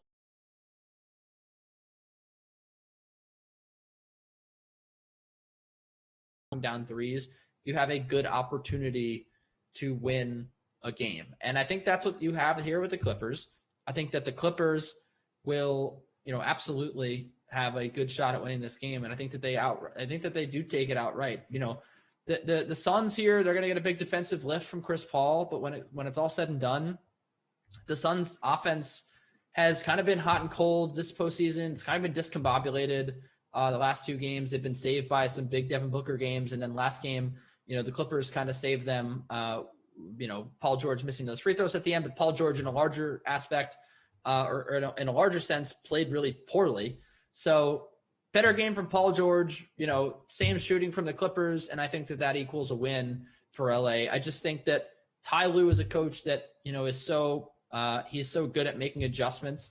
And the first 2 games of every series so far this postseason, he's just really not done anything. He's experimented with his lineups. You saw it, Boogie Cousins and Rajon Rondo, in games 1 and 2 in the Utah series, and then they never played again. Terrence Mann didn't play in the first 2 games, and he did play in the rest of the series. Luke Kennard last night and Zubats, Rondo and Cousins and Mann in game 1. Like, he's just kind of experimenting. He's trying to see how certain guys, how the opposition guards certain guys, how to problem solve. And I think that right now he's got the book on the Suns, and I think that he's ready to use it. And I think it starts here. And I think that the Clippers get 2 at home, and then we see a great game 5 in Phoenix. And, maybe Kawhi Leonard's still out at that point. I don't know. But I do feel like the Clippers are definitely not going to go away in this series very easily. The Suns and 4 guy, unfortunately, is going to have to find a new brand. Maybe he can become the Suns and 6 guy. Maybe he can become a Suns and 7 guy. Maybe he can become, Cardinals in, I don't know. He just needs to find something different, because I don't think the Suns are going to sweep, and I don't think they're going to win tonight. Okay. Yeah, it feels like the Ty Lue coaching has shined through a bit. And I think some coaching that he didn't get a lot of respect for in Cleveland, it is shining through a bit, even with a team that does not have LeBron, of course, but is undermanned with no Kawhi Leonard. It's definitely been fun to watch. And look, it's unprecedented stuff. If they can make this a series once again, never mind win it. Look, Chris Paul is someone we should bring up. First time playing Fortnite, brought this up on Twitch. Is side of things. We can start Sportsbook and then work our way there. But what are you expecting out of Chris Paul? You mentioned the defensive end. What can he bring to the table offensively? Because as we saw the other night, Cameron Payne went for 25 plus. I think it was 29 points the other night. So I'm curious how Paul kind of works his way back in the mix here. I think everyone is. I don't think we really, I'm not Monty Williams. I don't know if you know that. It might not say it on the Chiron, but I'm not Monty Williams. So I don't know how many minutes Chris Paul is going to play. But I do know that he's certainly going to cut into Cam Payne's value. It's going to cut into Devin Booker. Look, if Chris Paul played 35, 40 minutes, I would not be surprised at all. He wasn't hurt. He was just on the COVID list with no symptoms. But even then, he is old. And he hasn't played in a little while. So he's gonna have to get back up to speed at least a little bit. Maybe it'll take him a quarter, maybe it'll take him 3 quarters, maybe it'll take him a game. Who knows? But I do believe him being back is gonna cut into the value of campaign. But like, him being back is not enough for me alone to just say, yeah, let's just fire up Chris Paul. He had essentially 4 straight 50-point games from a fantasy perspective. Game 1 against Denver, 49 points, but his over under on points is 17.5. Yeah. I am a little interested. It is kind of low. Plus money. I could kind of get interested in that, but on the other hand, like, I could kind of see him being a distributor at first, with so many Suns playing so well. He's definitely going to help them more on the defensive end, I think. But if this is a normal Chris Paul night, then 17.5 should be very attainable here. He would have hit that. He averaged well over 17 points in the Denver series. But, this is a good this is a good Clippers defense. This is a Clippers defense that's been good all postseason long. And that's my main thing with the Clippers is they've just been so consistent. No matter what's happened on the other end of the floor, they've gone out, they've scored the basketball, and they've played pretty average to above average defense. And the Suns are going to be a streaky team in this series. Like, they are really efficient on both ends of the floor, but they have not really been able to play great defense against the Clippers. And the Clippers are going to have good shooting nights, and the Suns are going to have off shooting nights, and that's just going to happen. And like, the Clippers are going to be good or great, and the Suns could be maybe bad in 1 or 2 games. And I think that is enough for me to believe that the Clippers can get back in the series. If the Suns shoot 30% from 3 tonight, they're going to lose this ball game. And that can certainly happen. They haven't shot that well on the road this year. So sure, it could happen. The only other player that has plus money for a point prop is Patrick Beverly at 7.5. Jay Crowder for an under 9.5 would be plus 100.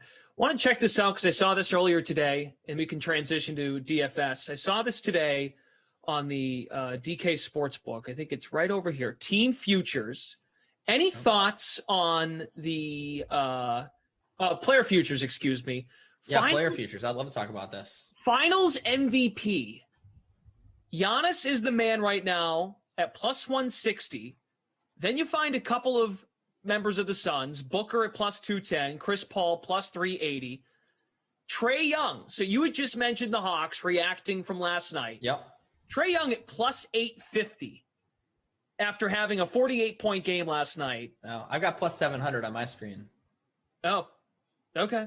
I see plus. I've got Giannis at plus 160, Booker at plus 210, CP3 plus 380, Trae Young plus 850. And if you're so into the Clippers, Deucey, if Paul George can turn it up another notch and make free throws, plus 1,400.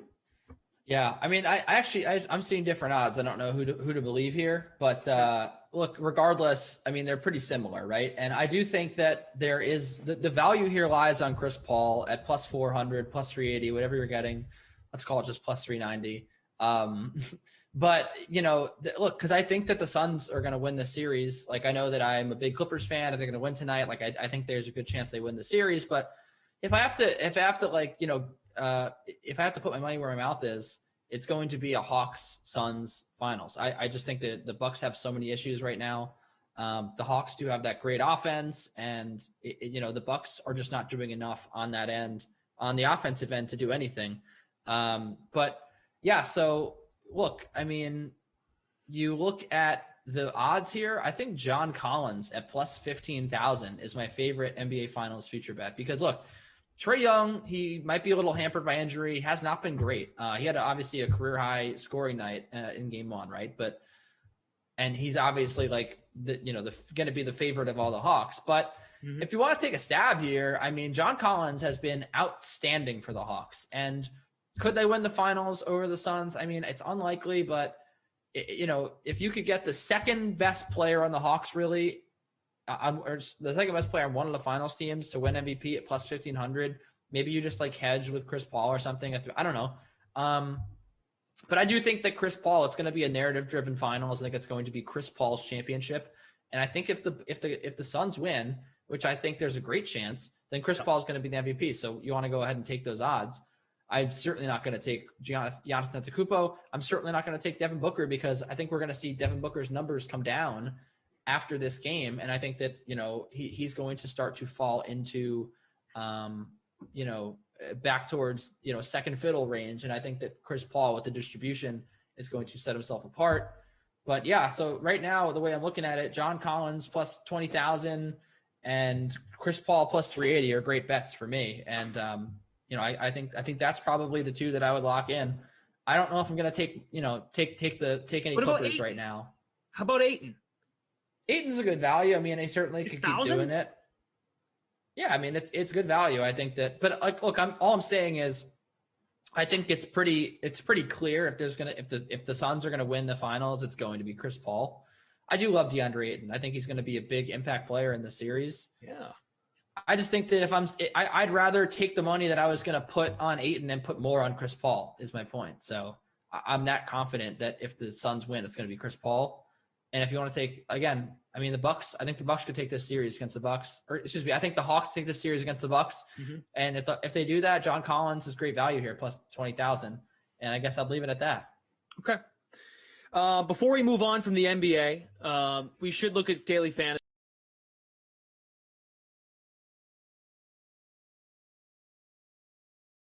Last night, and the second game of that classic would be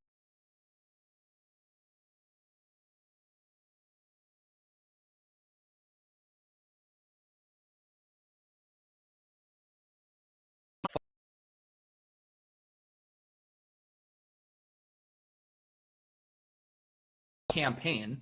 And, you know, DeAndre Ayton is an interesting option, but DeAndre Ayton also just hasn't been, you know, the consistent guy that we have loved playing in DFS all year long. I mean, 48 DraftKings fantasy points is his biggest output of the postseason. I think he's going to regress a little bit from there. I love Ayton. I think he's great. But really, process of elimination, you're looking at Paul George, Reggie Jackson. I mean, I could get interested in like taking a cheap Clipper maybe to be my captain, or maybe taking like, maybe like a Nick Batum or Marcus Morris. But for me, like I'm going to spend all the money on Paul George because I just think that it's not even going to be close, that he's going to be the best player on this slate. The points, the fantasy points should be evenly distributed between Booker and Chris Paul and Ayton. I mean, he'll obviously get a little knockdown as well. I just don't think he's going to have as good of a game. And, Paul George has unquestionably been the guy for the Clippers. The usage rate has been over 35% in both of the first two games. He's going to take 1 million shots. He had a pretty good, his floor, he showed his floor in game 2. It was 41 fantasy points. So the worst in the world, the worst thing that's going to happen is you're going to get 40 fantasy points from this guy. I even still think that's going to be the second most points on the slate. At best, you're getting 70, 80 points from Paul George. I think he's going to have a better night. I mean, he couldn't have shot the ball worse in that game. He still managed to have a decent game too. I think he's well worth it in the captain spot. I like that we put him there. So here's the thing. So now you look at what you have. You have an average, right? You have about $600 a player, and here's where here's where you start to get creative. So I'm definitely, I think, fading Devin Booker. He had a bad game too. And now Chris Paul is coming back, and he obviously went above and beyond what he needed to do in game 1. They got him that win. Like, I'm locking in Chris Paul here, and then look at what I have. Like now I'm like, okay, I could still take DeAndre Ayton or Reggie Jackson, right? And I still have, if I take Ayton, I still have 5,000 a player, and then look at all the bargain basement guys we have here. I mean, Etuan Moore, played a lot. I mean, without Chris Paul, like, I don't think that he's going to be the best guy, but I could get into Luke Kennard at 2,000. I could get I'm definitely interested at Pat Beverly at $3,200. So if I just lock those two guys in, boom, I have $9,600 left, more than enough to get Reggie Jackson in there with Ayton. Kennard and Beverly are going to be plays for me no matter what. I just think the value here is going to be great. I think you're going to get 6 times your return on Kennard. And I know that the value doesn't necessarily work the same in showdowns, but Beverly, I think I think he's going to get you 15 points again. I really do. I mean, look at what he did last game, and there was no steals and 1 block. I mean, he's going to be on the floor a lot. I think that game 1 was just kind of a rest game for him. They're going to want him out there to battle with Chris Paul. Yeah. I just think that he gets you so many in every category, and he has a lot of upside because, God forbid, he scores 10 points. He could really put together a nice line for you.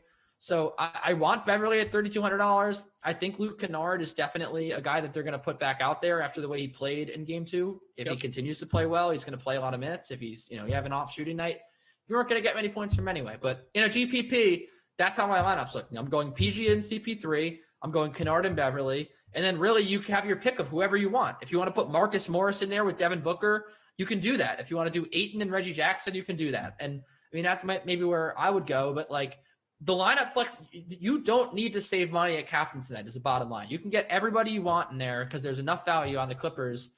And I just think it's too good right now. I have to lock in Paul George. It's safe, but it's also a high upside play. And you still have so much flexibility because I really do believe that you'll get 20 to 30 points from Kennard and Beverly. And that's more than enough to make it worth it to put those guys in there. And then you can throw some bigger, higher price names in there. But even a guy like Reggie Jackson's usage has been great as well. Yep. And he's been really consistent the last 4 games. I just don't see that stopping. He takes a ton of threes. Reggie Jackson's definitely a guy I want in my lineup. And again, if I do Kennard, Beverly, Jackson, Paul George, and my captain and Chris Paul, I can get anybody I want remaining. You should do that just to show people, just to prove my point here. Sure. Yeah. So you do. Just going to jump in and just mention, you got to keep an eye on, and with Beverly too, the minutes is, to your point, and this is where, again, Ty Lue deserves credit, how he's managed this postseason and making adjustments to those 2-0 deficits. We've noticed how you might see a Pat Beverly go 25 plus minutes, then you might see a game where he's under 20 minutes. To your point about Luke Kennard, his salary has kind of seesawed back and forth this postseason. So if we throw Kennard in there, you're still now you're up over 7,200 to get a player in there. And then say, for discussion's sake, let's throw in Beverly. Well, I said Beverly, yeah. And there you go. So then if you just do right, so you do Reggie Jackson. I like Reggie Jackson. I just wanted to show everybody. So then you can fill out whoever you want.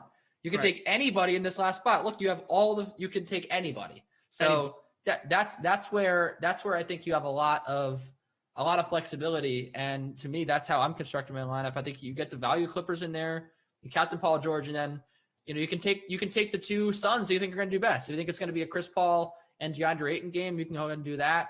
And you can take Booker and Chris Paul. You can take Booker and Ayton. You can do any sort of combination. But we've seen with the Suns, Mikal Bridges. I mean, I love Mikal Bridges. We've seen with the Suns that this is a team where their top guy does always fluctuate. So you might want to mix and match here. But again, it certainly could be Bridges. We haven't had a Bridges game in a long time. I could see Bridges being that guy. Maybe you mix Bridges and Ayton. Maybe you mix Bridges, Paul, and Booker. You could do that. And the minutes are there too for Bridges, right? Yeah. 36, 35. Right. But the thing is, I'm looking back at the Denver series, of course, but the first two games of this series, upwards of 30 minutes. So yeah, just to kind of put a bow on it, my bottom line here is my three guys that I'm really locking in is Paul George and the captain, with Luke Kennard and Pat Beverly. And look, I know that Ty Lue experiments a lot. We're not guaranteed to get Kennard and Beverly minutes, but I'm making a good guess here that Kennard gets minutes in game 3. Just Terrence Mann did not have it in game 2. Kennard did. And Ty Lue is a guy that is just going to go with the flow. He's going to ride hot hands. He did it with Terrence Mann last series. And Luke Kennard was a guy that they traded for over the offseason. They traded a pick for. They wanted Luke Kennard. He's talented. He's a great shooter, and I think he's going to be out there. And after that, Pat Beverly is not a guy that really is ever going to get you a ton of fantasy points. I mean, that game 6 or game 7 against Utah was game 6 against Utah was an anomaly. Mm-hmm. But at $3,200, Glash, all you want from this guy is 15 points. If you get 15 points out of Pat Beverly, you're happy. Yes. Exactly. Yeah. And I do think that he's just going to be out there for long enough. We saw Ty Lue put him out there with Rondo, but he has been the common denominator at point guard, along with Reggie Jackson. He's played a lot of minutes in this series, and don't let Russell Westbrook fool you about Pat Beverly fooling you. He is a guy that contributes. He gets rebounds, he gets steals, he gets the ball back for the Los Angeles Clippers. And that is why he's going to be on the floor. And as long as he's on the floor, he's just going to add up in those stat categories. And he's not going to score a lot of points, but you're banking on this guy to get a few steals, get a few blocks. And last game, again, if he had, he normally is good for at least a steal or two. If he had a steal or two,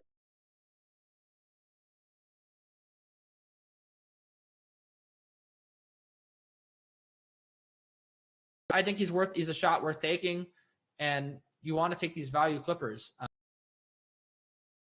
Definitely not playing Zubats tonight.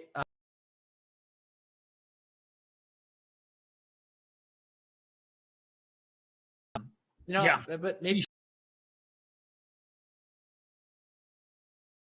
game 2 he rested, and we saw with Ty Lue in the last series, he doesn't, he fluctuates who he starts, so. Role here. Get the $3,000 in savings with a Pat Beverly on the field. So I see what you're saying. You can get some up, but yeah. That last game is a bit of an anomaly, and he's played well in previous games. But get some Chris Paul. Yeah, absolutely. You need Booker. And maybe Ayton's. I really don't think you need Booker. I don't think you need Ayton as well. And I this is coming from a guy that's been an Ayton advocate in the past for DFS. But again, I really just think you fade Booker, you put Paul George in the captain spot, you save some money with the Clippers. Maybe it's Kennard and Beverly, maybe it's Kennard and Nick Batum. And then after that, you can kind of do what you want. I mean, you have so much flexibility. This is such a weird slate in that way. I'm definitely fading campaign. Paul George CP3 going to cut into those minutes.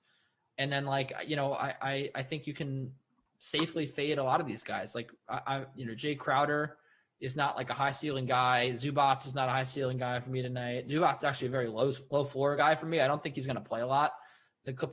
Tyler decided to go big last game instead of go with Batum, and it didn't really work. Terrence Mann's been ice cold.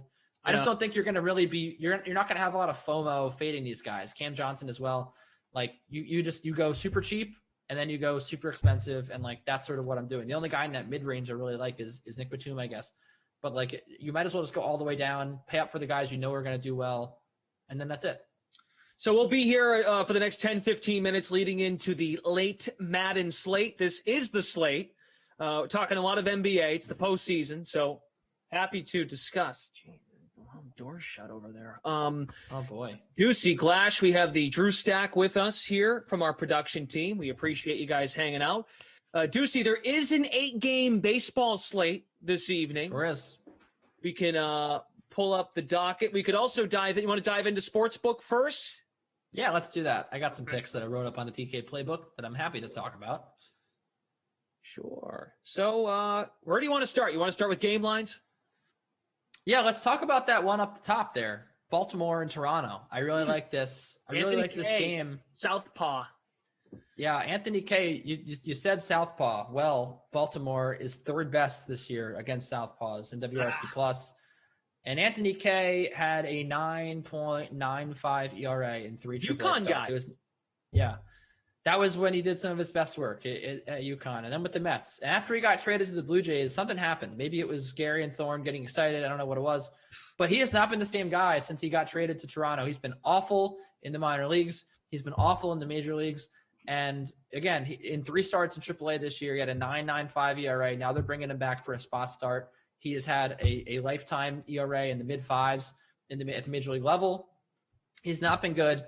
And not only has he not been good, but the Orioles, again, have been very good against left-handed pitching. Trey Mancini, Austin Hayes, they've hit very well against lefties. Cedric Mullins, their best hitter, has hit very well against lefties as well. Big reverse splits guy.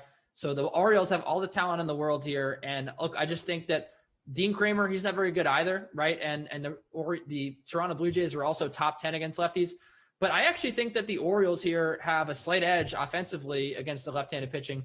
And I also think that K is a little bit worse than Dean Kramer. So when you're talking about maybe an edge on both sides of the ball here and a team at plus 175, I just have to take this money line. I think there's going to be a lot of runs scored. You can see it with the total 10.5 runs that, the DraftKings Sportsbook, the good folks, the odds makers think that there's going to be a lot of runs scored here. No one believes in Anthony K.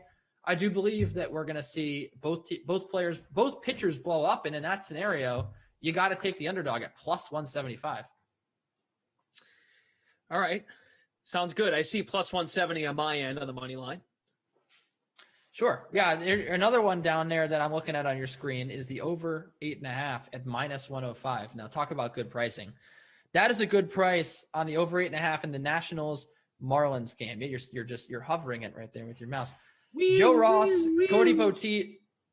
I used to like Joe Ross. I'm a big Cody Poteet guy, but these guys could not be in worse spots here. Joe Ross is a guy with a 251 expected batting average. He has been bad.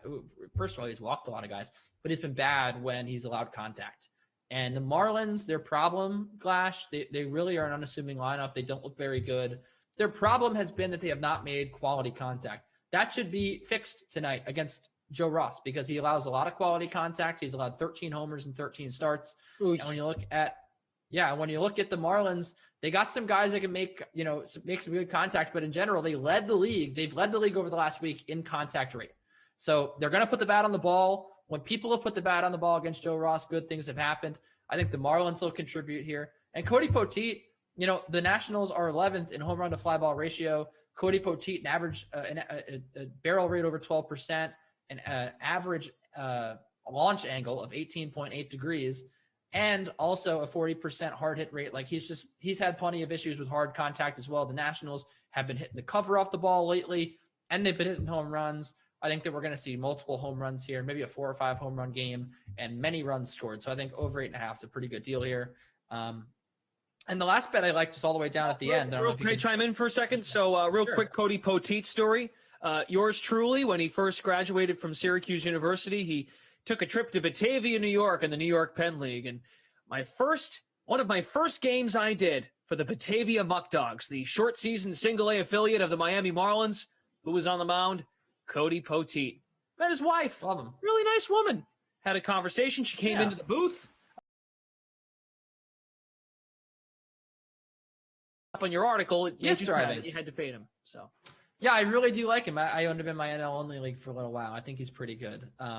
Nice guy. And, the other one I liked was Cubs money line, but we don't have to talk about that because I do see first time playing Fortnite asking about my way too early Wimbledon winner, Clash. Well, and can't read the whole username, but Dangly says something about I think he had Joker to win Tsitsipas futures. He had Joker to win Wimbledon at plus 110. Yeah, big whoop. Now he's minus 112.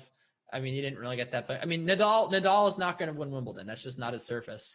So I don't think that that's a big deal. That I mean, I think that Novak Djokovic is a good bet to win Wimbledon, but I would think the same of him at plus 110 and minus 112. There's not a big difference for me. But yeah, Dangley said he was all over the Tsitsipas futures. I did give that out on the slate before the French Open. I said Tsitsipas was definitely a good future bet, and he had a great hedge opportunity there. And I think he was plus 340 to win Djokovic when he was down 2-0. But yeah, when I'm looking at Wimbledon futures here, I definitely am excited about a few guys. Look, the thing about the future market with the men is that it's really difficult always because it's very rarely do you get a guy that's not one of the big three, right? Winning. I certainly think that there's plenty of guys up here that I think that Federer still has it in the tank. I think that Djokovic is a pretty safe bet, but again, we have these up here. If you have to go to all tennis, view all. There are some tournaments going on.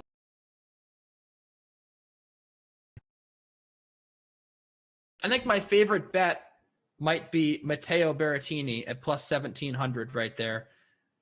You want to talk about guys who are experienced in slams, who are very good players, who are some of the best on tour. You want to talk? You're talking about Andrei Rublev, and what has he done? He's struggled this year. Zverev is a guy who's been to a Grand Slam final, been to a Grand Slam semifinal, but I just don't think that.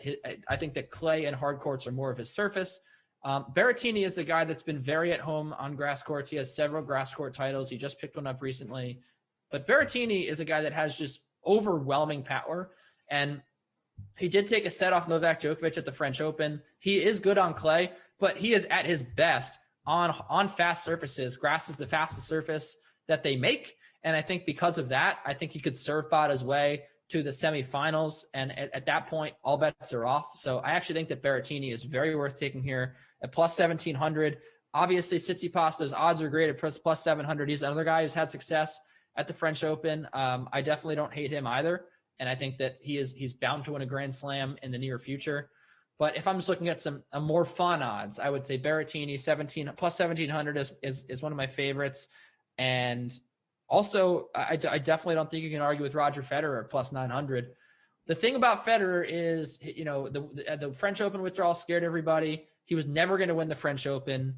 He withdrew because he wanted to just save his. The Federer comeback has been all about not losing. It hasn't gone as well as he thought, but he doesn't want to look bad out there, right? He wants to have some dignity.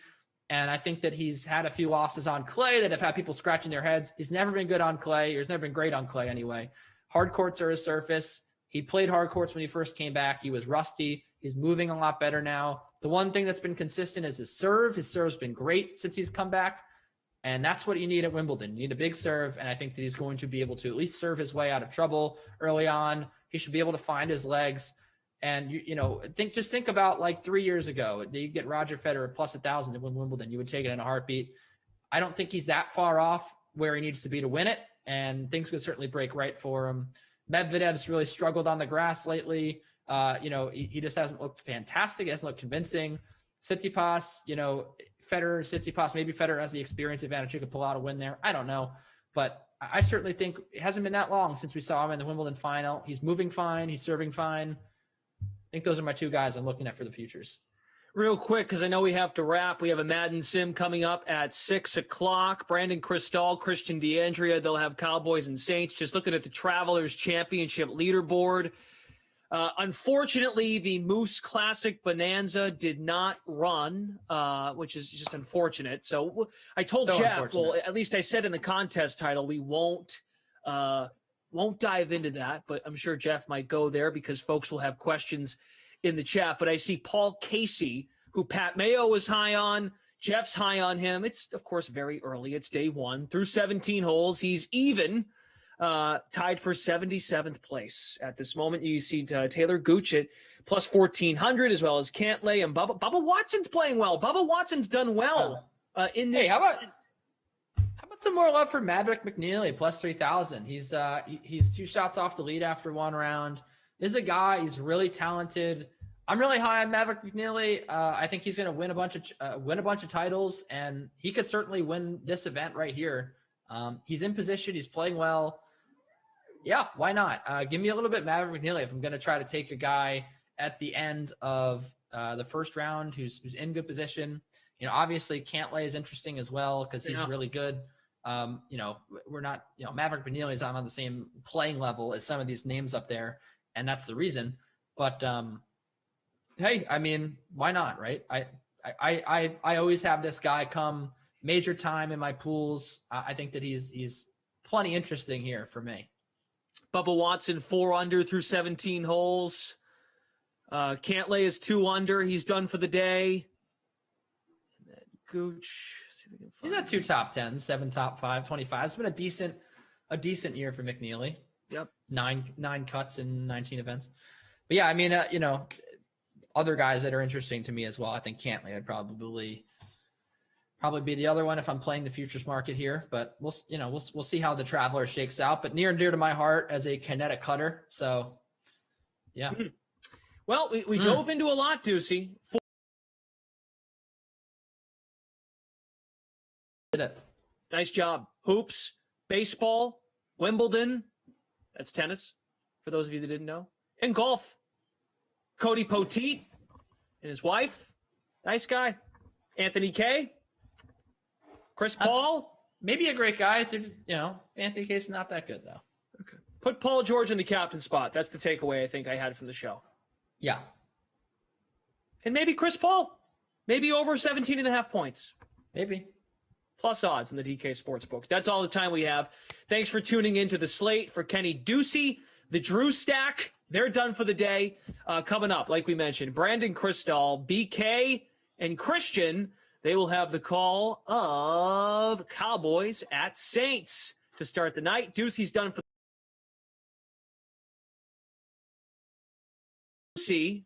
You are back Friday. I'm actually back for the NBA watch along. Oh, tonight. That's right. I'm sorry. NBA watch along.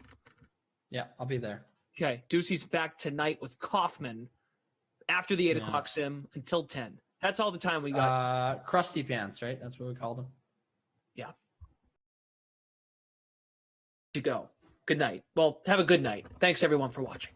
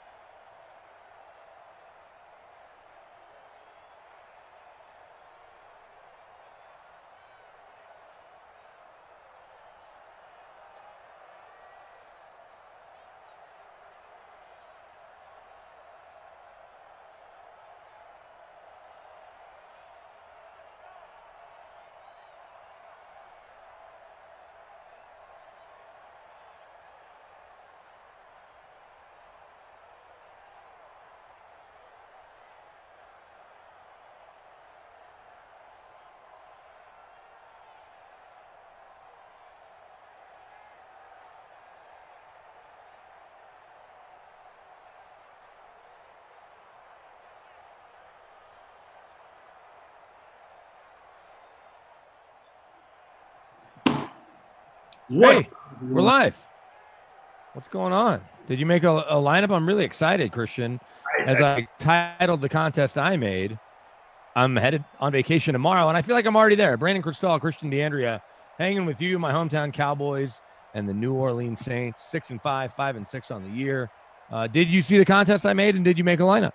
I didn't. I made my own contest. So we have dueling free rolls right now. But big ups to anyone who got into both of them.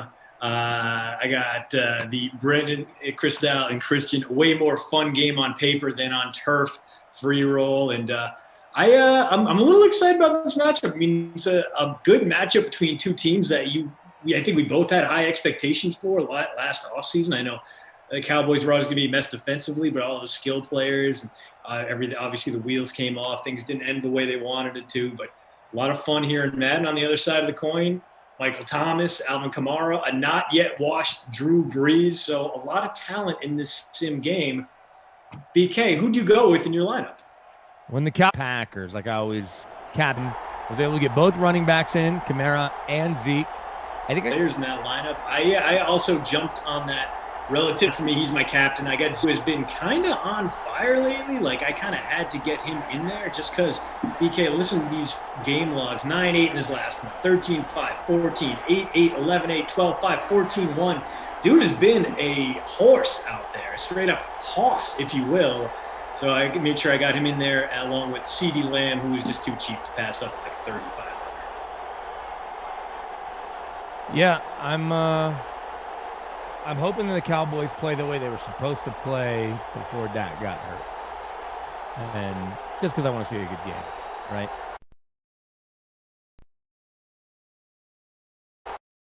See him up close and personal in Wisconsin in a bunch of years. So, who would you pick to win this game in real life if it were all these guys being healthy 11 games into the season? I mean, with these rosters, I would still go Saints just because that defense is light years better than what the Cowboys are putting out there. Leighton Vander Esch fell off so hard. I know injuries had a little bit to do with it as we get a look at those beautiful old school Saints uniforms. Absolutely gorgeous. Top-notch throwback Thursday stuff there from them. But yeah, the Cowboys defense was so bad and so unable to stop the short game that even a 42-year-old Drew Brees lobbing passes underhand was going to find success there. That's one of those weeks where I would have paid up on the daily fantasy slate for Alvin Kamara because I feel like he would have feasted against last year's Cowboys defense. Yeah, he's going to dice him up. Yeah.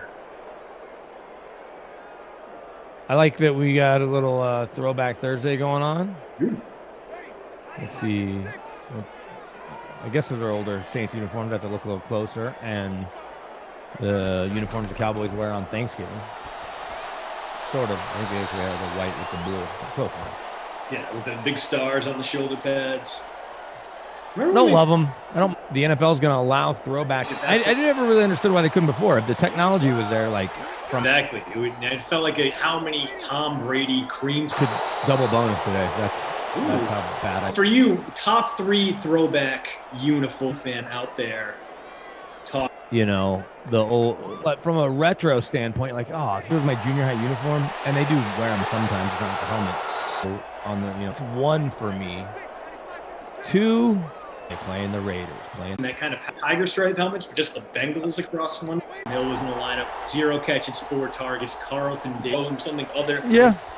How high on the list are you drafting based on Brees being gone, which to your point, may potentially be an advantage. Maybe he was banged up all year and off the field stuff and all that.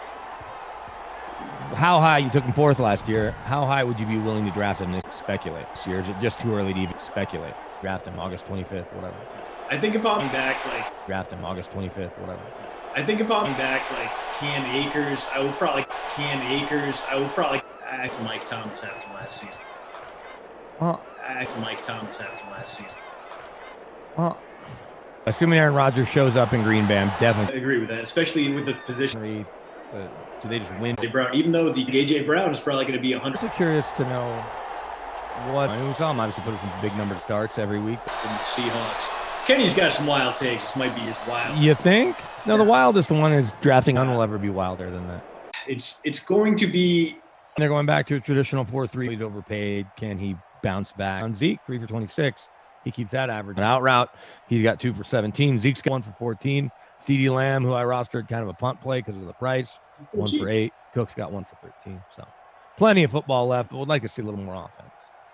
Yeah, I'm currently sitting way back in the free roll I put up just because I'm getting zeros from Traquan and Michael Gallup, 2 guys who were a little bit trick or treat. And Alvin Kamara, 14 rush yards, so he's getting a fair amount of touches, just not through the air yet. So what time did you make? So BK is going to get this out there, set this up real quick. How many points do you have right now? You said Dogs choose final. It's the guarantee there. It'll all get worked out by the end. I promise. Yeah, we are. It'll all get worked out. Yeah, Uncle Buck, I see you. I see you guys over on Twitch. Bills fan, Fortnite, Wester Reamer, Care Bear, CJ, Jerry. Yeah, we see you guys. It's a problem on Twitch. It's a problem on YouTube. It's a little bit of a problem on our end. We are doing our best to fix it, resolve it. That's why we're taking the extra long quarter break now, so we can get you a proper product out there, and make sure it cuts into dinner time here in Wisconsin and the East Coast as we try to barrel through this happy hour sin. So after this, I'm supposed to have our first softball practice of the season with my co-ed neighborhood team. Nice. I already played a bunch of games in the spring, and the only reason I'm excited to go, assuming the rain holds off, is because I got a new bat that I didn't really use much because the games were too cold in the spring that I didn't want to crack it. Yeah. So I'm really mostly looking forward to that, but I aggravated my foot doing nothing, which means when I get over there, I'm not going to be able to run at all. Well, and there's no running, obviously, after you bat, but like I can only pitch and stand in the infield. My foot, it feels better than it did over the weekend, but it doesn't feel great still. Yeah. And then I'm going to be on vacation for a week in California, and I'm like, I'll be walking. What are you doing out there? We were, my little cousin, I say little cousin, my younger cousin, who is shorter than me, but my little cousin's turning 40. And so he was nice enough to come out to my 40th birthday party a couple of years ago. This week's going to be kids and my 14-year-old. He'll do some babysitting while we're hanging out, my cousins at night. Yeah, that's not, I mean, as long as you if you got air conditioning at night too, because I can't imagine trying to get to sleep when the air temp is 110 outside. Charge is on. Hopefully we got our issues fixed this then. Just know we're trying our best. That is a little Jarwin action there. I think the Cowboys, I know that Jerry Jones really was in love with Kyle Pitts. I think they could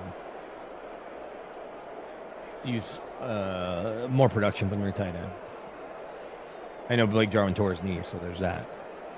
Yeah, and honestly, I was a little bit encouraged by what we saw. Big Jarwin. Wow, what a bad throw, guy. Who was that too? I think it was to whoever that was. It curl route. No, I think it's where that I was happy to see the Cowboys. Obviously they would have liked Patrick Surtain. Bucks and Kyle Fuller, you just paid $10 million.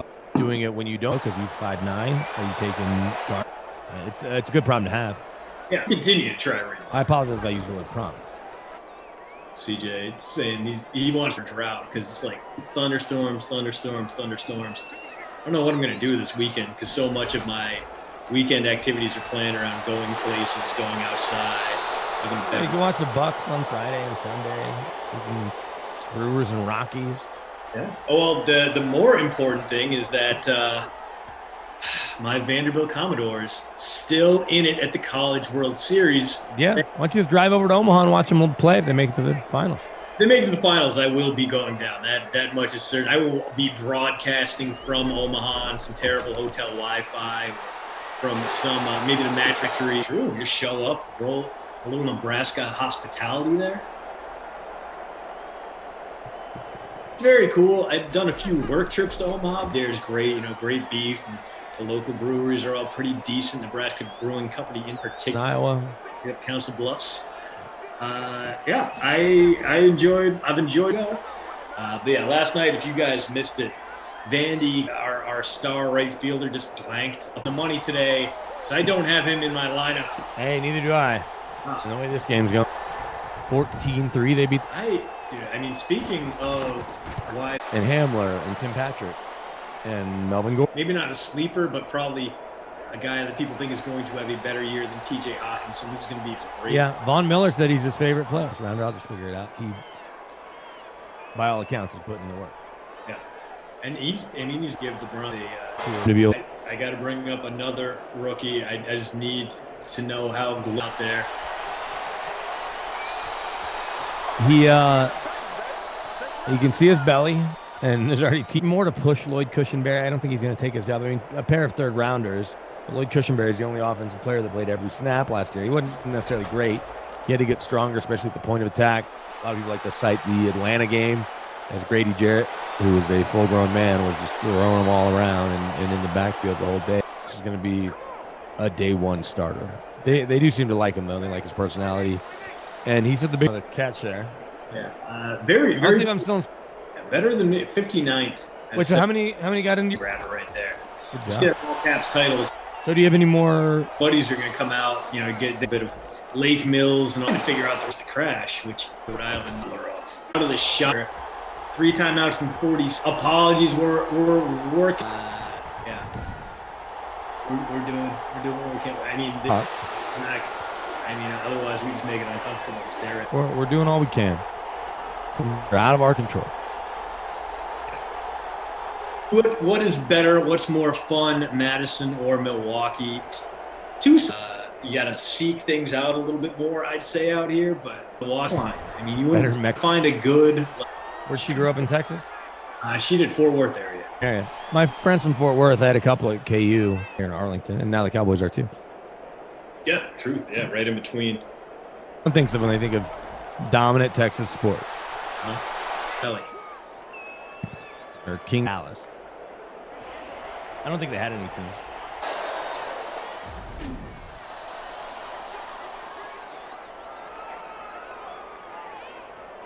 I have a friend who ran track. Nice. Anyone running track at a D1 program is legit. That is a lot. That is a big ask. Nice little shake there. Is that my man Koopa? I think it was, and it was a night not only picking up some yard, also getting out of bounds and saving that final. Yeah, the Cowboys need to wake up here. I wish I would have rostered more Saints at this point. That was Lamb. He's on my roster. Second catch. Yeah, a little tough to see, but 3rd and inches here. Maybe 2 more plays. That helps. And I think it's going to 50. Yeah, you're not going to kick a 59-yarder here, 58-yarder. I wouldn't think. Airline's got a big leg. You're in a dome. I think they might try to make this a 2-possession game. Stephon Diggs is ahead of Michael Thomas. And it's no good. Looks like it might have had enough. Looked like it had enough leg, right? Here. I mean, this would be Jameis territory and not Drew Brees, because I wouldn't trust him. He's going to hand it off to Kamara. Or Kamara. He said his name was Kamara on the NASCAR thing. To halftime, rather. Halftime. Yeah. All Saints in this one. 21-3. Cowboys have had some decent small drives, but have yet to put one in the end zone. The Saints, the only thing that stopped him in the first touchdown, and that's you're kind of caught up on, as mentioned, who scored. Dak, a bunch of little dump offs, not really stretching the field. Why don't we check out a clip from the sweat as we got do they look tempting tonight at plus 128? Let's see what Emerson has to say. All right. Plus 128 on the money line. It's just I would pick a team perhaps, and I won't start that today. Crazy play from Kerry. They win the series. Count me among them. This is Game 7 for Montreal. It feels even dirty. Jeff, what do? You like to attack this money line? Well, okay, look, I mean, I will, as the only person who picked Montreal, I think, to win in Game 5, I mean, I will pick them again here. We have just continually, and look, included in me, I think I said Vegas is going to win this series in 5 games. We've continually disrespect the Canadians. The Canadians of Montreal since the beginning of we started to do this. Deserves to be underdogs at home. Why? Vegas is the one, if we're being honest, if we're just looking how the series has gone. Now, we under -2, because if they do get some goals early and Mark Stone and Pacioretty get off the mat, this could snowball. You could see like maybe a 5-1 win. So again, you like the Vegas side tonight. I would really go diving into that alternate puck lines on the DraftKings Sportsbook. Again, you can find it there. They're plus 123 -1 to cover the -1, plus 285 to cover the -2. But I'm just going to take the Canadians and stop underestimating this team.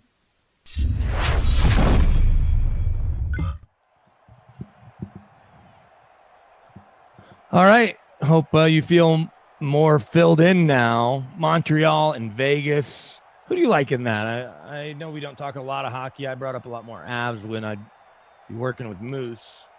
Everybody thought Vegas and Colorado might have been almost a Stanley Cup preview. My iPad's about to die, so I was trying to plug it in, but I'll wait till after halftime. Who do you like? Does Montreal close it out? You know what? As someone who grew up with the Bruins, I can't in good conscience support the Canadiens in any way, shape, or form. And listen, Vegas still has my guy, the Flower himself. Yeah. Fleury, and that is a guy who comes to play in. Well, and they benched him the other night, right? They swapped out and played Leonard instead. That obviously didn't work. Yeah, and so, I mean, this is a guy who, when his back's against the wall, plays his best. I remember being in a bar in New York, watching him stonewall the Red Wings and backstop Penguins to a title. So I'm going to say not to because not too often. Montreal gets there. I think on Vegas in terms of their style. And if they don't even get past Montreal, then you're like, man, does that give the Clippers without what's Cooper? Is that Cooper or Gallup? Ooh, it's Gallup. Oh, Gallup. I mean, they're at home. I think the Suns are going to be just fine there. I mean, Chris Paul having this renaissance, finally on the brink of breaking through. I'm bummed to see what terrible thing is going to happen to him next, because it seems like any time Chris Paul is on the precipice of something great, terrible luck swoops in and rips it from his hands. So, like, he's going to go out there after missing the first 2 games in the COVID protocol, and, like, he's going to get bitten by a rat and miss the next 3 games just because getting rabies shots or something. Like, the poor guy just has the worst damn luck out there. So I don't understand how you could bet against the Suns after they played as well as they did without Chris Paul, getting him back, getting that spark, and having him as that rallying point. Well, and he's just playing so damn well.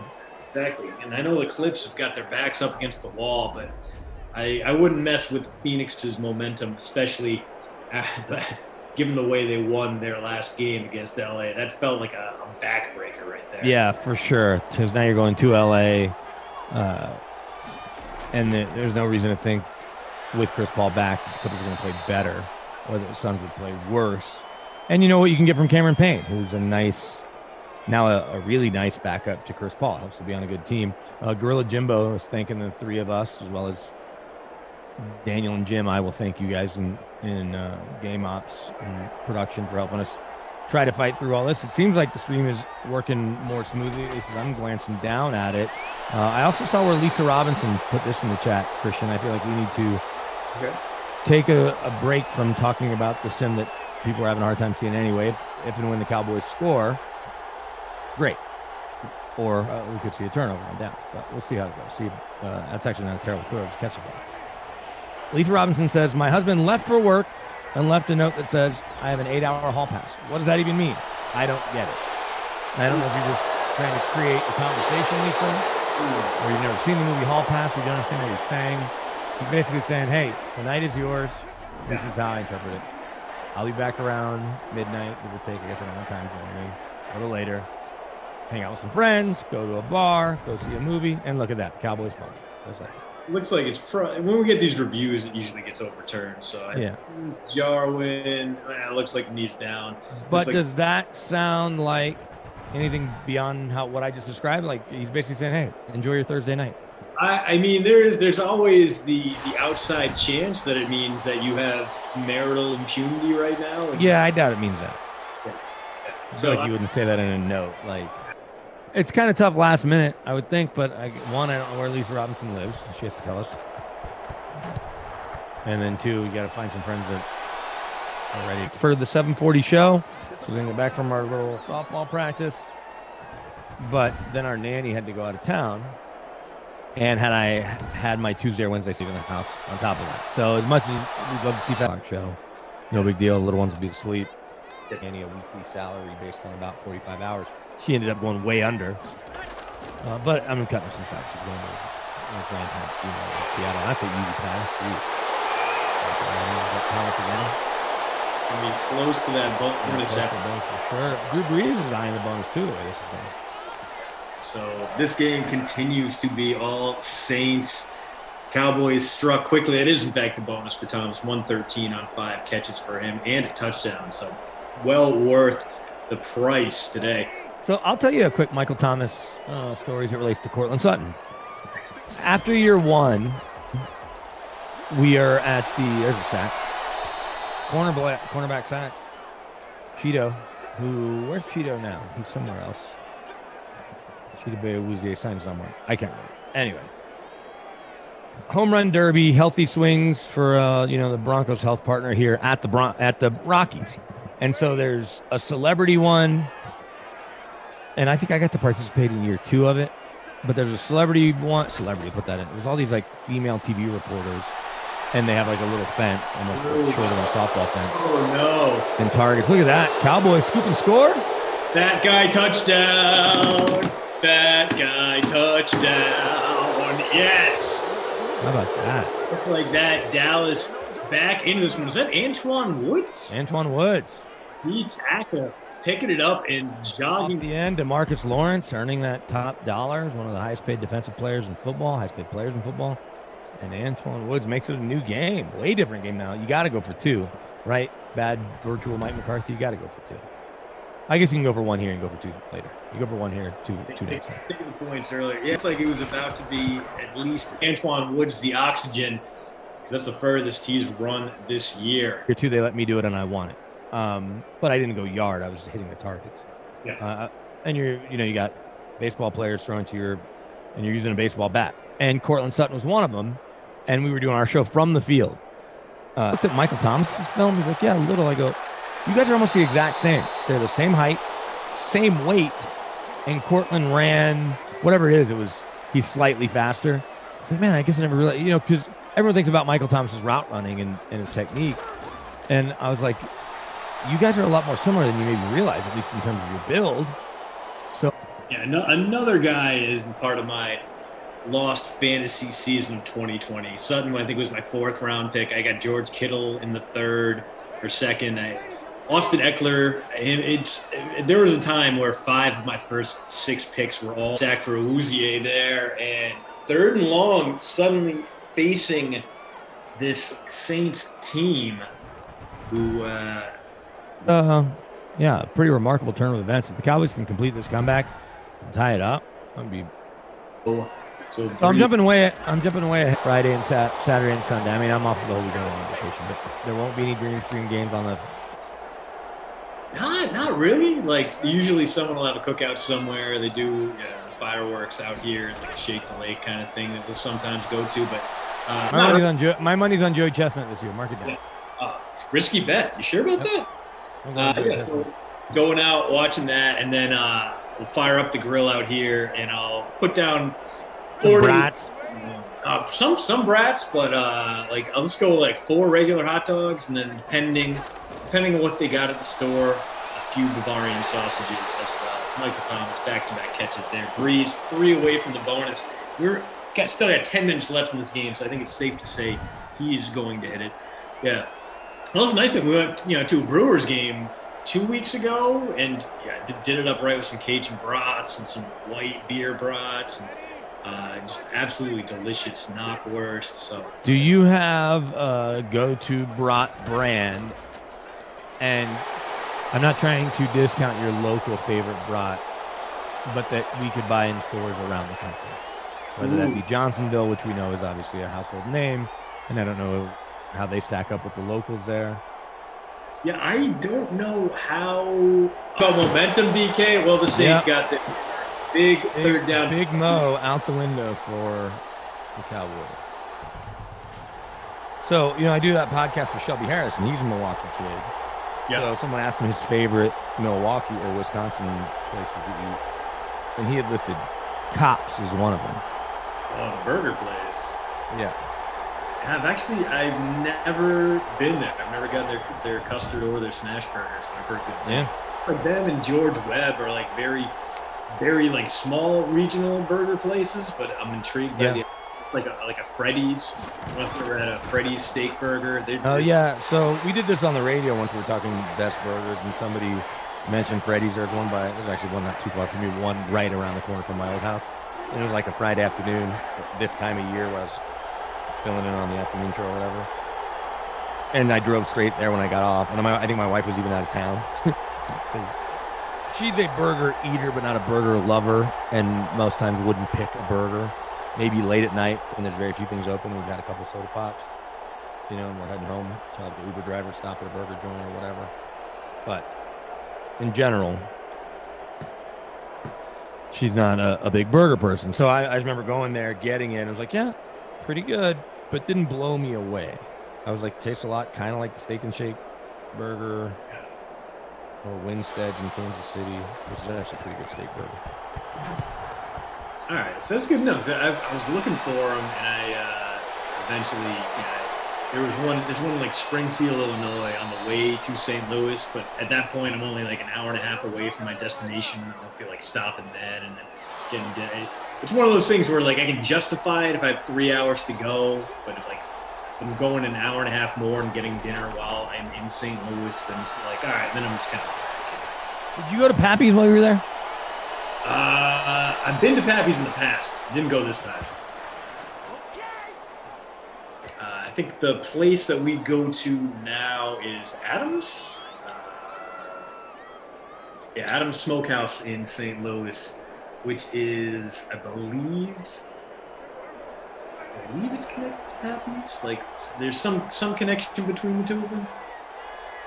And then you got Sugar Fire there. There's a Sugar Fire in Denver. Yeah, Sugar Fire really expanded kind of aggressively. I didn't realize until I was in St. Louis for last year's Combine, but they put one in straight downtown. So I was like, oh, hell yeah, I like this. Where $35 worth of barbecue here. It's one of my favorite burgers. Sun King shirt on Sims every now and then. Oh, nice. Yeah, they do. Like, they have a bite of the Rockies at the very least. I know, as a Denver person, I'm sure you have. World, unfortunately, despite things opening up, October. If you have an opportunity to go to the Great American Beer Festival and you like it, the game is secondary to the beer. It's a really fun 4 days. Mark it down next year. We can't give them away on certain nights. Yeah, that's the one thing with Great Taste. It's very expensive. Those tickets, just to get it, like they spend a good $12 here and turn a 50. Let's see what Mike McCarthy's dial. I mean, it is breezy. I'm with you. Can we chat with the behind the scenes folks? And no issue with it. It's my mom's birthday, so that often as a kid, fireworks. And my wife loves fireworks. Works at CBS Sports Radio. Glash and Koff are friends with them. It's actually one of the ways I know Koff from through DA. Anyway, he and I were working together in Kansas City, and we go to the game with the board op, Eric, and one of our other staffers. It was a Friday night, in May, right? Friday night, May, early June. And they were just doing like a fireworks night. And so we're ready to hit the bars, like, game's over, 9th inning, Royals win, Royals lose, whatever. Like, let's get downtown. We were all single. Like, let's just go, right? And Eric drove to his town, and he's like, no, we got to wait for fireworks. So then you add an hour to the night there in the stadium, plus getting out. Everyone else stayed for fireworks because 90% of the people were there with some sort of family or date or whatever, that they weren't trying to get downtown to talk to other things. So it kind of, DA and I talk about it all the time, it kind of, not to ruin fireworks, but definitely muted the enthusiasm. Because in the back of my mind, I'm always thinking about that. It was just a random Friday night. It wasn't anything better going on. It was good weather. It wasn't gross yet, Kansas City summer. And we were just ready to hit the town. And this is pre-Uber, and a cab would have cost $50, and we weren't bailing on these dudes. But it was just like, the fireworks. Nothing has evolved in 40 years of fireworks. The finale looks about the same. The cascading ones, they're going to be the same. That technology feels kind of limited. Now I can make a cowboy hat shape. Right. So That's always in the back of my mind. But I'm glad it's Tara Lynn's favorite holiday. It can be a fun holiday. The problem is sometimes it can be on a random day, and like you'll have Monday and Tuesday off, and you have to work Wednesday. Like, well, okay.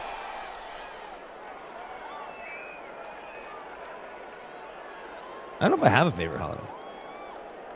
Used to be Thanksgiving because of the Cowboys game, but they've been so terrible, and I'm usually getting ready for a Broncos game. I mean, Thanksgiving is pretty solid. Christmas and Christmas Eve, we're lumping them both in the same thing. Yeah. Just because the food was always exceptional. For years, and we only stopped doing it recently, but it's a big Italian thing that amazing display. Touchdown day for Alvin. Come on, it's going to put him up around right in their face.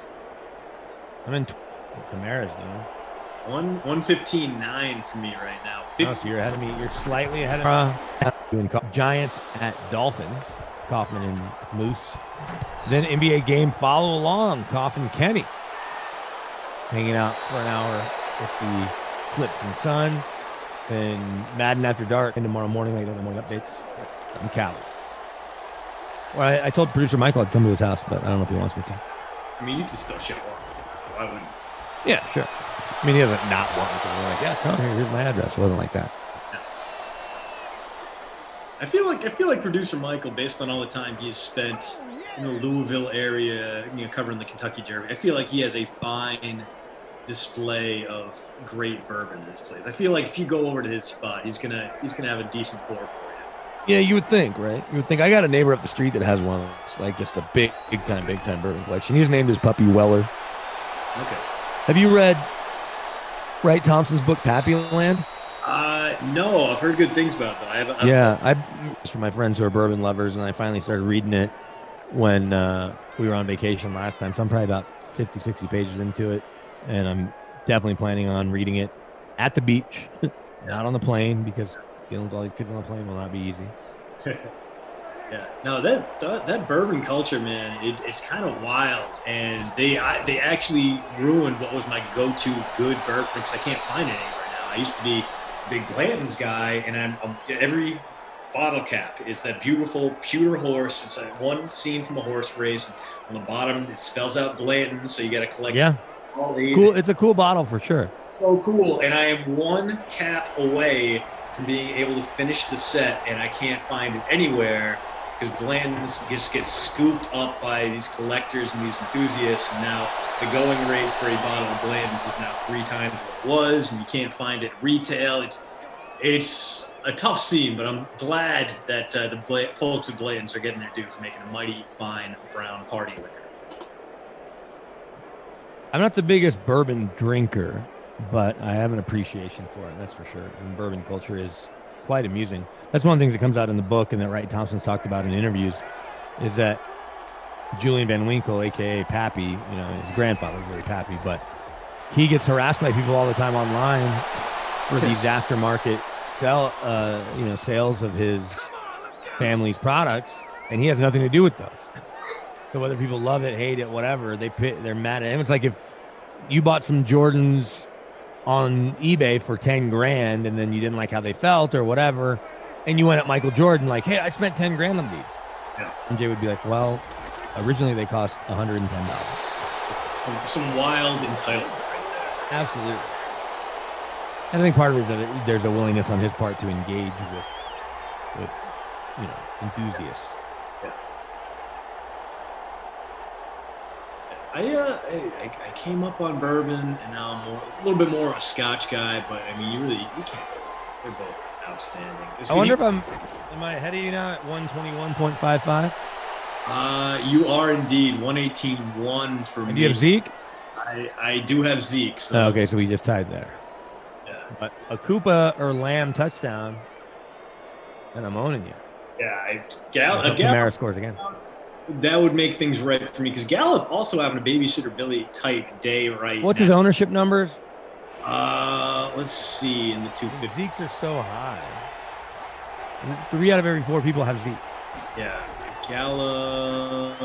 What's Kamara in the captain spot? 48, 49, 50. What do you got him at? In the 250 free roll, 16% captain, 67% owner. No. I'm saying what's his scoring? Oh, 11-4 right now. Still in the captain. No, not Zeke. Not Zeke. Sorry. Kamara. Kamara? Oh, yeah, 50.4. Yeah, 50. You score 50, and you get the Krusty Krystal. Whatever. I guess you're the one that gets to pick him. Sorry. No, I agree there. And then, am I right? Babysitter Billy, it's feeling like Zeke's got it teed up. 60% owned, 16% of the captain, or whatever you said. 66% owned. Koopa. Yeah, see? That's hurting me right there. What I need is a big Kamara clapback here. But now that we're under the 2-minute warning, he's going to get at best 3 carries. Well, no, probably maybe. They'll get 1 carry because they won't take a knee. It's like they'll take a knee, hand it off, take a knee. It's a weird glitch in the game. Ooh. Who do we have there? They're setting up for a field goal, seems like. They shouldn't be. Hey, Gallup with the second catch of the day. There you go. He can punch through the end zone. That might give me the strength I need to persevere.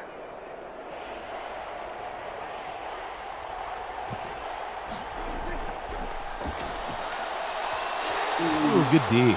Looking for Gallup that time. Couldn't connect with him. Good D. Plus side, if they don't convert here, Saints would be in safety danger. Wouldn't really help the I like how they're pretending to set up for a field goal. They're definitely not. Play action, they're going to hand it to Zeke. He's going to run right into a wall. It is a handoff, and it is Zeke stuffed. You are right. And fumbles. Uh-oh. Wow, the recovery was enough to get him out of safety range. Wow, Well, Cam Jordan, the newest member of the Senior Bowl Hall of Fame. That was announced. Yeah. Cam Jordan's a good dude and is going to end up with a long career in TV when he's done playing. Yeah, he has aged well too.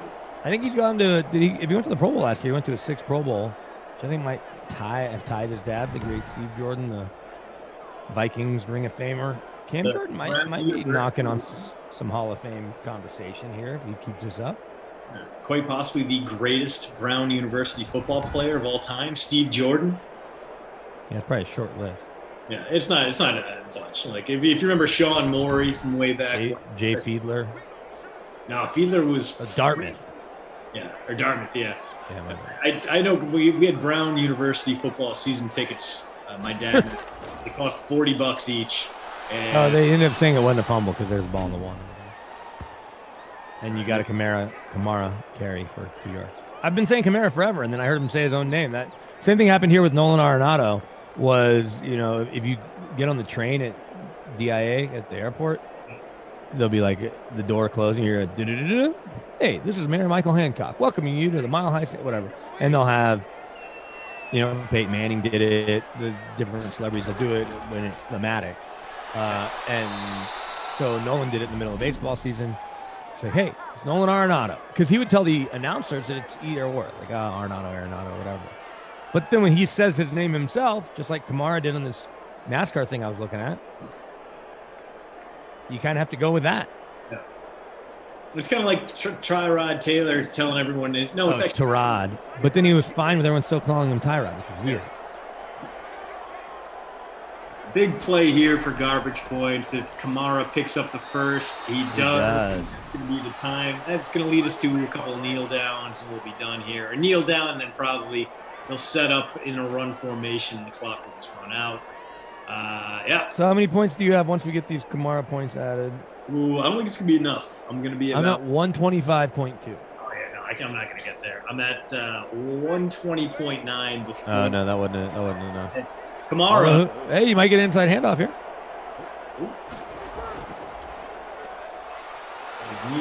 Tony Romo and I both saw the play coming. Would have needed him to break about a 60-yarder there. Came up just shy. Are the Saints just going to continue to troll the Cowboys with carries? Because that's fine.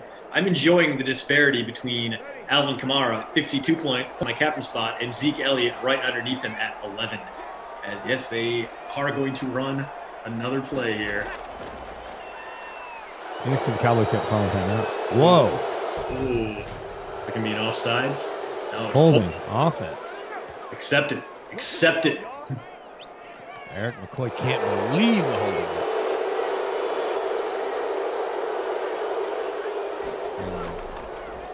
And Woods flew right through them. All right, so Kamara gets 7 more. Yeah, Kamara gets 7 more. So it's going to put him up over 53 points in the captain spot. It's going to be 40 plus more than Zeke had in the flex. And that's going to do it for this game. The Cowboys never really had a shot in this one, BK. No, so those are your award winners, right? Or award winners and losers, I suppose. Award winner, right? award loser. Great job, Alvin Kamara. Terrible job, Zeke Elliott. Good job, Saints. You improved to 7-5 on the season. The Cowboys fall to 5-7. And yeah, I mean, some good action on the field. The only problem is, of course, we had tech difficulties. We did get more. Yeah, we're sorry about the technical difficulties. It happens. This is 2021. It's going to happen. Wi-Fi is going to be an issue. There's storms. There's this. There's that. But great job by Daniel and Jim behind the scenes, and of course, the lovely and talented Tara Lynn ASAC doing a great job keeping us on the air and keeping us on the rails, keeping the train going. Christian, thanks for talking when I had something else going on in my other ear that no one even noticed, I don't think. Early on, turns out our sales manager's leaving to join our old boss at his new company. So there's that. Anyway, but this was a lot of fun. Again, you'll be back tomorrow at 6 o'clock. Cardinals at Bears, last sim of the day with Koff. We still got Giants and Dolphins coming up at 8 Eastern, NBA game follow, and then Colts at Texans as well. But right now, fresh off his family vacation, Steve Fezzik shares new NFL, NBA, and poker advice on this week's podcast. I could have used this a couple nights ago when I was playing poker. On the podcast with Ross Tucker, he talks the Browns, talks Texans under, win total, and NFL bets that the Sharps are placing. So, Christian, thanks a lot. And here's Ross Tucker and Steve Fezzik. If you'd like to make your NFL games a little more interesting, you've come to the right place. It's the Even Money Podcast with Ross Tucker and Steve Fezzik. Yeah, Vegas, baby, Vegas. It is the Even Money Podcast presented by DraftKings, America's #1 rated sportsbook app. They've got a ridiculous promotion going on with this Champ Series. I mean, they are minting so many millionaires this year. I don't know how they're doing it on the math, but we'll get to that a little bit later. You can check me out on social at Ross Tucker NFL. All of the shows and the highlight clips of said shows always posted to at Ross Tucker Pod on Twitter and Instagram. Certainly, you can always check us out on YouTube as well. YouTube.com/Ross Tucker NFL means quite a bit when you guys rate, subscribe, review, any of those things with the show. It is awesome. Fresh off of his vacation, a week off, I am joined by my normal co-host, the only two-time winner of the Super Bowl of professional football gambling, the Super Contest out at the Westgate out there in Las Vegas, the great Steve Fezzik at Fezzik Sports on Twitter and only at Fezzik Sports. Steve, how are you? I am excellent, Ross. Off a vacation week, little NFL handicapping, but really enjoyed it. Okay, so you sent me some of the pictures. They were absolutely amazing. So before we dive into what the Sharps are doing with the NFL win total right now, the impact of home field advantage this year, I got to ask you a couple questions about poker and the NBA right now. Where were you? Those Moab or something? Like those pictures were incredible. Yeah, so road trip through Utah, stopped at Arches National Park outside of Moab, and then continued on to the mountains of Colorado. Okay, so just getting outdoorsy and just taking pictures. Did you guys do any activities? What were you doing? Whole lot of hiking. I'm convinced that going to a mountain town in Colorado is the optimal family vacation. Why? Because what are you doing? You're trying to have activities with the family, and you're trying to go someplace that the weather is a lot cooler so you can go outside. and it's 100% safe. And basically, any mountain town in Colorado checks all of those boxes. We went to Aspen this year. It was awesome. Interesting. You know, it's funny, Steve, and not that we usually talk about stuff like this on the Even Money podcast or any of my podcasts, but, you know, in the winter, that's when I go to like a Colorado or Utah and go skiing. In the summer, it's primarily the beach. But everybody that's ever been to like a Big Sky or Park City, they always say that they bought the place or they live out there because of the winters, but they stayed because of the summers, because the summers are so great. Yeah, and I'm a big believer in going to a nice beach town in the summer as well. And certainly Seattle, Vancouver, South Orange County, Los Angeles, Destin, Florida, though it's a little hot there, and Cape Cod, you know, all go to the top of the list in terms of great places to go in the summer. And even Chicago, you know, off of Lake Michigan. The bottom line is all of those places, or most of those places, Chicago and LA, you're going to see some things with your family that aren't so attractive. And that's why I go ahead and put the mountain vacation number one on my list for the family vacation. So last question on this. Those pictures you took of like the huge rock formations, like that's all just natural. How did that happen?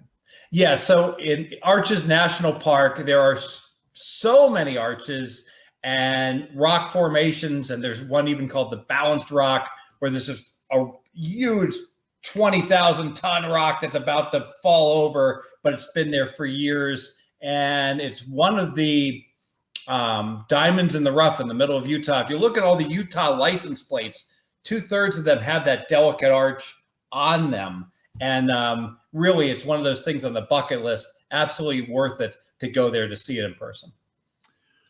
Maybe our buddy Todd Pierce, one of our listeners who's on the show a few weeks ago, I'm sure he's gone. He lives in Park City now. All right. So there's a lot to get to. I actually had 2 questions for you based on what Nick Costos, who was my guest last week, my buddy from back in the SiriusXM days, he said 2 things that kind of got me thinking that I was saving to chat with you about today. Number 1, he talked about why he's not as high on the Browns as other people, and he referenced the Pythagorean win expectation, which suggests that the Browns should have only won like 8.1 games last year.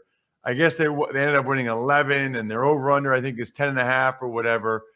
Have you ever heard of this Pythagorean win expectation? I guess it takes like points for, points against, all these things, and wraps up how many games the team actually should have won. Sure. So the Pythagorean win idea basically looks at, it's very simplistic.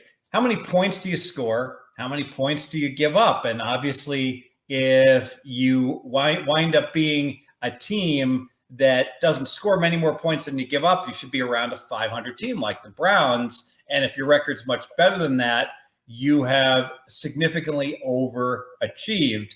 Now, the reason they call it the Pythagorean win theory is because if you just take your points scored and points given up, and prorate it, it doesn't project well enough how your final record would be. So you really have to take your points scored and square it versus your points given up and square it. And then we all know from geometry, Pythagorean theorem, a squared plus b squared. How much do you? The other thing he said, which I made note of, you know, one of his favorite season win totals right now is the Houston Texans under 4.5, which you've said, everybody has said, and 4.5, which you've said, everybody has said, and I think advantage or don't. And do you have like a running list, any points you have for an Eagles home game versus up and throw in the trash can last year because there was no crowd. So Seattle has a tremendous crowd, so they have one of the biggest. And Baltimore, curiously, has a very big home field advantage. Now, what's interesting, a lot of teams very high, a lot of bettors very high on the Chargers. the Chargers have the benefits the most from no fans in the stands is the Chargers because they have no home field crowd advantage. And obviously, when they go on the road, they're at a big disadvantage. This year, all of whom are moving into new buildings. Well, they were there last year, but there was nobody. How those buildings. If someone raises an early position, to call with a hand like a 3-4 of clubs than to call with a king of money. With the 3-4 clubs, you're either going to make a big hand or just get out of the way against a big stack. DraftKings Casino has hundreds of casino games to play, from slots to table games. All players can enter DraftKings Casino Summer Legends Series.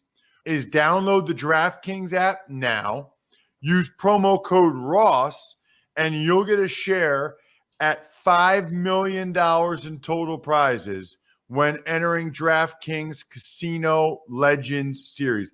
These Legends Series, they have them for the NBA, fantasy football, NFL. It's unbelievable. I think the NFL, they have like a millionaire every week. It's absolutely crazy. Plus, I know a lot of you either have the DraftKings app or the DK Sportsbook app. I never even told you about the DraftKings Casino app, but Steve having the poker advice, why not? Promo code Ross to earn a shot at a share in that place you have for people moving forward as it relates. Never have your season go as late as it did last year. Now that was why the 8 best players in the league right now, one of them is still playing, the Greek Freak, because Kawhi's still hurt. What has happened?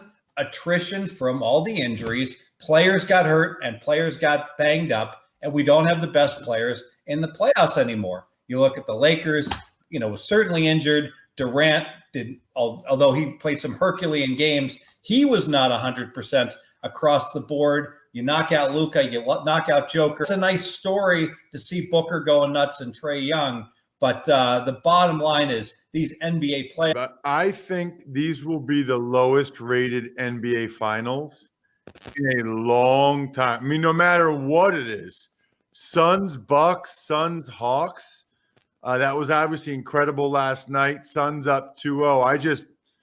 I think, people either love LeBron or they hate him, or the Warriors. I just think they're going to have a tough time getting a lot of people to. I will be fascinated to see what the ratings are like for the NBA Finals. They're not going to be good. Drama. So I think if you're a pure fan, it's finals. But I do agree with you. I think these ratings are going to be the lowest we've ever seen.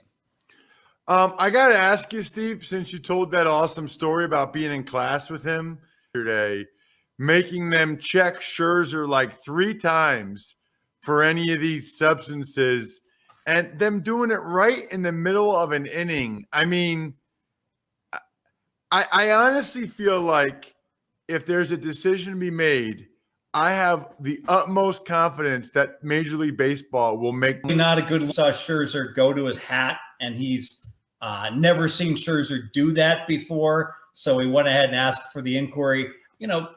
It's always easy on a dime each. And Majuk from Aro on the Ross. Make sure to also subscribe to the Ross Tucker Football Podcast, The Fantasy Feast, Business of Sports, and The College Draft. All available at Apple Podcasts, rosstucker.com, or wherever podcasts can be found.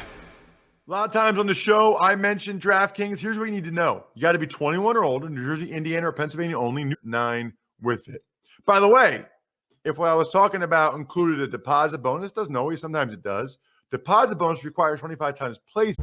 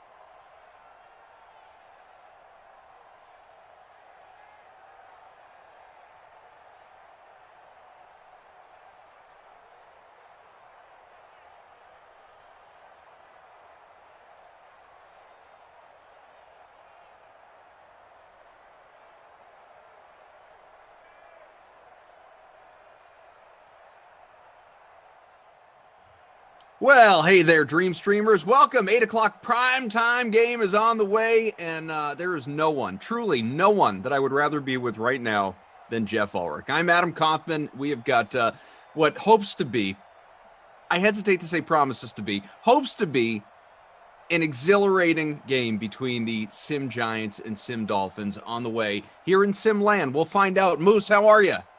I'm doing good, man. Yeah, this is probably going to be prove to be the most relaxing part of my day for the next few hours here, just doing these Sims alone in my office. So I'm actually quite happy to be jumping in and watching some simulated football.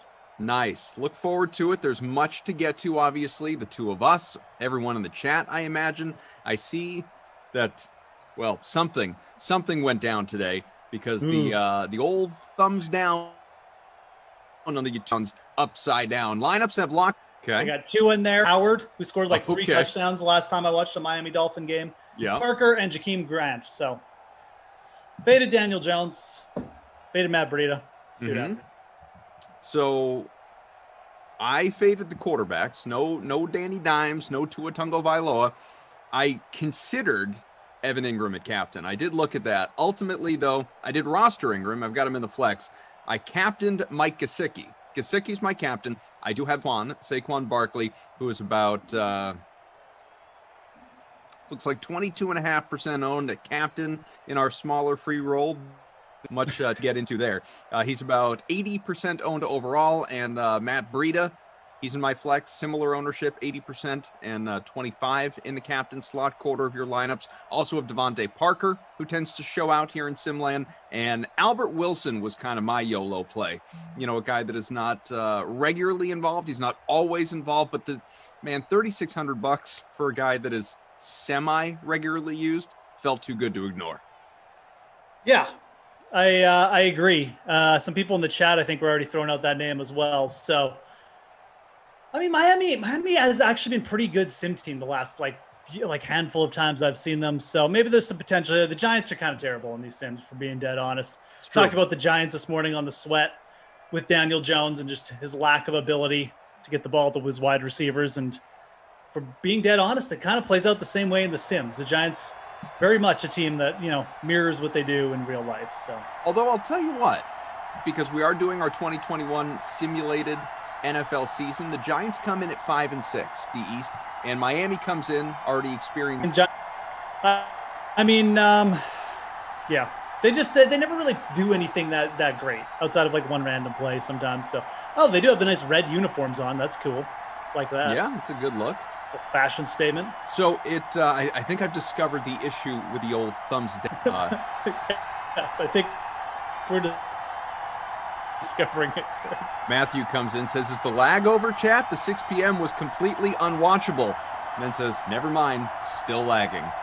It looks like I've got YouTube in front of me, folks, and I saw the lag. I saw the lag on somebody's face. I don't remember whose it was. Right now we're moving. Right now it's moving okay.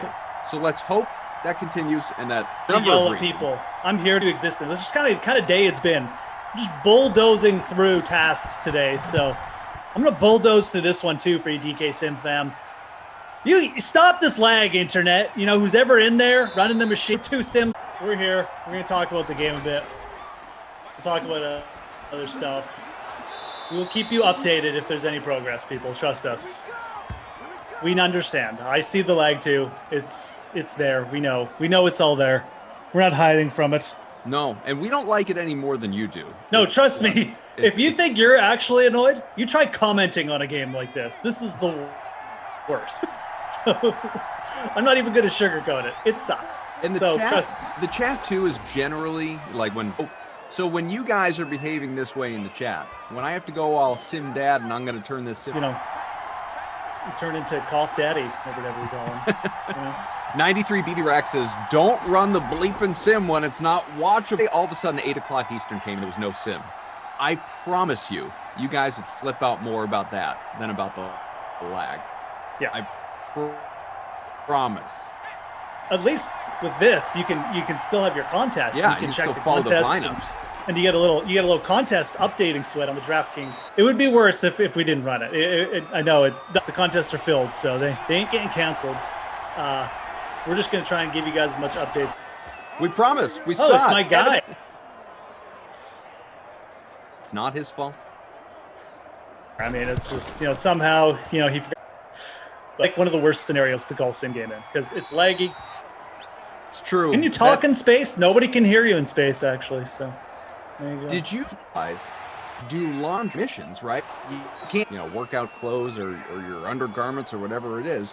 You wear your clothing until it just gets so wretched in terms of the smell, until it's just unbearable, and then basically you litter. Basically you throw it out the window. The astronauts throw their garments, their disgusting smelling clothes into space. They just throw it into the atmosphere, and it disintegrates basically, and then just falls into the environment, and it gets absorbed, and it's in your drinking water. You guys are drinking like space underwear is what I'm telling you.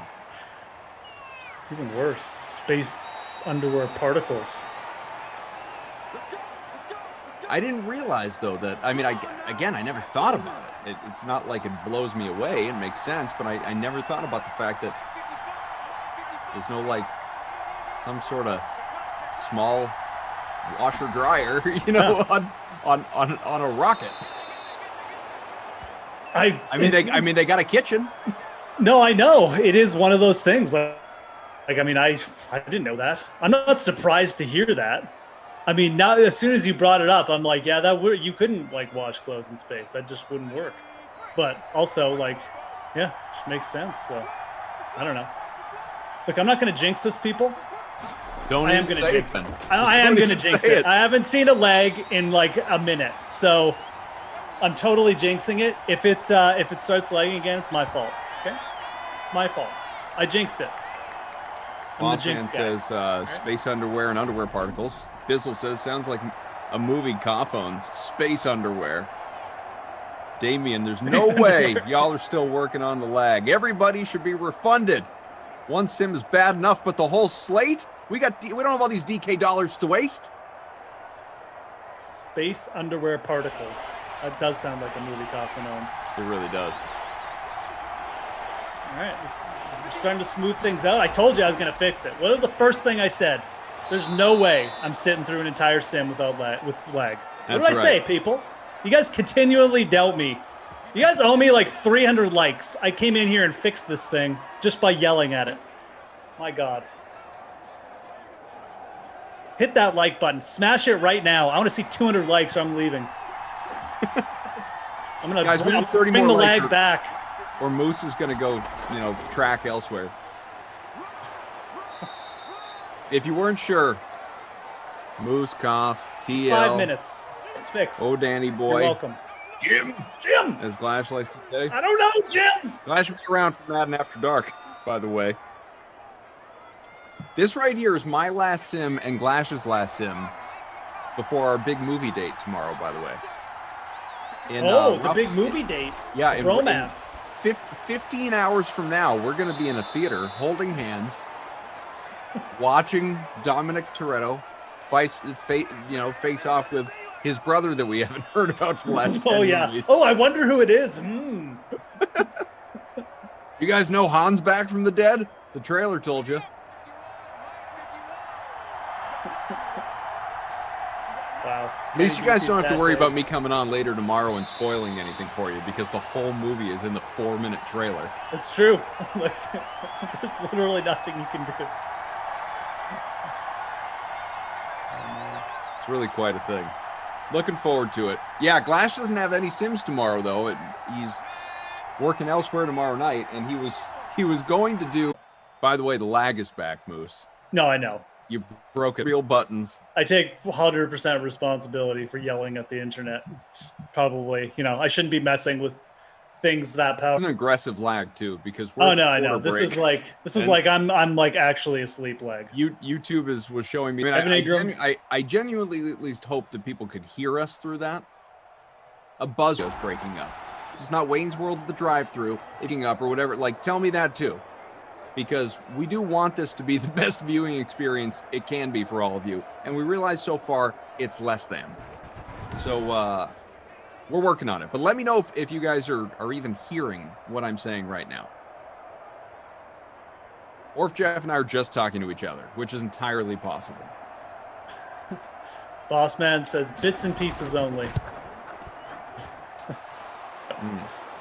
Bizzle says, look forward to the director's cut of the commentary. Corey with maybe the comment of the night. I'd still rather watch a Madden lag game than a Dallas Cowboys actual game.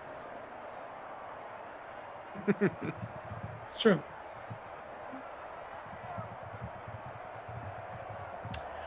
All right. Well, I won't comment on it anymore. I thought Jeffrey says we can be heard. So does Executive Sessions, Boss Man as well. Good. Yep. Brickabelli Lane says this is totally unacceptable. And you know what, Mr. and Ms. Lane? We agree. We agree. Like, we're not happy about it. Unfortunately, I'm not. It's a tech issue. It is what it is. All we can do is apologize and forge on. Never acceptable, man. Nope. We are running sit here and say, "Oh, it's okay." It's not okay. It's not okay with you. We get it. We've been down this road before, but it doesn't happen all the time. We're working on fixing it for you. I haven't done a lag game for a long time, and even the other lag games generally weren't even that bad. So they were fixed within a quarter and a half. So. And again, I'm not commenting on the lag now because last time I did, got a little ahead of myself. Just came right back, but. Boss Man, David's, I see it. David's looking to get in. How do I get in to the contest? David, are you part of the DK SimFam Friends League? Yeah. If there's anyone out there wants in the DK SimFam Friends League, throw your thing on. We got nothing to do. Yeah, we'll add some names. Happy to do it.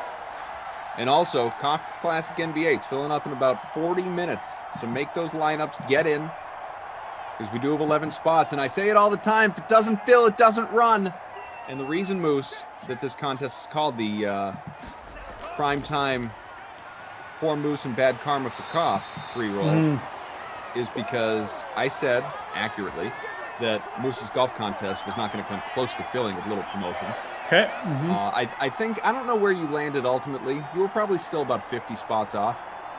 I don't know why you don't just crack down and make a 100-person contest, because that would fill easily every single week and you wouldn't even have to promote it. But the bad karma standpoint is yesterday, the NBA contest, 74 out of 75 at lock. Didn't run. Didn't fill. And that sucker always fills, man. At least, now we're in danger. 74. We're in danger now of 2 straight days of it not filling if people don't hop in. And then I really will have to lower the size of the contest. But last night, Moose, I was feeling frisky. And here's what I decided to do in DFS land. I saw your contest wasn't going to fill. And I wanted people, at least whoever wanted to be part of it, to still be part of it. So I did something, I created one that I knew. So that, obviously, my lineup. And then for the first time, having a little fun. Yeah, I saved my Molinari. And a better idea. You see? Anyway.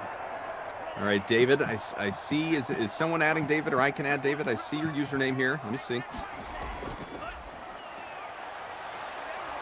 Let me go into the league. Let me go into the leagues. DK SimFam Friends League. Invite members. We got about 2,400. Let's add Bear Down Forever. Send invite. Okay, I've sent it. I sent it, David. Hop in. Jump into this contest. We need 8 more people in the next 36 minutes. Normally, this is where I would sit here, Moose, and I'd say, that's going to fill. I'm not worried about it. But after yesterday, and the bad karma that's been coming my way with respect to crapping all over your golf effort, here's my lineup today. It's not good. Not good so far. Scotty Scheffler. Yeah. Old Abe Answer. Yeah. Ian Poulter. Colts. Yeah. Ricky Fowler. Not bad today. Yeah. Fowler was fine. Griot, gross. Oh, And yeah, man, Griot. I almost didn't play him, and I did. Oh, Tony Finau. There is some, over today. yeah. I mean, look, we've there's weeks. There's usually one or two guys who are just shocking, but there's legitimately 10 players today who just they didn't even play bad. They just played awful. This isn't a hard golf course. You got Molinari at +3, Aaron Wise at +3, Finau at +6. Yeah, +6. Matt Wolf at +6, Grillo at +4, Siwoo Kim at +4. I don't know what Dustin ended up at. He might have recovered a little bit. Abe Answer at +2, Keegan at +2. Casey finished at +1. Casey might withdraw because he's got a back issue. Where did Dustin? Yeah, Dustin finished at even, which is actually looking pretty good. All these guys are multiple shots off the cut though right now. We're talking these guys are. They're all playing. They're all coming in with amazing form. All those guys. Are, really weird day, if I'm being dead honest. One of the weirdest days I've ever seen. Just to start a tournament. Rick Valley, you're in. I added your name, man. David Retees, did you know Crust loves that Moose failed? I really don't. I really don't. He doesn't. I really don't. Look, he's right. Of course, I should have made it 100 if I wanted it to guaranteed fill. I don't get, but I would rather try and get something going where. How about this? Can we make an agreement? I mean, it's your thing. I can't tell you what to do, but can I offer advice? Can I at least offer advice? Of course you can. I'm probably not going to listen. All right, that's fine. Interception, by the way. I don't care if you offer. I've never said don't talk about it. I've I'll throw all the advice. No. You just said this week was people were on a Moose boycott after what happened last week, with people feeling so wronged about your reaction to that. Tom and Glash legitimately I thought Tom was legitimately. I thought he was going to cry. He was hurt. He was hurt. He was hurt. Legitimately, I have. Oh, he's talked about it. He's talked about it on many sims. You hit him hard. Here's my advice, if I may. Okay. No, hit me up, man. Let's have every week, every normal week, the Travelers Championship, every week, let's have a 100-person contest because we know it's going to fill. And then for majors, like you did for the first contest, for majors, we do the full 200 and we blow it out and we make sure that fills. That way people have their PGA fix and they get to compete with you and each other and all of us every single week. What about that? I'll consider it. Okay. That's all I can ask. It's under consideration. Everything's under consideration. The Moose Open is under new management. We're all just fixing stuff up here. New sponsorship. No, I think the concern is that it's under exactly the same management. I've got a new title though, so. That's fine. No, that's nothing fine. more than to offer someone who just failed a goal advice. As I've said from the beginning of the DK Sim fam, you guys are really into basketball. I don't know why. Everybody in the DK Sim fam loves basketball. That's fine. I thought maybe just the golf you guys would get into. It's once a week you throw in. It's fine. I'll make it 100. Golf's right on the normal weeks. We'll do big for the Open that's coming up. Absolutely. And the other thing too, we've tried, obviously, like you said, basketball has been a big one. Golf, getting our feet wet with it. I'm trying out some hockey and baseball. What we haven't done yet, because we never did it last year, this whole last minute NBA or Cough Classic or whatever, this stuff didn't start until grand scheme fairly recently. Recently in the last few months, we never did this for football. So, people are here for football above all else. So I got to imagine if we do 200-person contests on Sundays, that shouldn't, in my head, it shouldn't be a problem getting that to fill. But we'll see. We're learning as we go.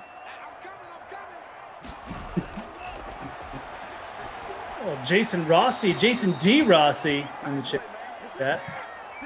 Hey, you.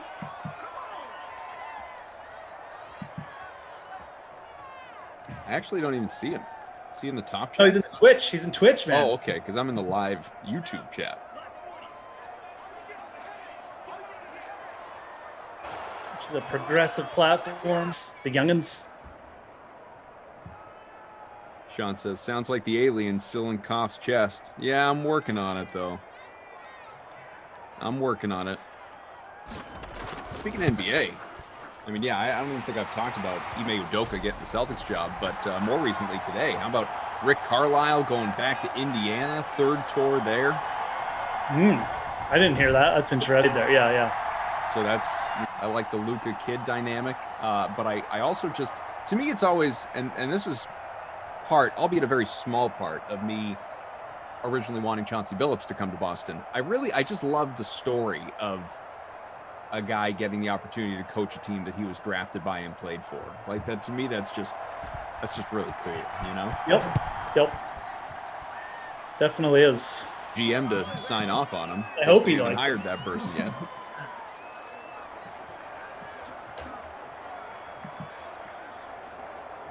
It's the old NBA series anyways.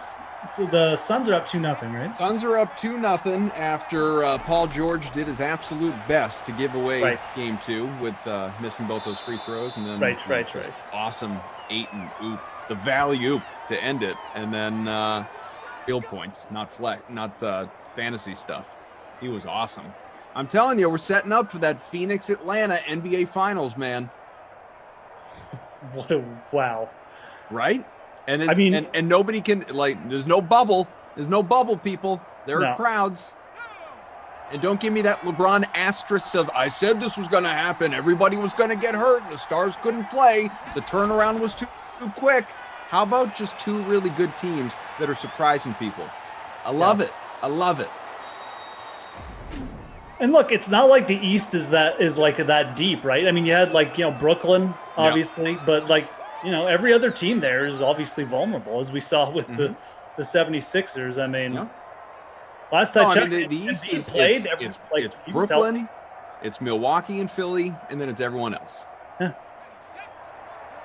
Like last time I checked, Embiid played in that series. He didn't miss any games, did he? I mean, it was Ben Simmons who was the disappearing act in that series. Yeah. Embiid was great. Yeah. So, like you said, the better team just won. It's weird. Atlanta, but man, Atlanta Hawks. Like, have they ever made an NBA? Am I misremembering? Have they ever made the NBA Finals, or done anything in the finals? Like, have they ever won a championship? I'm racking my brain here.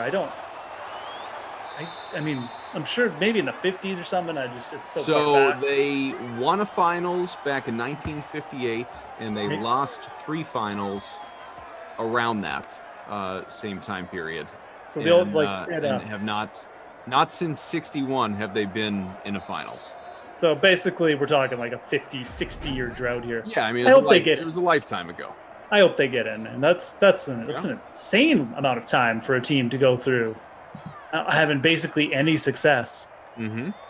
It's not like Atlanta's a small market either, No, we're not talking about like the Sacramento or something. Like Atlanta is. God. Craziness. If you don't know, well, now you can know, people. 17-6. Woof. Dude, I'm trying my best here. Talking NBA, though, and we can talk more NBA, but coming up at halftime, you will get a chance to hear from some of our crew. Kenny, the Duck Man, Felix, Emerson. They'll get into a little NBA. Suns Clippers, game 3, 9 o'clock. Fill up that contest. Koff Classic NBA, only a few spots to go. Buck to enter. Jump in, do it. Kenny will join me for the NBA watch along as we will follow the start of that game after this sim.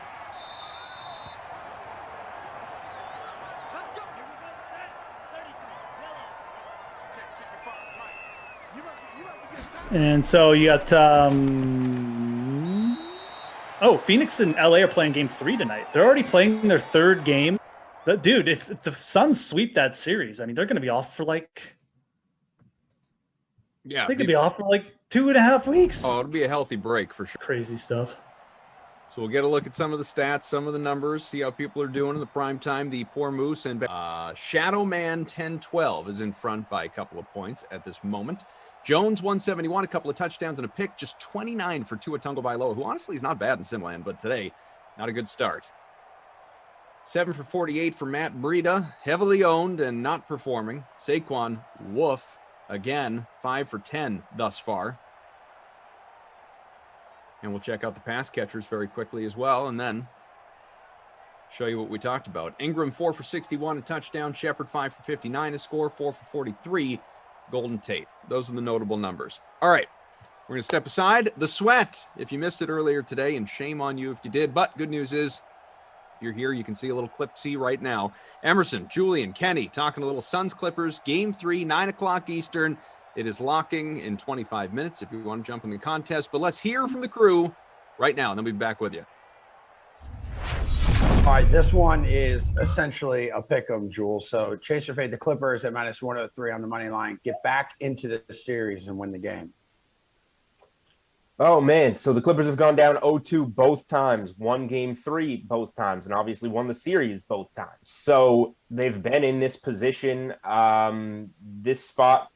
Like, I think Kenny and I did game 3 of Suns Nuggets together on the show, and I said how that spot screamed Nuggets and then told you that I'm betting the Suns. This spot screams Clippers, and I'm betting the Suns. I just, game 2 was the one that the Clippers had to get. And if we're being honest, the officials kind of gift wrapped it for them late. All the reviews, Paul George at the line to go up 3, and then the Suns probably miss a 3, and we're 1-1 headed back to LA. The Clippers blew their chance. The Suns are going to get a spark with Chris Paul coming back. Cam Payne's going to be an even better third guard off the bench now with the confidence he's gotten in Chris Paul's absence. It feels like this should be 2-1, but it feels like it should be 2-1 after this game because the Clippers stole game 2 in Phoenix. I really like the Suns tonight, honestly. Kenny, what do you think? Chase your fade here. Yeah, we are talking about historical picks, so we were both on the Suns in that game, and they obviously won. I was on the Suns every time. I was on the Clippers to win both series, and I'm on the Clippers here. I know that it doesn't make a lot of sense, but frankly, I mean, what about this Clippers run has made any sense? They were in game 1 and game 2. They had a good chance to win both of those games, and that was without Kawhi Leonard. Now I realize, obviously, Chris Paul comes back. That's going to add a huge amount on the defensive end. That Suns defense did look like its normal self. But I'll continue to preach here that the Clippers offense, look at their efficiency rating. It's really been the same like almost every game. Like this has been probably the most consistent team in the postseason with or without Kawhi Leonard. They've just continued to do what they do. They've continued to shoot the ball. Well, yeah, they saw a little bit of a dip in game 2, 38%, still really good. This is the number 1 3-point shooting team in the regular season. And if they can shoot the 3 well all season long, why can't they do it tonight? If they can shoot the 3, they're in any game. We saw that against the Utah Jazz. The Utah Jazz, they had Donovan Mitchell, they had Rudy Gobert, they had Bogdanovich, they had all these weapons. They still fell short. The Clippers just outscored them. I think that the Clippers can do that here to the Suns, a Suns team that really all season long, their offense was hot and cold. It's hot right now. But I think that the Clippers have the ability to rise up and get hotter. And I think that they can win this game because, again, they've got Paul George. He's having his Jimmy Butler moment. He had a bad game, too, and they still almost won. Now, if he gets back to his normal self here, Chris Paul, it balances it out. I could see a world where the Clippers win this game, and I do think that they do that. I believe in Ty Lue that much.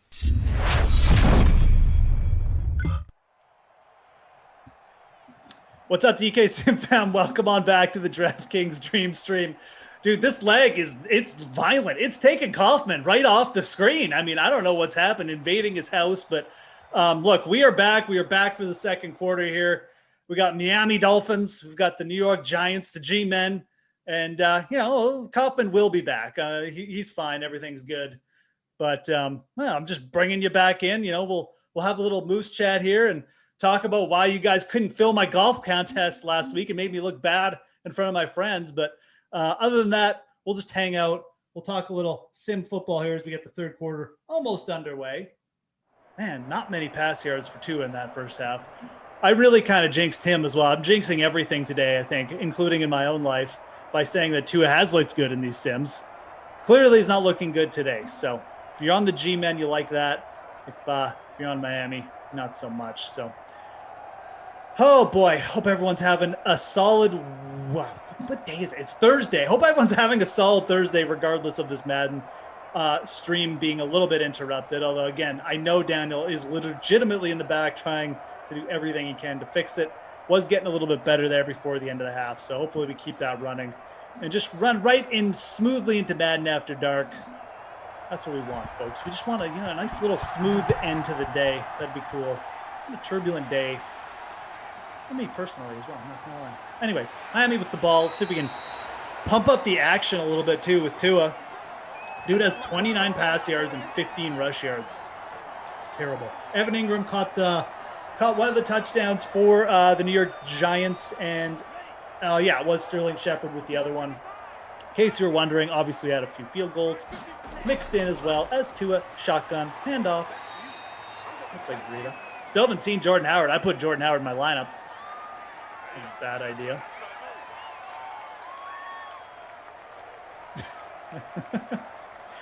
Oh, just keep me entertained in the chat regardless, people. Love that you guys are still here. Look, man, I know it's rough with this lag, and it's like it was unwatchable there. It is. Looks like it's improved a lot here, but I do appreciate you guys just hanging out. I appreciate you guys trying to kind of hang out through it. I'd be frustrated too if I came in to watch it, and like you get ready, you got your Madden Sim on deck. It's like Worm from Rounder says, you got everything set, and you just need that one thing. And it's that Madden stream to work, and we don't like it not working as much as you guys do. But I really appreciate you guys hanging out. I do believe See Glash in the chat? That the K-Man himself is back. See Glash in the chat? Did Koff get fired? AD Poker. Koff's been replaced by dead air. Listen, I came back. Well, I mean, you guys wouldn't know it because Moose was talking and I didn't want to interrupt him. But I have actually been back for a solid minute. I came back with 7:40 on the clock because I looked at it. But Moose was going, so let him go. Man, I came so close. I knew we had about 2.5 minutes for me to quickly run up and tend to a little bedtime issue. And then, I missed the first 20 seconds of the third quarter. No, Daniel, when I said 7:40, I meant 7:40 on the clock, not the real, like, it's 8:40 Eastern time. I meant left in the third quarter. That's what I was saying. So here I am. Here you are. Yeah, man. I mean, there are 3 of them. Like, I mean, and you. Yeah, I know. I very much know. You have 2, but they're young. They're twins. Like, there's, it's. I mean, even when there are 2 of us and 3 kids, or like just you or just your wife and 2 kids, it's that zone defense. It is not easy. Sometimes you need an extra set of hands. Yep, 100%, dude. So I'm not even gonna razz you about that one. Yeah, no. Ingram with another catch. But anyways, here we are. Again, as I was telling you, Justin Craven's coming in at the exact right time. I just got in, Jeff. No problems here. Yeah, I mean, this is Justin. He's the Batman. I'm all about Justin Craven. Go buy a lotto ticket, man. You're coming in at the exact right time here. Everything's figured out. Kaufman came right back on as he came back. This is great. So.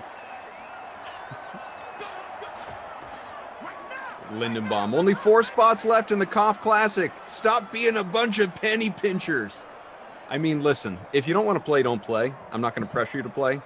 I'm going to pressure you in the sense that I'm going to bring it up, but I'm not going to pressure you individually like Boss Man, play, Mr. Nick, play, Congo Cab, play.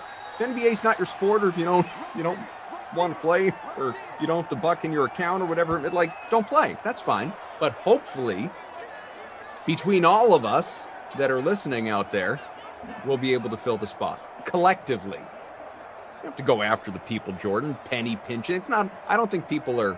I'm not donating $1 to this. I think it's more like I'm not an NBA guy. Why am I going to throw $1 away? I get it. 3 spots to fill it though, for anyone that does want to. Oh, you know what? I'll get in. What the hell? Yeah. All right. Good.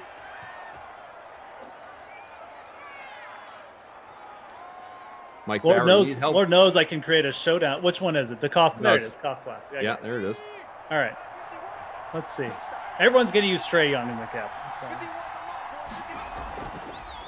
Not doing that. Oh wait, is this a two gamer?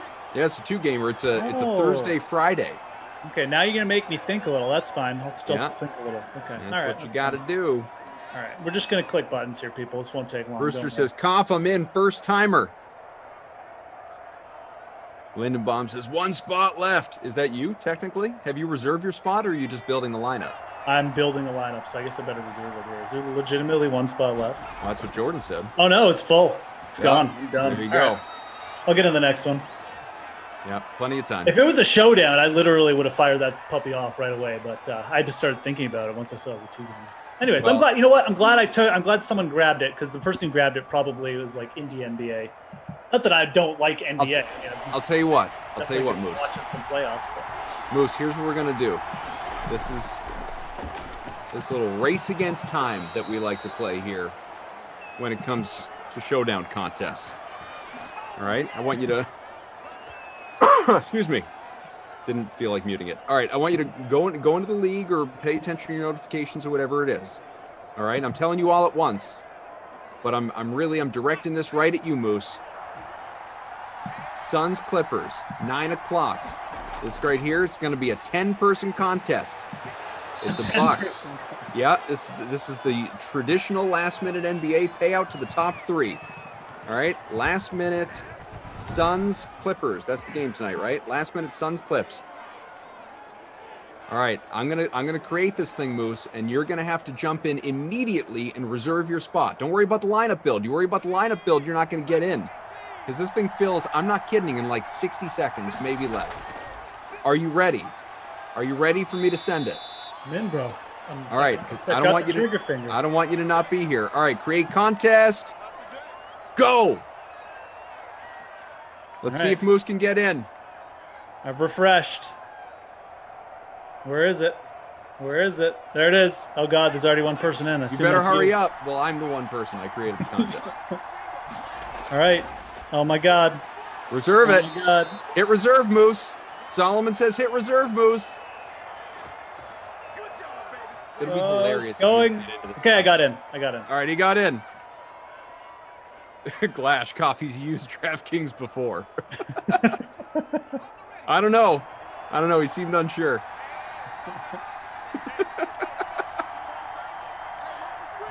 Yeah. It's true. Okay. So how's this work? Yeah. Oh man. And now you have 13 minutes to. Now I'm gonna tinker a little. Okay. Yeah. All right. Yeah, now you got all the time in the world. Well, 13 minutes, but you can assess after the third quarter break if you'd like. Oh, I'm gonna spend like 30 seconds on this. I just don't. You're welcome for my dollar, people. You deserve it. You guys all deserve it. I don't think Meager's ever missed one of these things. Meager's in all of them. CJ, CEH. I see y'all. Thanks for being with us.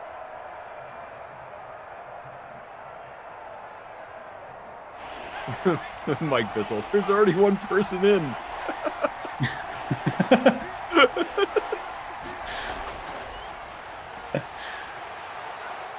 Oh, too good. Touchdown!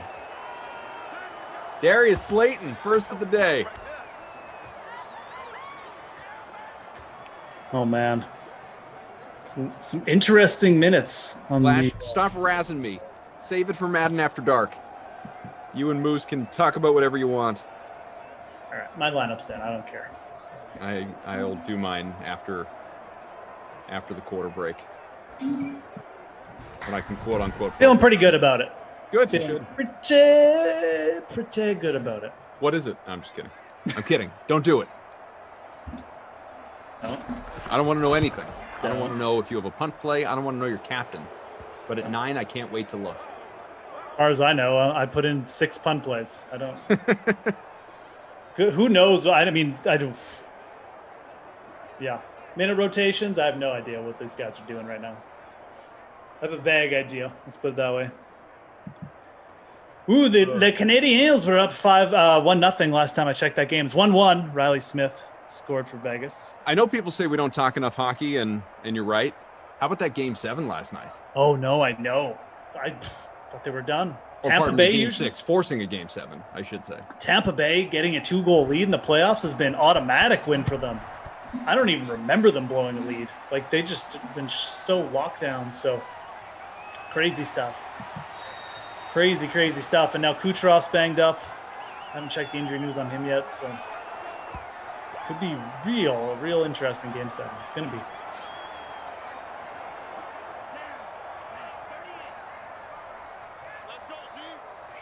Shadow Man 10-12 still in front by about 5 points. Meeker hanging out in second. Mayor of Simland, Greg Coffin, has sent me a message on Twitter directly. Oh, wow. How dare you announce a 10-man showdown on The Sims? Listen, that thing, I never worry about showdowns filling in when they're that, or any contest for that matter, when they're that small. 10 people, that's quick. That's easy. These 75ers or 200ers that you sometimes got to push. But I'm glad we filled it. 24-6. This is a very lopsided sim. But at least the lag, knock on wood, is gone. You know, just 225 for Daniel Jones. Yeah, Kucherov is hurt, Justin Cravens. I just don't know if he's out for game 7 or what yet. I just haven't double-checked the news today on that. Obviously, the other game was going today, so but definitely going to be a big loss for Tampa Bay if he can't go. That is really going to make that series even. Barkley, Breida, they've combined for 100 yards on the ground. Neither has done anything notable in the air either. Shepard, 7 for 82, touchdown. Ingram, 5 for 66, a score. He's Moose's captain. Tate, 5 for 57. Also a touchdown for Slayton. Mike asks if I'm going to come back from Madden After Dark and razz Glash in the chat. And honestly, probably not. But maybe. I'm not going to tell you definitively not, but probably not. Only because I have some things to do. Well, plus you're going to a movie together tomorrow. So yeah, I can razz him in person. Yeah, exactly. I mean, all kinds of Fast 9, hey? Wow, F9. F9. Not to be What are you expecting out of John Cena's performance in F9? What are your expectations? You think you're going to be surprised by how good he is, or it's just going to be, wow? So I happen to think I enjoy, I'm not going to sit here and call John Cena a quote-unquote good actor, but I enjoy John Cena's performances. Like, I thought he was really good in a limited capacity in that Sisters movie, you know, the Amy Poehler, Tina Fey vehicle. I thought he was awesome in what was it called? Come on, comedy, fairly recent, last few years. Help me out, people. Daniel. Comedy. Yeah, it was a comedy. Or it was like a modern day American Pie. All the parents were no, not Daddy's Home. Oh yeah, where was the dad? Is Blockers. Blockers, thank you. My goodness, that took everybody too long. Blockers. I thought he was awesome in Blockers. He was really good in Blockers. And I think that my expectation for him in Fast 9 is I am not going to walk out of that theater feeling like, oh, like John Cena was a problem. But I don't think I'm going to be blown away either. I think he's just going to fit in well. I think he's going to do perfectly fine. And to your point, you know, it's not like he's acting against like Sir Ian McKellen or something. I mean, he's acting against. It's Vince Diesel. He's probably going to look good compared to Vince Diesel. So that's a good point. Yeah. Vince Diesel. Oh, Vinny Diesel. Oh, it's so good. Solomon, stop talking about Cena. All right, I'm sorry. I know he's a wonderful man. You know what I did for any Fast and Furious film fans out there? Say that 10 times fast. Not a hot take, a little just an observation, especially after binging them all recently. So The Rock's, Hobbs, The Rock's character in those movies, the 4 that he's been in, because he was in, I think, 3 of the Fast and Furious movies and then Hobbs and Shaw. Right. it's a steady decline in terms of performance. Hobbs and Shaw, his character, like his portrayal of Hobbs, is not nearly as kind of commanding and overpowering and like authoritative as it is those first couple films where we see him in the Fast and Furious movies, like where he's just, you know, he's got some cheesy lines, but he sells them, and he's a BA, if you will. He's a bad mamma jamma. Hobbs and Shaw, it's a little toned down. It's a little less convincing. And I like The Rock. I like Dwayne Johnson a lot. Hobbs and Shaw felt like kind of a mail it in compared, or he just sort of, I don't know, forgot what made the Hobbs character so great in the the original Fast and Furious movies that he was in. Right. Fair enough. I don't know, Daniel, you're a Fast and Furious connoisseur. What do you think? Probably writing me a book about it. I still haven't seen that movie. I've been tempted to throw it on a couple times, but never have. Daniel says they've changed up his character to be more approachable to make the gimmick last. Well, I don't like it. That's not okay with me.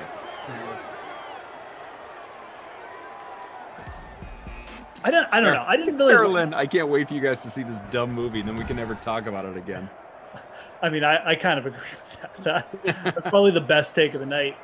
I didn't like. I'm not like offended by The Rock going into the Fast and Furious. I just feel like it's like, why do we need The Rock in the Fast and the Furious? Like, we got the cars, you got Vin Diesel, you got, like the other dudes in there. You already got an ensemble cast. Why do we need to add The Rock to it? Like, it's not like it's already overkill, man. I mean, I don't know. I just find his character too much. I don't know. I felt like they went to another level when they added The Rock, so I'm going to disagree with you there. I really like him in those movies. My favorite Fast and Furious movies are 1 and 3, in that order. 1 and 3. Interesting. 1 is a good movie. I've said it. The first Fast and Furious movie is good. It is a good movie, but yes. I think they get better as they go, generally speaking. I don't think they get better. 3 is cool because it's a unique thing. The character's unique. The racing's unique. I didn't mind it as like a standalone story. 2 is the worst movie, one of the worst movies ever created. The one that Vin Diesel's not in? Yeah. It's not great. Although Eva Mendes being part of the family was nice. Yeah, I guess worst movie ever created is strong, but it's not. It's just not good. I just realized I haven't made my NBA lineup. This is a quick build, folks. For that and the showdown. What a dummy. Like all that time. Oh, I was just distracting. I got you on the Fast and the Furious. I was just trying to get you through the lock here. I'm eyeing the clock for a few minutes, and then all of a sudden, I'm just gonna keep bringing up Fast and Furious questions to distract you. You know. Jordana Brewster. Who else is in them? I'm really curious to see. Maybe Glash is still out there. I'm really curious to see how they integrate Jordana Brewster into this new one without Paul Walker. Like she's not in Fast 8 because like their family's, out of the picture. Like they're keeping him out of it. They're keeping him safe. Well, what's this going to look like now? Yeah. How's he happened? What's the story? Is he like I find it very hard to believe that like Jordana Brewster has come to join the fight and drive fast cars, and Paul Walker is staying home, with the kids. Yeah, stay-at-home dad. Seems unlikely to me. I've had enough of this. I'm out of this life, but that's not it. All he talks about is how much he misses the bullets.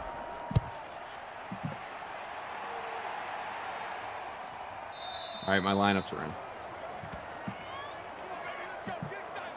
See how they go, but they're in. 3 minutes left, people. We appreciate you guys hanging in there for real today, man. I know the legs sucked. It was boring. Never fun, but we appreciate you guys hanging in. Over 200 people now. Hopefully everyone's having a good day. Lisa said she lost interest after Tokyo Drift. Well, you don't even need to watch Tokyo Drift. I mean, you really don't. Like, if you're into the series, you can just, like, it doesn't. The only relevance Tokyo Drift has to any of the other movies is Han's storyline. Oh, right, yeah. Oh, yeah, that is kind of true. Like, you kind of. Which they do a good job integrating into Fast 7 in particular. Yeah, I can't remember which one. There's one of them it like touches on. So.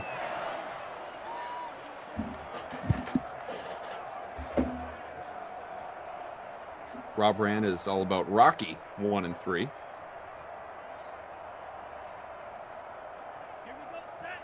Truly poor. I think most Fast and Furious movies, after 5 were bad, but Hobbs and Shaw was funny. It's a fun movie, but these movies, and I loved them. I loved them, but they are ridiculous. They have evolved from at the very beginning, movies with cars at their core, to just superhero movies. Like, no one even bleeds in these movies when they're fighting anymore. They don't even bother with it's like, why trouble the makeup guy? Like, don't worry about it. Like, throw a car at this person, he'll be fine. Not a scratch on his face. What I love is how creative they've just done. What can we throw off an airplane and put a parachute through? Yeah. A tank. Okay. I mean, I think in the new movie they fire a car into outer space. I think they like attach a car to a rocket ship. For what purpose? Oh my God. Exactly. For what purpose? Oh. Unbelievable. 80 Poker says, what's the one with Ludacris? That's the last one I saw. He is in all of them, except for dude. The one with Ludacris? The first one. Ludacris was in the first one, wasn't he? Or did he come in the second one? But the first one. But Ja that's Rule right, was in okay. the first one. I couldn't remember if he was part of the first one or if he came in the second one. That's right. And when I say all of them, whenever I say all of them, I'm not including Tokyo Drift. So for all intents and purposes, this is Fast 8 to me, even though it's Fast 9. Really got to take some time and just rewatch Tokyo Drift. Some folks who have brought up Loki. Have you watched episode 3 of Loki? Are you caught up? No, I fell asleep before I could finish it last night.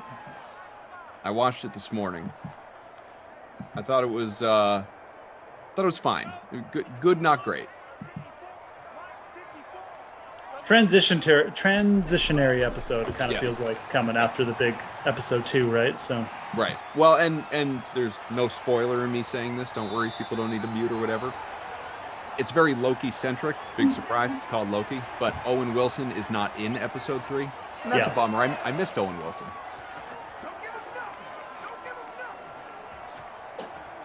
Just impressed what they've been able to do with these characters.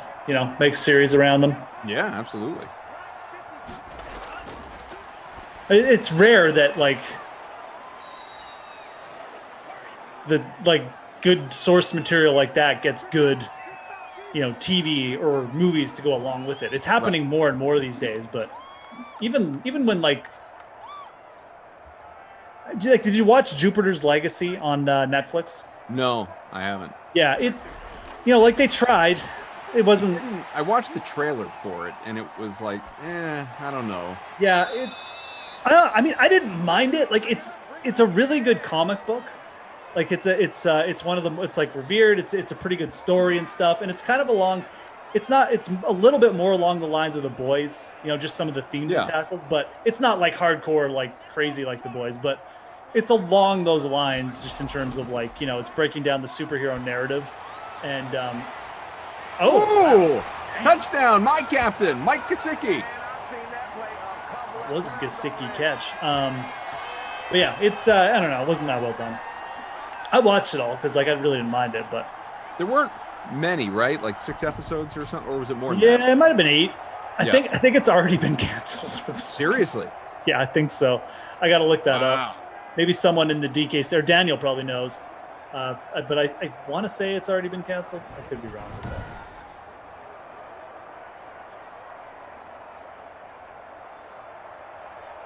Yeah. Didn't realize Daniel, that. already confirmed. Canceled. Well, so what do they do? I mean, I guess it's not like they have a storage issue there over at Netflix. Like, sorry, we can't house this one. We're running out of space. But like, when a show like that, I mean, I guess they just leave it up forever because it's a Netflix original. But I mean, I don't know, who's going to turn around and watch that? Yeah, it's kind of weird. It's like, it's just sitting there. I mean, like, who's going to watch one episode? Like, and the thing is, people know it's like it leaves you on a cliffhanger after season 1. So it's like, okay, great. That's it. Awesome. That's the weird part. Like, just ending. That's how I feel. On a cliffhanger. That's how I feel about Manifest. I really enjoy the show Manifest, which was just canceled after 2 seasons, right after the first 2 seasons went to Netflix.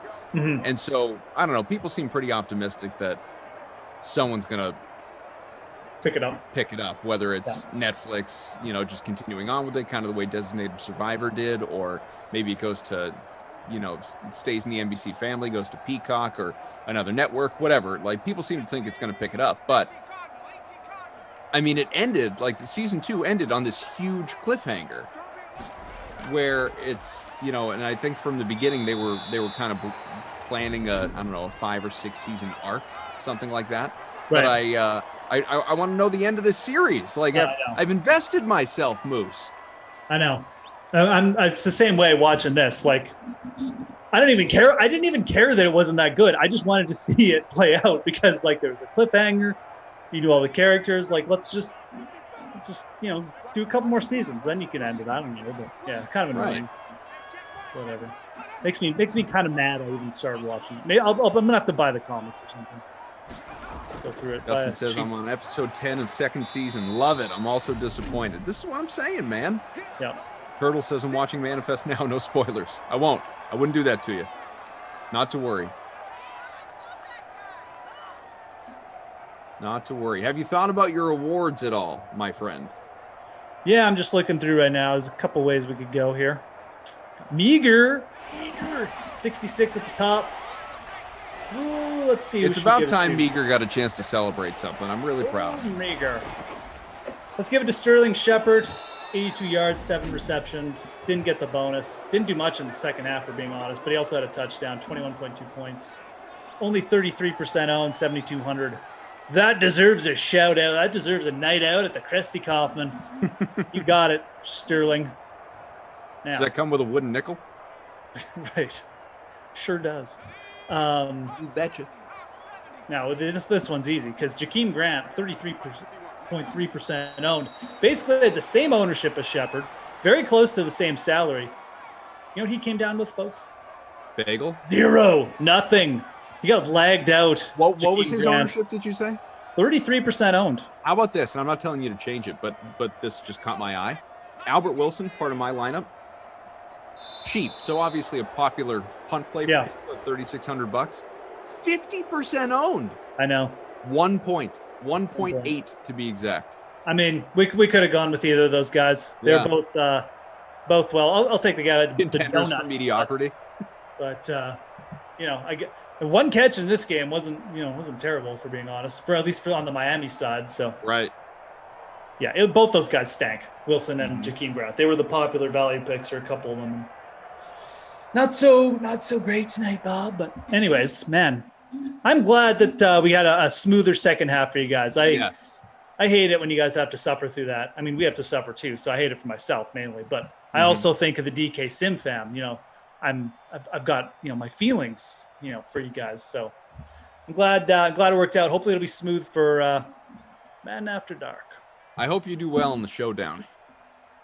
I do too. I hope I win it. At least you'll get to follow it during Madden After Dark for a little while. I've already forgotten about it, so I won't. I'll look at it tomorrow morning. I'll be like, why is there an extra $5 in my account? Yeah, that is pretty much best case scenario for you. I think top prize is like $4.50. $4. Okay. All right. Very good. Well, we're going to let Moose go, but I'm going to hang out because I want to talk more NBA. And there's no one I'd rather do it with than, let's see. Uh-oh. Yep, turns out it's Kenny. Kenny, no one I'd rather do it with than Kenny Deuce. The deuce is loose. What's going on? The Duck Man cometh. The Duck Man, I'm here. Yeah. Moose will return for Madden After Dark tonight. How are you, bud? I'm great, Moose. It is good to see your face as always. I'm glad you guys got in like a 5-hour long discussion about television. Yes. That was great. Yeah, I'm really looking forward to this game, though. It's going to be awesome. And I really do think that the Clippers are going to win. That's my big take. Clippers are going to win. The Clippers are going to win. No one believes in the Clippers, and that's when they do their best work. So, I do think so, yeah. All right, well, we're going to talk for a moment here, Daniel. I'm letting people behind the fourth wall. Daniel wants me to share my screen with the people and show the folks. But you don't want to share your screen. You're selfish. Because you don't want to share. And you're just like, my screen? Come on. I'm already sharing my time. I'm already sharing my thoughts. I don't want to share my screen too. That's three things. You know what? I'd never looked at it that way, and you're right. I am the cough man. I am the cough man. No, what it is I need to take a moment to log into my TK Sportsbook here. So boy. So that we can. Everyone can see. So everyone can see that you took the Celtics futures yesterday. No. It's not. It's to be fully transparent with people. It is a dummy account. It is, and not just because it's a dummy talking about it. It is a dummy account in that it's just a login so that I can look at all the odds and necessary information. There are no bets made from within this account. I don't have an account. I can't have a DK Sportsbook account. We don't even have the ability here in old Massachusetts. But tell me, you think the Clippers are going to win this one? As Poppy says, Ducey's going to jinx my Clippers. How are you feeling about it? You know, like, I mean, I know you said you think they're going to win, but specifically, what kind of game are we going to get? Are you muted? Did you mute yourself? Oh yeah, I did mute myself. Yeah, I didn't want to jinx the Clippers, so I just decided to mute myself. I'm just going to stop talking. I've been talking about this game all day long. I'll give my thoughts. I'll sum them up here as succinctly as I can. You don't need to be succinct. The Clippers for like 40 minutes. That's true, yeah. Well, here's the thing. The Clippers, if you'd let me talk. I'm sorry. The Clippers, I know, it's ironic, right? Lucas talking. The Clippers. Go on. So two people are talking. The Clippers, they led the league all year in 3-point shooting. Okay, this has been always a good 3-point shooting team. They're 42% at home during the postseason. This is a team that has shot the ball well throughout this series as well. And I think a lot of people, see this level of offensive success for the Clippers as unsustainable, luck, lightning in a bottle, all of the above. Okay. What you need to know about Ty Lue. Ty Lue uses the first two games as feel-out games. He makes adjustments. He tried out Luke Kennard in game 2. You look back at that series against the Utah Jazz, played Boogie Cousins and Rajon Rondo early, then went back to then they went back to the bench. Like, he just does a whole bunch of crazy things early in the season, or early in the series rather. And when it comes down to it, he tries to figure out how to problem solve, for certain different defenses and in certain lineups, right? And he looks at the he looks at these lineups. He threw a 4-guard lineup out there in game 2, which I thought was absolutely outrageous. Could have go small, but I don't think he's necessarily sure what the Suns are going to have. But it's like a golfer, okay, through the practice rounds. You've watched practice rounds before, Koff, have you not? Sure. Yep.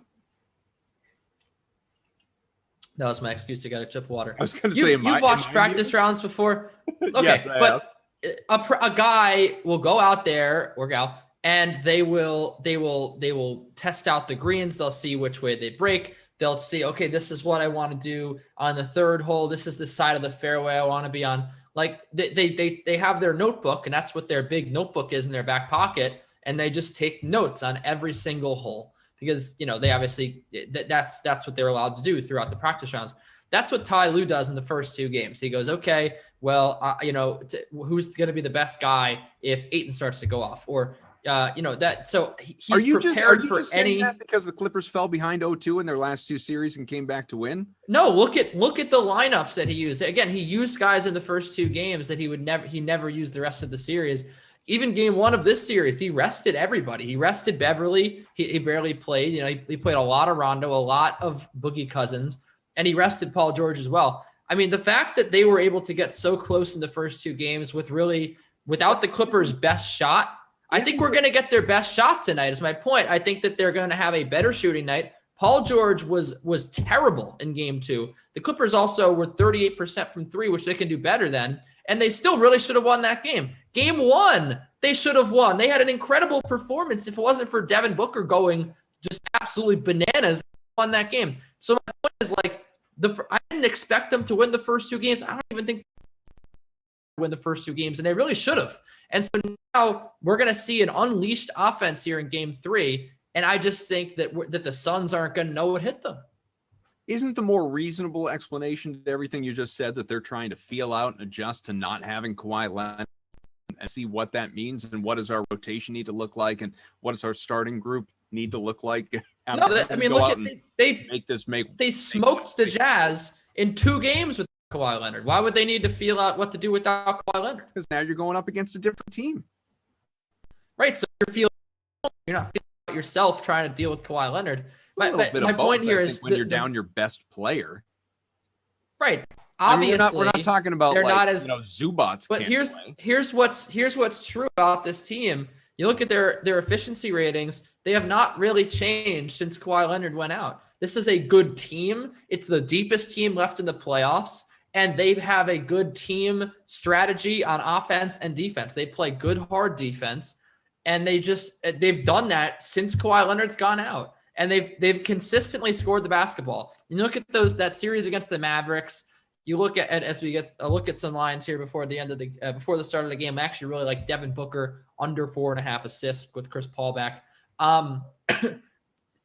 This is going to be a different type of game where the Clippers, I think, go bananas from 3, and the Suns, their defense hasn't been that good in this series. It was great all series long, but it wasn't that good. In this, it was good all season long. It wasn't that good in this series. And the Clippers have just steadily, righted the ship here all postseason long. The reason that they lost those first 2 games wasn't necessarily for lack of good play. It was the fact that the Jazz had incredible shooting nights. Also, the Mavericks shot over 50% for the first 3 games of that series. Mm-hmm. That's just not going to happen, right? But all along the way, throughout all those losses, all those wins, nothing ever changed for the Clippers. They've had the same sort of efficient scoring, the same defensive efficiency. It's been very, very similar. So I don't really expect the pace to really why would the Clippers stop playing good basketball now is my point. What's going to stop them now? So some things in the chat here. Lisa says, Clippers are weak tonight. Suns will dominate this one. Herb says, "Arr." It's not my cough or clearing my throat. That's his noise. Does that mean? Arr. Weak tonight. So, Arr. I know. They're agreeing with Ducey. I'm agreeing with Ducey. T. Lou has proven that he's not shy about abandoning his game plan game to game. Justin Harden says, "Cough, why are you bad luck?" It's a fair question. Tara Lynn, courtesy of Rachel Nichols, Devin Booker's nose was broken in 3 places. Doctors reset it yesterday. Booker is wearing a mask for game 3. When asked about it limiting his peripheral vision, he told Rachel, all I need to see is the basket. Clip, baby. We go. Big 5-2 lead. Now we're going to build on that. Oh, yeah. Let's see how they got it here. So obviously the DraftKings live odds are always going to be ahead. Oh yeah. Well, Pat Beverly 3. I love that. Love that for the Clippers. Obviously it's live betting on the DK Sportsbook now. These lines, they adjust as we go, but how are you feeling at the Clips? And I don't care about the 3-point lead, just in general. How are you feeling about LA at -2.5? And then we can get to, I don't know how inclined you would be to bet a live over under. It's 221.5 right now. Money line is -130 for LA, but with the spread at ranging, it's 1.5 now, but ranging from -1.5, -2.5. How do you feel about it? Are you you're so convinced the Clips are going to win that you're good with that? Well, I mean, if you're live betting now, what happened was you meant to put your bet in, and then your friend texted you like, "Oh man, Pat Beverly 3." Right. And you're like, "Oh no, did I forget to get my bet in?" No, like you're not live betting this game right now if you're into live bet. Here's the thing: I like the Clippers to win. That's not changing. I'm not paying -130 for them when they were even money before the game. I would wait until. I would wait until we get maybe the Clippers down in this game. Maybe the Suns level this back up. Like, here we go. Now they're already -120 again, 6-5. That's just going to happen. So I'm sure that the Suns will tie it up or lead at some point in the first quarter. And if you missed Clippers +100, be patient. And if you don't get it, then take that as a lesson to get your bets in on time. But I think that it's a weird game that people play with live betting where some people will just go, hate this number, going to jump in live when they're losing. And that works sometimes, works a lot of times, but sometimes you don't get that opportunity. And if you don't get that opportunity, you have to learn to not force it. Don't pay -130 just because you missed the bet. Like, wait. And if you don't get the right price, then don't take it. Or if you went in saying, I'm going to live bet this game, and you're worried that it's getting away from you, like, don't overpay just for the sake of getting a bet in on the Clippers. That's some good lesson in that's a good lesson in sports betting right there. You definitely want to stay disciplined, and you don't want to just chase. So that's what I would say. DraftKings conference room here on YouTube. Someone in the chat says, if the sports line was available in Ontario, I'd be betting the house on Chris Paul over 17.5 points. We can see him on the DK Sportsbook, 15.5. What do you think about Chris Paul and his return, obviously, from his couple game COVID absence? Yeah, so I love that we have the live over unders for points. I was really interested in Chris Paul over 17.5 points before the game. Mm-hmm. I would definitely take a big look at Chris Paul over 15.5. I would take that right now, actually. That's a really good deal. I think that, if he plays his normal minutes, then that's something that he definitely hits. It seems like he's going to play his normal minutes. Other thing that I want to say right now, though, Paul George hit his first 3. That is huge. Paul George looks great so far. His over-under is 29.5, by the way. It's a big number, but might be necessary. That's exactly what the Clippers need. The Clippers needed Paul George's first shot to go in, and you're going to see now things are going to go well. Sean says, this is a live NBA fans ask. Well, in a matter of speaking, if anyone has questions, comments, thoughts, concerns, whatever it may be, hit us up in the chat. Let us know, because we are here for you for about another half hour. We'll get to this game, the other series, talk about a whole lot of different stuff. What about daily fantasy? Did you do a showdown lineup for this one?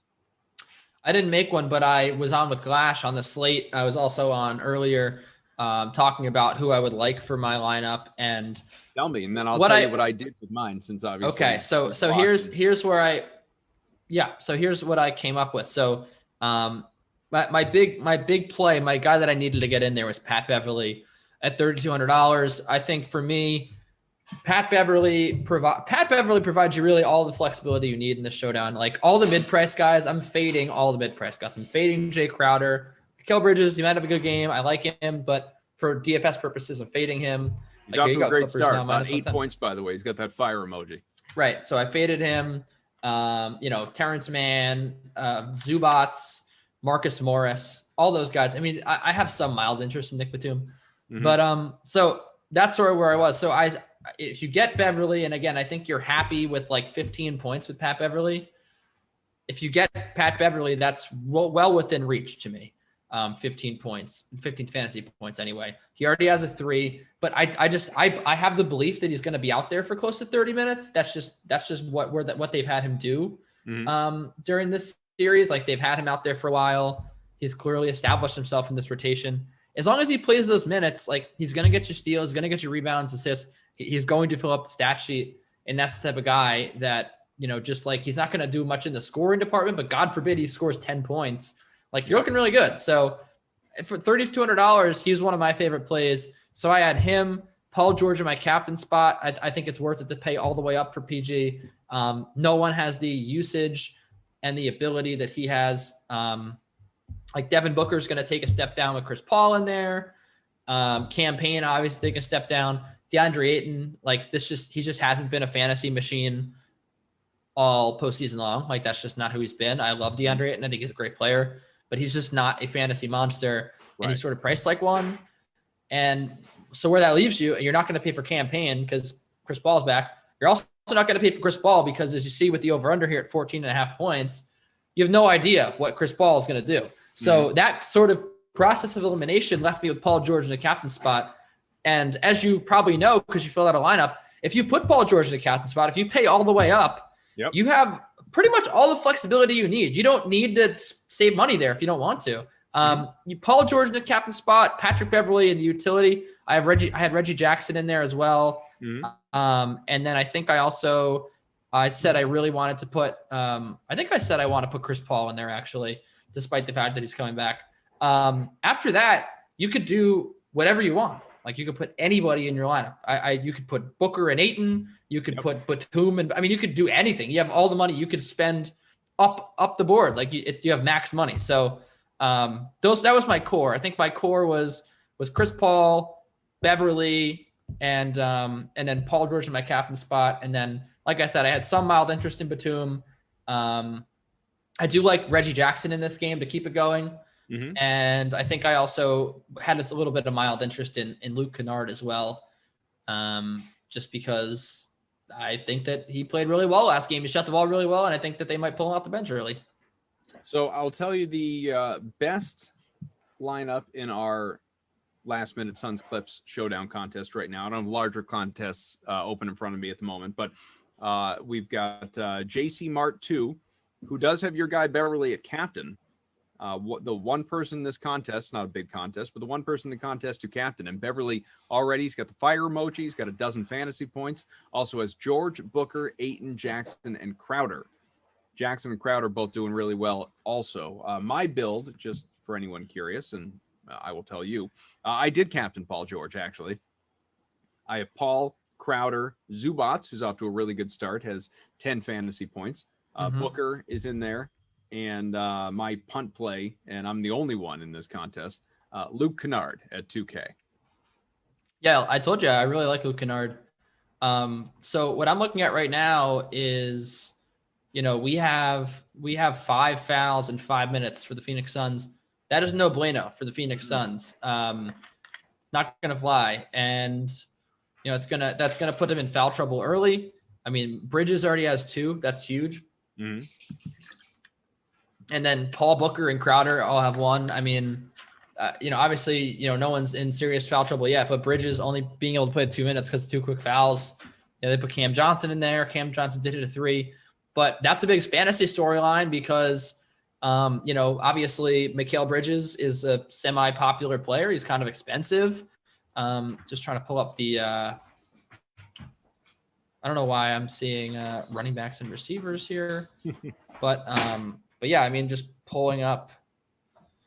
So he was $5,500, if I'm not mistaken. No, maybe that can't be right. I think that's in the classic. I think that's in the classic. It was a little more expensive in the showdown. What are you looking for? Mikal Bridges. Let me see.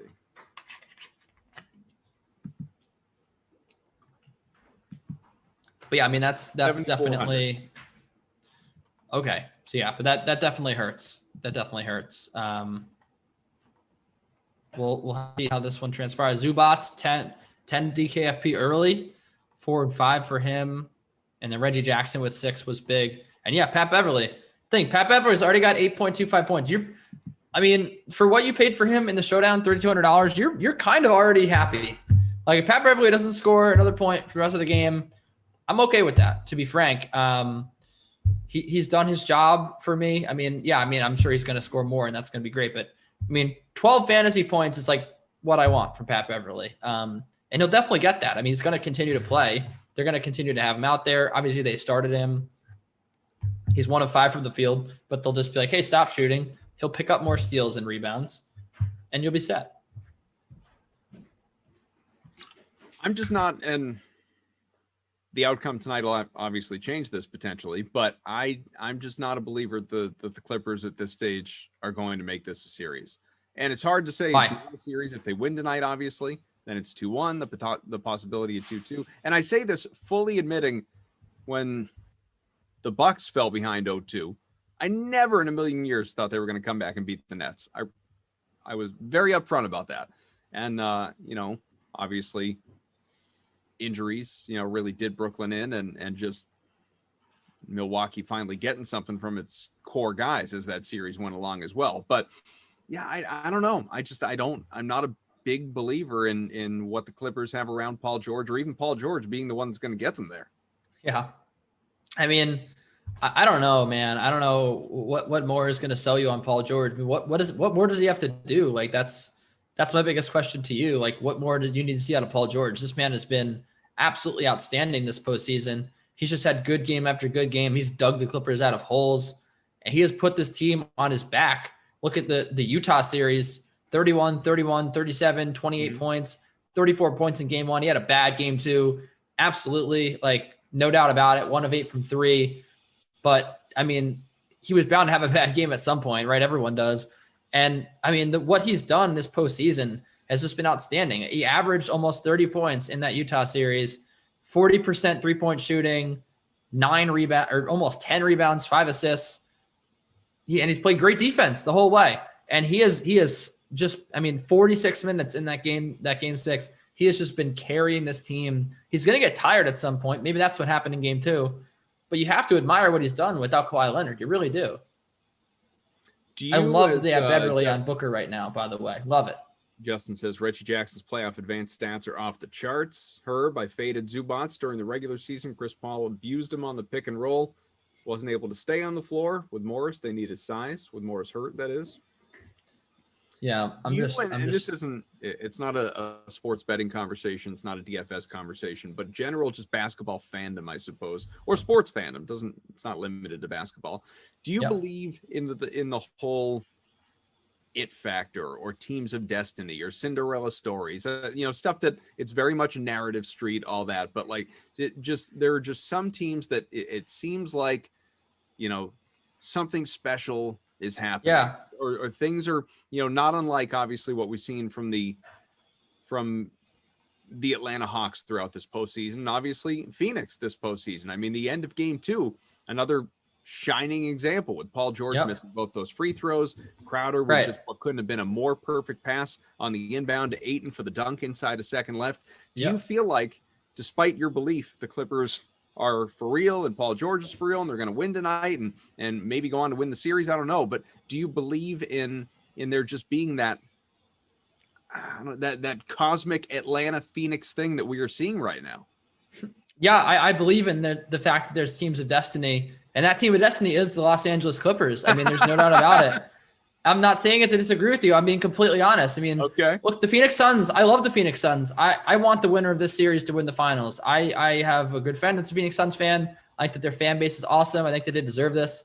But I'm sorry. I mean, you can't ask for a better story than this. The Clippers have been counted out by everybody. Their best player's gone. And they won 2 games against the team that led the way in defensive and offensive efficiency for most of the NBA season, the Utah Jazz, the team that was supposed to be the most complete team. And they just went out and thrashed them. They hit every single shot that they looked at in game 6. It was incredible. And you look at the stories on this team. The thing is, it just doesn't make any sense, Koff. It doesn't make any sense how they're winning basketball games. It doesn't make any sense that they keep coming back and they keep doing this.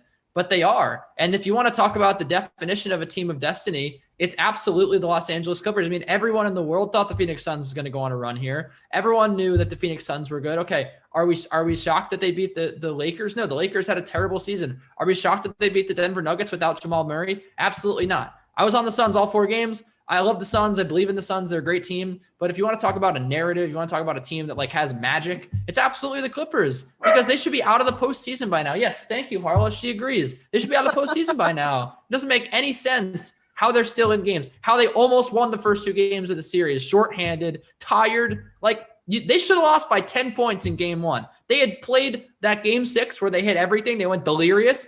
They played that game 2 days before they played game 1, and they brought that game to a 2-point game late. I mean, it just doesn't make any sense, the things this team does. And that's why they're the team of destiny for me. And I mean, frankly, you feel the same way about the Atlanta Hawks. I agree. Like, The Atlanta Hawks, what makes any sense about them? I feel like luck is aligned with the opponents, but now they're starting to pick up in confidence. They've been starting to play defense, but I mean, you got a guy in Pat Beverly who had to scratch and claw to get to the league. All these guys are basically castaways. Nick Batum was a failure as a go-to guy in Charlotte. You have Marcus Morris, who's been on like unbelievable. Luke Kennard from a first-round pick, Boogie Cousins. Like everything has just come together really with this team, and I love all the players on this team. I love the story, and I think that the Phoenix Suns are just as cool. I love Ayton. I love Booker. I certainly love Mikal Bridges. I have like a million tweets about how great Mikal Bridges is. But come on, man. I mean, you want to talk about a team coming together, a coach even that people just figured was the product of LeBron. The stories are all with the Clippers, man. Let's see. It is early on, obviously, in this contest. About 4 minutes to go, fourth quarter. It's 20-19 Clippers right now. 8 points out of Ayton. He's the leading scorer on, co-leading scorer in the game, along with Reggie Jackson, who has 8. So, Man hasn't done anything yet. Paul, Booker, they're both scoreless. To Julian's credit, like Zubac's looking good. Yeah, go ahead. I was just going to say, why don't we, we've got, 10, 15 minutes. Make sure that we have some things to say about the game tomorrow night, the Hawks and the Bucks. Of course, 1-0 Atlanta in that series, and that's just about 23 hours away at this point. It's going to be an 8:40 start time tomorrow evening for that game in Milwaukee. And right now, it's a decent-sized line. It's a decent-sized line for this game. 8-point favorites, the Hawks. On the DK Sportsbook, the money line is -365. I mean the Bucks, right? What's that? Yeah, the Bucks. I wasn't looking at your screen. The Bucks are 8-point favorites. They're the Hawks. Yeah. Oh, did I say Hawks? Yeah, the Bucks. Yeah, the Bucks. I mean, they should be 8-point favorites. Yeah. What is it? Go down to game lines. What is it to take the Hawks to win by 8? I'm curious. Cook game lines. Let's get a good alt line on the Hawks. Okay. What do you like? How about Hawks -5 plus 425. I'll take that. I think that the Hawks are absolutely, I think they're for real, but I also I hate the Bucks that much. I really do. It is hard to put into words how bad Mike Budenholzer is. Our good friend Nick Whalen from RotoWire, who's on the Sweat all the time. I was on his podcast today, and he put it, I think, best, where he was like, it takes a lot for a coach, an NBA coach, to be like universally, like to get everyone, casual basketball fans, to say, man, it really is the coaching. Like, it takes a lot. It takes a bad coach for like just about everybody to realize that you're a bad coach, right? Like, most people can't see beyond like the surface. They'll just generally blame the players or credit the players. Budenholzer's been that bad. You look at the after timeout plays, the ATOs, you look at the way that this team has just refused to do anything on different on offense. This team has no imagination on offense. They just go down. It'll be the same three things. They'll just give the ball to Middleton, bring the ball up. He'll go into the paint, turn around, fadeaway jumper. He'll either hit it or miss it. They'll do a pick and roll with Giannis to the rim. They'll do a Giannis isolation play where Giannis just hits a spin move and tries to hit an and one layup. Bless you. And that's just what happens. Like those are the three plays. And they don't really know how to do anything else. The Hawks are a better coach team. They're more dynamic on the offensive end. The Bucks have played good defense all postseason long, and give them credit for that. But clearly it wasn't good enough to stop the Hawks in game one. And I don't think that anything is going to change here. Why are we expecting Mike Budenholzer to make adjustments when he's not made adjustments all postseason? The way that he's playing this series, the Bucks will not win. Daniel mentioning that the Bucks half-court offense is bad. I mentioned earlier, like the Bucks all season long, the Bucks have gotten out in transition. They were top 3. They were top, I think number 2 in pace, and they were top 3 in fast break points. Like, this team just lived in transition, which makes sense. You have a guy in Giannis, as you know, Koff, who just can Euro step from the half court stripe. So of course you'd play in transition, but they haven't done that in the postseason. They've gotten back into half court sets and they're just clearly uncomfortable. And like, nothing's changed since the first series where they were able to do it because Bryn Forbes caught fire. But without DiVincenzo, I do feel like they're missing a little bit on offense. And the Hawks are just the better team right now, and they're the better coach team. And the Bucs are going to get a big wake-up call when they lose this game too, I think. It really is quite a thing, and again, narrative street, but it really is quite a thing that Budenholzer is. And look, I not a Brooklyn guy over here, as people know who have watched me on here. Very much wanted Milwaukee to win that series. That being said, I didn't feel like the Bucs deserved it. I felt like they just time after time after time they failed. Like, that's a series they should have put away in 5 games, let alone surviving in 7. So many blown opportunities there for Milwaukee. You're failing to take advantage of opportunities in that series. Budenholzer coached very badly. A lot of his players didn't perform well, but Budenholzer at the top of that list in terms of people who underachieved. And so ironic now that after he did so well with so many Hawks teams, there was the 60-win team however many years back, and teams that was like, this is the year, it's going to make some noise, in Atlanta, and then they don't, and they stumble early and they don't make a serious run, don't even get to a conference final, any of that. Like, the lack of star power would catch up with them. And now he's got the favored team. He's got the better team. He's got the more top-heavy team. All due respect, obviously, to Trae Young and that supporting cast. But the Bucs are the better team. There's a reason Milwaukee, as you noted, is an 8-point favorite for this game tomorrow night. And will anyone be surprised if Atlanta wins this series? Yeah, absolutely nobody. Yeah. Yeah, it's pretty crazy, right? Like, I was even a Bucs guy going into game 1. I was like, all right, like, well, here's where the run ends with the Hawks. They ran into a team, in the 76ers that, kind of similar to the way that the Bucs are playing right now. Like, just had a guy that couldn't shoot and just like ran the same 3 plays on offense, but and just was kind of clueless because Joel Embiid had that partial torn meniscus. They didn't really know what to do. They were just kind of hoping that he'd save them, and he couldn't. So sort of similar here. Like, I was just like, okay, well, the Bucs, they're gonna just run out on them, and they didn't. Like, they looked exactly the same as they did in that Brooklyn series. And as you mentioned, like, this has just been a team that has failed to take, the opportunities in front of them. Sorry, I was just looking to see the Chiron on Kawhi Leonard to see if they had any update. The update. We're not going to see him this year. Yeah, I don't know about that. But unofficially, yeah, my expectation is not coming back. Yeah, it was just crazy. It was just like to see them just do the same stuff they did against Brooklyn. And to your credit, I mean, I know I'm not a big Brooklyn guy either, and I agree with you. But I do give Brooklyn credit, but at the same time, like you said, like, the Bucs should have won that series.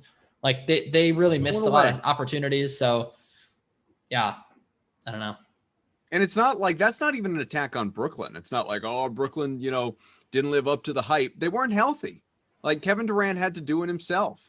Kyrie Irving was unavailable. James Harden was unavailable the first 3 games, and then did come back, and he was a shell of himself for game 4. He was a decoy for 40 minutes basically, and then he was okay in the last few games, but he wasn't James Harden. He wasn't superstar. Oh no, he wasn't even okay. He was bad.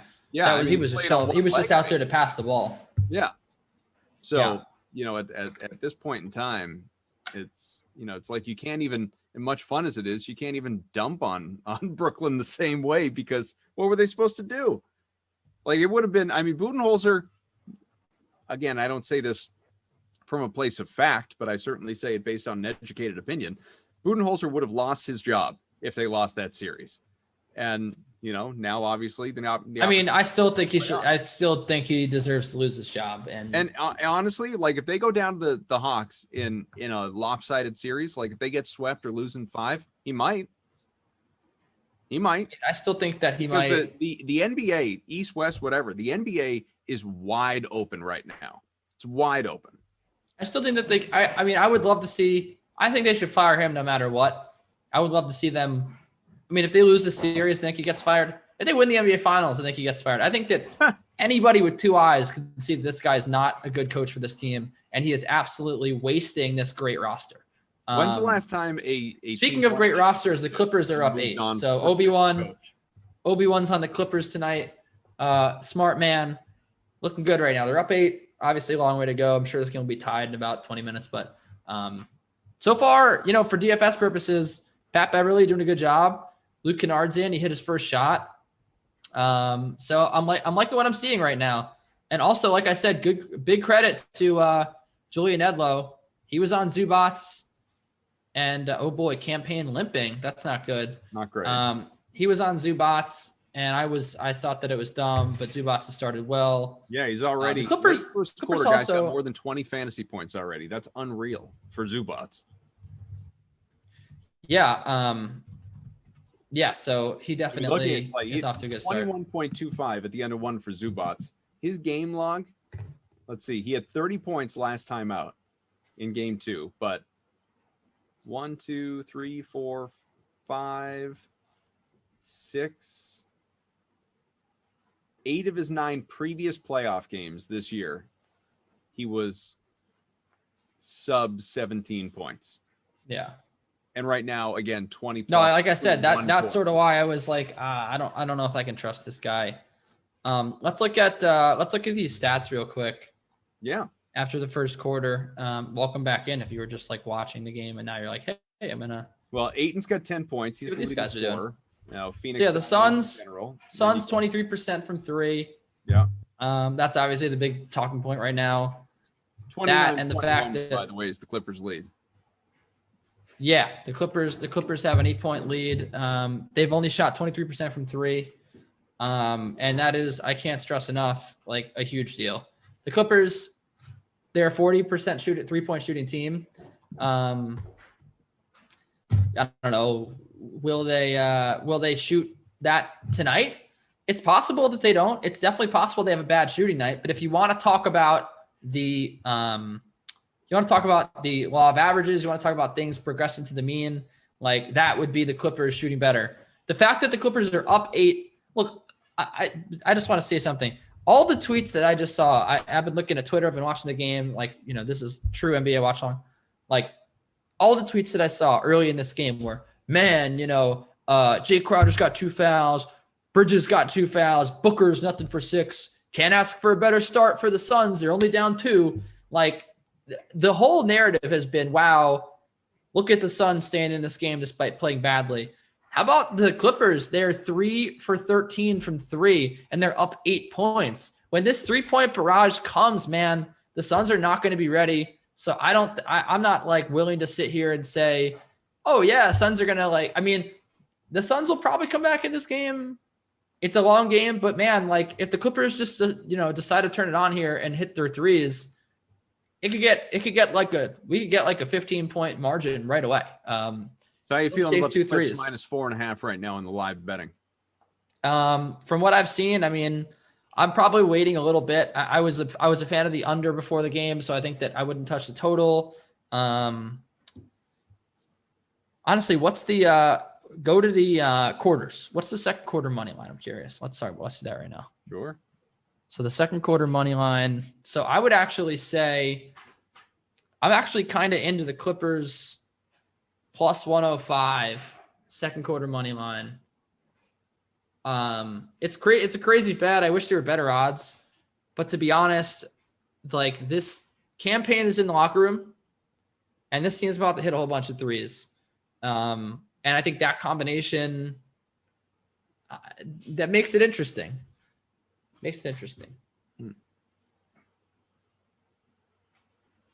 Yeah, I don't know. Worth looking at, that's for sure. Yeah. I was hoping that there was like plus 135 or something. What does it say for halves? What does it say for halves? Halves, let me tell you. So yeah, it says, okay, so the Clippers are -7.5 in the first half. Another -6.5. I don't know. Yeah, it's kind of hard to live bet, I guess, but I would definitely say second quarter money line. What do you for the people out there? I'm sure there probably aren't many novices out there, and we only have a minute or two to go. Right. But when you're live betting, what are you looking for? You're looking for value. When you live bet, the biggest thing with it is, like, for me anyway, you're looking for plus money. That's why you're in live betting. You're in live betting to get great odds on teams that like you would have taken before the game or whatever. So I'm not in live betting. Unless like, the Clippers are up 2 and I think they're going to hold on for the first half and like only -120 or something. Mm-hmm. Yeah, maybe I'll take that. But for the most part, you're just in it to look at plus money. You're in it to look at the plus odds. That's why I was looking at the Clippers second quarter money line. I thought, oh boy, maybe that's plus 135. Also, you're in it to hedge, but you're also in it to, if you went into this game and you didn't bet it and you thought, okay, the Suns could really win this game, maybe now's the time to take plus 4.5 or plus 6.5 for the first half. I mean, it just depends on what you saw in that first half, or that first quarter. But for me, I saw a team in the Clippers that did not play well at all, and they're up 8. They just turned the ball over for the first time in 13 minutes. They've been playing well. They're playing really good basketball right now. They're locked down on the defensive end. So, I mean, I would definitely expect them to keep the pedal to the metal, and if anything, start hitting some of these threes and really start to separate. But like I said, I mean, it's a long game. It feels like crazy to think that the Clippers would just run away with this. Everything would kind of point to the Suns coming right back, because now they're down 3. So yeah, I mean, see, now's the time. So go to quarters now. All right, and then we'll wrap after this. See, so now's the time. Now you could get the Clippers plus 220. See, I like that. I like that a lot. So the Clippers up by 8 or more at the end of the first half. I think this offense is going to catch fire. I really do. It's a crazy bet, but that's what you're in live betting for those juicy odds. So I think it could happen. Booker's having a tough shooting night. They can start to hit some threes. I think it could happen. Still early second quarter, long way to go in this one. Lot to consume, and I'm sure the guys will be talking about it some during Madden After Dark. You can check in with Moose and see how his showdown contest is going against the people. Colts Texans coming your way in about 5 minutes or so until pregame. Brendan Glasheen will be coming along back. His first sim till his next sim, so to speak, but he is off tomorrow, and Sunday let me see, tomorrow. Yeah, off tomorrow. He's back Saturday, pardon me. So you will have him then. Kenny Ducey will return.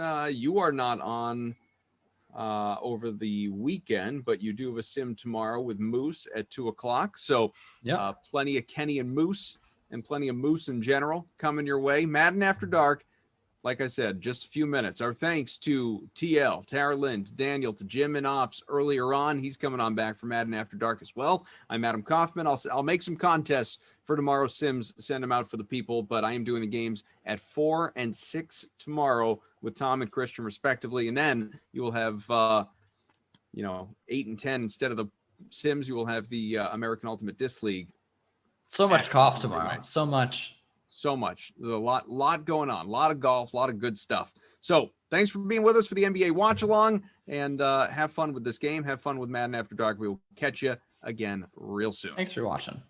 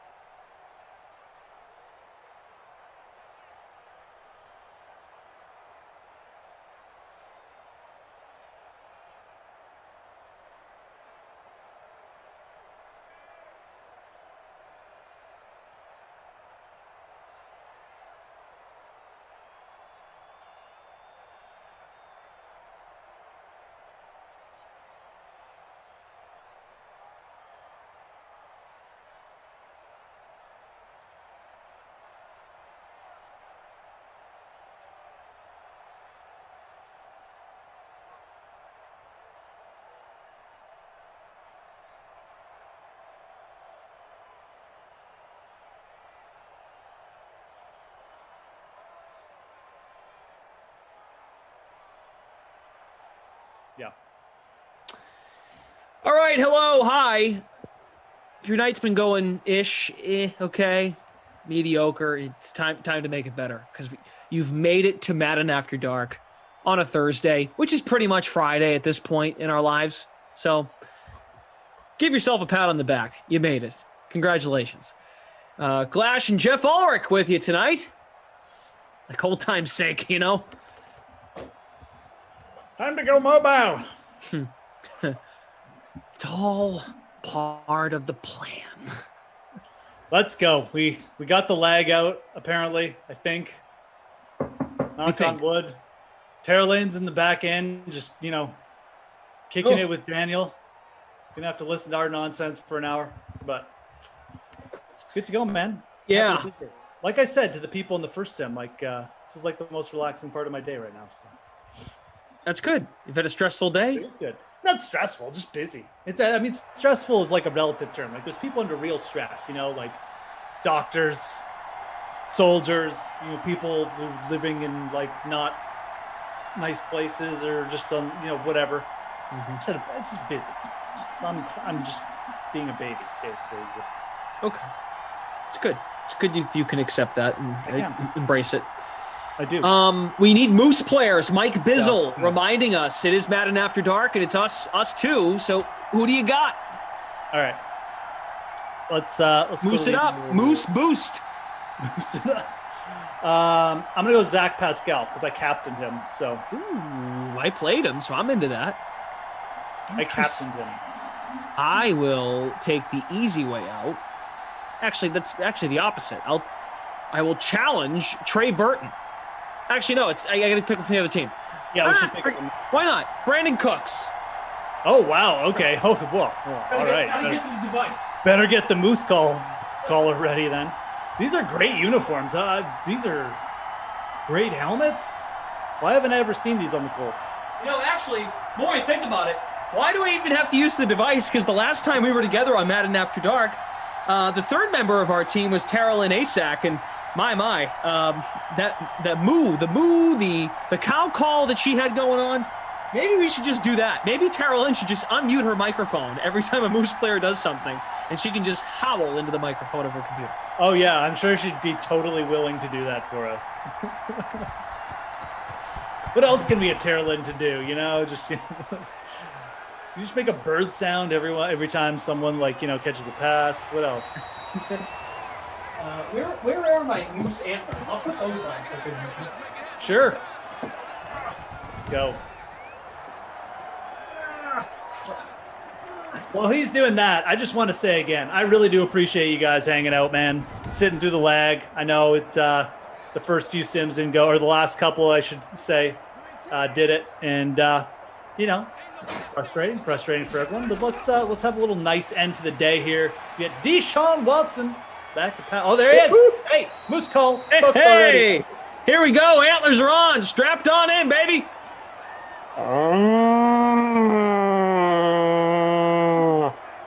Compact Moose collar tonight too. I like it. These are deflated antlers. We like deflated things here in New England, Jeff. Well, My Moose Open contest was deflated this week, so maybe it does fit with the theme. I didn't have the backing of Tom and Glasheen on Twitter. Wow. Ooh, since you brought it up, that's what the title of the free roll was about, Glash and Moose. Not even going to bring it up. Not even going to bring it up. That's what it was, the free roll not filling, because I mean, last week you were trying to make a point to everybody. Yeah. You didn't like that there was Twitter promotion. And this week there was no Twitter promotion. So. DJ Cleve would say, I played myself. Interesting. There's a phrase. Is that Brandon Cooks again? It is. Oh, yeah. Yeah. Here we go.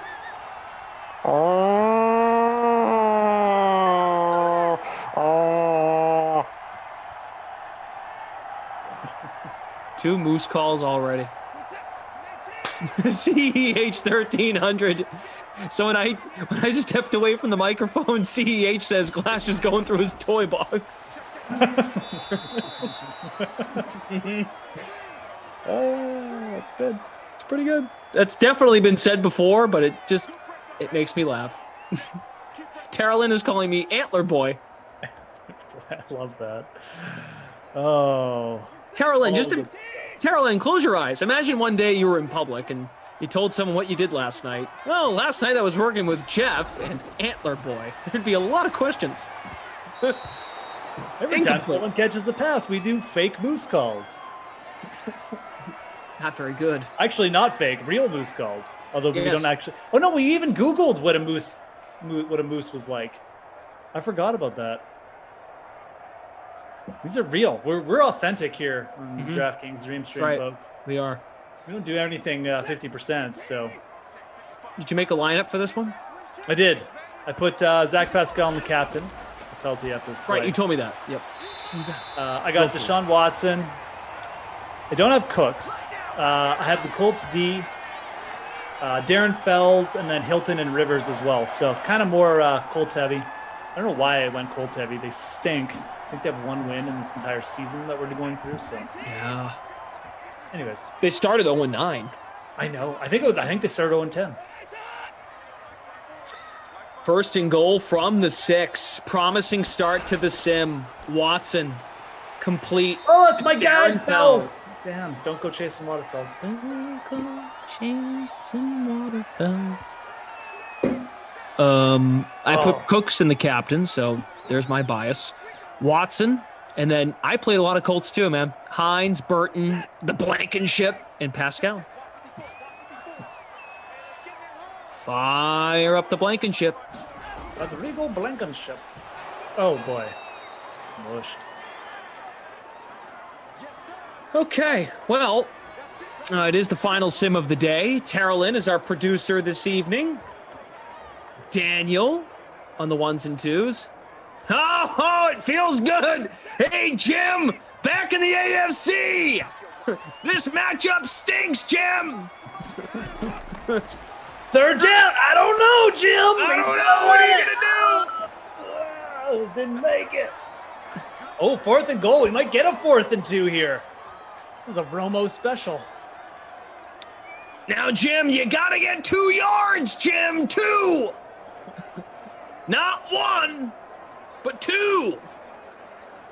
They're not going to go for it. They're going to kick it. Oh! Here we go, Jim! Here we go! Oh! Knockdown. Almost INT. Oh, boy. Should have listened to Romo, guys. Sim Tony Romo. God knows what he's talking about. There's a good energy in the sim. Really trying to bring it there on the opening drive. Michael Smitty says, Glash, any pizza deals tonight? Why the heck not? Let's get out the pen and paper. I have a document going of who's already been chosen, so no cheating. We don't stand for cheating in New England. Right, yeah. Oh, yeah. The only thing we stand for are deflated footballs and deflated moose ears. Antlers. Okay, go ahead. Throw them out there. Pizza deals. Go. Get on it quick. Let's go. Get him in. It really is to drive home Jeff's point of appreciation that you folks are here tonight, because it has been a laggy night. Has been. Wow. Glash coming through with a little pizza action to kill it at the end of the night. Save the stream as per usual. Naomi says, pizza deal. Pascal, 2 touchdowns. I'll take that. He's my captain. You know what, Naomi? Now we have rules as we've discussed. You must message me on Twitter to confirm your identity. Naomi, if you'd like to play the game, at Brendan Glasheen on Twitter before your deal can become valid. Michael Smitty says 5 field goals, maybe? 5 field goals made. Wow. That's too easy. Combined? No, we'd have to have you got to pick a kicker. 7 full? That Poppy Herb, you won your pizza. Stop. You're not playing again for a while. Still mad at you. I mean, I love you, but I'm mad. Jay Sternberger. Oh, right. The Jay Sternberg. Yeah, I was with Freeze Pops for that. Unreal. Lisa Robinson, hi. You're turning into Kyle now. I see you. Hello. Man, I like to know how Kyle's doing in his tests. You know? Naomi says, actually, I don't feel good about that deal. That's good. I've never, first time in pizza deal history, someone's decided to pull back. I'm good, actually. We got 90 seconds left in this first quarter. Okay, I'll read some more. Tater Hater, Rivers, strip sack, fumble return, touchdown. So someone has to strip Phillip. There is Burton to the 35. Yeah, like he's got a fumble, and then not only do they have to recover, but they have to take it for a touchdown on the same play. All right, Mark Mantelli. Mark will take it. Mark, message me on Twitter right now. Duke Johnson, 2 touchdowns. Duke Johnson, 2 touchdowns. Okay. All right. Duke, 2. Pretty close on that first drive. He had a long catch there. So. There's Burton again. Yeah, Trey Burton doing some work here, really. Colts are actually moving the ball. Tater Hater is right. Turning into Kyle is a huge compliment. Ashley Edwards, Kenny Stills touchdown. It's got to be more than 1.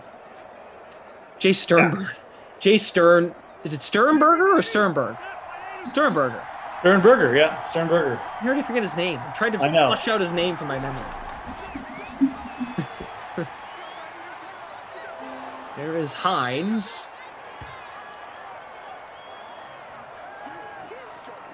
PGZ Man 666. You don't decide on the deal until halfway through the second. PGZ Man 666. I do what I want. It's my game. Thanks for being here. Okay, Mark, let's go. Need the message, Mark. Last play of the quarter. See, Jeff, what I've experienced here is this whole like Twitter message to verify identity. It's kind of delaying the process. Oh, wait a minute. Got a message. Oh, okay. It's from Mark. Perfect. Mark, you're a good man. Yeah, I know. It is. But again, like people, just set up a Twitter account. It doesn't take much. If you want to do it, when Glash is on, the schedule. You guys know better than most of us when we're working. So, you got to plan ahead a little bit if you want to do it. It's really the only way for him to be able to verify. So, anyways, Burton with 3 catches, 61 yards in that quarter. Duke Johnson had a 37-yard catch. He's in the pizza deal. Smash Lanta, if you think I'm picking you anytime soon, yes. Jeff knows. I mean, you could eventually, but you're on probation. Yeah. Don't even talk to us. Ashley Edwards, Kenny Stills with a touchdown and 6 catches for 60 yards. Hines touchdown. All right, there you go. I saw one on Twitch, and I'll take it. Obi-Wan. Oh, it's over, Anakin. I have the high ground. Trey Burton, 2 touchdowns, and the bonus. It's pretty good. There you go. That's a legit offer right there. That's a monster game. Obi-Wan, you know where to find me. I'll be here with R2.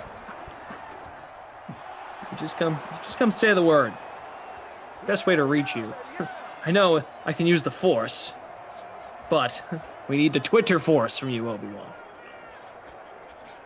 Okay, they're written down so I don't forget. In permanent marker. Steve Buchanan has sent me a text. He said, "Good night." Wow. Interesting. Are you watching Madden? Definitely won't get a direct answer.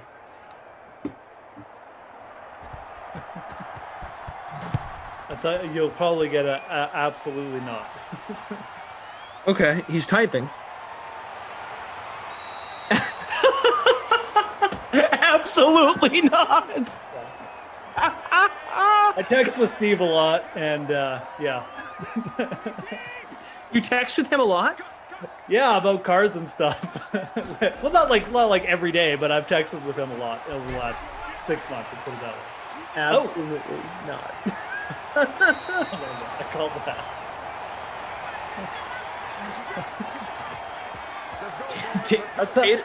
Go ahead, sorry. That's how you know you've worked with someone and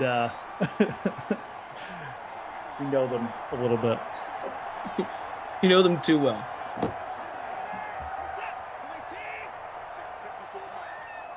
Tater Hater says pizza deal. Glash's fire alarm goes off and he's forced out of his building. That has happened before. The amount of times it's happened is about the amount of times a fullback has scored a touchdown in Sims. So it does happen. But the fire alarm? Yeah, folks in my building will just don't know how to cook. Yeah. And when the fire alarm goes off, I mean, I can't just stay here and keep doing the sim. Plus, the thing is so cooking, freaking. or is it the devil's lettuce? Like what's going on there? There's really no way of knowing. Yeah, I guess not. You know, I'm in my unit. They're in their unit. Who knows? Lisa. Who knows? Lisa, I'm really happy you're here. I mean that. Whichever Lisa's talking, by the way, there are multiple Lisas. Lisa admitted she has a burner account, but the burner account is her own name. So her burner account is Lisa. Lisa's burner. I don't really get it. Like, Lisa could never get picked for a pizza deal because I feel like I'd have multiple Lisas reaching out. And then what do you do?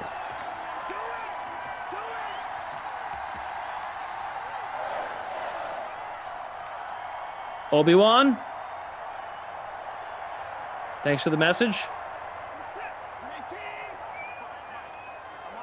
You're in, Obi-Wan. One way to fast track the pizza deal, and again, this is just, you know, we're just going to make this even more efficient, is to say, okay,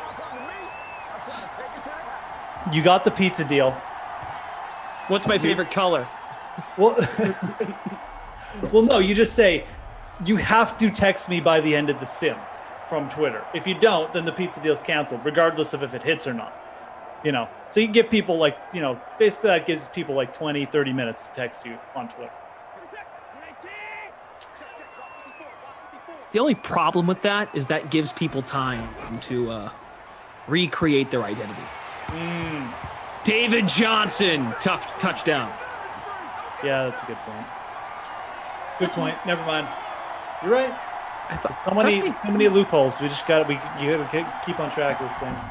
People will do anything for pizzas, as we found out. It was a David Johnson touchdown. Poppy Herb, I guess. Source tells me Poppy Herb took a picture. Well, he sent me a picture individually of him eating the pizza, but he also took a picture of himself in his Dream Stream t-shirt eating pizza and shared it in the DK Sim Fam Facebook page.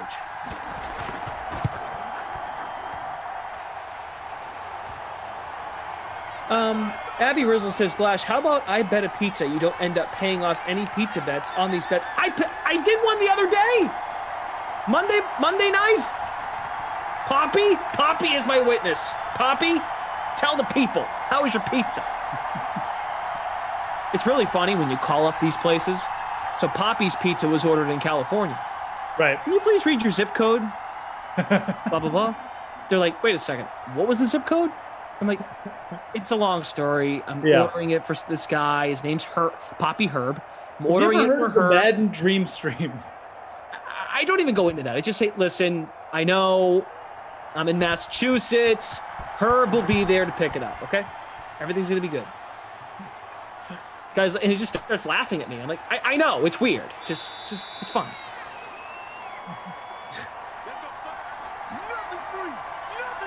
Tara Lynn giving us an NBA halftime update. Suns are up by 2.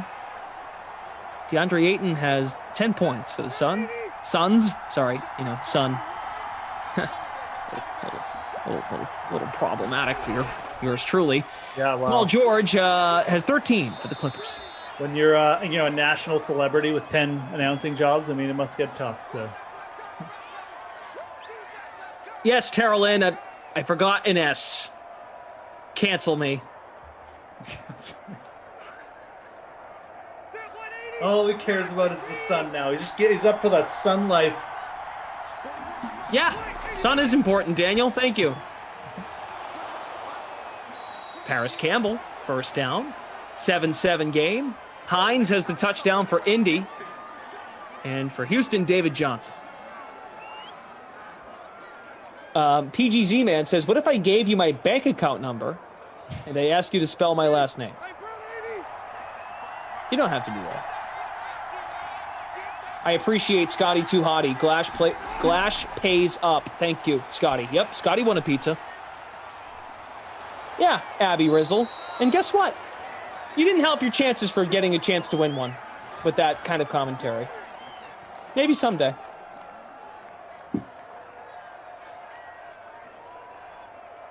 I'm off tomorrow, Jeff, so I'm using that strategy we've talked about before. Like, you can just kind of say anything to anybody and then don't forget about it by saying. And we got, that's right. We only got 4 Sims tomorrow. American Ultimate Disc League. Yeah, it really is a perfect getaway day. Kind of. It's a good day. Looking forward to, though, having 2 days to not worry about Sims. July 4th weekend. That'll be cool. Yeah, I think it would be good. It will be good for all of us. And you might say, well, I love being here every day, and I don't deny that you don't. But good, good to step away. Makes you appreciate it more. Oh yeah, no, definitely. We'll all appreciate it more when we come back. Our 2-day hiatus, 48 hours. Of the shakes, the man's sweats going on. Oh wow, Phillip Rivers. We can get that strip sack fumble, and now he's just going to get chucked 5 yards back by J.J. Watt. Wow. That almost happened. That was a pizza deal prediction.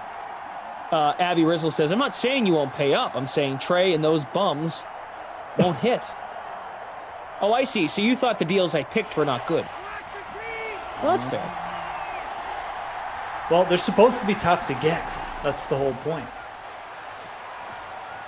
It's supposed to be magical occurrences when the pizza deals hit. I mean, it's supposed to happen every day. It would just be Glash buying people pizzas. We have to change it from pizza deal to pizza giveaway or something. Yeah, exactly. American Ultimate Disc League tomorrow night. Bruiser B. That's why there's only 4 Sims tomorrow. Yep. Frisbee, Friday nights on the Dream Stream. Frisbee Friday. I don't think they like the use of the term Frisbee with the American Disc League, but whatever. I mean, we're pumping them up right now, so I think they'll be all right. Oh yeah, I mean they'll survive. I'm just saying. Yeah. Everything's fine. We're having fun. Daniel points out we're a handful of likes away from 200. We're 5 away. Is a handful 5? I guess so, because there's 5 fingers on your hand. Well, if you have a like to give at this point, I know it's been a tough night with #lag. Smash the like button. You'll feel better about your night. Oh, Pascal. Oh, could have taken off. Man. So did someone? Yeah, because we got 2 Zach Pascal touchdowns as one. That's a moose call too, by the way. Right.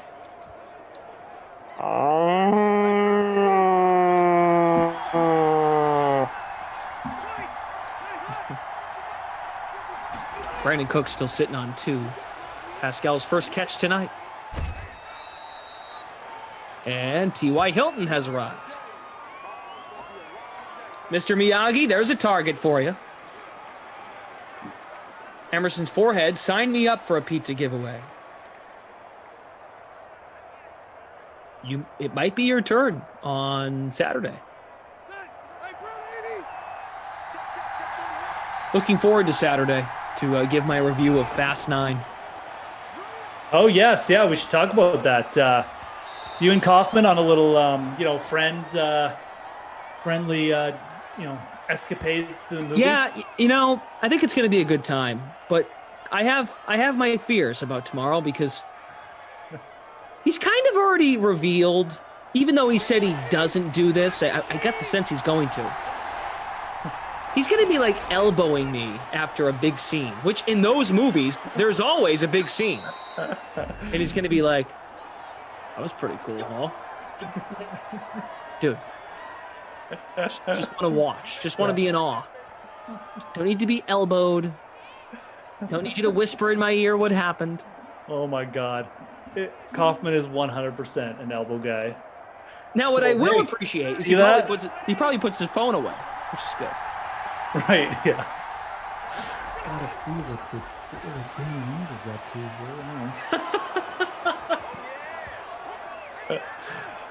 TY. There you go. Daniel says we need a selfie feed on you guys in the theater. Oh yeah, no, we definitely need a couple. I'll be watching the Twitter feed tomorrow. We need a couple updates. What was I thinking getting? I'll check it right now. I checked the theater we're going to. There's only going to be 6 people in the building. Maybe I'll say to Koff, like, how about we keep an open seat between us? Let me check. Let me check and see how many people, because I feel like we got these tickets last week just in case folks were really antsy to go. We're really, I guess, the only ones that were antsy to go. I guess so. Let's check it out. Let's see how many people are going to this movie. Oh, okay, it's actually filled out. All right. Oh, is it? Yeah. I mean, it's not filled. Don't get me wrong. Like how much? Like over 50%? No, like a quarter. Oh, okay, yeah. 15 people are going to be at this movie tomorrow. Oh, well, all right. It was at like 6 at like 2:00 today. Right. So it probably will be like 50% full by the time you get there. Some people just won't even buy them in advance, right? So. I kind of wouldn't mind Kaufman trying to live tweet the movie. Just him constantly using the hashtag F9. Yeah. John Cena would make a great big man for the Celtics. Wow. Dom's moves in this movie, should have considered him for GM. Hashtag F9. Hashtag Celtics go, Celtics go. Jordan Lindenbaum. So what happens when you and Koff reach for the popcorn at the same time, Glash? Kaufman will get popcorn. He'll bring like his own water, and he'll have like some weird snack, like he'll have like Swedish unsalted fish. Peanuts or something. Yeah. Like. So Terrell Lynn says, "I'm praying tonight. There's wild Celtics news break during the movie." So Koff actually brought this up. He texted me and said, "Thank God Brad Stevens hired Ime Udoka earlier in the week and not then." And I don't know when the press conference is. I think I asked him, and I don't remember what he said. Because it might be tomorrow. Anyway. Would it be wild? He'll be fine. Celtics beat will be fine. Everything's going to be fine. What time is the movie? Maybe I'll join you. It's at 11 a.m. tomorrow morning.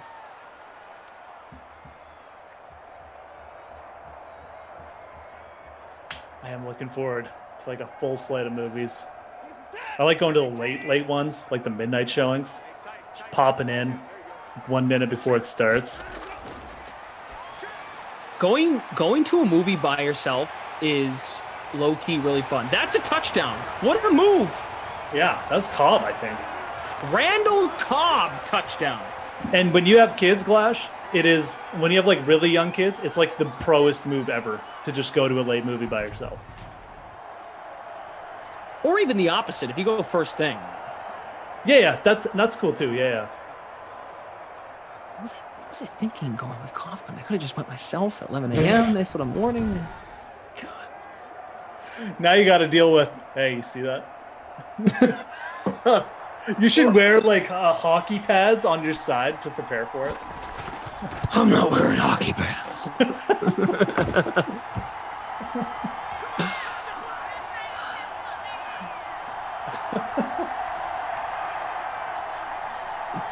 Emerson's forehead. You should order a pizza during the movie. I'll be the only one eating it. That's the problem. You're right. He's going to have a bottle of water. No, come on. Who are we kidding? He's going to get a soda and then like milk duds. Milk duds. Yeah, the worst candy on offer. He's getting it. Cough, you want some popcorn? Too much butter.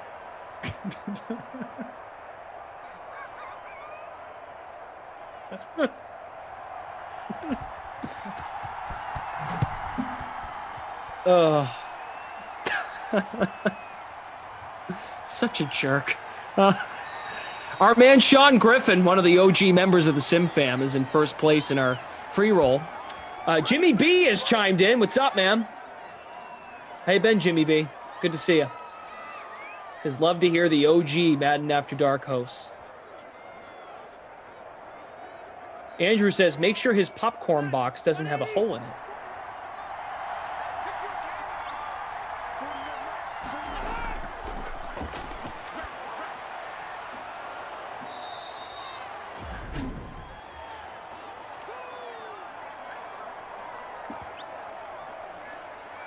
Raisinets. Yeah, Jimmy B throws out Raisinets for Cough. It's a good one. I can see that. First time playing Fortnite on Twitch. Milk Duds is a daddy snack. I'll be dead honest. All this talk about going to a movie theater actually makes me really want to go to a movie right now. Like, I think as soon as they open here, which I think is fairly soon, I'm gonna go. Oh, I'm pumped. It hasn't really sunk in. I got our ticket right here. So I have a ticket. I had to print it off my email, but it's on one ticket. Like it's one sheet of paper. So the barcode, I guess, represents both of us. Yeah. So, I mean, we'll see how it goes, but I've got proof. Daniel says, you guys are promoting Fast 9 more than Universal right now. Legitimately, how are we sponsored by this movie? Abby Rizzle, Cough is a junior mince guy. Lisa Robinson, nerds and soda. You can see Cough just shoveling nerds down his gullet. 80 Poker 89. LOL, Glash, we missed the days of you reading the chat out loud without reading it first. He still does that sometimes. Yeah.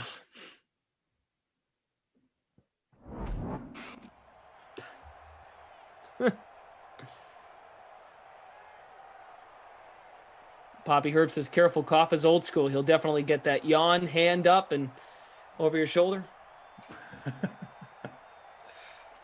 Does DK pay for it? No, we are paying for our own movie tickets.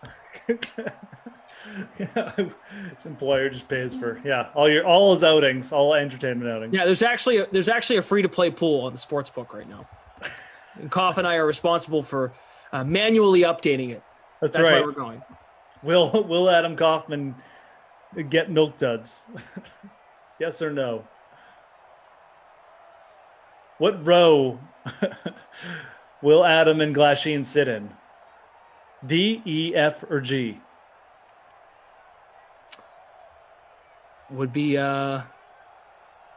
How many times does Vin Diesel say family in F9? You do a pretty good pool for that outing, if we're being dead honest. How many times do they say ride or die, or one last ride? One last ride. Looking at the leaderboard right now. So Sean's in first. He's got Burton in the captain, Watson, Rivers, David Johnson, Randall Cobb, Marlon Mack, Soprano 006 in first in the $250 free contest, Randall Cobb, Watson, Hilton, Burton, David Johnson, Paris Campbell. Will Floor Candy be mentioned? So I've heard like Koff is going to be challenged to throw some candy on the floor, and then it's up to me to eat it to prove that I am into floor candy. It's 14-14, not awful. Not an awful sim. We're going to step aside for a moment, and we're going to send it over to a clip from the Sweat earlier today where someone and someone else are talking NFL. Atlanta's Calvin Ridley should see more looks now that Jones is out of there. Now, odds makers agree. His receiving yards total is one of the highest on the DK Sportsbook at 1350.5. Is he going to get there, though, Jeff? That's the question I'm asking you. I mean, like, he's probably going to get there. I just don't want to bet the over, though. I mean, this is a really, really big total. You've got Calvin Ridley, who's a bit of a skinnier guy, too. You know, he has had trouble at times, second year, missed some games, missed a game last year. That's really the only worry here. The targets are probably going to be there for Calvin Ridley. He had 143 through 15 games last year. And again, Julio Jones missed a lot of time. Julio not there. Kyle Pitts will definitely pick up a lot of those targets. I think that if Calvin Ridley is on the field for 16 games this year, gets there, I'm just not really sure that I want to take a shot. Atlanta is also a team that I could see being really bad with just like one injury. They're not a deep team. Maybe Matt Ryan gets banged up or something, or Ridley gets banged up himself. I'm just going to stay off this one. I think that, if you have Ridley pegged and you like him for 16, 17 games, probably going to hit the over for you here, but I'm just not on this one at all. All right. You on this one, Kenny? Yeah, I am. Why not? I think Calvin Ridley is going to lead the league in receiving this year. I really do. I think that there's no one else there to really make a big impact. I'm not scared of Russell Gage. I'm certainly not scared of Kyle Pitts, at least not yet. And this guy had almost 92 yards per game last year. So Jeff makes some good points here. Obviously injuries are a concern. He's missed time in the last 2 seasons. But I do think that this is going to be another good season for Matt Ryan. We know what the Falcons do. They're still trying to contend. I mean, that's why they took a tight end with the 3rd pick. The universe-loving 3rd pick. Are you serious? They took a tight end with the 3rd pick. So they're going to keep trying to throw the ball. They're going to keep trying to score points. They're hell-bent on winning games this year, and that means that they're going to throw the ball a lot to Calvin Ridley. I think he's going to get a lot of yards here. I think this is a good deal on Calvin Ridley. I think his prop could be a little bit higher next year.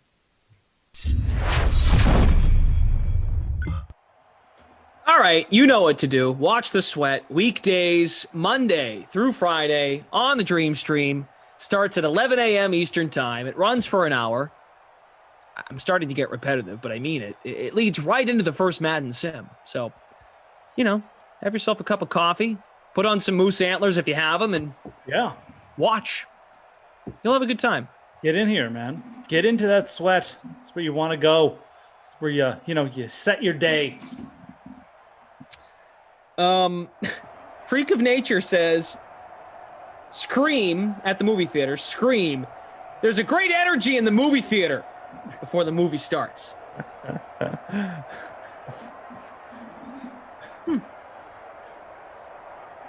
Oh, there's some news here coming out of this Suns-Clippers game.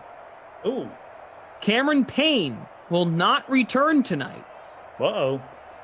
Chris Paul, what do you got, man? I saw Chris Paul's numbers through the first quarter. Weren't very good. Where do you end up at halftime? Let me check it out. Box score. Chris Paul, 7 points, 2 of 11 from the field, 0 for 3 from 3, 9 assists, though.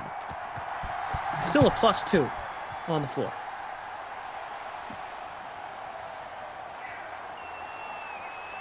All right, second half's underway. As Jeff's been mentioning throughout the night, thank you all so much for hanging out on a Thursday. So Hines and Hilton have the touchdowns for Indianapolis. David Johnson and Randall Cobb for the Texans. There is Paris Campbell. Take me to Paris. Take me to Paris. Go. What are We. you doing? Oh my good God. Dude, he got scared at the end. He's like, no, I don't know where to go. Right back into the defender. Go for the pylon. Go for the pylon. Big game there by Campbell, though. I've discovered with these antlers, if I just press the middle, Oh yeah, they go up and down. They pop up. Yeah, they go up and down. It's my way of getting the moose to come out. So where's Pascal? Come on out. Terrace says, no, Payne is my captain in the series. Oh, you did a series contest. Series contest, yeah, that's not good. What do you think of those?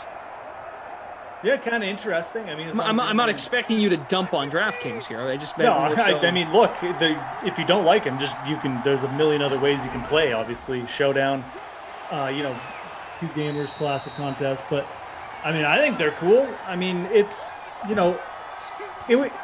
I would as a more casual, like for the more casual fans, I would be more interested in going into a series lineup because maybe you don't want to play every single night in a 7-game series, but you can do some research, take one day, do your research, set a series lineup, and that's it. So yeah, I think it's a very cool idea for the playoffs. Probably see more innovations like that on DraftKings. A bunch of smart people working there. Speaking of smart people that work at DraftKings, I kid you not, I just opened my Twitter account. Yep. Which is not verified, as we've discussed. It's true. The Blankenship to put the Colts up 3. Our boss, Jason Robbins, the guy who runs the whole show. True. There is a tweet. Jason Robbins put out a tweet on December 19th, 2019. Jason, if you're listening, I'm about to really compliment you, so I will give you my home address and you can send the check whenever you get a chance. Jason says, 2 years ago, when I said Trae Young should be considered for the top pick in the draft, I got killed on Twitter. Just saying. He quote tweets it and says, I love when my tweets age well. Not all of them do, but this one sure did. So Jason Robbins was high on Trae Young the moment he was picked, or close to it. So nice job, boss. Keep it up. Your takes are great. He knows what he's talking about, man. He's a man of the people. The people. Gotham. Take back your city. Keep her close. You'll be coming for her.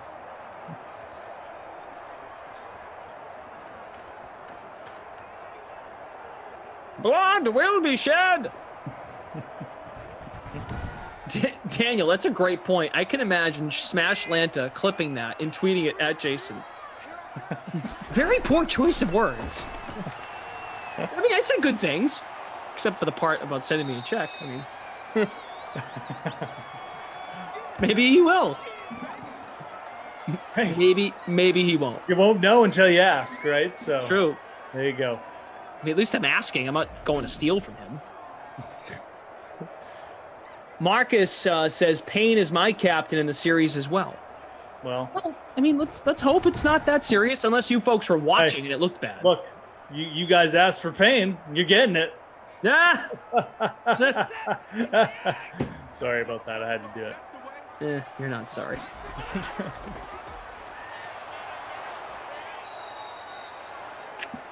Let's see. Javier says you're an idiot if you had Payne at the captain spot. Yeah. Well, Javier, good job. But let's play nice. Make it fast. 3rd and 11 for Deshaun. Spread them out. Complete. 2. Not enough for the first down. Randall Cobb again. Randall Cobb's had a nice little night. 3 for 50. Okay, who has the touchdowns for... Oh, Hines has the other touchdown. Okay. So it's Hines and... Who else? For the Colts. I said it earlier. How did I ever forget? Hines and... Burton. Oh, my God. Hines and... What the hell? I literally just said it 2 minutes ago. Oh, T.Y. Hilton. Okay. Just checking.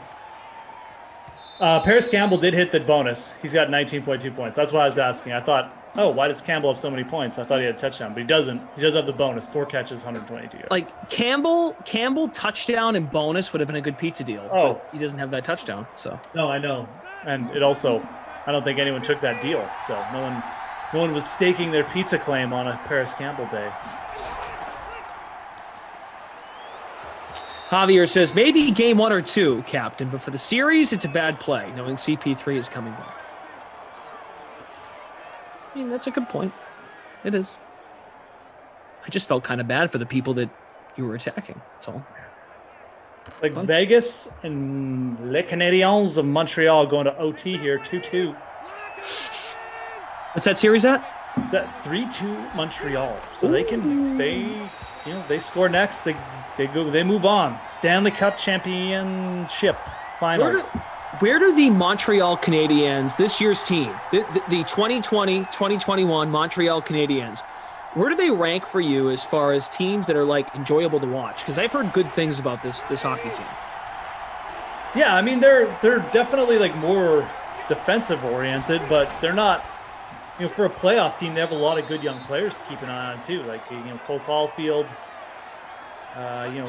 Lykinen, Suzuki. So I like them, man. I like the Canadians. I mean, I thought they really underperformed during the regular season. Like I thought they were a better team than they showed in the regular season. But I wasn't like someone who was like, oh yeah, Canadians are going to Stanley Cup. You got to keep an eye on this team. I was just like, yeah, this team definitely underperformed in the regular season, but I'm not going to pick them to do anything.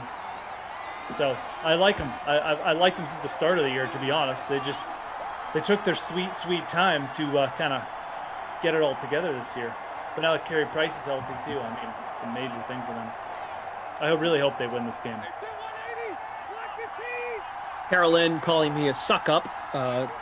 Not Ryan suck up, the kicker, actually calling me a suck up about Jason Robbins and his Twitter game. There's Trey Burton, man. I mean, he's on like another level lately. Yeah. That's a Daniel says after the next team meeting, Jason is like, Lash, stick around. Let's talk about that check. I mean, you never know. Slightly says, never announce the place you're in the third quarter.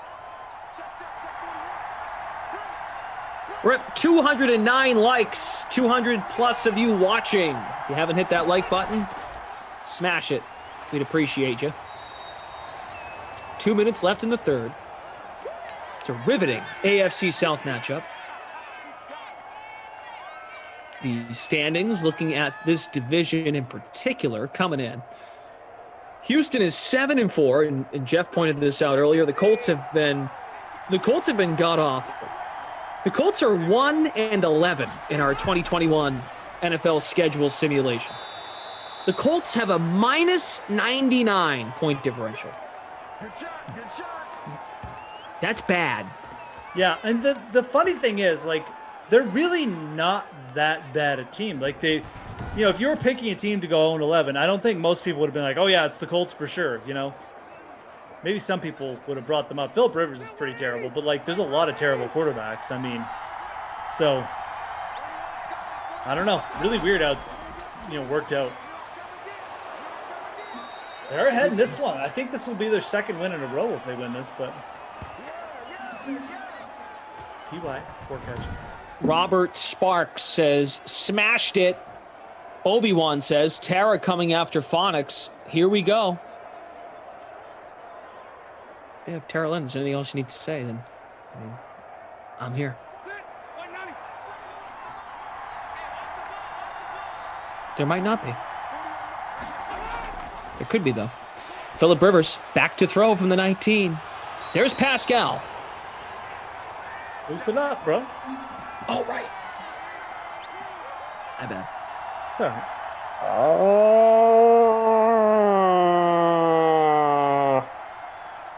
I thought Brandon Cooks was going to go for like 10 catches in this game because he caught the first catch of the game. I don't think he's caught one since.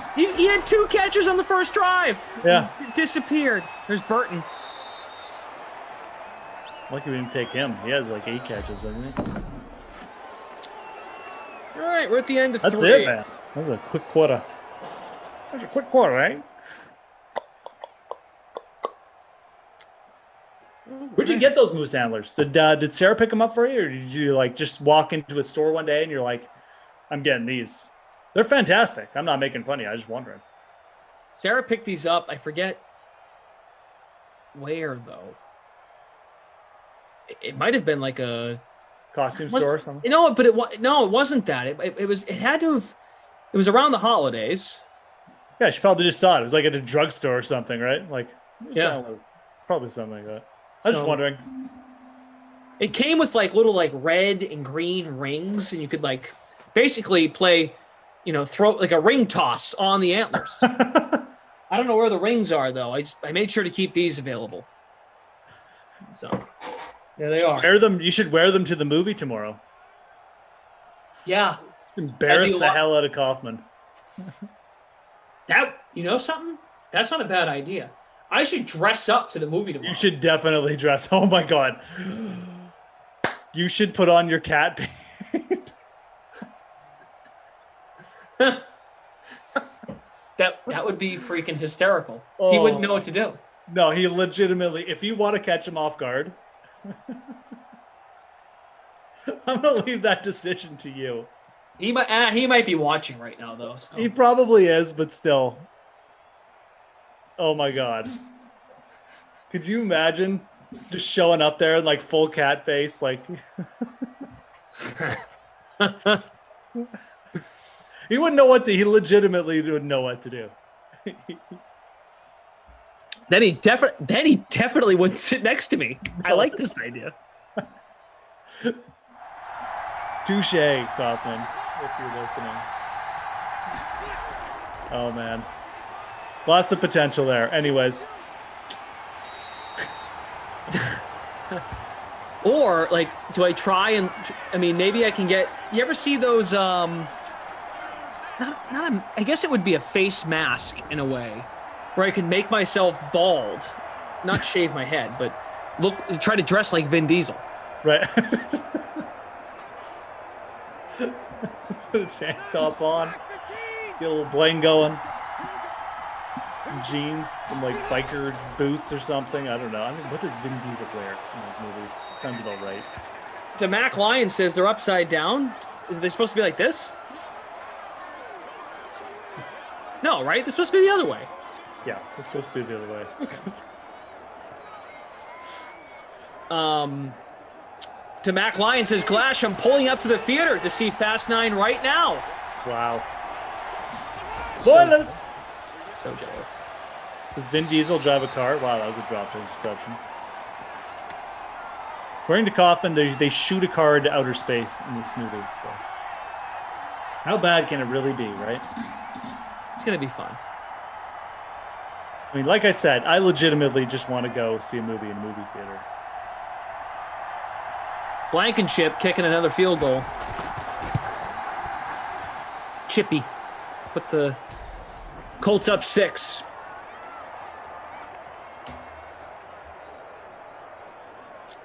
Mike Bizzle, you should bring that thing Sarah brought home and place it in the front seat.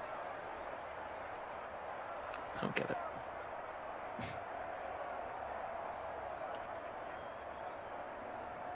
A bald cap. Thank you, Daniel. That's what I meant. Yeah. Black tank top, blue jeans. But just painting my face something absurd would just... I could just say to him, like, with a straight face, oh, this is what I do when I go to movies. I dress up. I dress up as a character. Let me see if John Cena. John Cena. John Cena. I like that I planted the seed in your head now.